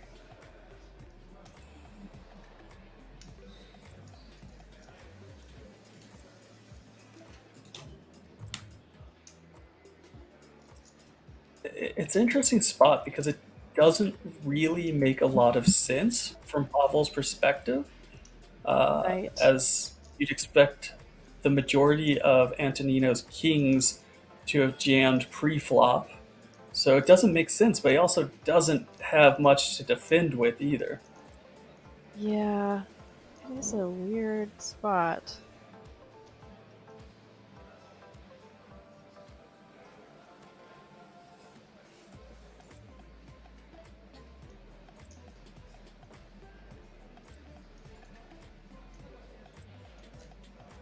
Does end up calling, which I mean, if you're in Antonino's shoes, that screams of absolute pure strength.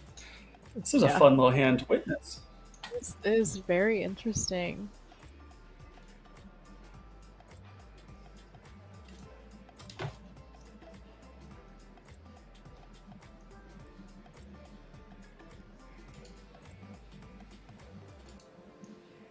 Antonino's just looks like he's jamming along to his own music. Be curious to see if he follows through on this ace turn, but I don't imagine how. I know. It's really hard to rep much.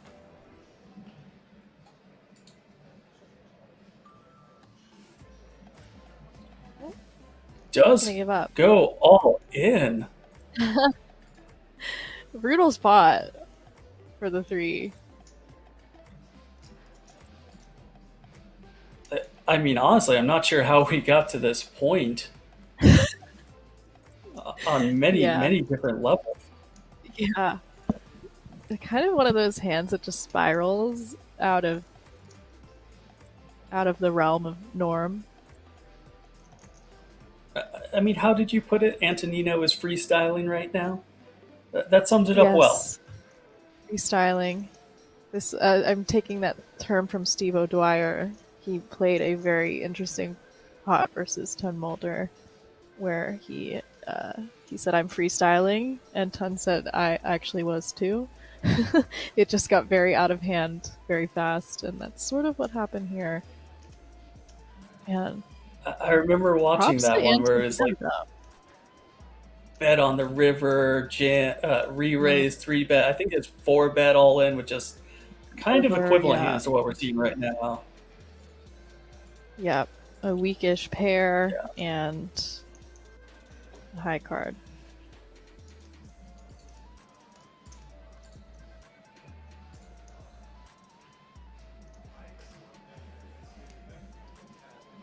Definitely props for following through here, pretty much putting the exact hand that he has in a just horrible spot. I mean, it's both props on the follow through alongside Pavel here for feeling that something just doesn't add up.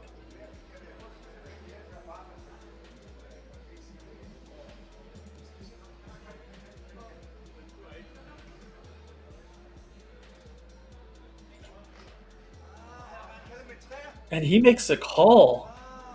Wow. Wow. Huge call. Absolutely massive here. This might be the hand Pavel of the felt day. He smelled it. Wow. He called it. What a And- call.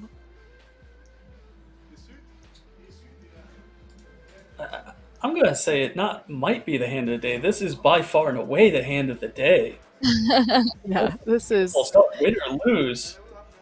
wow. Oh my gosh. Hats I mean, off. honestly, hats off to both players in that hand. It went totally freestyled, and they both went with the least fearful decision.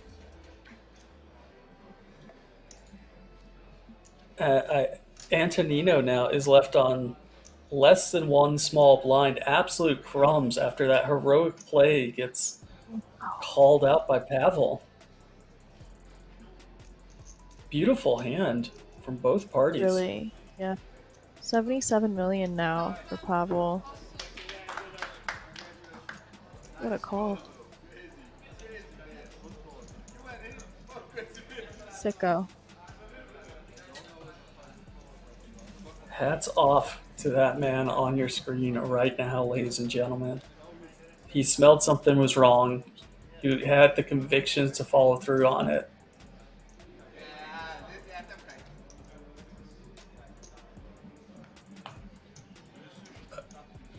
I'm Sova asking how does he even read that. Truth be told,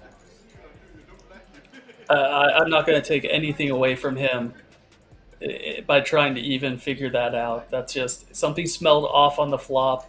It didn't make much sense that he'd have a king, and he just followed through on his conviction all the way through. Yeah. Really, really beautiful stuff.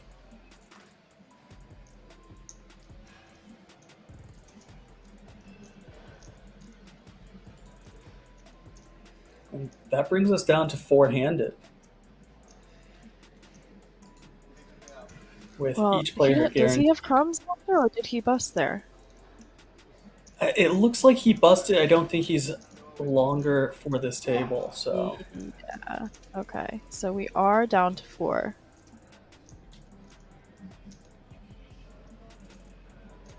And each player is guaranteed 25,350 euros at this stage of the game.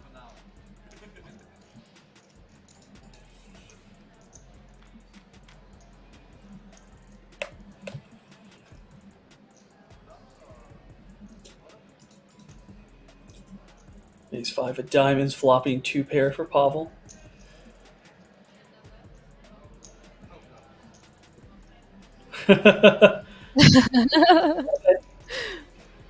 Waves the white flag. He's creeped out after that hand. Rightfully so. Yep. Spooky.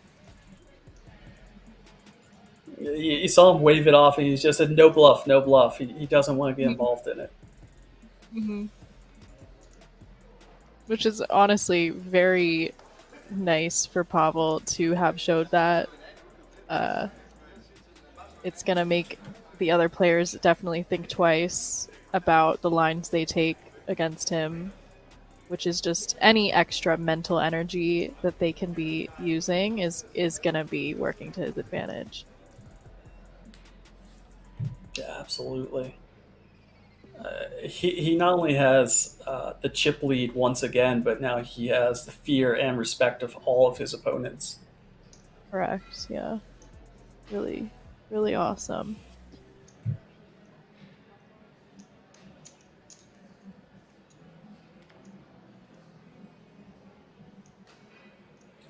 Pavel opening up ace-9 offsuit on the button. Kashi with the king-8 suited from the small blind. And Lynn's here with the ace-10 offsuit in the big blind.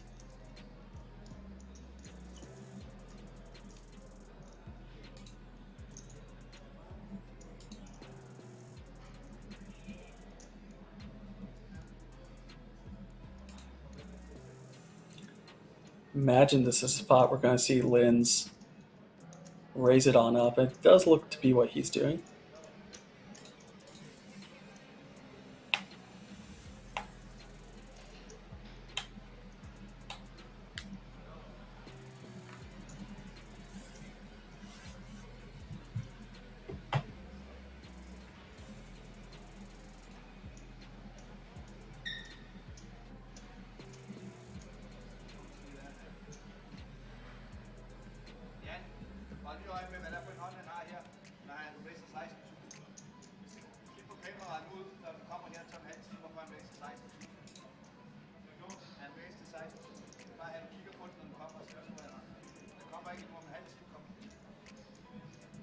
I really wish I could understand what he was saying. Sounds like he's giving me a hand play-by-play account of one of the the hands that just occurred. Anyone in chat can understand. Feel free to Yeah, anyone translate. speak Danish up there?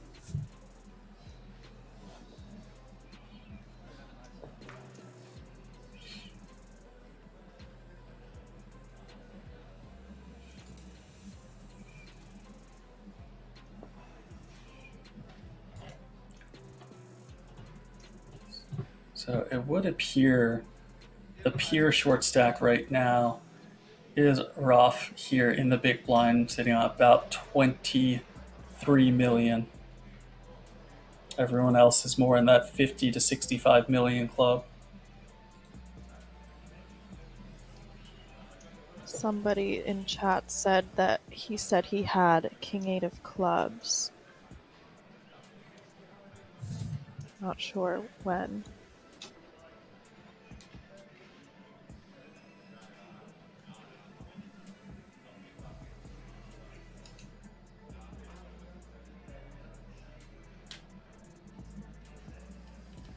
Pressure. Followed by a little posturing. I'm not gonna let you get away with my blinds without a little sweat. Yeah, I mean, you want to make someone feel it if they're going to take your blinds. Make Yeah. me sweat just a I little bit. totally get it. I will definitely do that myself. Just a sort of a little. Although, I mean, it is strategic, but I'm also kind of like, all right, well, if you really want to do that, I'm gonna make you suffer a bit. Maybe you'll think twice about doing it next time. Be like, oh, that was kind of unpleasant last time.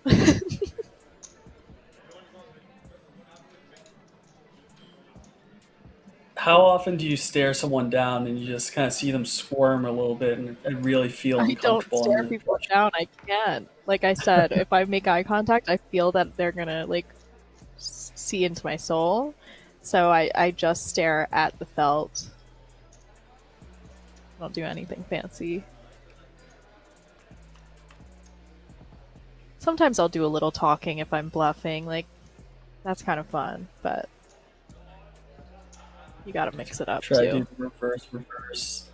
Do bluffing, drink some water, talk a little bit. Because I know for me, when I see someone talking, I think that they seem a bit more comfortable. So if I know someone is really kind of staring me down, it's a bit of an indication, like they're a little mixed on what to do in the spot, so they're kind of trying to rely on live reads, and in that sense, I feel comfortable just sort of throw in a little, would you like to get a closer look? Something like that. I usually kind of Little curveball. Feel weird.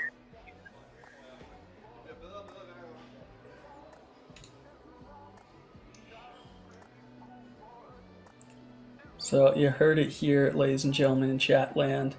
If you happen to be playing with Melissa and she happens to just be betting all of her chips and then starts talking a bunch, maybe, just maybe, you should let that one be your calling hand. Yes, but you never know. Might switch it up on you. You just need to find out every time you sit with someone new at the table if they've watched you do commentary before. So you know exactly how to proceed. Well, what I really need to know is if they know who I live with, because that heavily influences if I'm getting bluff caught or not. Do you find if people know, like, you're part of Solve for Why and Berkey and Tice and all of them, that they call you down a little lighter? Yes, they do. Appropriately so? They sure do. Yes, unfortunately. Yes, appropriately so. I'm like, wow, why am I getting bluff caught so much? And then I realized, oh, I'm playing with like people I've, talked to and know me. Sad panda face. But it's amazing. I mean, kind of what the face equity. I just feel like a lot of times people, upon first playing with me, will think that I'm not bluffing. I can get away with a lot at the beginning. So I kind of have to like let it all out at first, get out of your system for a first hour or Yeah. so, But and some value hands tighten later. down the hatches. Yeah.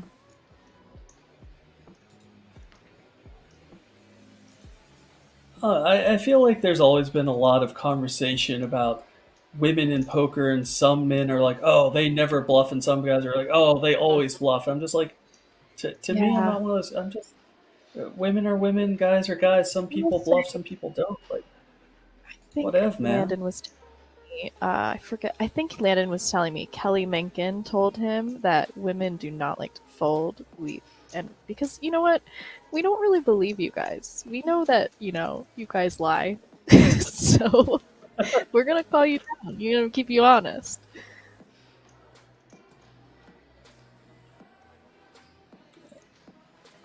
Try not to ever just bucket people into a one category or another based off of, I say it in gender, jest, of skin course. color. But you also like to call down a bunch. I do. I do like to call. I really don't.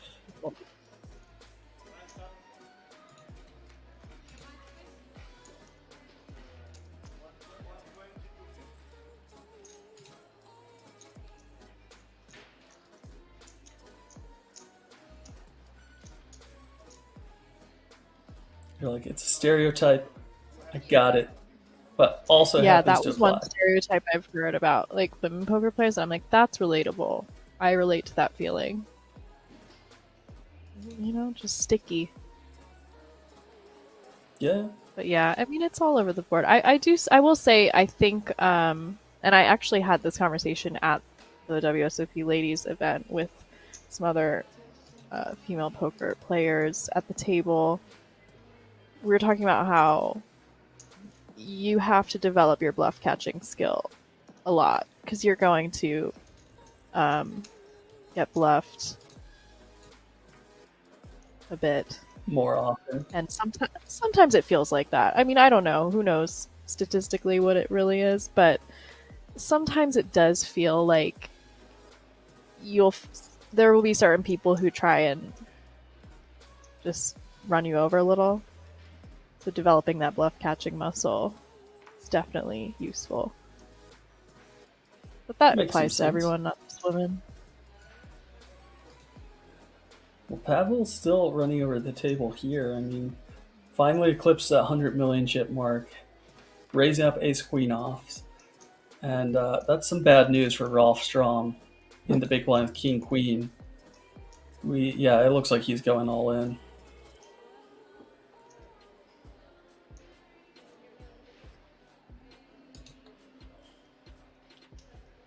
I think that's a very important muscle to develop in poker in general. Just the understanding of when someone's trying to bluff you, and if they're doing it maybe just a touch more often than they should be. Mm-hmm. Definitely. I mean, that is like kind of the key with especially live poker. Absolutely. And we see And a here we collision go. here. Ralph and Pavel, King Queen versus Ace Queen. Pavel is a 79% favorite here.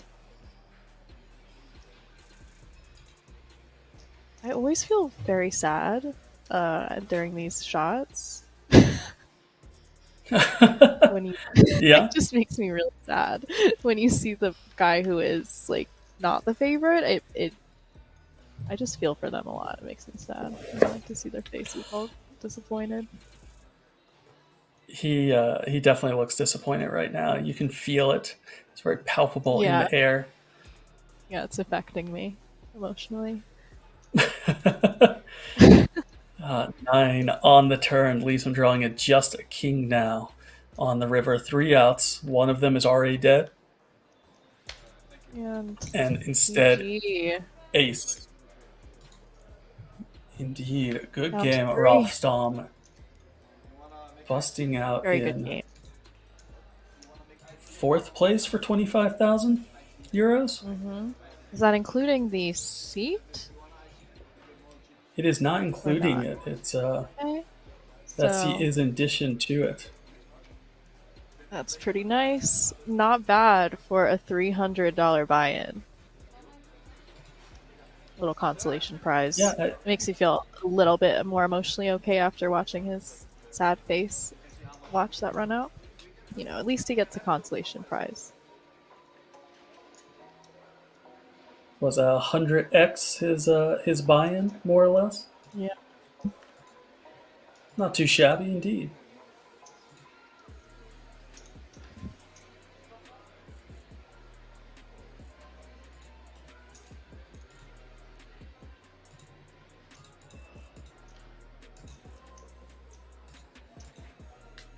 And now Pavel is once again the overwhelming chip leader here.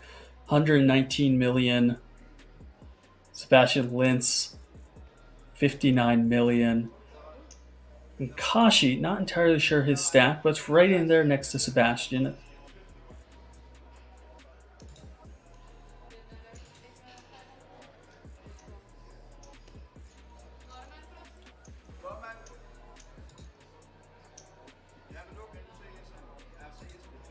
So we did start today with 29 players. As you can see, we're down to the final three, with Pavel leading the way with 50 big blinds, 127 million, followed by Sebastian, 23 big blinds, 59 million, and then Kashi bringing up the rear with 15 big blinds, 38 million in chips. And all of them are currently guaranteed. Let me make sure I get this amount correct. They're all guaranteed 32,650 euros. Second place is 53,650 euros. And first place is 89,650 euros. So quite a few huge pay jumps left to play for today.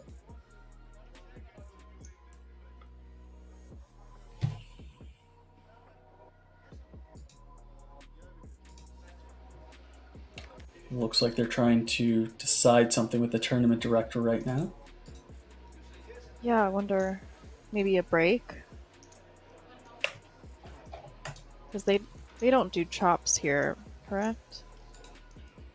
Right, that's my understanding. At the King's Casino, chops are not facilitated. Hardcore.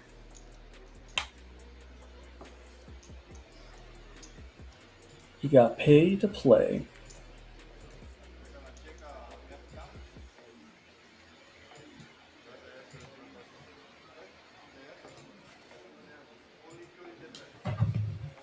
Yeah, I'm gonna think that's what they're talking about right now. Is possibly taking a break or not, and all of the players have to decide on if they're willing to do that.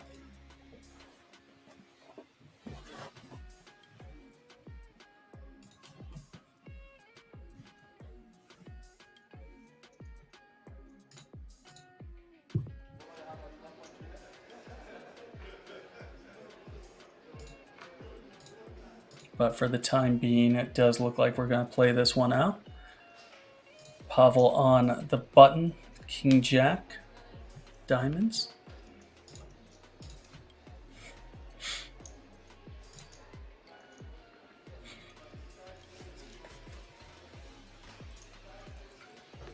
He really does get to just apply all the pressure with this formation and try to pick up as many chips as humanly possible.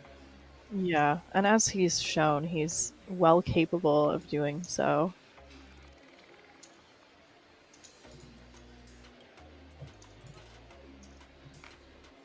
Yeah, he's very well positioned to take advantage of the situation that he's in.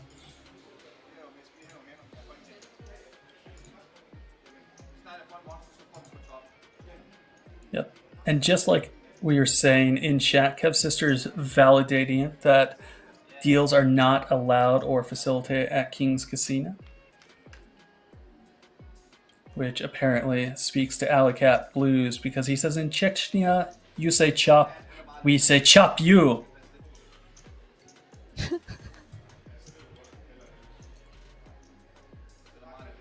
I don't ever want to go to Chechnya now.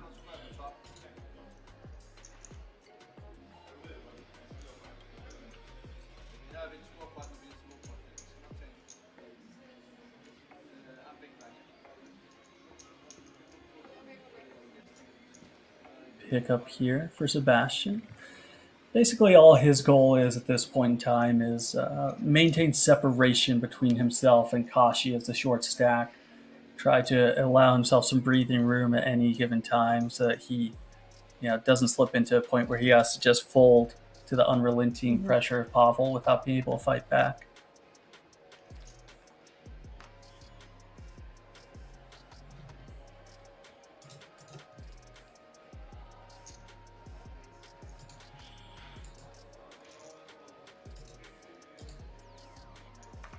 Ace deuce of hearts.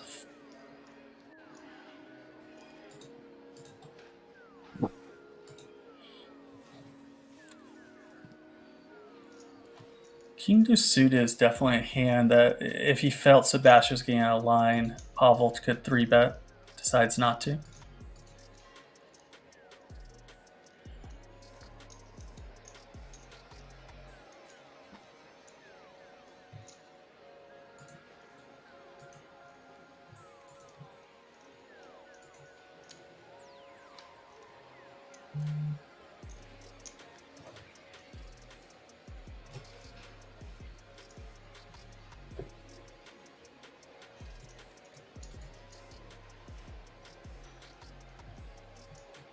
So right now they're on a pretty significant pay jump.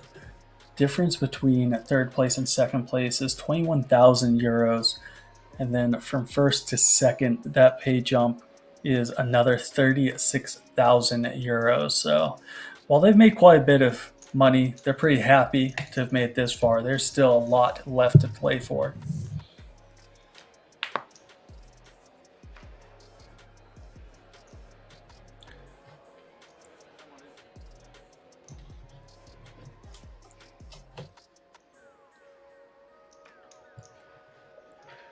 That seems to be a big enough flop that Kashi could potentially just, check and try to get it all in when he has a straight draw, flush draw, potentially pair draw, but decides to just open jam instead.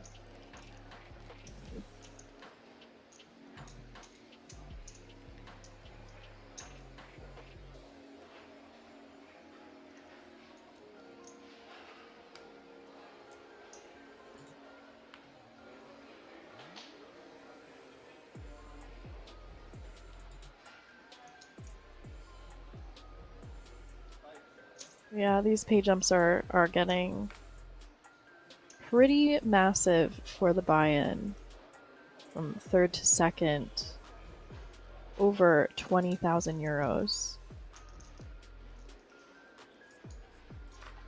I mean, it's got to be why our chip leader here, Pavel, is going to be able to apply tremendous pressure to his two opponents.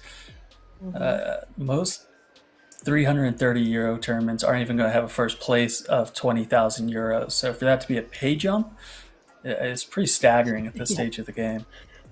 Yeah.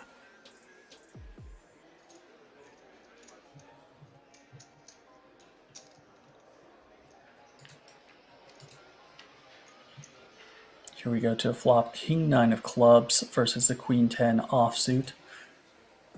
Kashi retains the betting lead, while Pavel retains the best hand.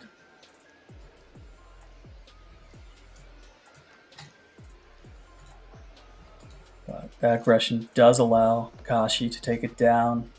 Does his patent slight fake out there. Very aggressive push forward of the cards. Very emotional. Oh, I can't believe I didn't get called. Kind of fun to watch him work.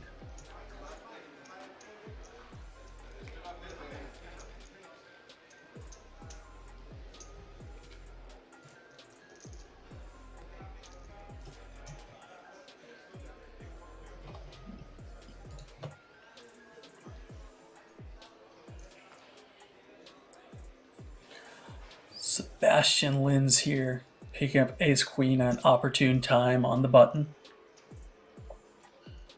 Ooh, this could be trouble for Pavel.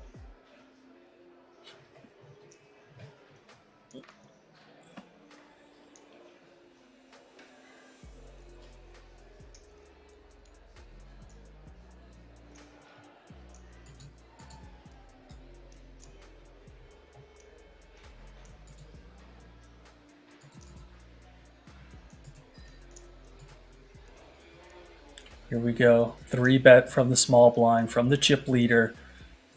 King 10 offsuit. And this feels like it's going to be met with an all-in very shortly from Sebastian Lintz. Yep.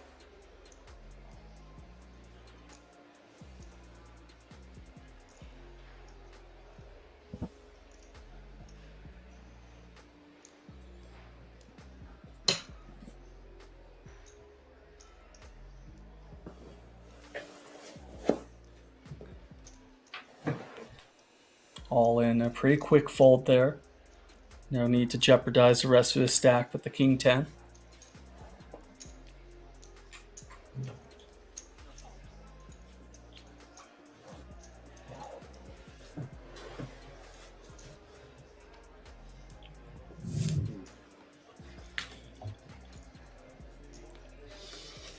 Well, it took us quite some time to go from 8-handed to 7-handed, about 3 or 4 hours. This is probably the next stage of a tournament that could take quite some time as we play down from Right. 3-handed to heads up.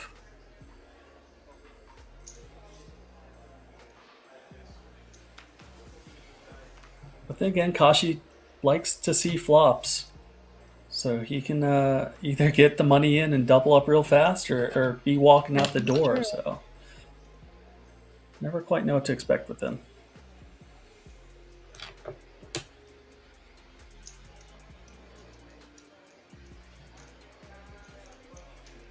Three-way affair. Diamonds are covered for Kashi. 8-5.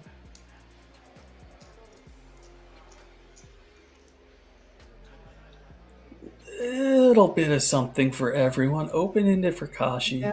Gut shot for Linz. And bottom pair for Pavel. Just a taste.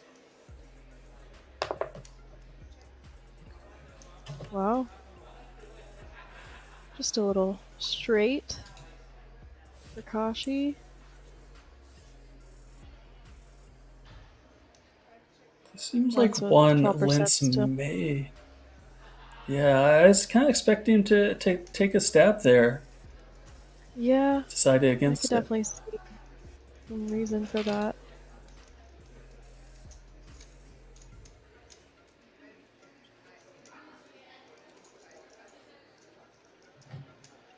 $9 million.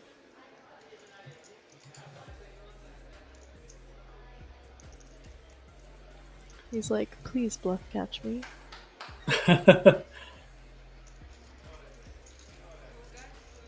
And that's going to bring Kashi and Linz into near even stacks, I want to say.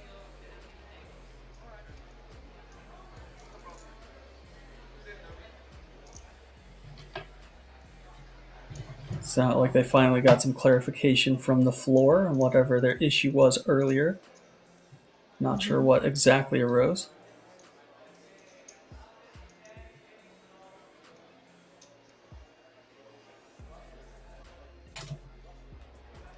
There's the kings.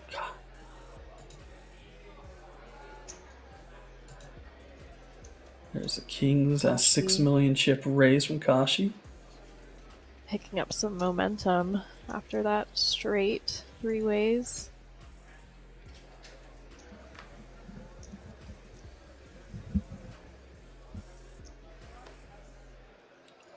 Looks like that's all he's going to pick up alongside the blinds.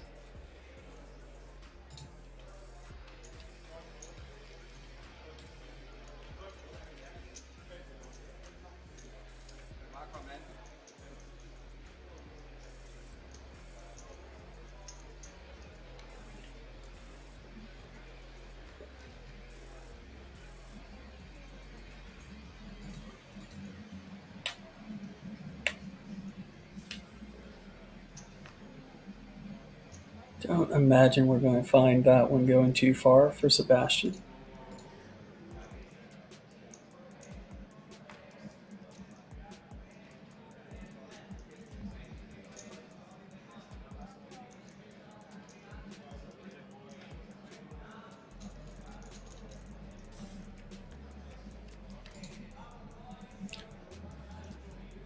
Kashi content here to check back in the big blind with the pocket sixes.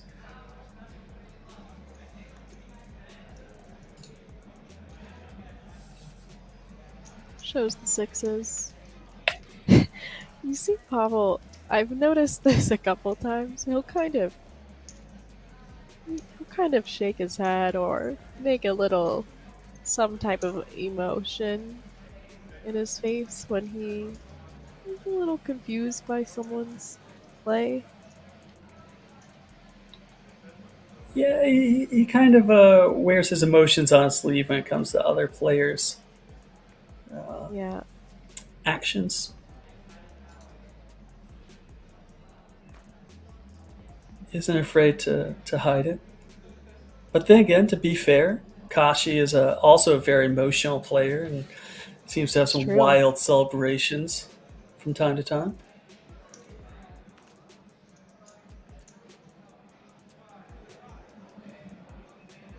Here he continues yet again with just flatting from the small blind. Seems to be his MO. He loves seeing flops. Sometimes strong, sometimes weak, something in between.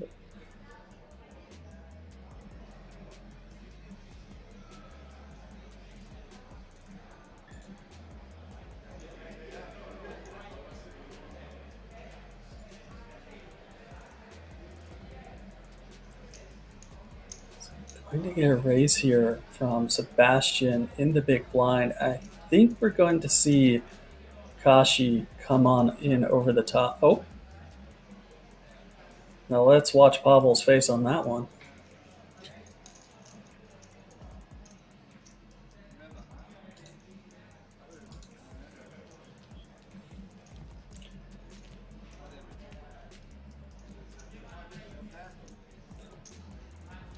That's a hand that Sebastian should have rightfully lost quite a bit of chips, but instead he finds himself collecting.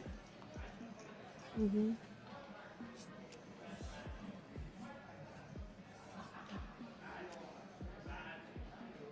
Reminder, you guys can exchange your channel points for party tickets. Just some free money.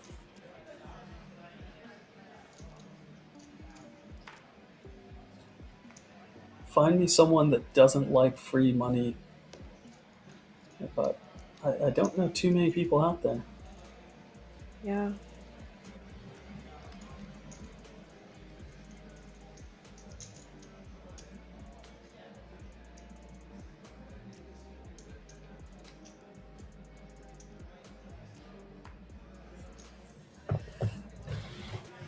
I imagine these three players are definitely feeling the effects as it's getting late into the night here at King's Casino. They've been going for almost 10 and a half hours. A while, and it's nearing 1 a.m. there.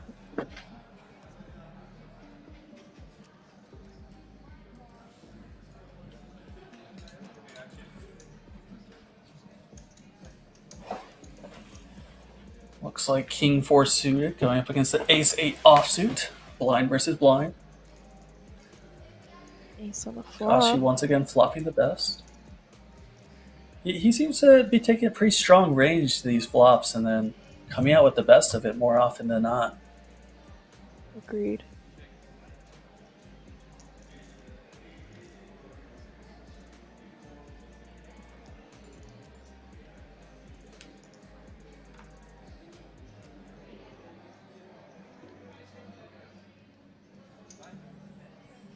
Doing a little stretching. I realized I was sitting for a very long time.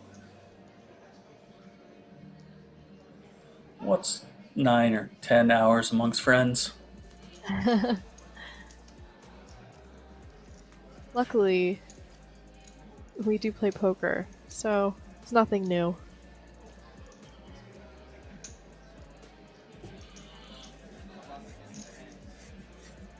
Those chairs look awfully comfy. I gotta be honest here. They look far comfier than the one I'm currently in. Me too. Breaking. When I lean back, I actually may fall. If you hear breaking sounds and me screaming, it is because my chair has broken. I'll send someone over to rescue you and also replace the battery in your smoke detector. Thank you. I'm not sure entirely which one's the more important of the two. The smoke detector. We can't have that going off. It's for your own sake. Yeah. Yep.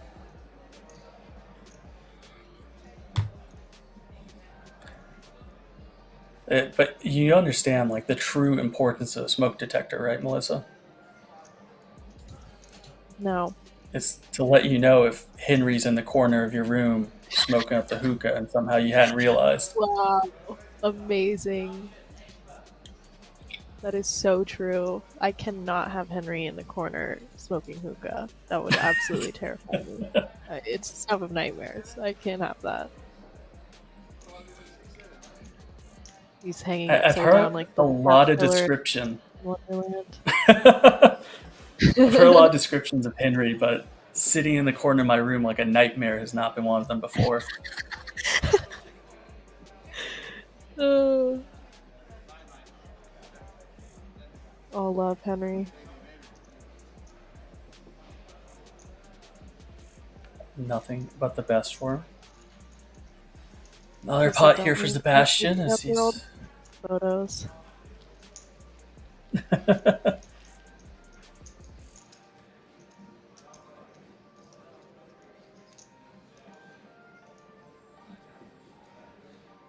looks like Kashi's still in third place, and Sebastian and Pavla are contending for the chip lead right now. I think Sebastian has solidified it for the time being.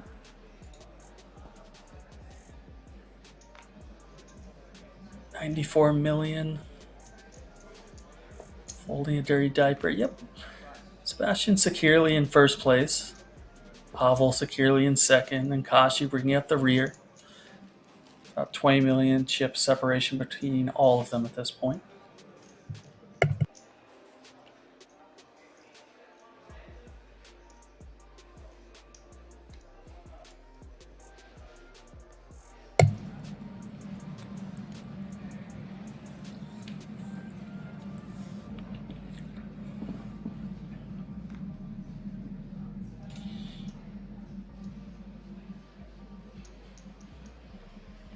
So, what does Henry emerge of as he emerges from his cocoon in the corner of your room? Like, what shape or form does he take?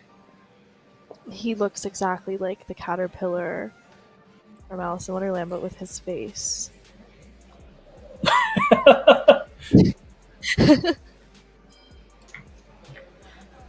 Alice in Wonderland. It wasn't. I mean, the caterpillar was smoking hookah, if I'm not mistaken. I see a correlation Yeah. here. Yeah. It's weird how that plays out. It's almost like I've never seen them in the same room. So you're saying there's a chance? There is a chance that Henry Kilbane is the caterpillar from Alice in Wonderland.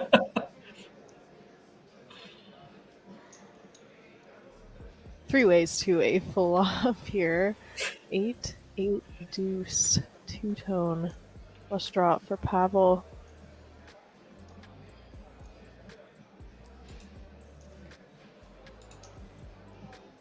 Does continue with just a call. Wants to keep as many bluffs in there as possible for Sebastian.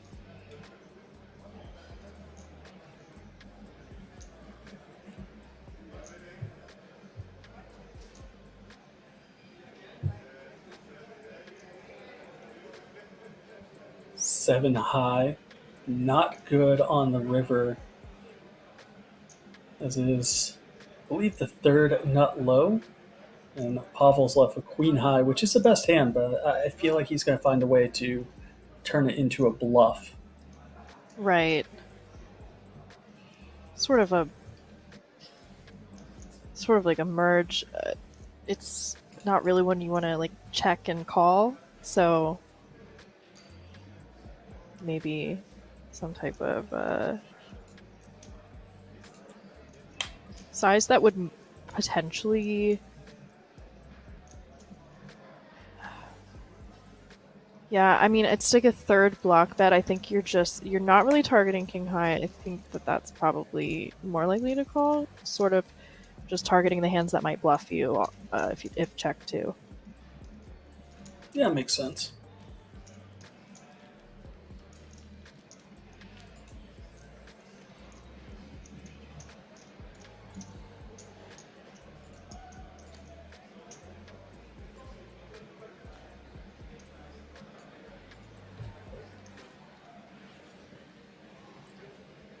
Because if you do check on over, it's going to be very, very difficult to call with your queen high. So Yeah, you don't really want to set yourself up for a difficult decision where you're likely good a lot, but still tough decision. And just take the easier decision route is usually what's preferred. Set yourself up nice, set up future you nice in those later decisions. put yourself in a nice little comfy cocoon so you can emerge out the other side. Exactly, that's what Henry taught me. When he was in my It's a corner of wise my man. room, upside down, smoking hookah. Terrifying. I hope we get to show Henry these clips Oh, once in a while and just really let him know how endearing he is to us. yeah, it's it's been sort of the running thing in my stream ever since I saw that ad. It was the first time I had seen it. I'd heard so much about it from him. So you weren't off on the wings as he was out there smoking the hookah. I wonder how many takes it took him. Like how many bowls of shisha he had to go through to get it just Like, did he right. go up there? Philly Nadia asking, who is Henry? Henry Kilbane is one of the main commentators for Party Poker. We both work alongside him from time to time whenever he's available. And he did the You may recognize his Party deep Poker. British voice. Yeah. And when we go on breaks, you'll see him blowing a cloud of smoke and talking to the camera, even though you're not actually able to hear him, you can see him. Yeah. Really special stuff. And we see the small blind with the sixes. All in from Pavel. Gonna take it down. Bit of the chicken game has resumed a little bit, which is understandable given that the next pay jump is massive for the buy-in level. Just 20,000 euros and change.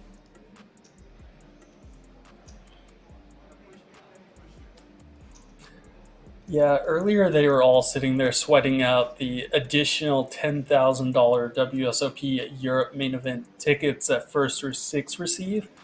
And now they're all saying, okay, that's in the rearview mirror. Let's concentrate on the money. Let's get the extra 20,000, 40,000, 50,000. Let's get it going. And that's all these three players care about at this point. Right. Ooh, train wreck incoming. Yeah, some potential colliding hands here. Quite strong, especially three-handed.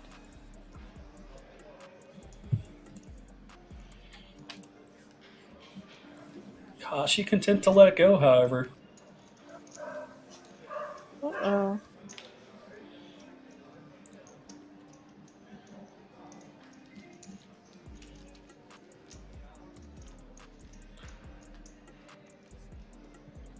The rich get richer, Kashi gets poorer. Definitely a third and definitive third place right now, sitting on around 35 million, while the other two contend for the chip lead with roundabouts of 100 million each. Yeah. Sort of in a dynamic to chop him up. But he is not the type to get chopped up if we've learned anything. Yeah, absolutely. Not in his repertoire. Sinistar asking, is this going to finish tonight? It is. We start about 10 and a half hours ago with 29 players, and we are playing down to a winner tonight. They're three-handed right now. And while it looks like it could go for quite some time longer, the two big stacks are sitting on about 30 and 40 big blinds respectively. So as soon as the third place is determined, I imagine we're going to see a fairly fast conclusion to this tournament. Yeah, heads up, it can be very fast, so you really never know. Just, it's a lot of it is card distribution and the way that the hands kind of collide.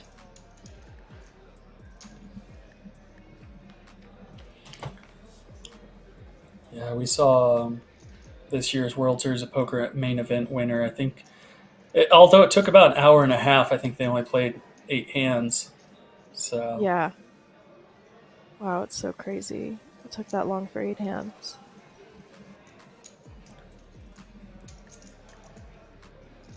Sebastian here trying to pick up on a flop. Kashi calling with his king high and turning top pair. Turning top pair, but also giving Sebastian a very natural turn bluff. Turning the gut shot.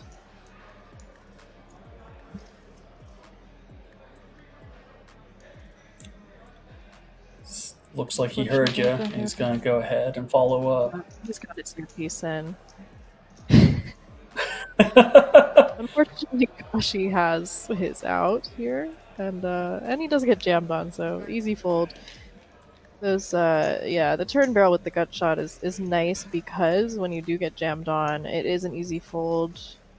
But then when you back into it, it's just so great. And you can also continue bluffing on a lot of Rick Rivers, so this sets up future you nice. Well, Yeah, now we have future the bottom two easy stacks decision. tied once again as Pavel is the clear chip leader and first and second place are tied here at the bottom.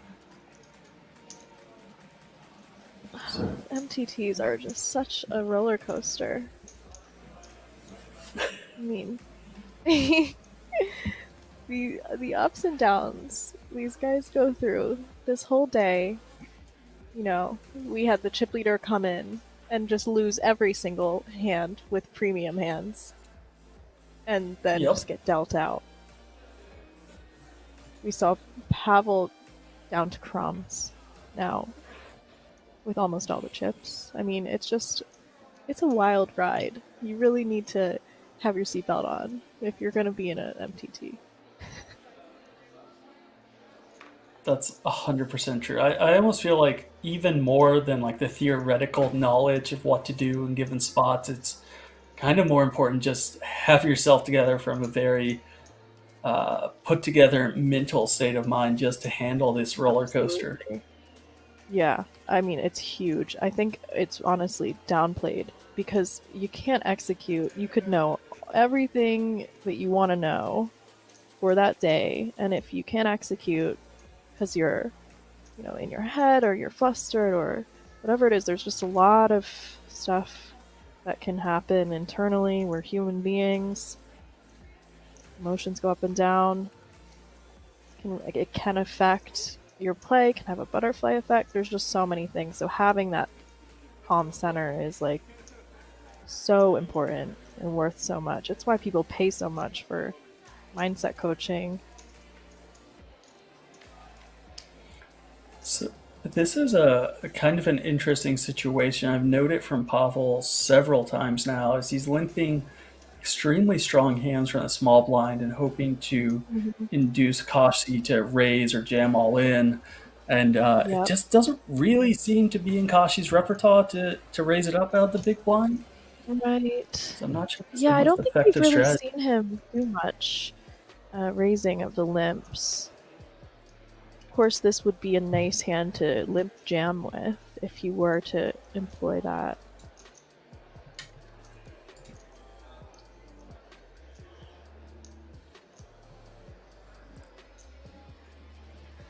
Yeah, it's sort of unfortunate. I mean, yeah. Kashi finds himself with the best hand, 7 deuce. Yeah, and it's... I mean, even just that... Even just that pot is... It seems so big, even though it's just a check down blind versus blind pot. I mean, there's only, let me do the fast math on this, 88 big blinds in play in total. So every big blind is definitely important. You know, you're looking at about an average stack of 30 big blinds for these players. So even just a call and a pickup of the blinds is pretty massive at this stage of the game. Definitely.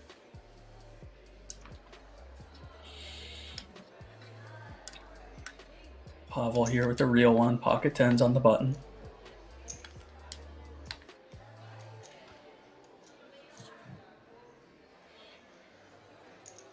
Looks like he'll pick up a call from Linz with the 4-3 offsuit from the big blind. Ready to put some action down.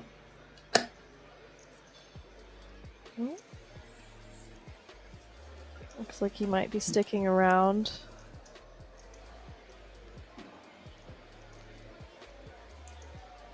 Yeah, 9-3-5 Badubi board. Gives him bottom pair, but obviously much more favorable to Pavel as he still contains that overpair.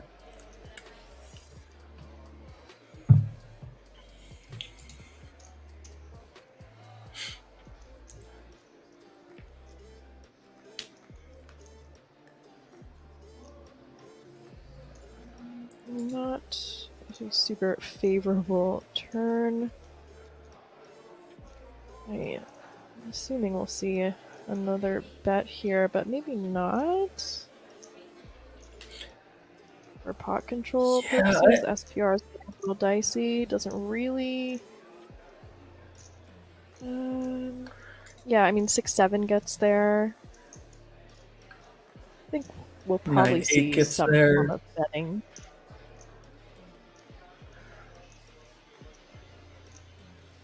Looks like he's going with a very chunky bet, about 3/4. Yeah. Set up a good bet on the river. Let's see, 15 million, yeah.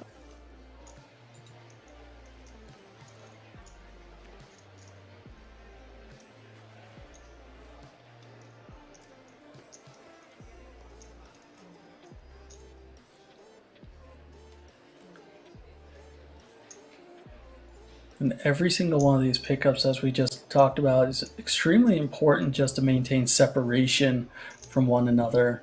The Sebastian is now bottom stack with 50 million, about half of the chip leader Pavel here. So they just need to keep maintaining separation from one another to be able to apply pressure in the right situations. It's really those small pots that sort of compound. Those are the ways that people separate themselves in these situations. It's not so much relying on the big all-ins and such, but really using those smaller pots to just add up.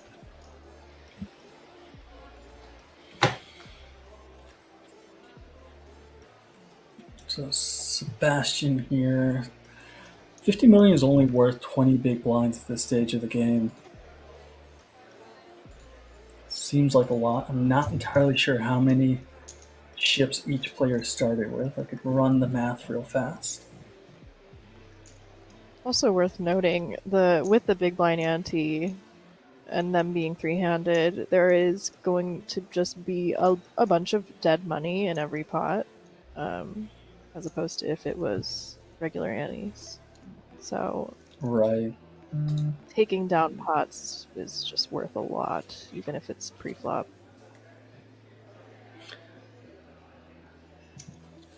I just ran the rough numbers on it. I believe the starting stack was 100,000 for each player. So every small blind is worth 12 players. Every big blind is 25 players. Ante's 25 players. It's always kind of fun when you get down to this stage of the tournament when you get to think of it like, how much it's worth in relation to other players' starting stack and their buy-in.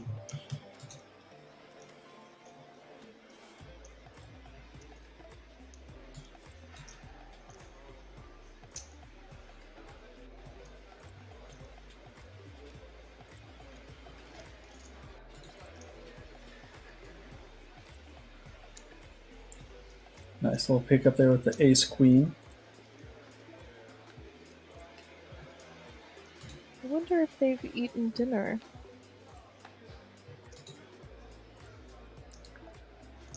Let's see, if we start it around 1 o'clock. Yeah, they haven't had any sort of dinner break this entire time, so they're kind of living off of airline food and peanuts at this stage. And trail mix, the trail mix guy is there. Thankfully, he's probably saving them. I mean, yeah, he should definitely be saving them for himself and not giving his opposition any. You don't want to. Yeah, I mean, it would be kind, but you don't want to give your opposition trail mix, so that's fair.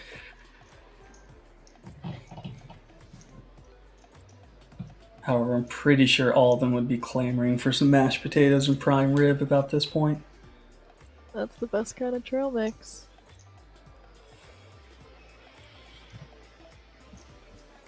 Ace for Pavel here. Leave another limp pot.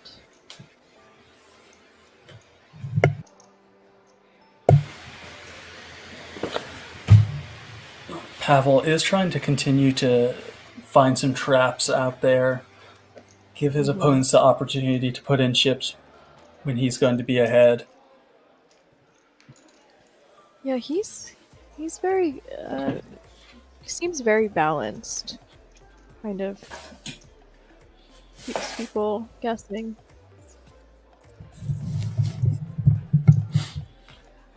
I do wonder if any of these players have someone on their rail letting them know, what they've seen, and but we haven't really seen anyone run over, talk to anyone.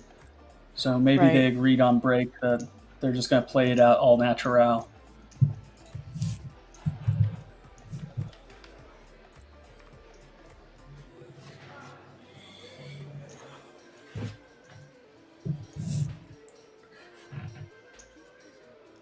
Pavel not only has a chip lead, but it seems he's consistently the one with the best hand. Picking up top pair here. Yeah, definitely he is connecting with these flops in the most crucial moment, potentially, of the tournament.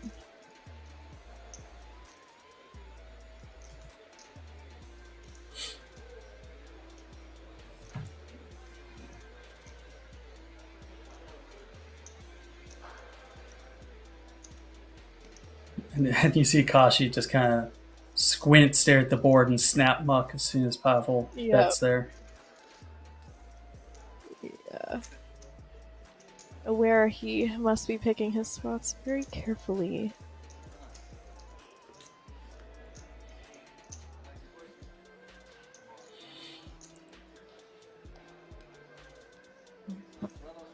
Seems that the further and further this goes, the more Kashi's posture is eroded, and Pavel seems to sit straighter with every passing moment as his confidence builds.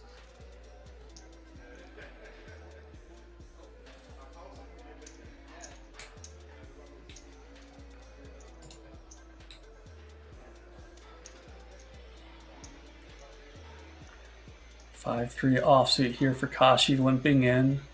Sebastian content to see the flop.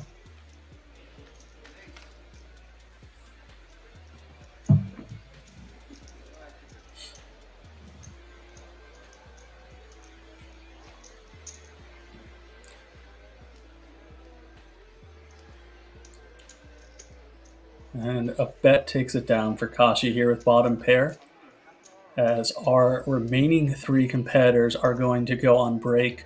And you see it here, Pavel leads with 116 million worth 46 big blinds, Kashi in second place, 26 big blinds, and Sebastian Lintz in third place, 16 big blinds worth 42 million. And ladies and gentlemen, from myself and Melissa Schubert, we appreciate you sticking with us throughout this final table, as we're here for the Party Poker Championship Czech main event. And we will be back shortly in 14 minutes after this break.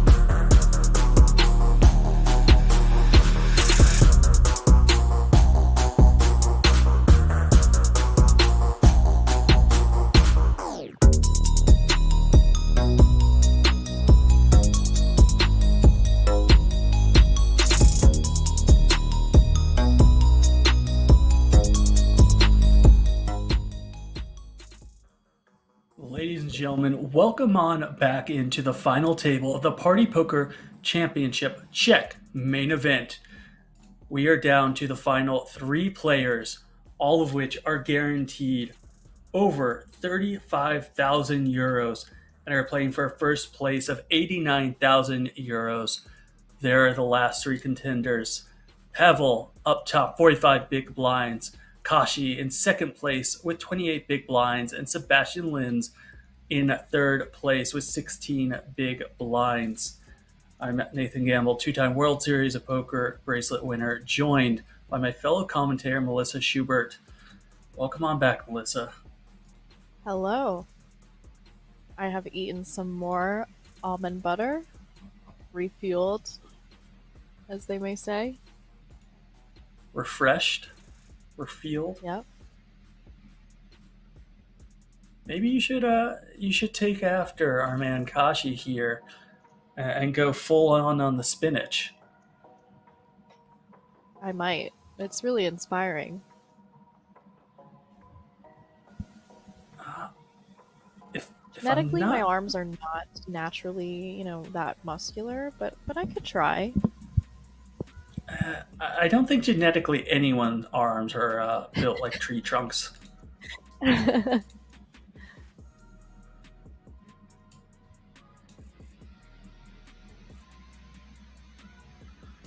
So it does look like they redistribute themselves amongst the table to kind of allow for it to be a little bit comfier with the 3 of them.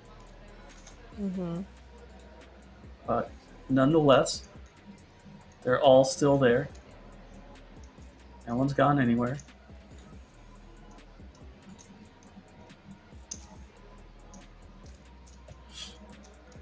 Pavel here, calling from the big blind after Kashi raises up on the button.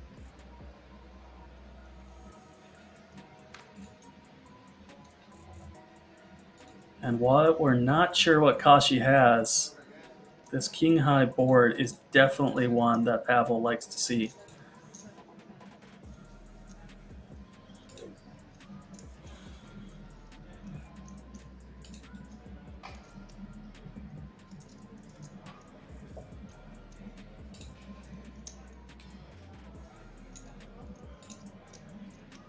So it's an ace 5 here for Kashi. providing him some wheel outs.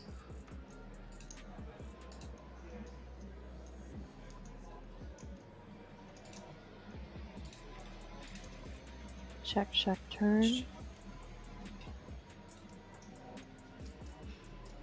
gonna give Pavel a lock on this board.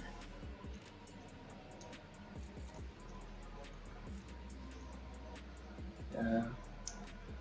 We do have some new chips in play as well, as those gray chips appear to be 5 million or 2.5 million. Not quite sure of the denominations for them.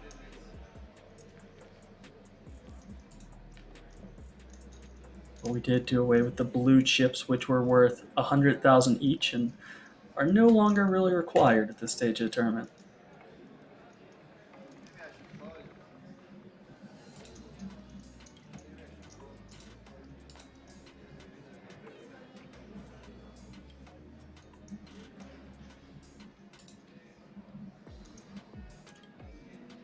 You hear Kashi wondering aloud if maybe he should have called, maybe his ace high was good. Mm-hmm. Reasonable to wonder that. Absolutely. Oh, we have an all in here on the button from Sebastian, and King Queen offsuit rates to be a call for Pavel here in the small blind. Certainly does.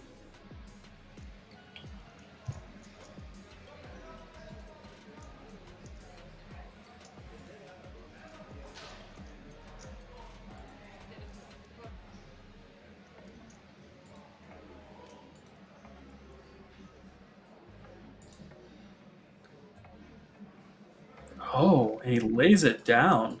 Really surprised to see that, but instead Oh. Kashi behind. Oh! He's spooky. All right. He's absolutely spooking me out. The man, It's like the he myth, the knew. legend. Oh, he knew. You knew he knew. Yeah, he knew.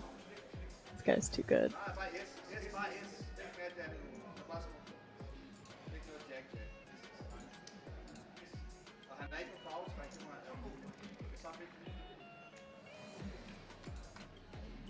Sebastian awaiting his fate. Ace 10, 7, flop. No backdoor flush outs or regular flush outs for either. King on the turn does open up some opportunities here. Yeah.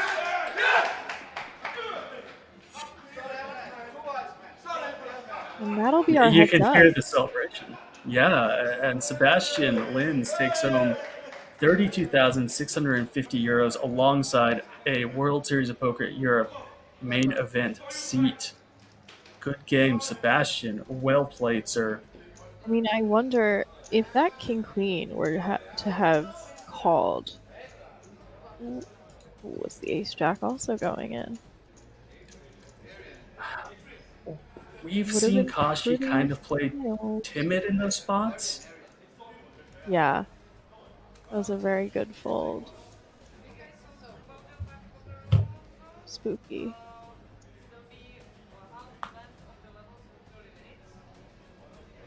Guy's got some sort of card sense here. Should be a good heads-up match. Absolutely.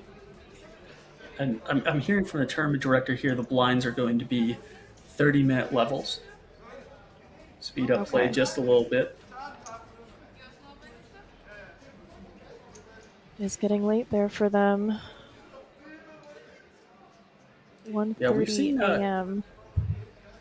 In recent time, we've actually seen some players just kind of speed up the blind structure and decide to skip a few levels or speed up entirely. So it's around about 2 in the morning, if I'm not mistaken, out there. 2:30. Yeah.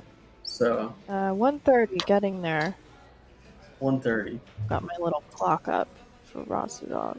I can keep an eye on what's going on over there.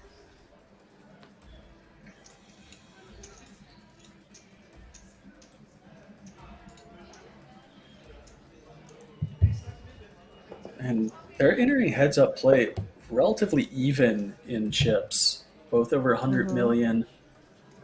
So this could be a battle that goes a duration for quite some time if they kind of take it slow and careful. Yep.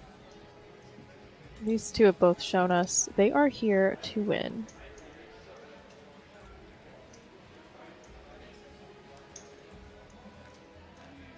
As we all know, there can be only one champion, and in the middle of the table right now is a trophy they're both vying for. One of the Party Poker Championship trophies, and what a beauty it is. I'm sure we'll get a clean shot of that later on. There's also an additional 30,000 to play for right now, Melissa. Yeah. Casual 100 buy-in pay jump. Not a big deal.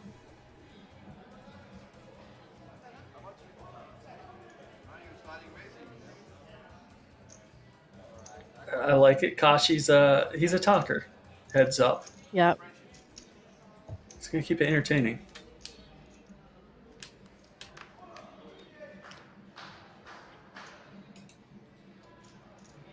Nice shot there. Actually, really like that. See the cards in the background. King high for both players. Advantage Pavel.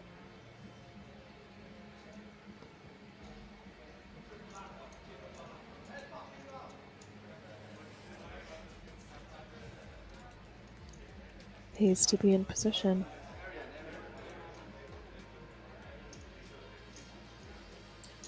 First pot of heads up match. Where's that second hand? It's already happening so quickly. I think that was the first one.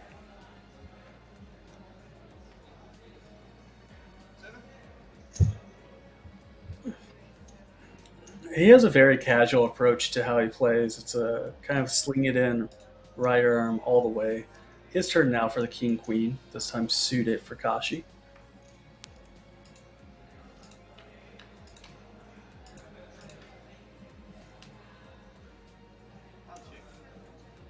Almost the exact same board texture.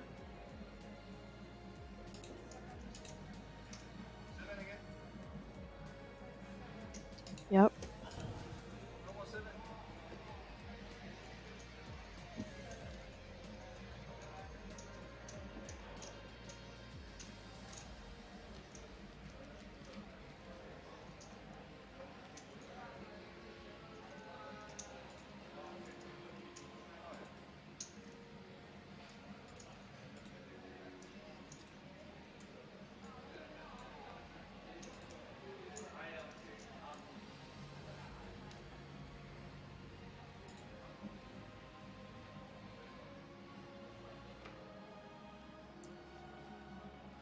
In relation to heads up play, both players are picking up some pretty strong hands so far. We had king queen for both of them. Now we have queen jack for Pavel.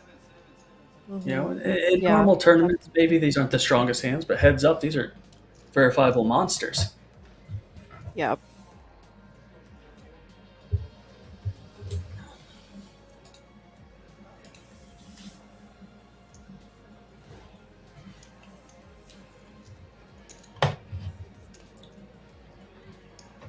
Kashi deciding to get out of line here and raise it up an additional 11 million back to Pavel.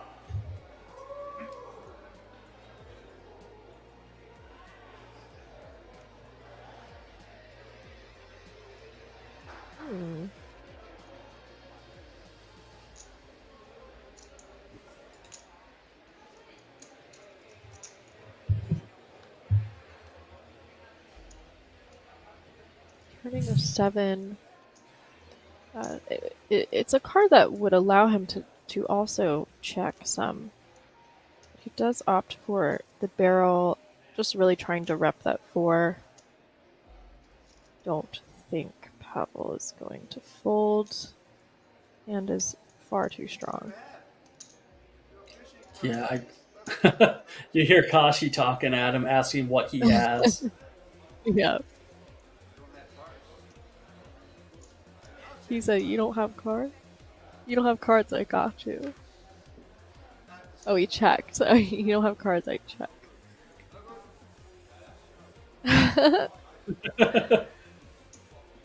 He's like his face. It's so funny watching him react to Kashi. I like how Kashi went from happy to just crestfallen there. And there is that Yeah. PPC, Party Poker Champions Czech main event trophy. Really like that design in the middle. Yeah, that's nice. Looks those party poker trophies are definitely weighty. They are solid trophies.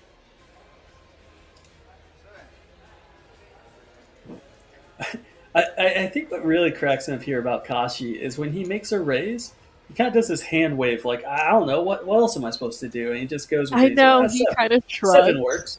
There's Yeah. so many spots where he's just sort of like shrugged and emoted very clearly, but it's hard to read too much into it when you're playing against him, but for us we see that he's genuine. Yeah, it's very, very genuine emotion and just kind of shrugs. We'll see what happens. Yeah.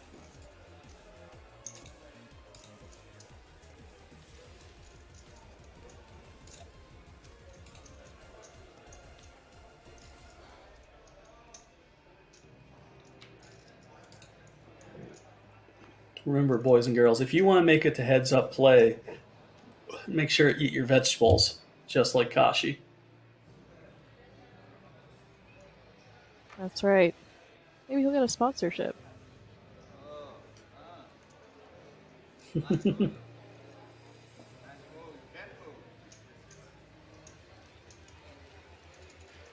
I think we kind of end up with our two most expressive players, but they're in a very different way that they express their emotions. Mm-hmm.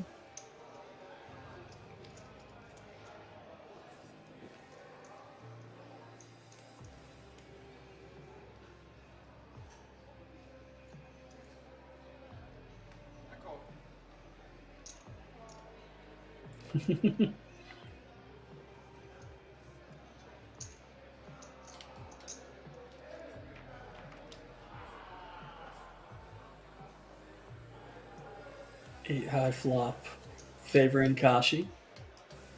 Yep. Finds himself an insta bet. Easy fold for Pavel.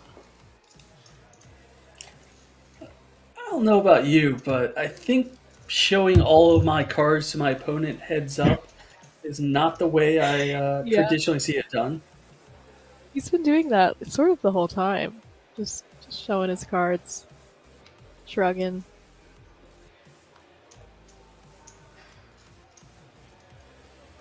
So far, so good. Heads up of 2,261 players, so I guess whatever works. Keep doing it. Yeah.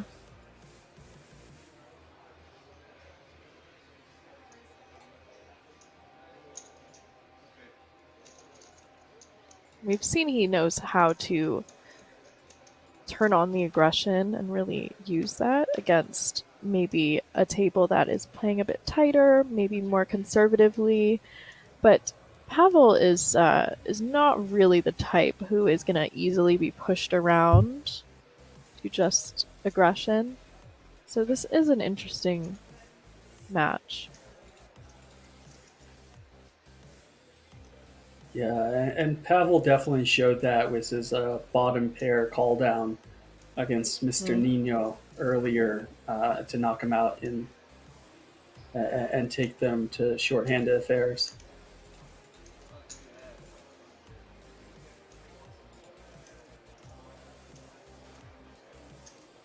He shakes his head.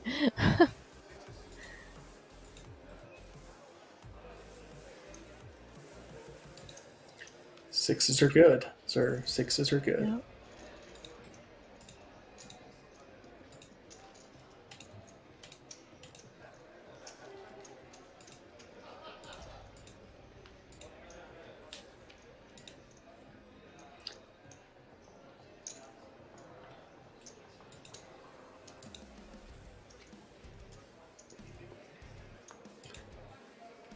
This Groucher asking what's the benefit of showing cards. I mean, it's all psychological. It all depends on what you want your opponent to think, and sometimes it just falls into the basic human emotions and needs for players to feel a human connection to one another.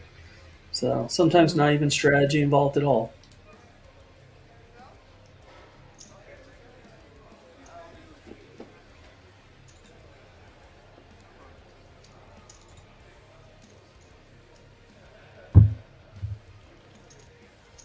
Here we see Pavel picking up Ace Jack and picking up the pot.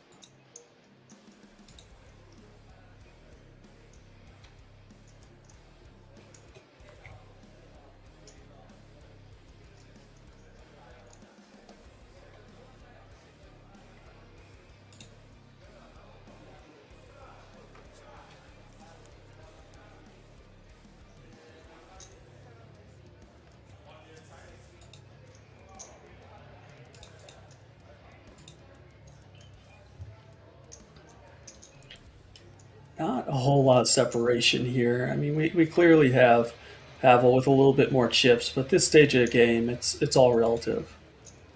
Mm-hmm.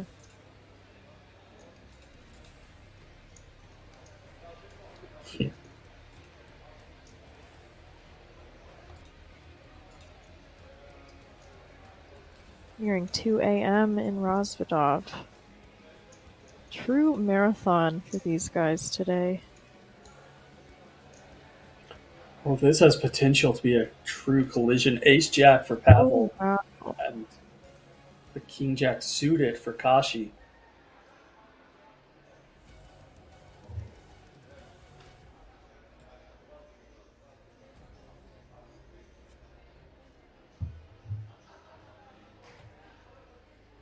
Kashi with about 30 big blinds. A bit more. 32.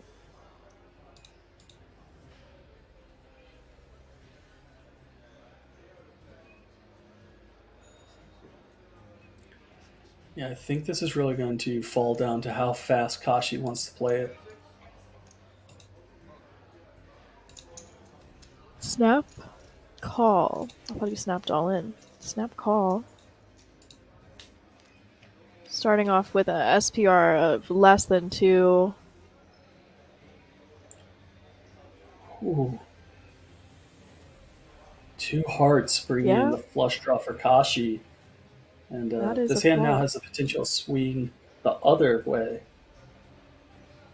Yeah, we see the equities are pretty much even to a coin flip. Imagine it's going to be a bet and a snap all in from Kashi. Mm-hmm. Yeah, there we go. We've seen him play long enough today. We kind of know his MO.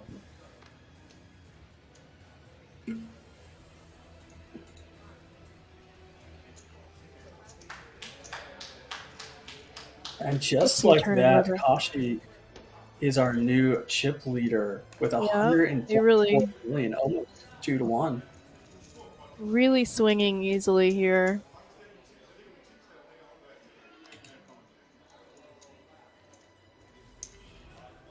Here you go, 47 big blinds for our new chip leader, Kashi, versus the 27 big blinds for Pavel. Swinging back and forth. This could be a fast match, or this could take all day, depending on how they decide to proceed.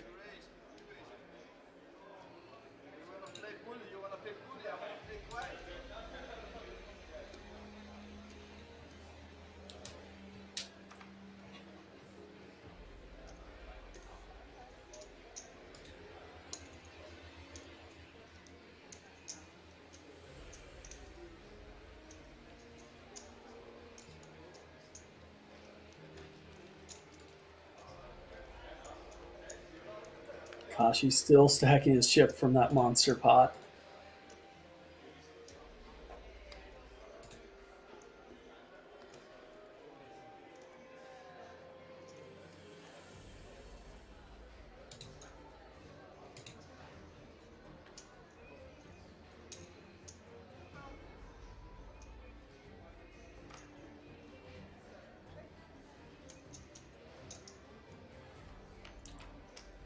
Yeah, it's very interesting when we get down to heads up play as you obviously have the big blind out there, but you also have a big blind ante. So essentially, the big blind has two bigs out there every single time.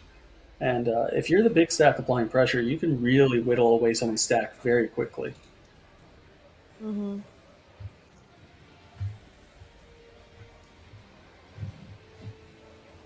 Trips for Pavel now.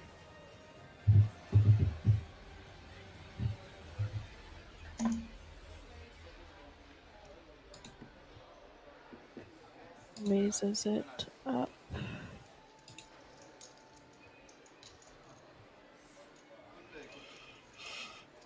Also, could see an argument for calling and allowing someone like Kashi to sort of continue bluffing. You saw how I hard he think, tried to rep that board earlier. yeah. Well, one of the things I really like about Kashi is he doesn't seem to get overly attached to any hand, whether he's bluffing or Mm-hmm. not. It's just once it's over, move on, pat the table, next hand, let's go. Yeah, it's definitely a really important skill.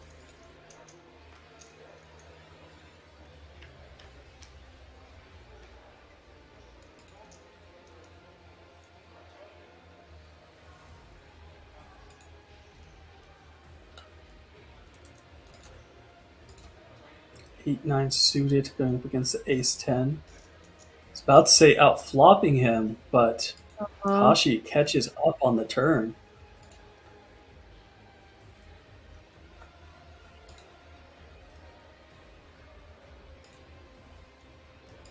I like this check.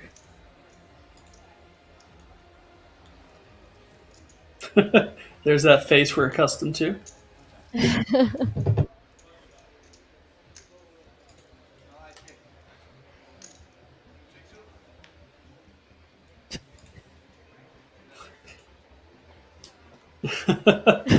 Kashi almost tried to goad him into checking back. You check too? Oh man, I love it. that's funny.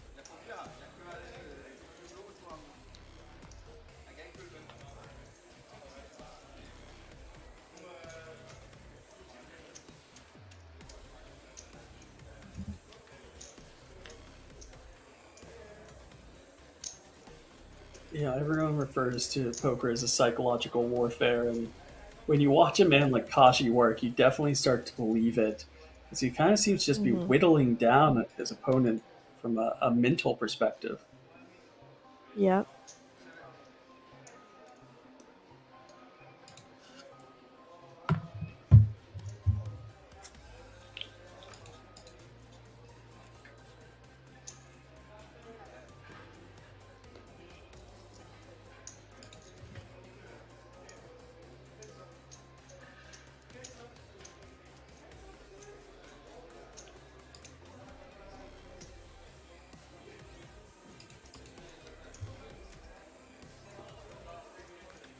There it is. We're here at King's Casino. Play like a king in Rozvadov.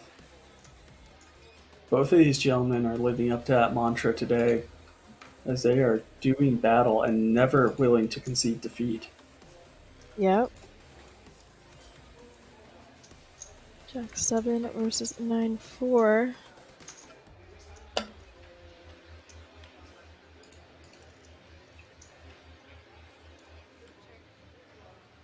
Kashi out flopping.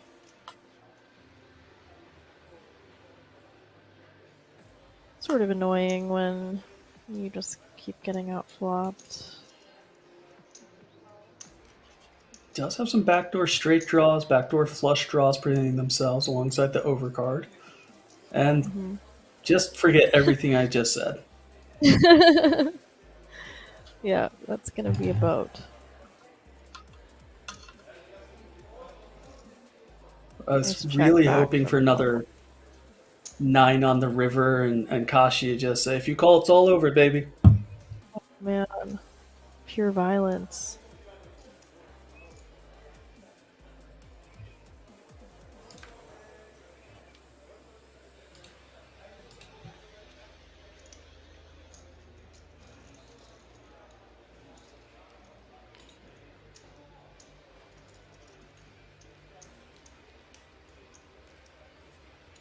Nut boat is going to take it down.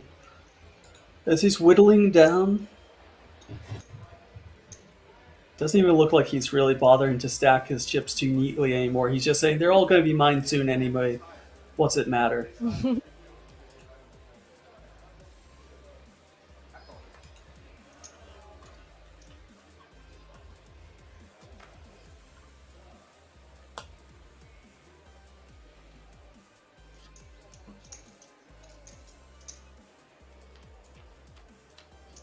Pavel here is now whittled under 20 big blinds, sitting at the 19 big blind mark. Yeah, and just continuing to get outflopped here. It is really pretty brutal. You kind of feel like you're running your head against a wall.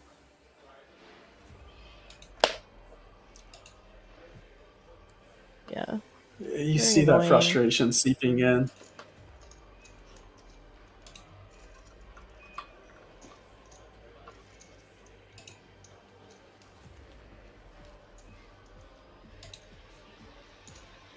On the other hand, when you're Kashi, you just feel chosen when this happens. Yeah, I mean, on the right side of your screen, you just saw Pavel look up towards the heavens and kind of say, "Why me? Why now? Help!" Please, someone do something." Oh, and he's got a hand now. Just under 20 bigs. Probably debating on a limp jam, or maybe just we're gonna raise.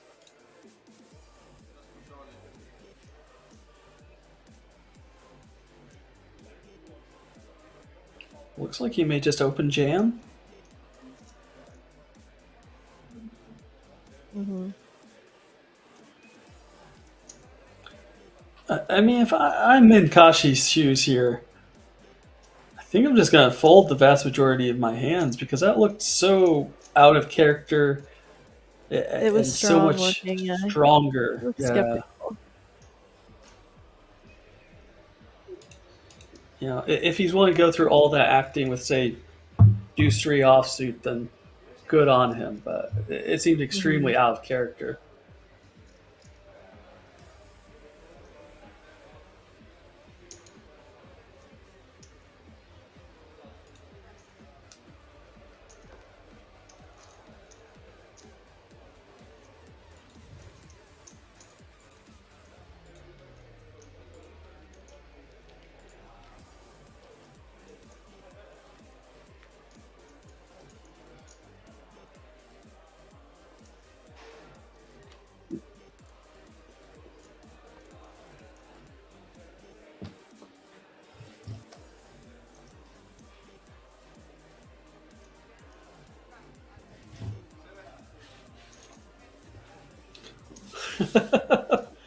The splash. Mm-hmm.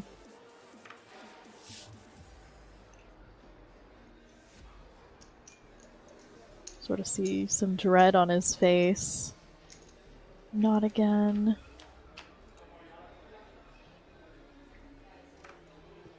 And once again. Alright. Yeah.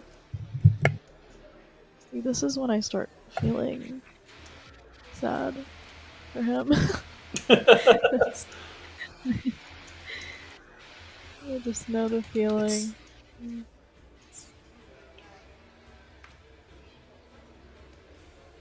And it's definitely one that he can't necessarily just fold off as he is king high here on the turn. But Yeah. I think he does.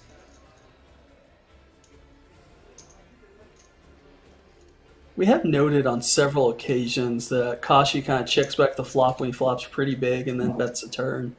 So I'm sure Pavlov also has picked up on that type of information. Yeah. Especially since he's been showing his hands.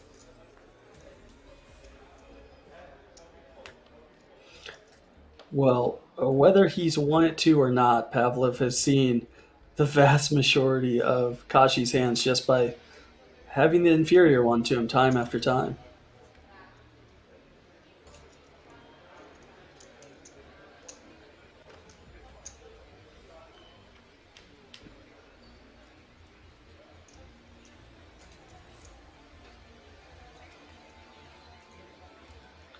And again. Bottom. Yeah, bottom pair here turns into the 9 high straight for Kashi. Yep.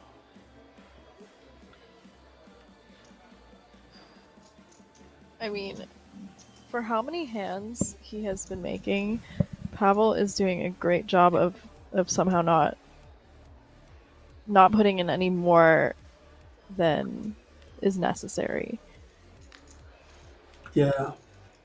And if he was to double up twice, then he essentially would have this tournament closed out. So, while he still has a 3-1 disadvantage, Pavel's very much still in contention to take this tournament down. Right. Just needs a little bit of love.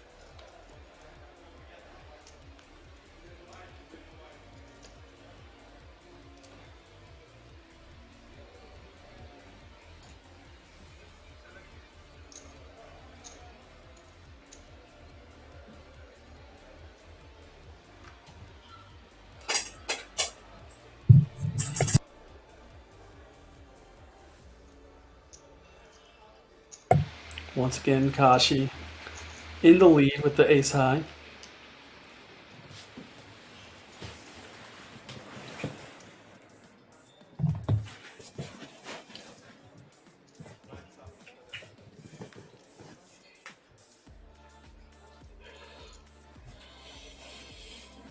Pavel almost seems devoid of hope at this stage, just giving the fast finger swirl. It's hard not to.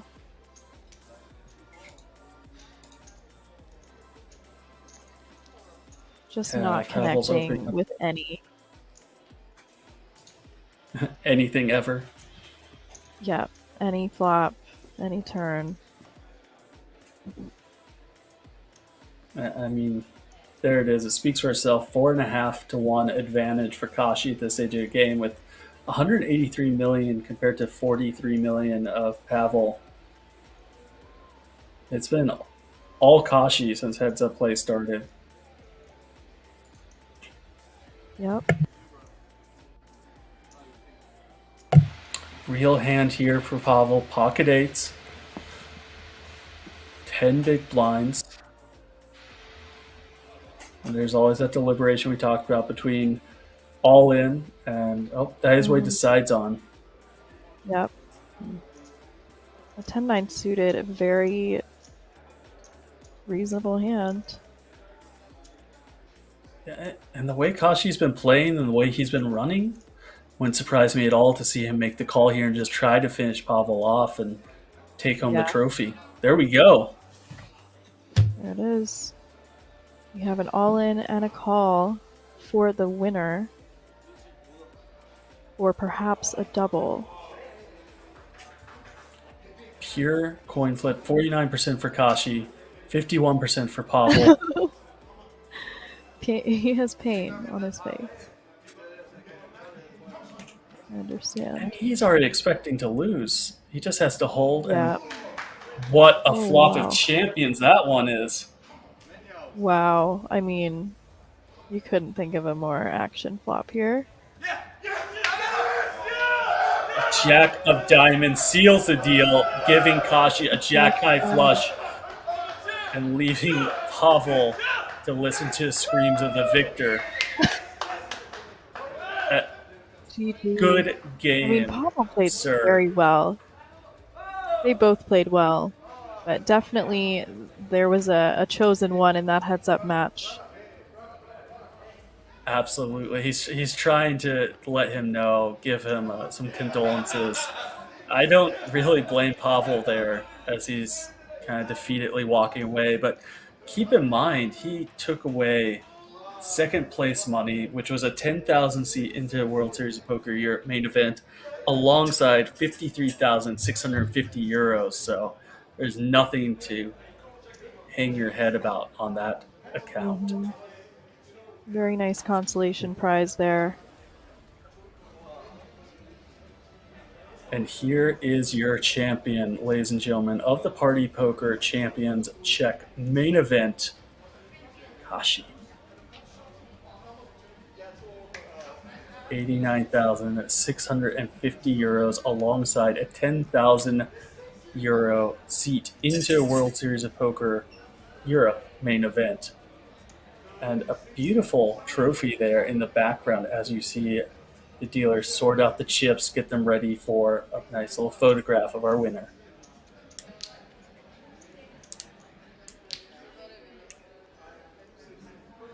And ladies and gentlemen, we're going to let them take their pictures, have him celebrate his victory. And from all of us here at Party Poker, we appreciate you watching it down to the champion. From myself, from Melissa, you have any words for the people, Melissa? Thank you guys for keeping us company. It's been a ride. So we will see all of y'all next time for the next Party Poker event. Thank you for joining us once again. From myself, Nathan Gamble, and Melissa Schubert, take care and good night.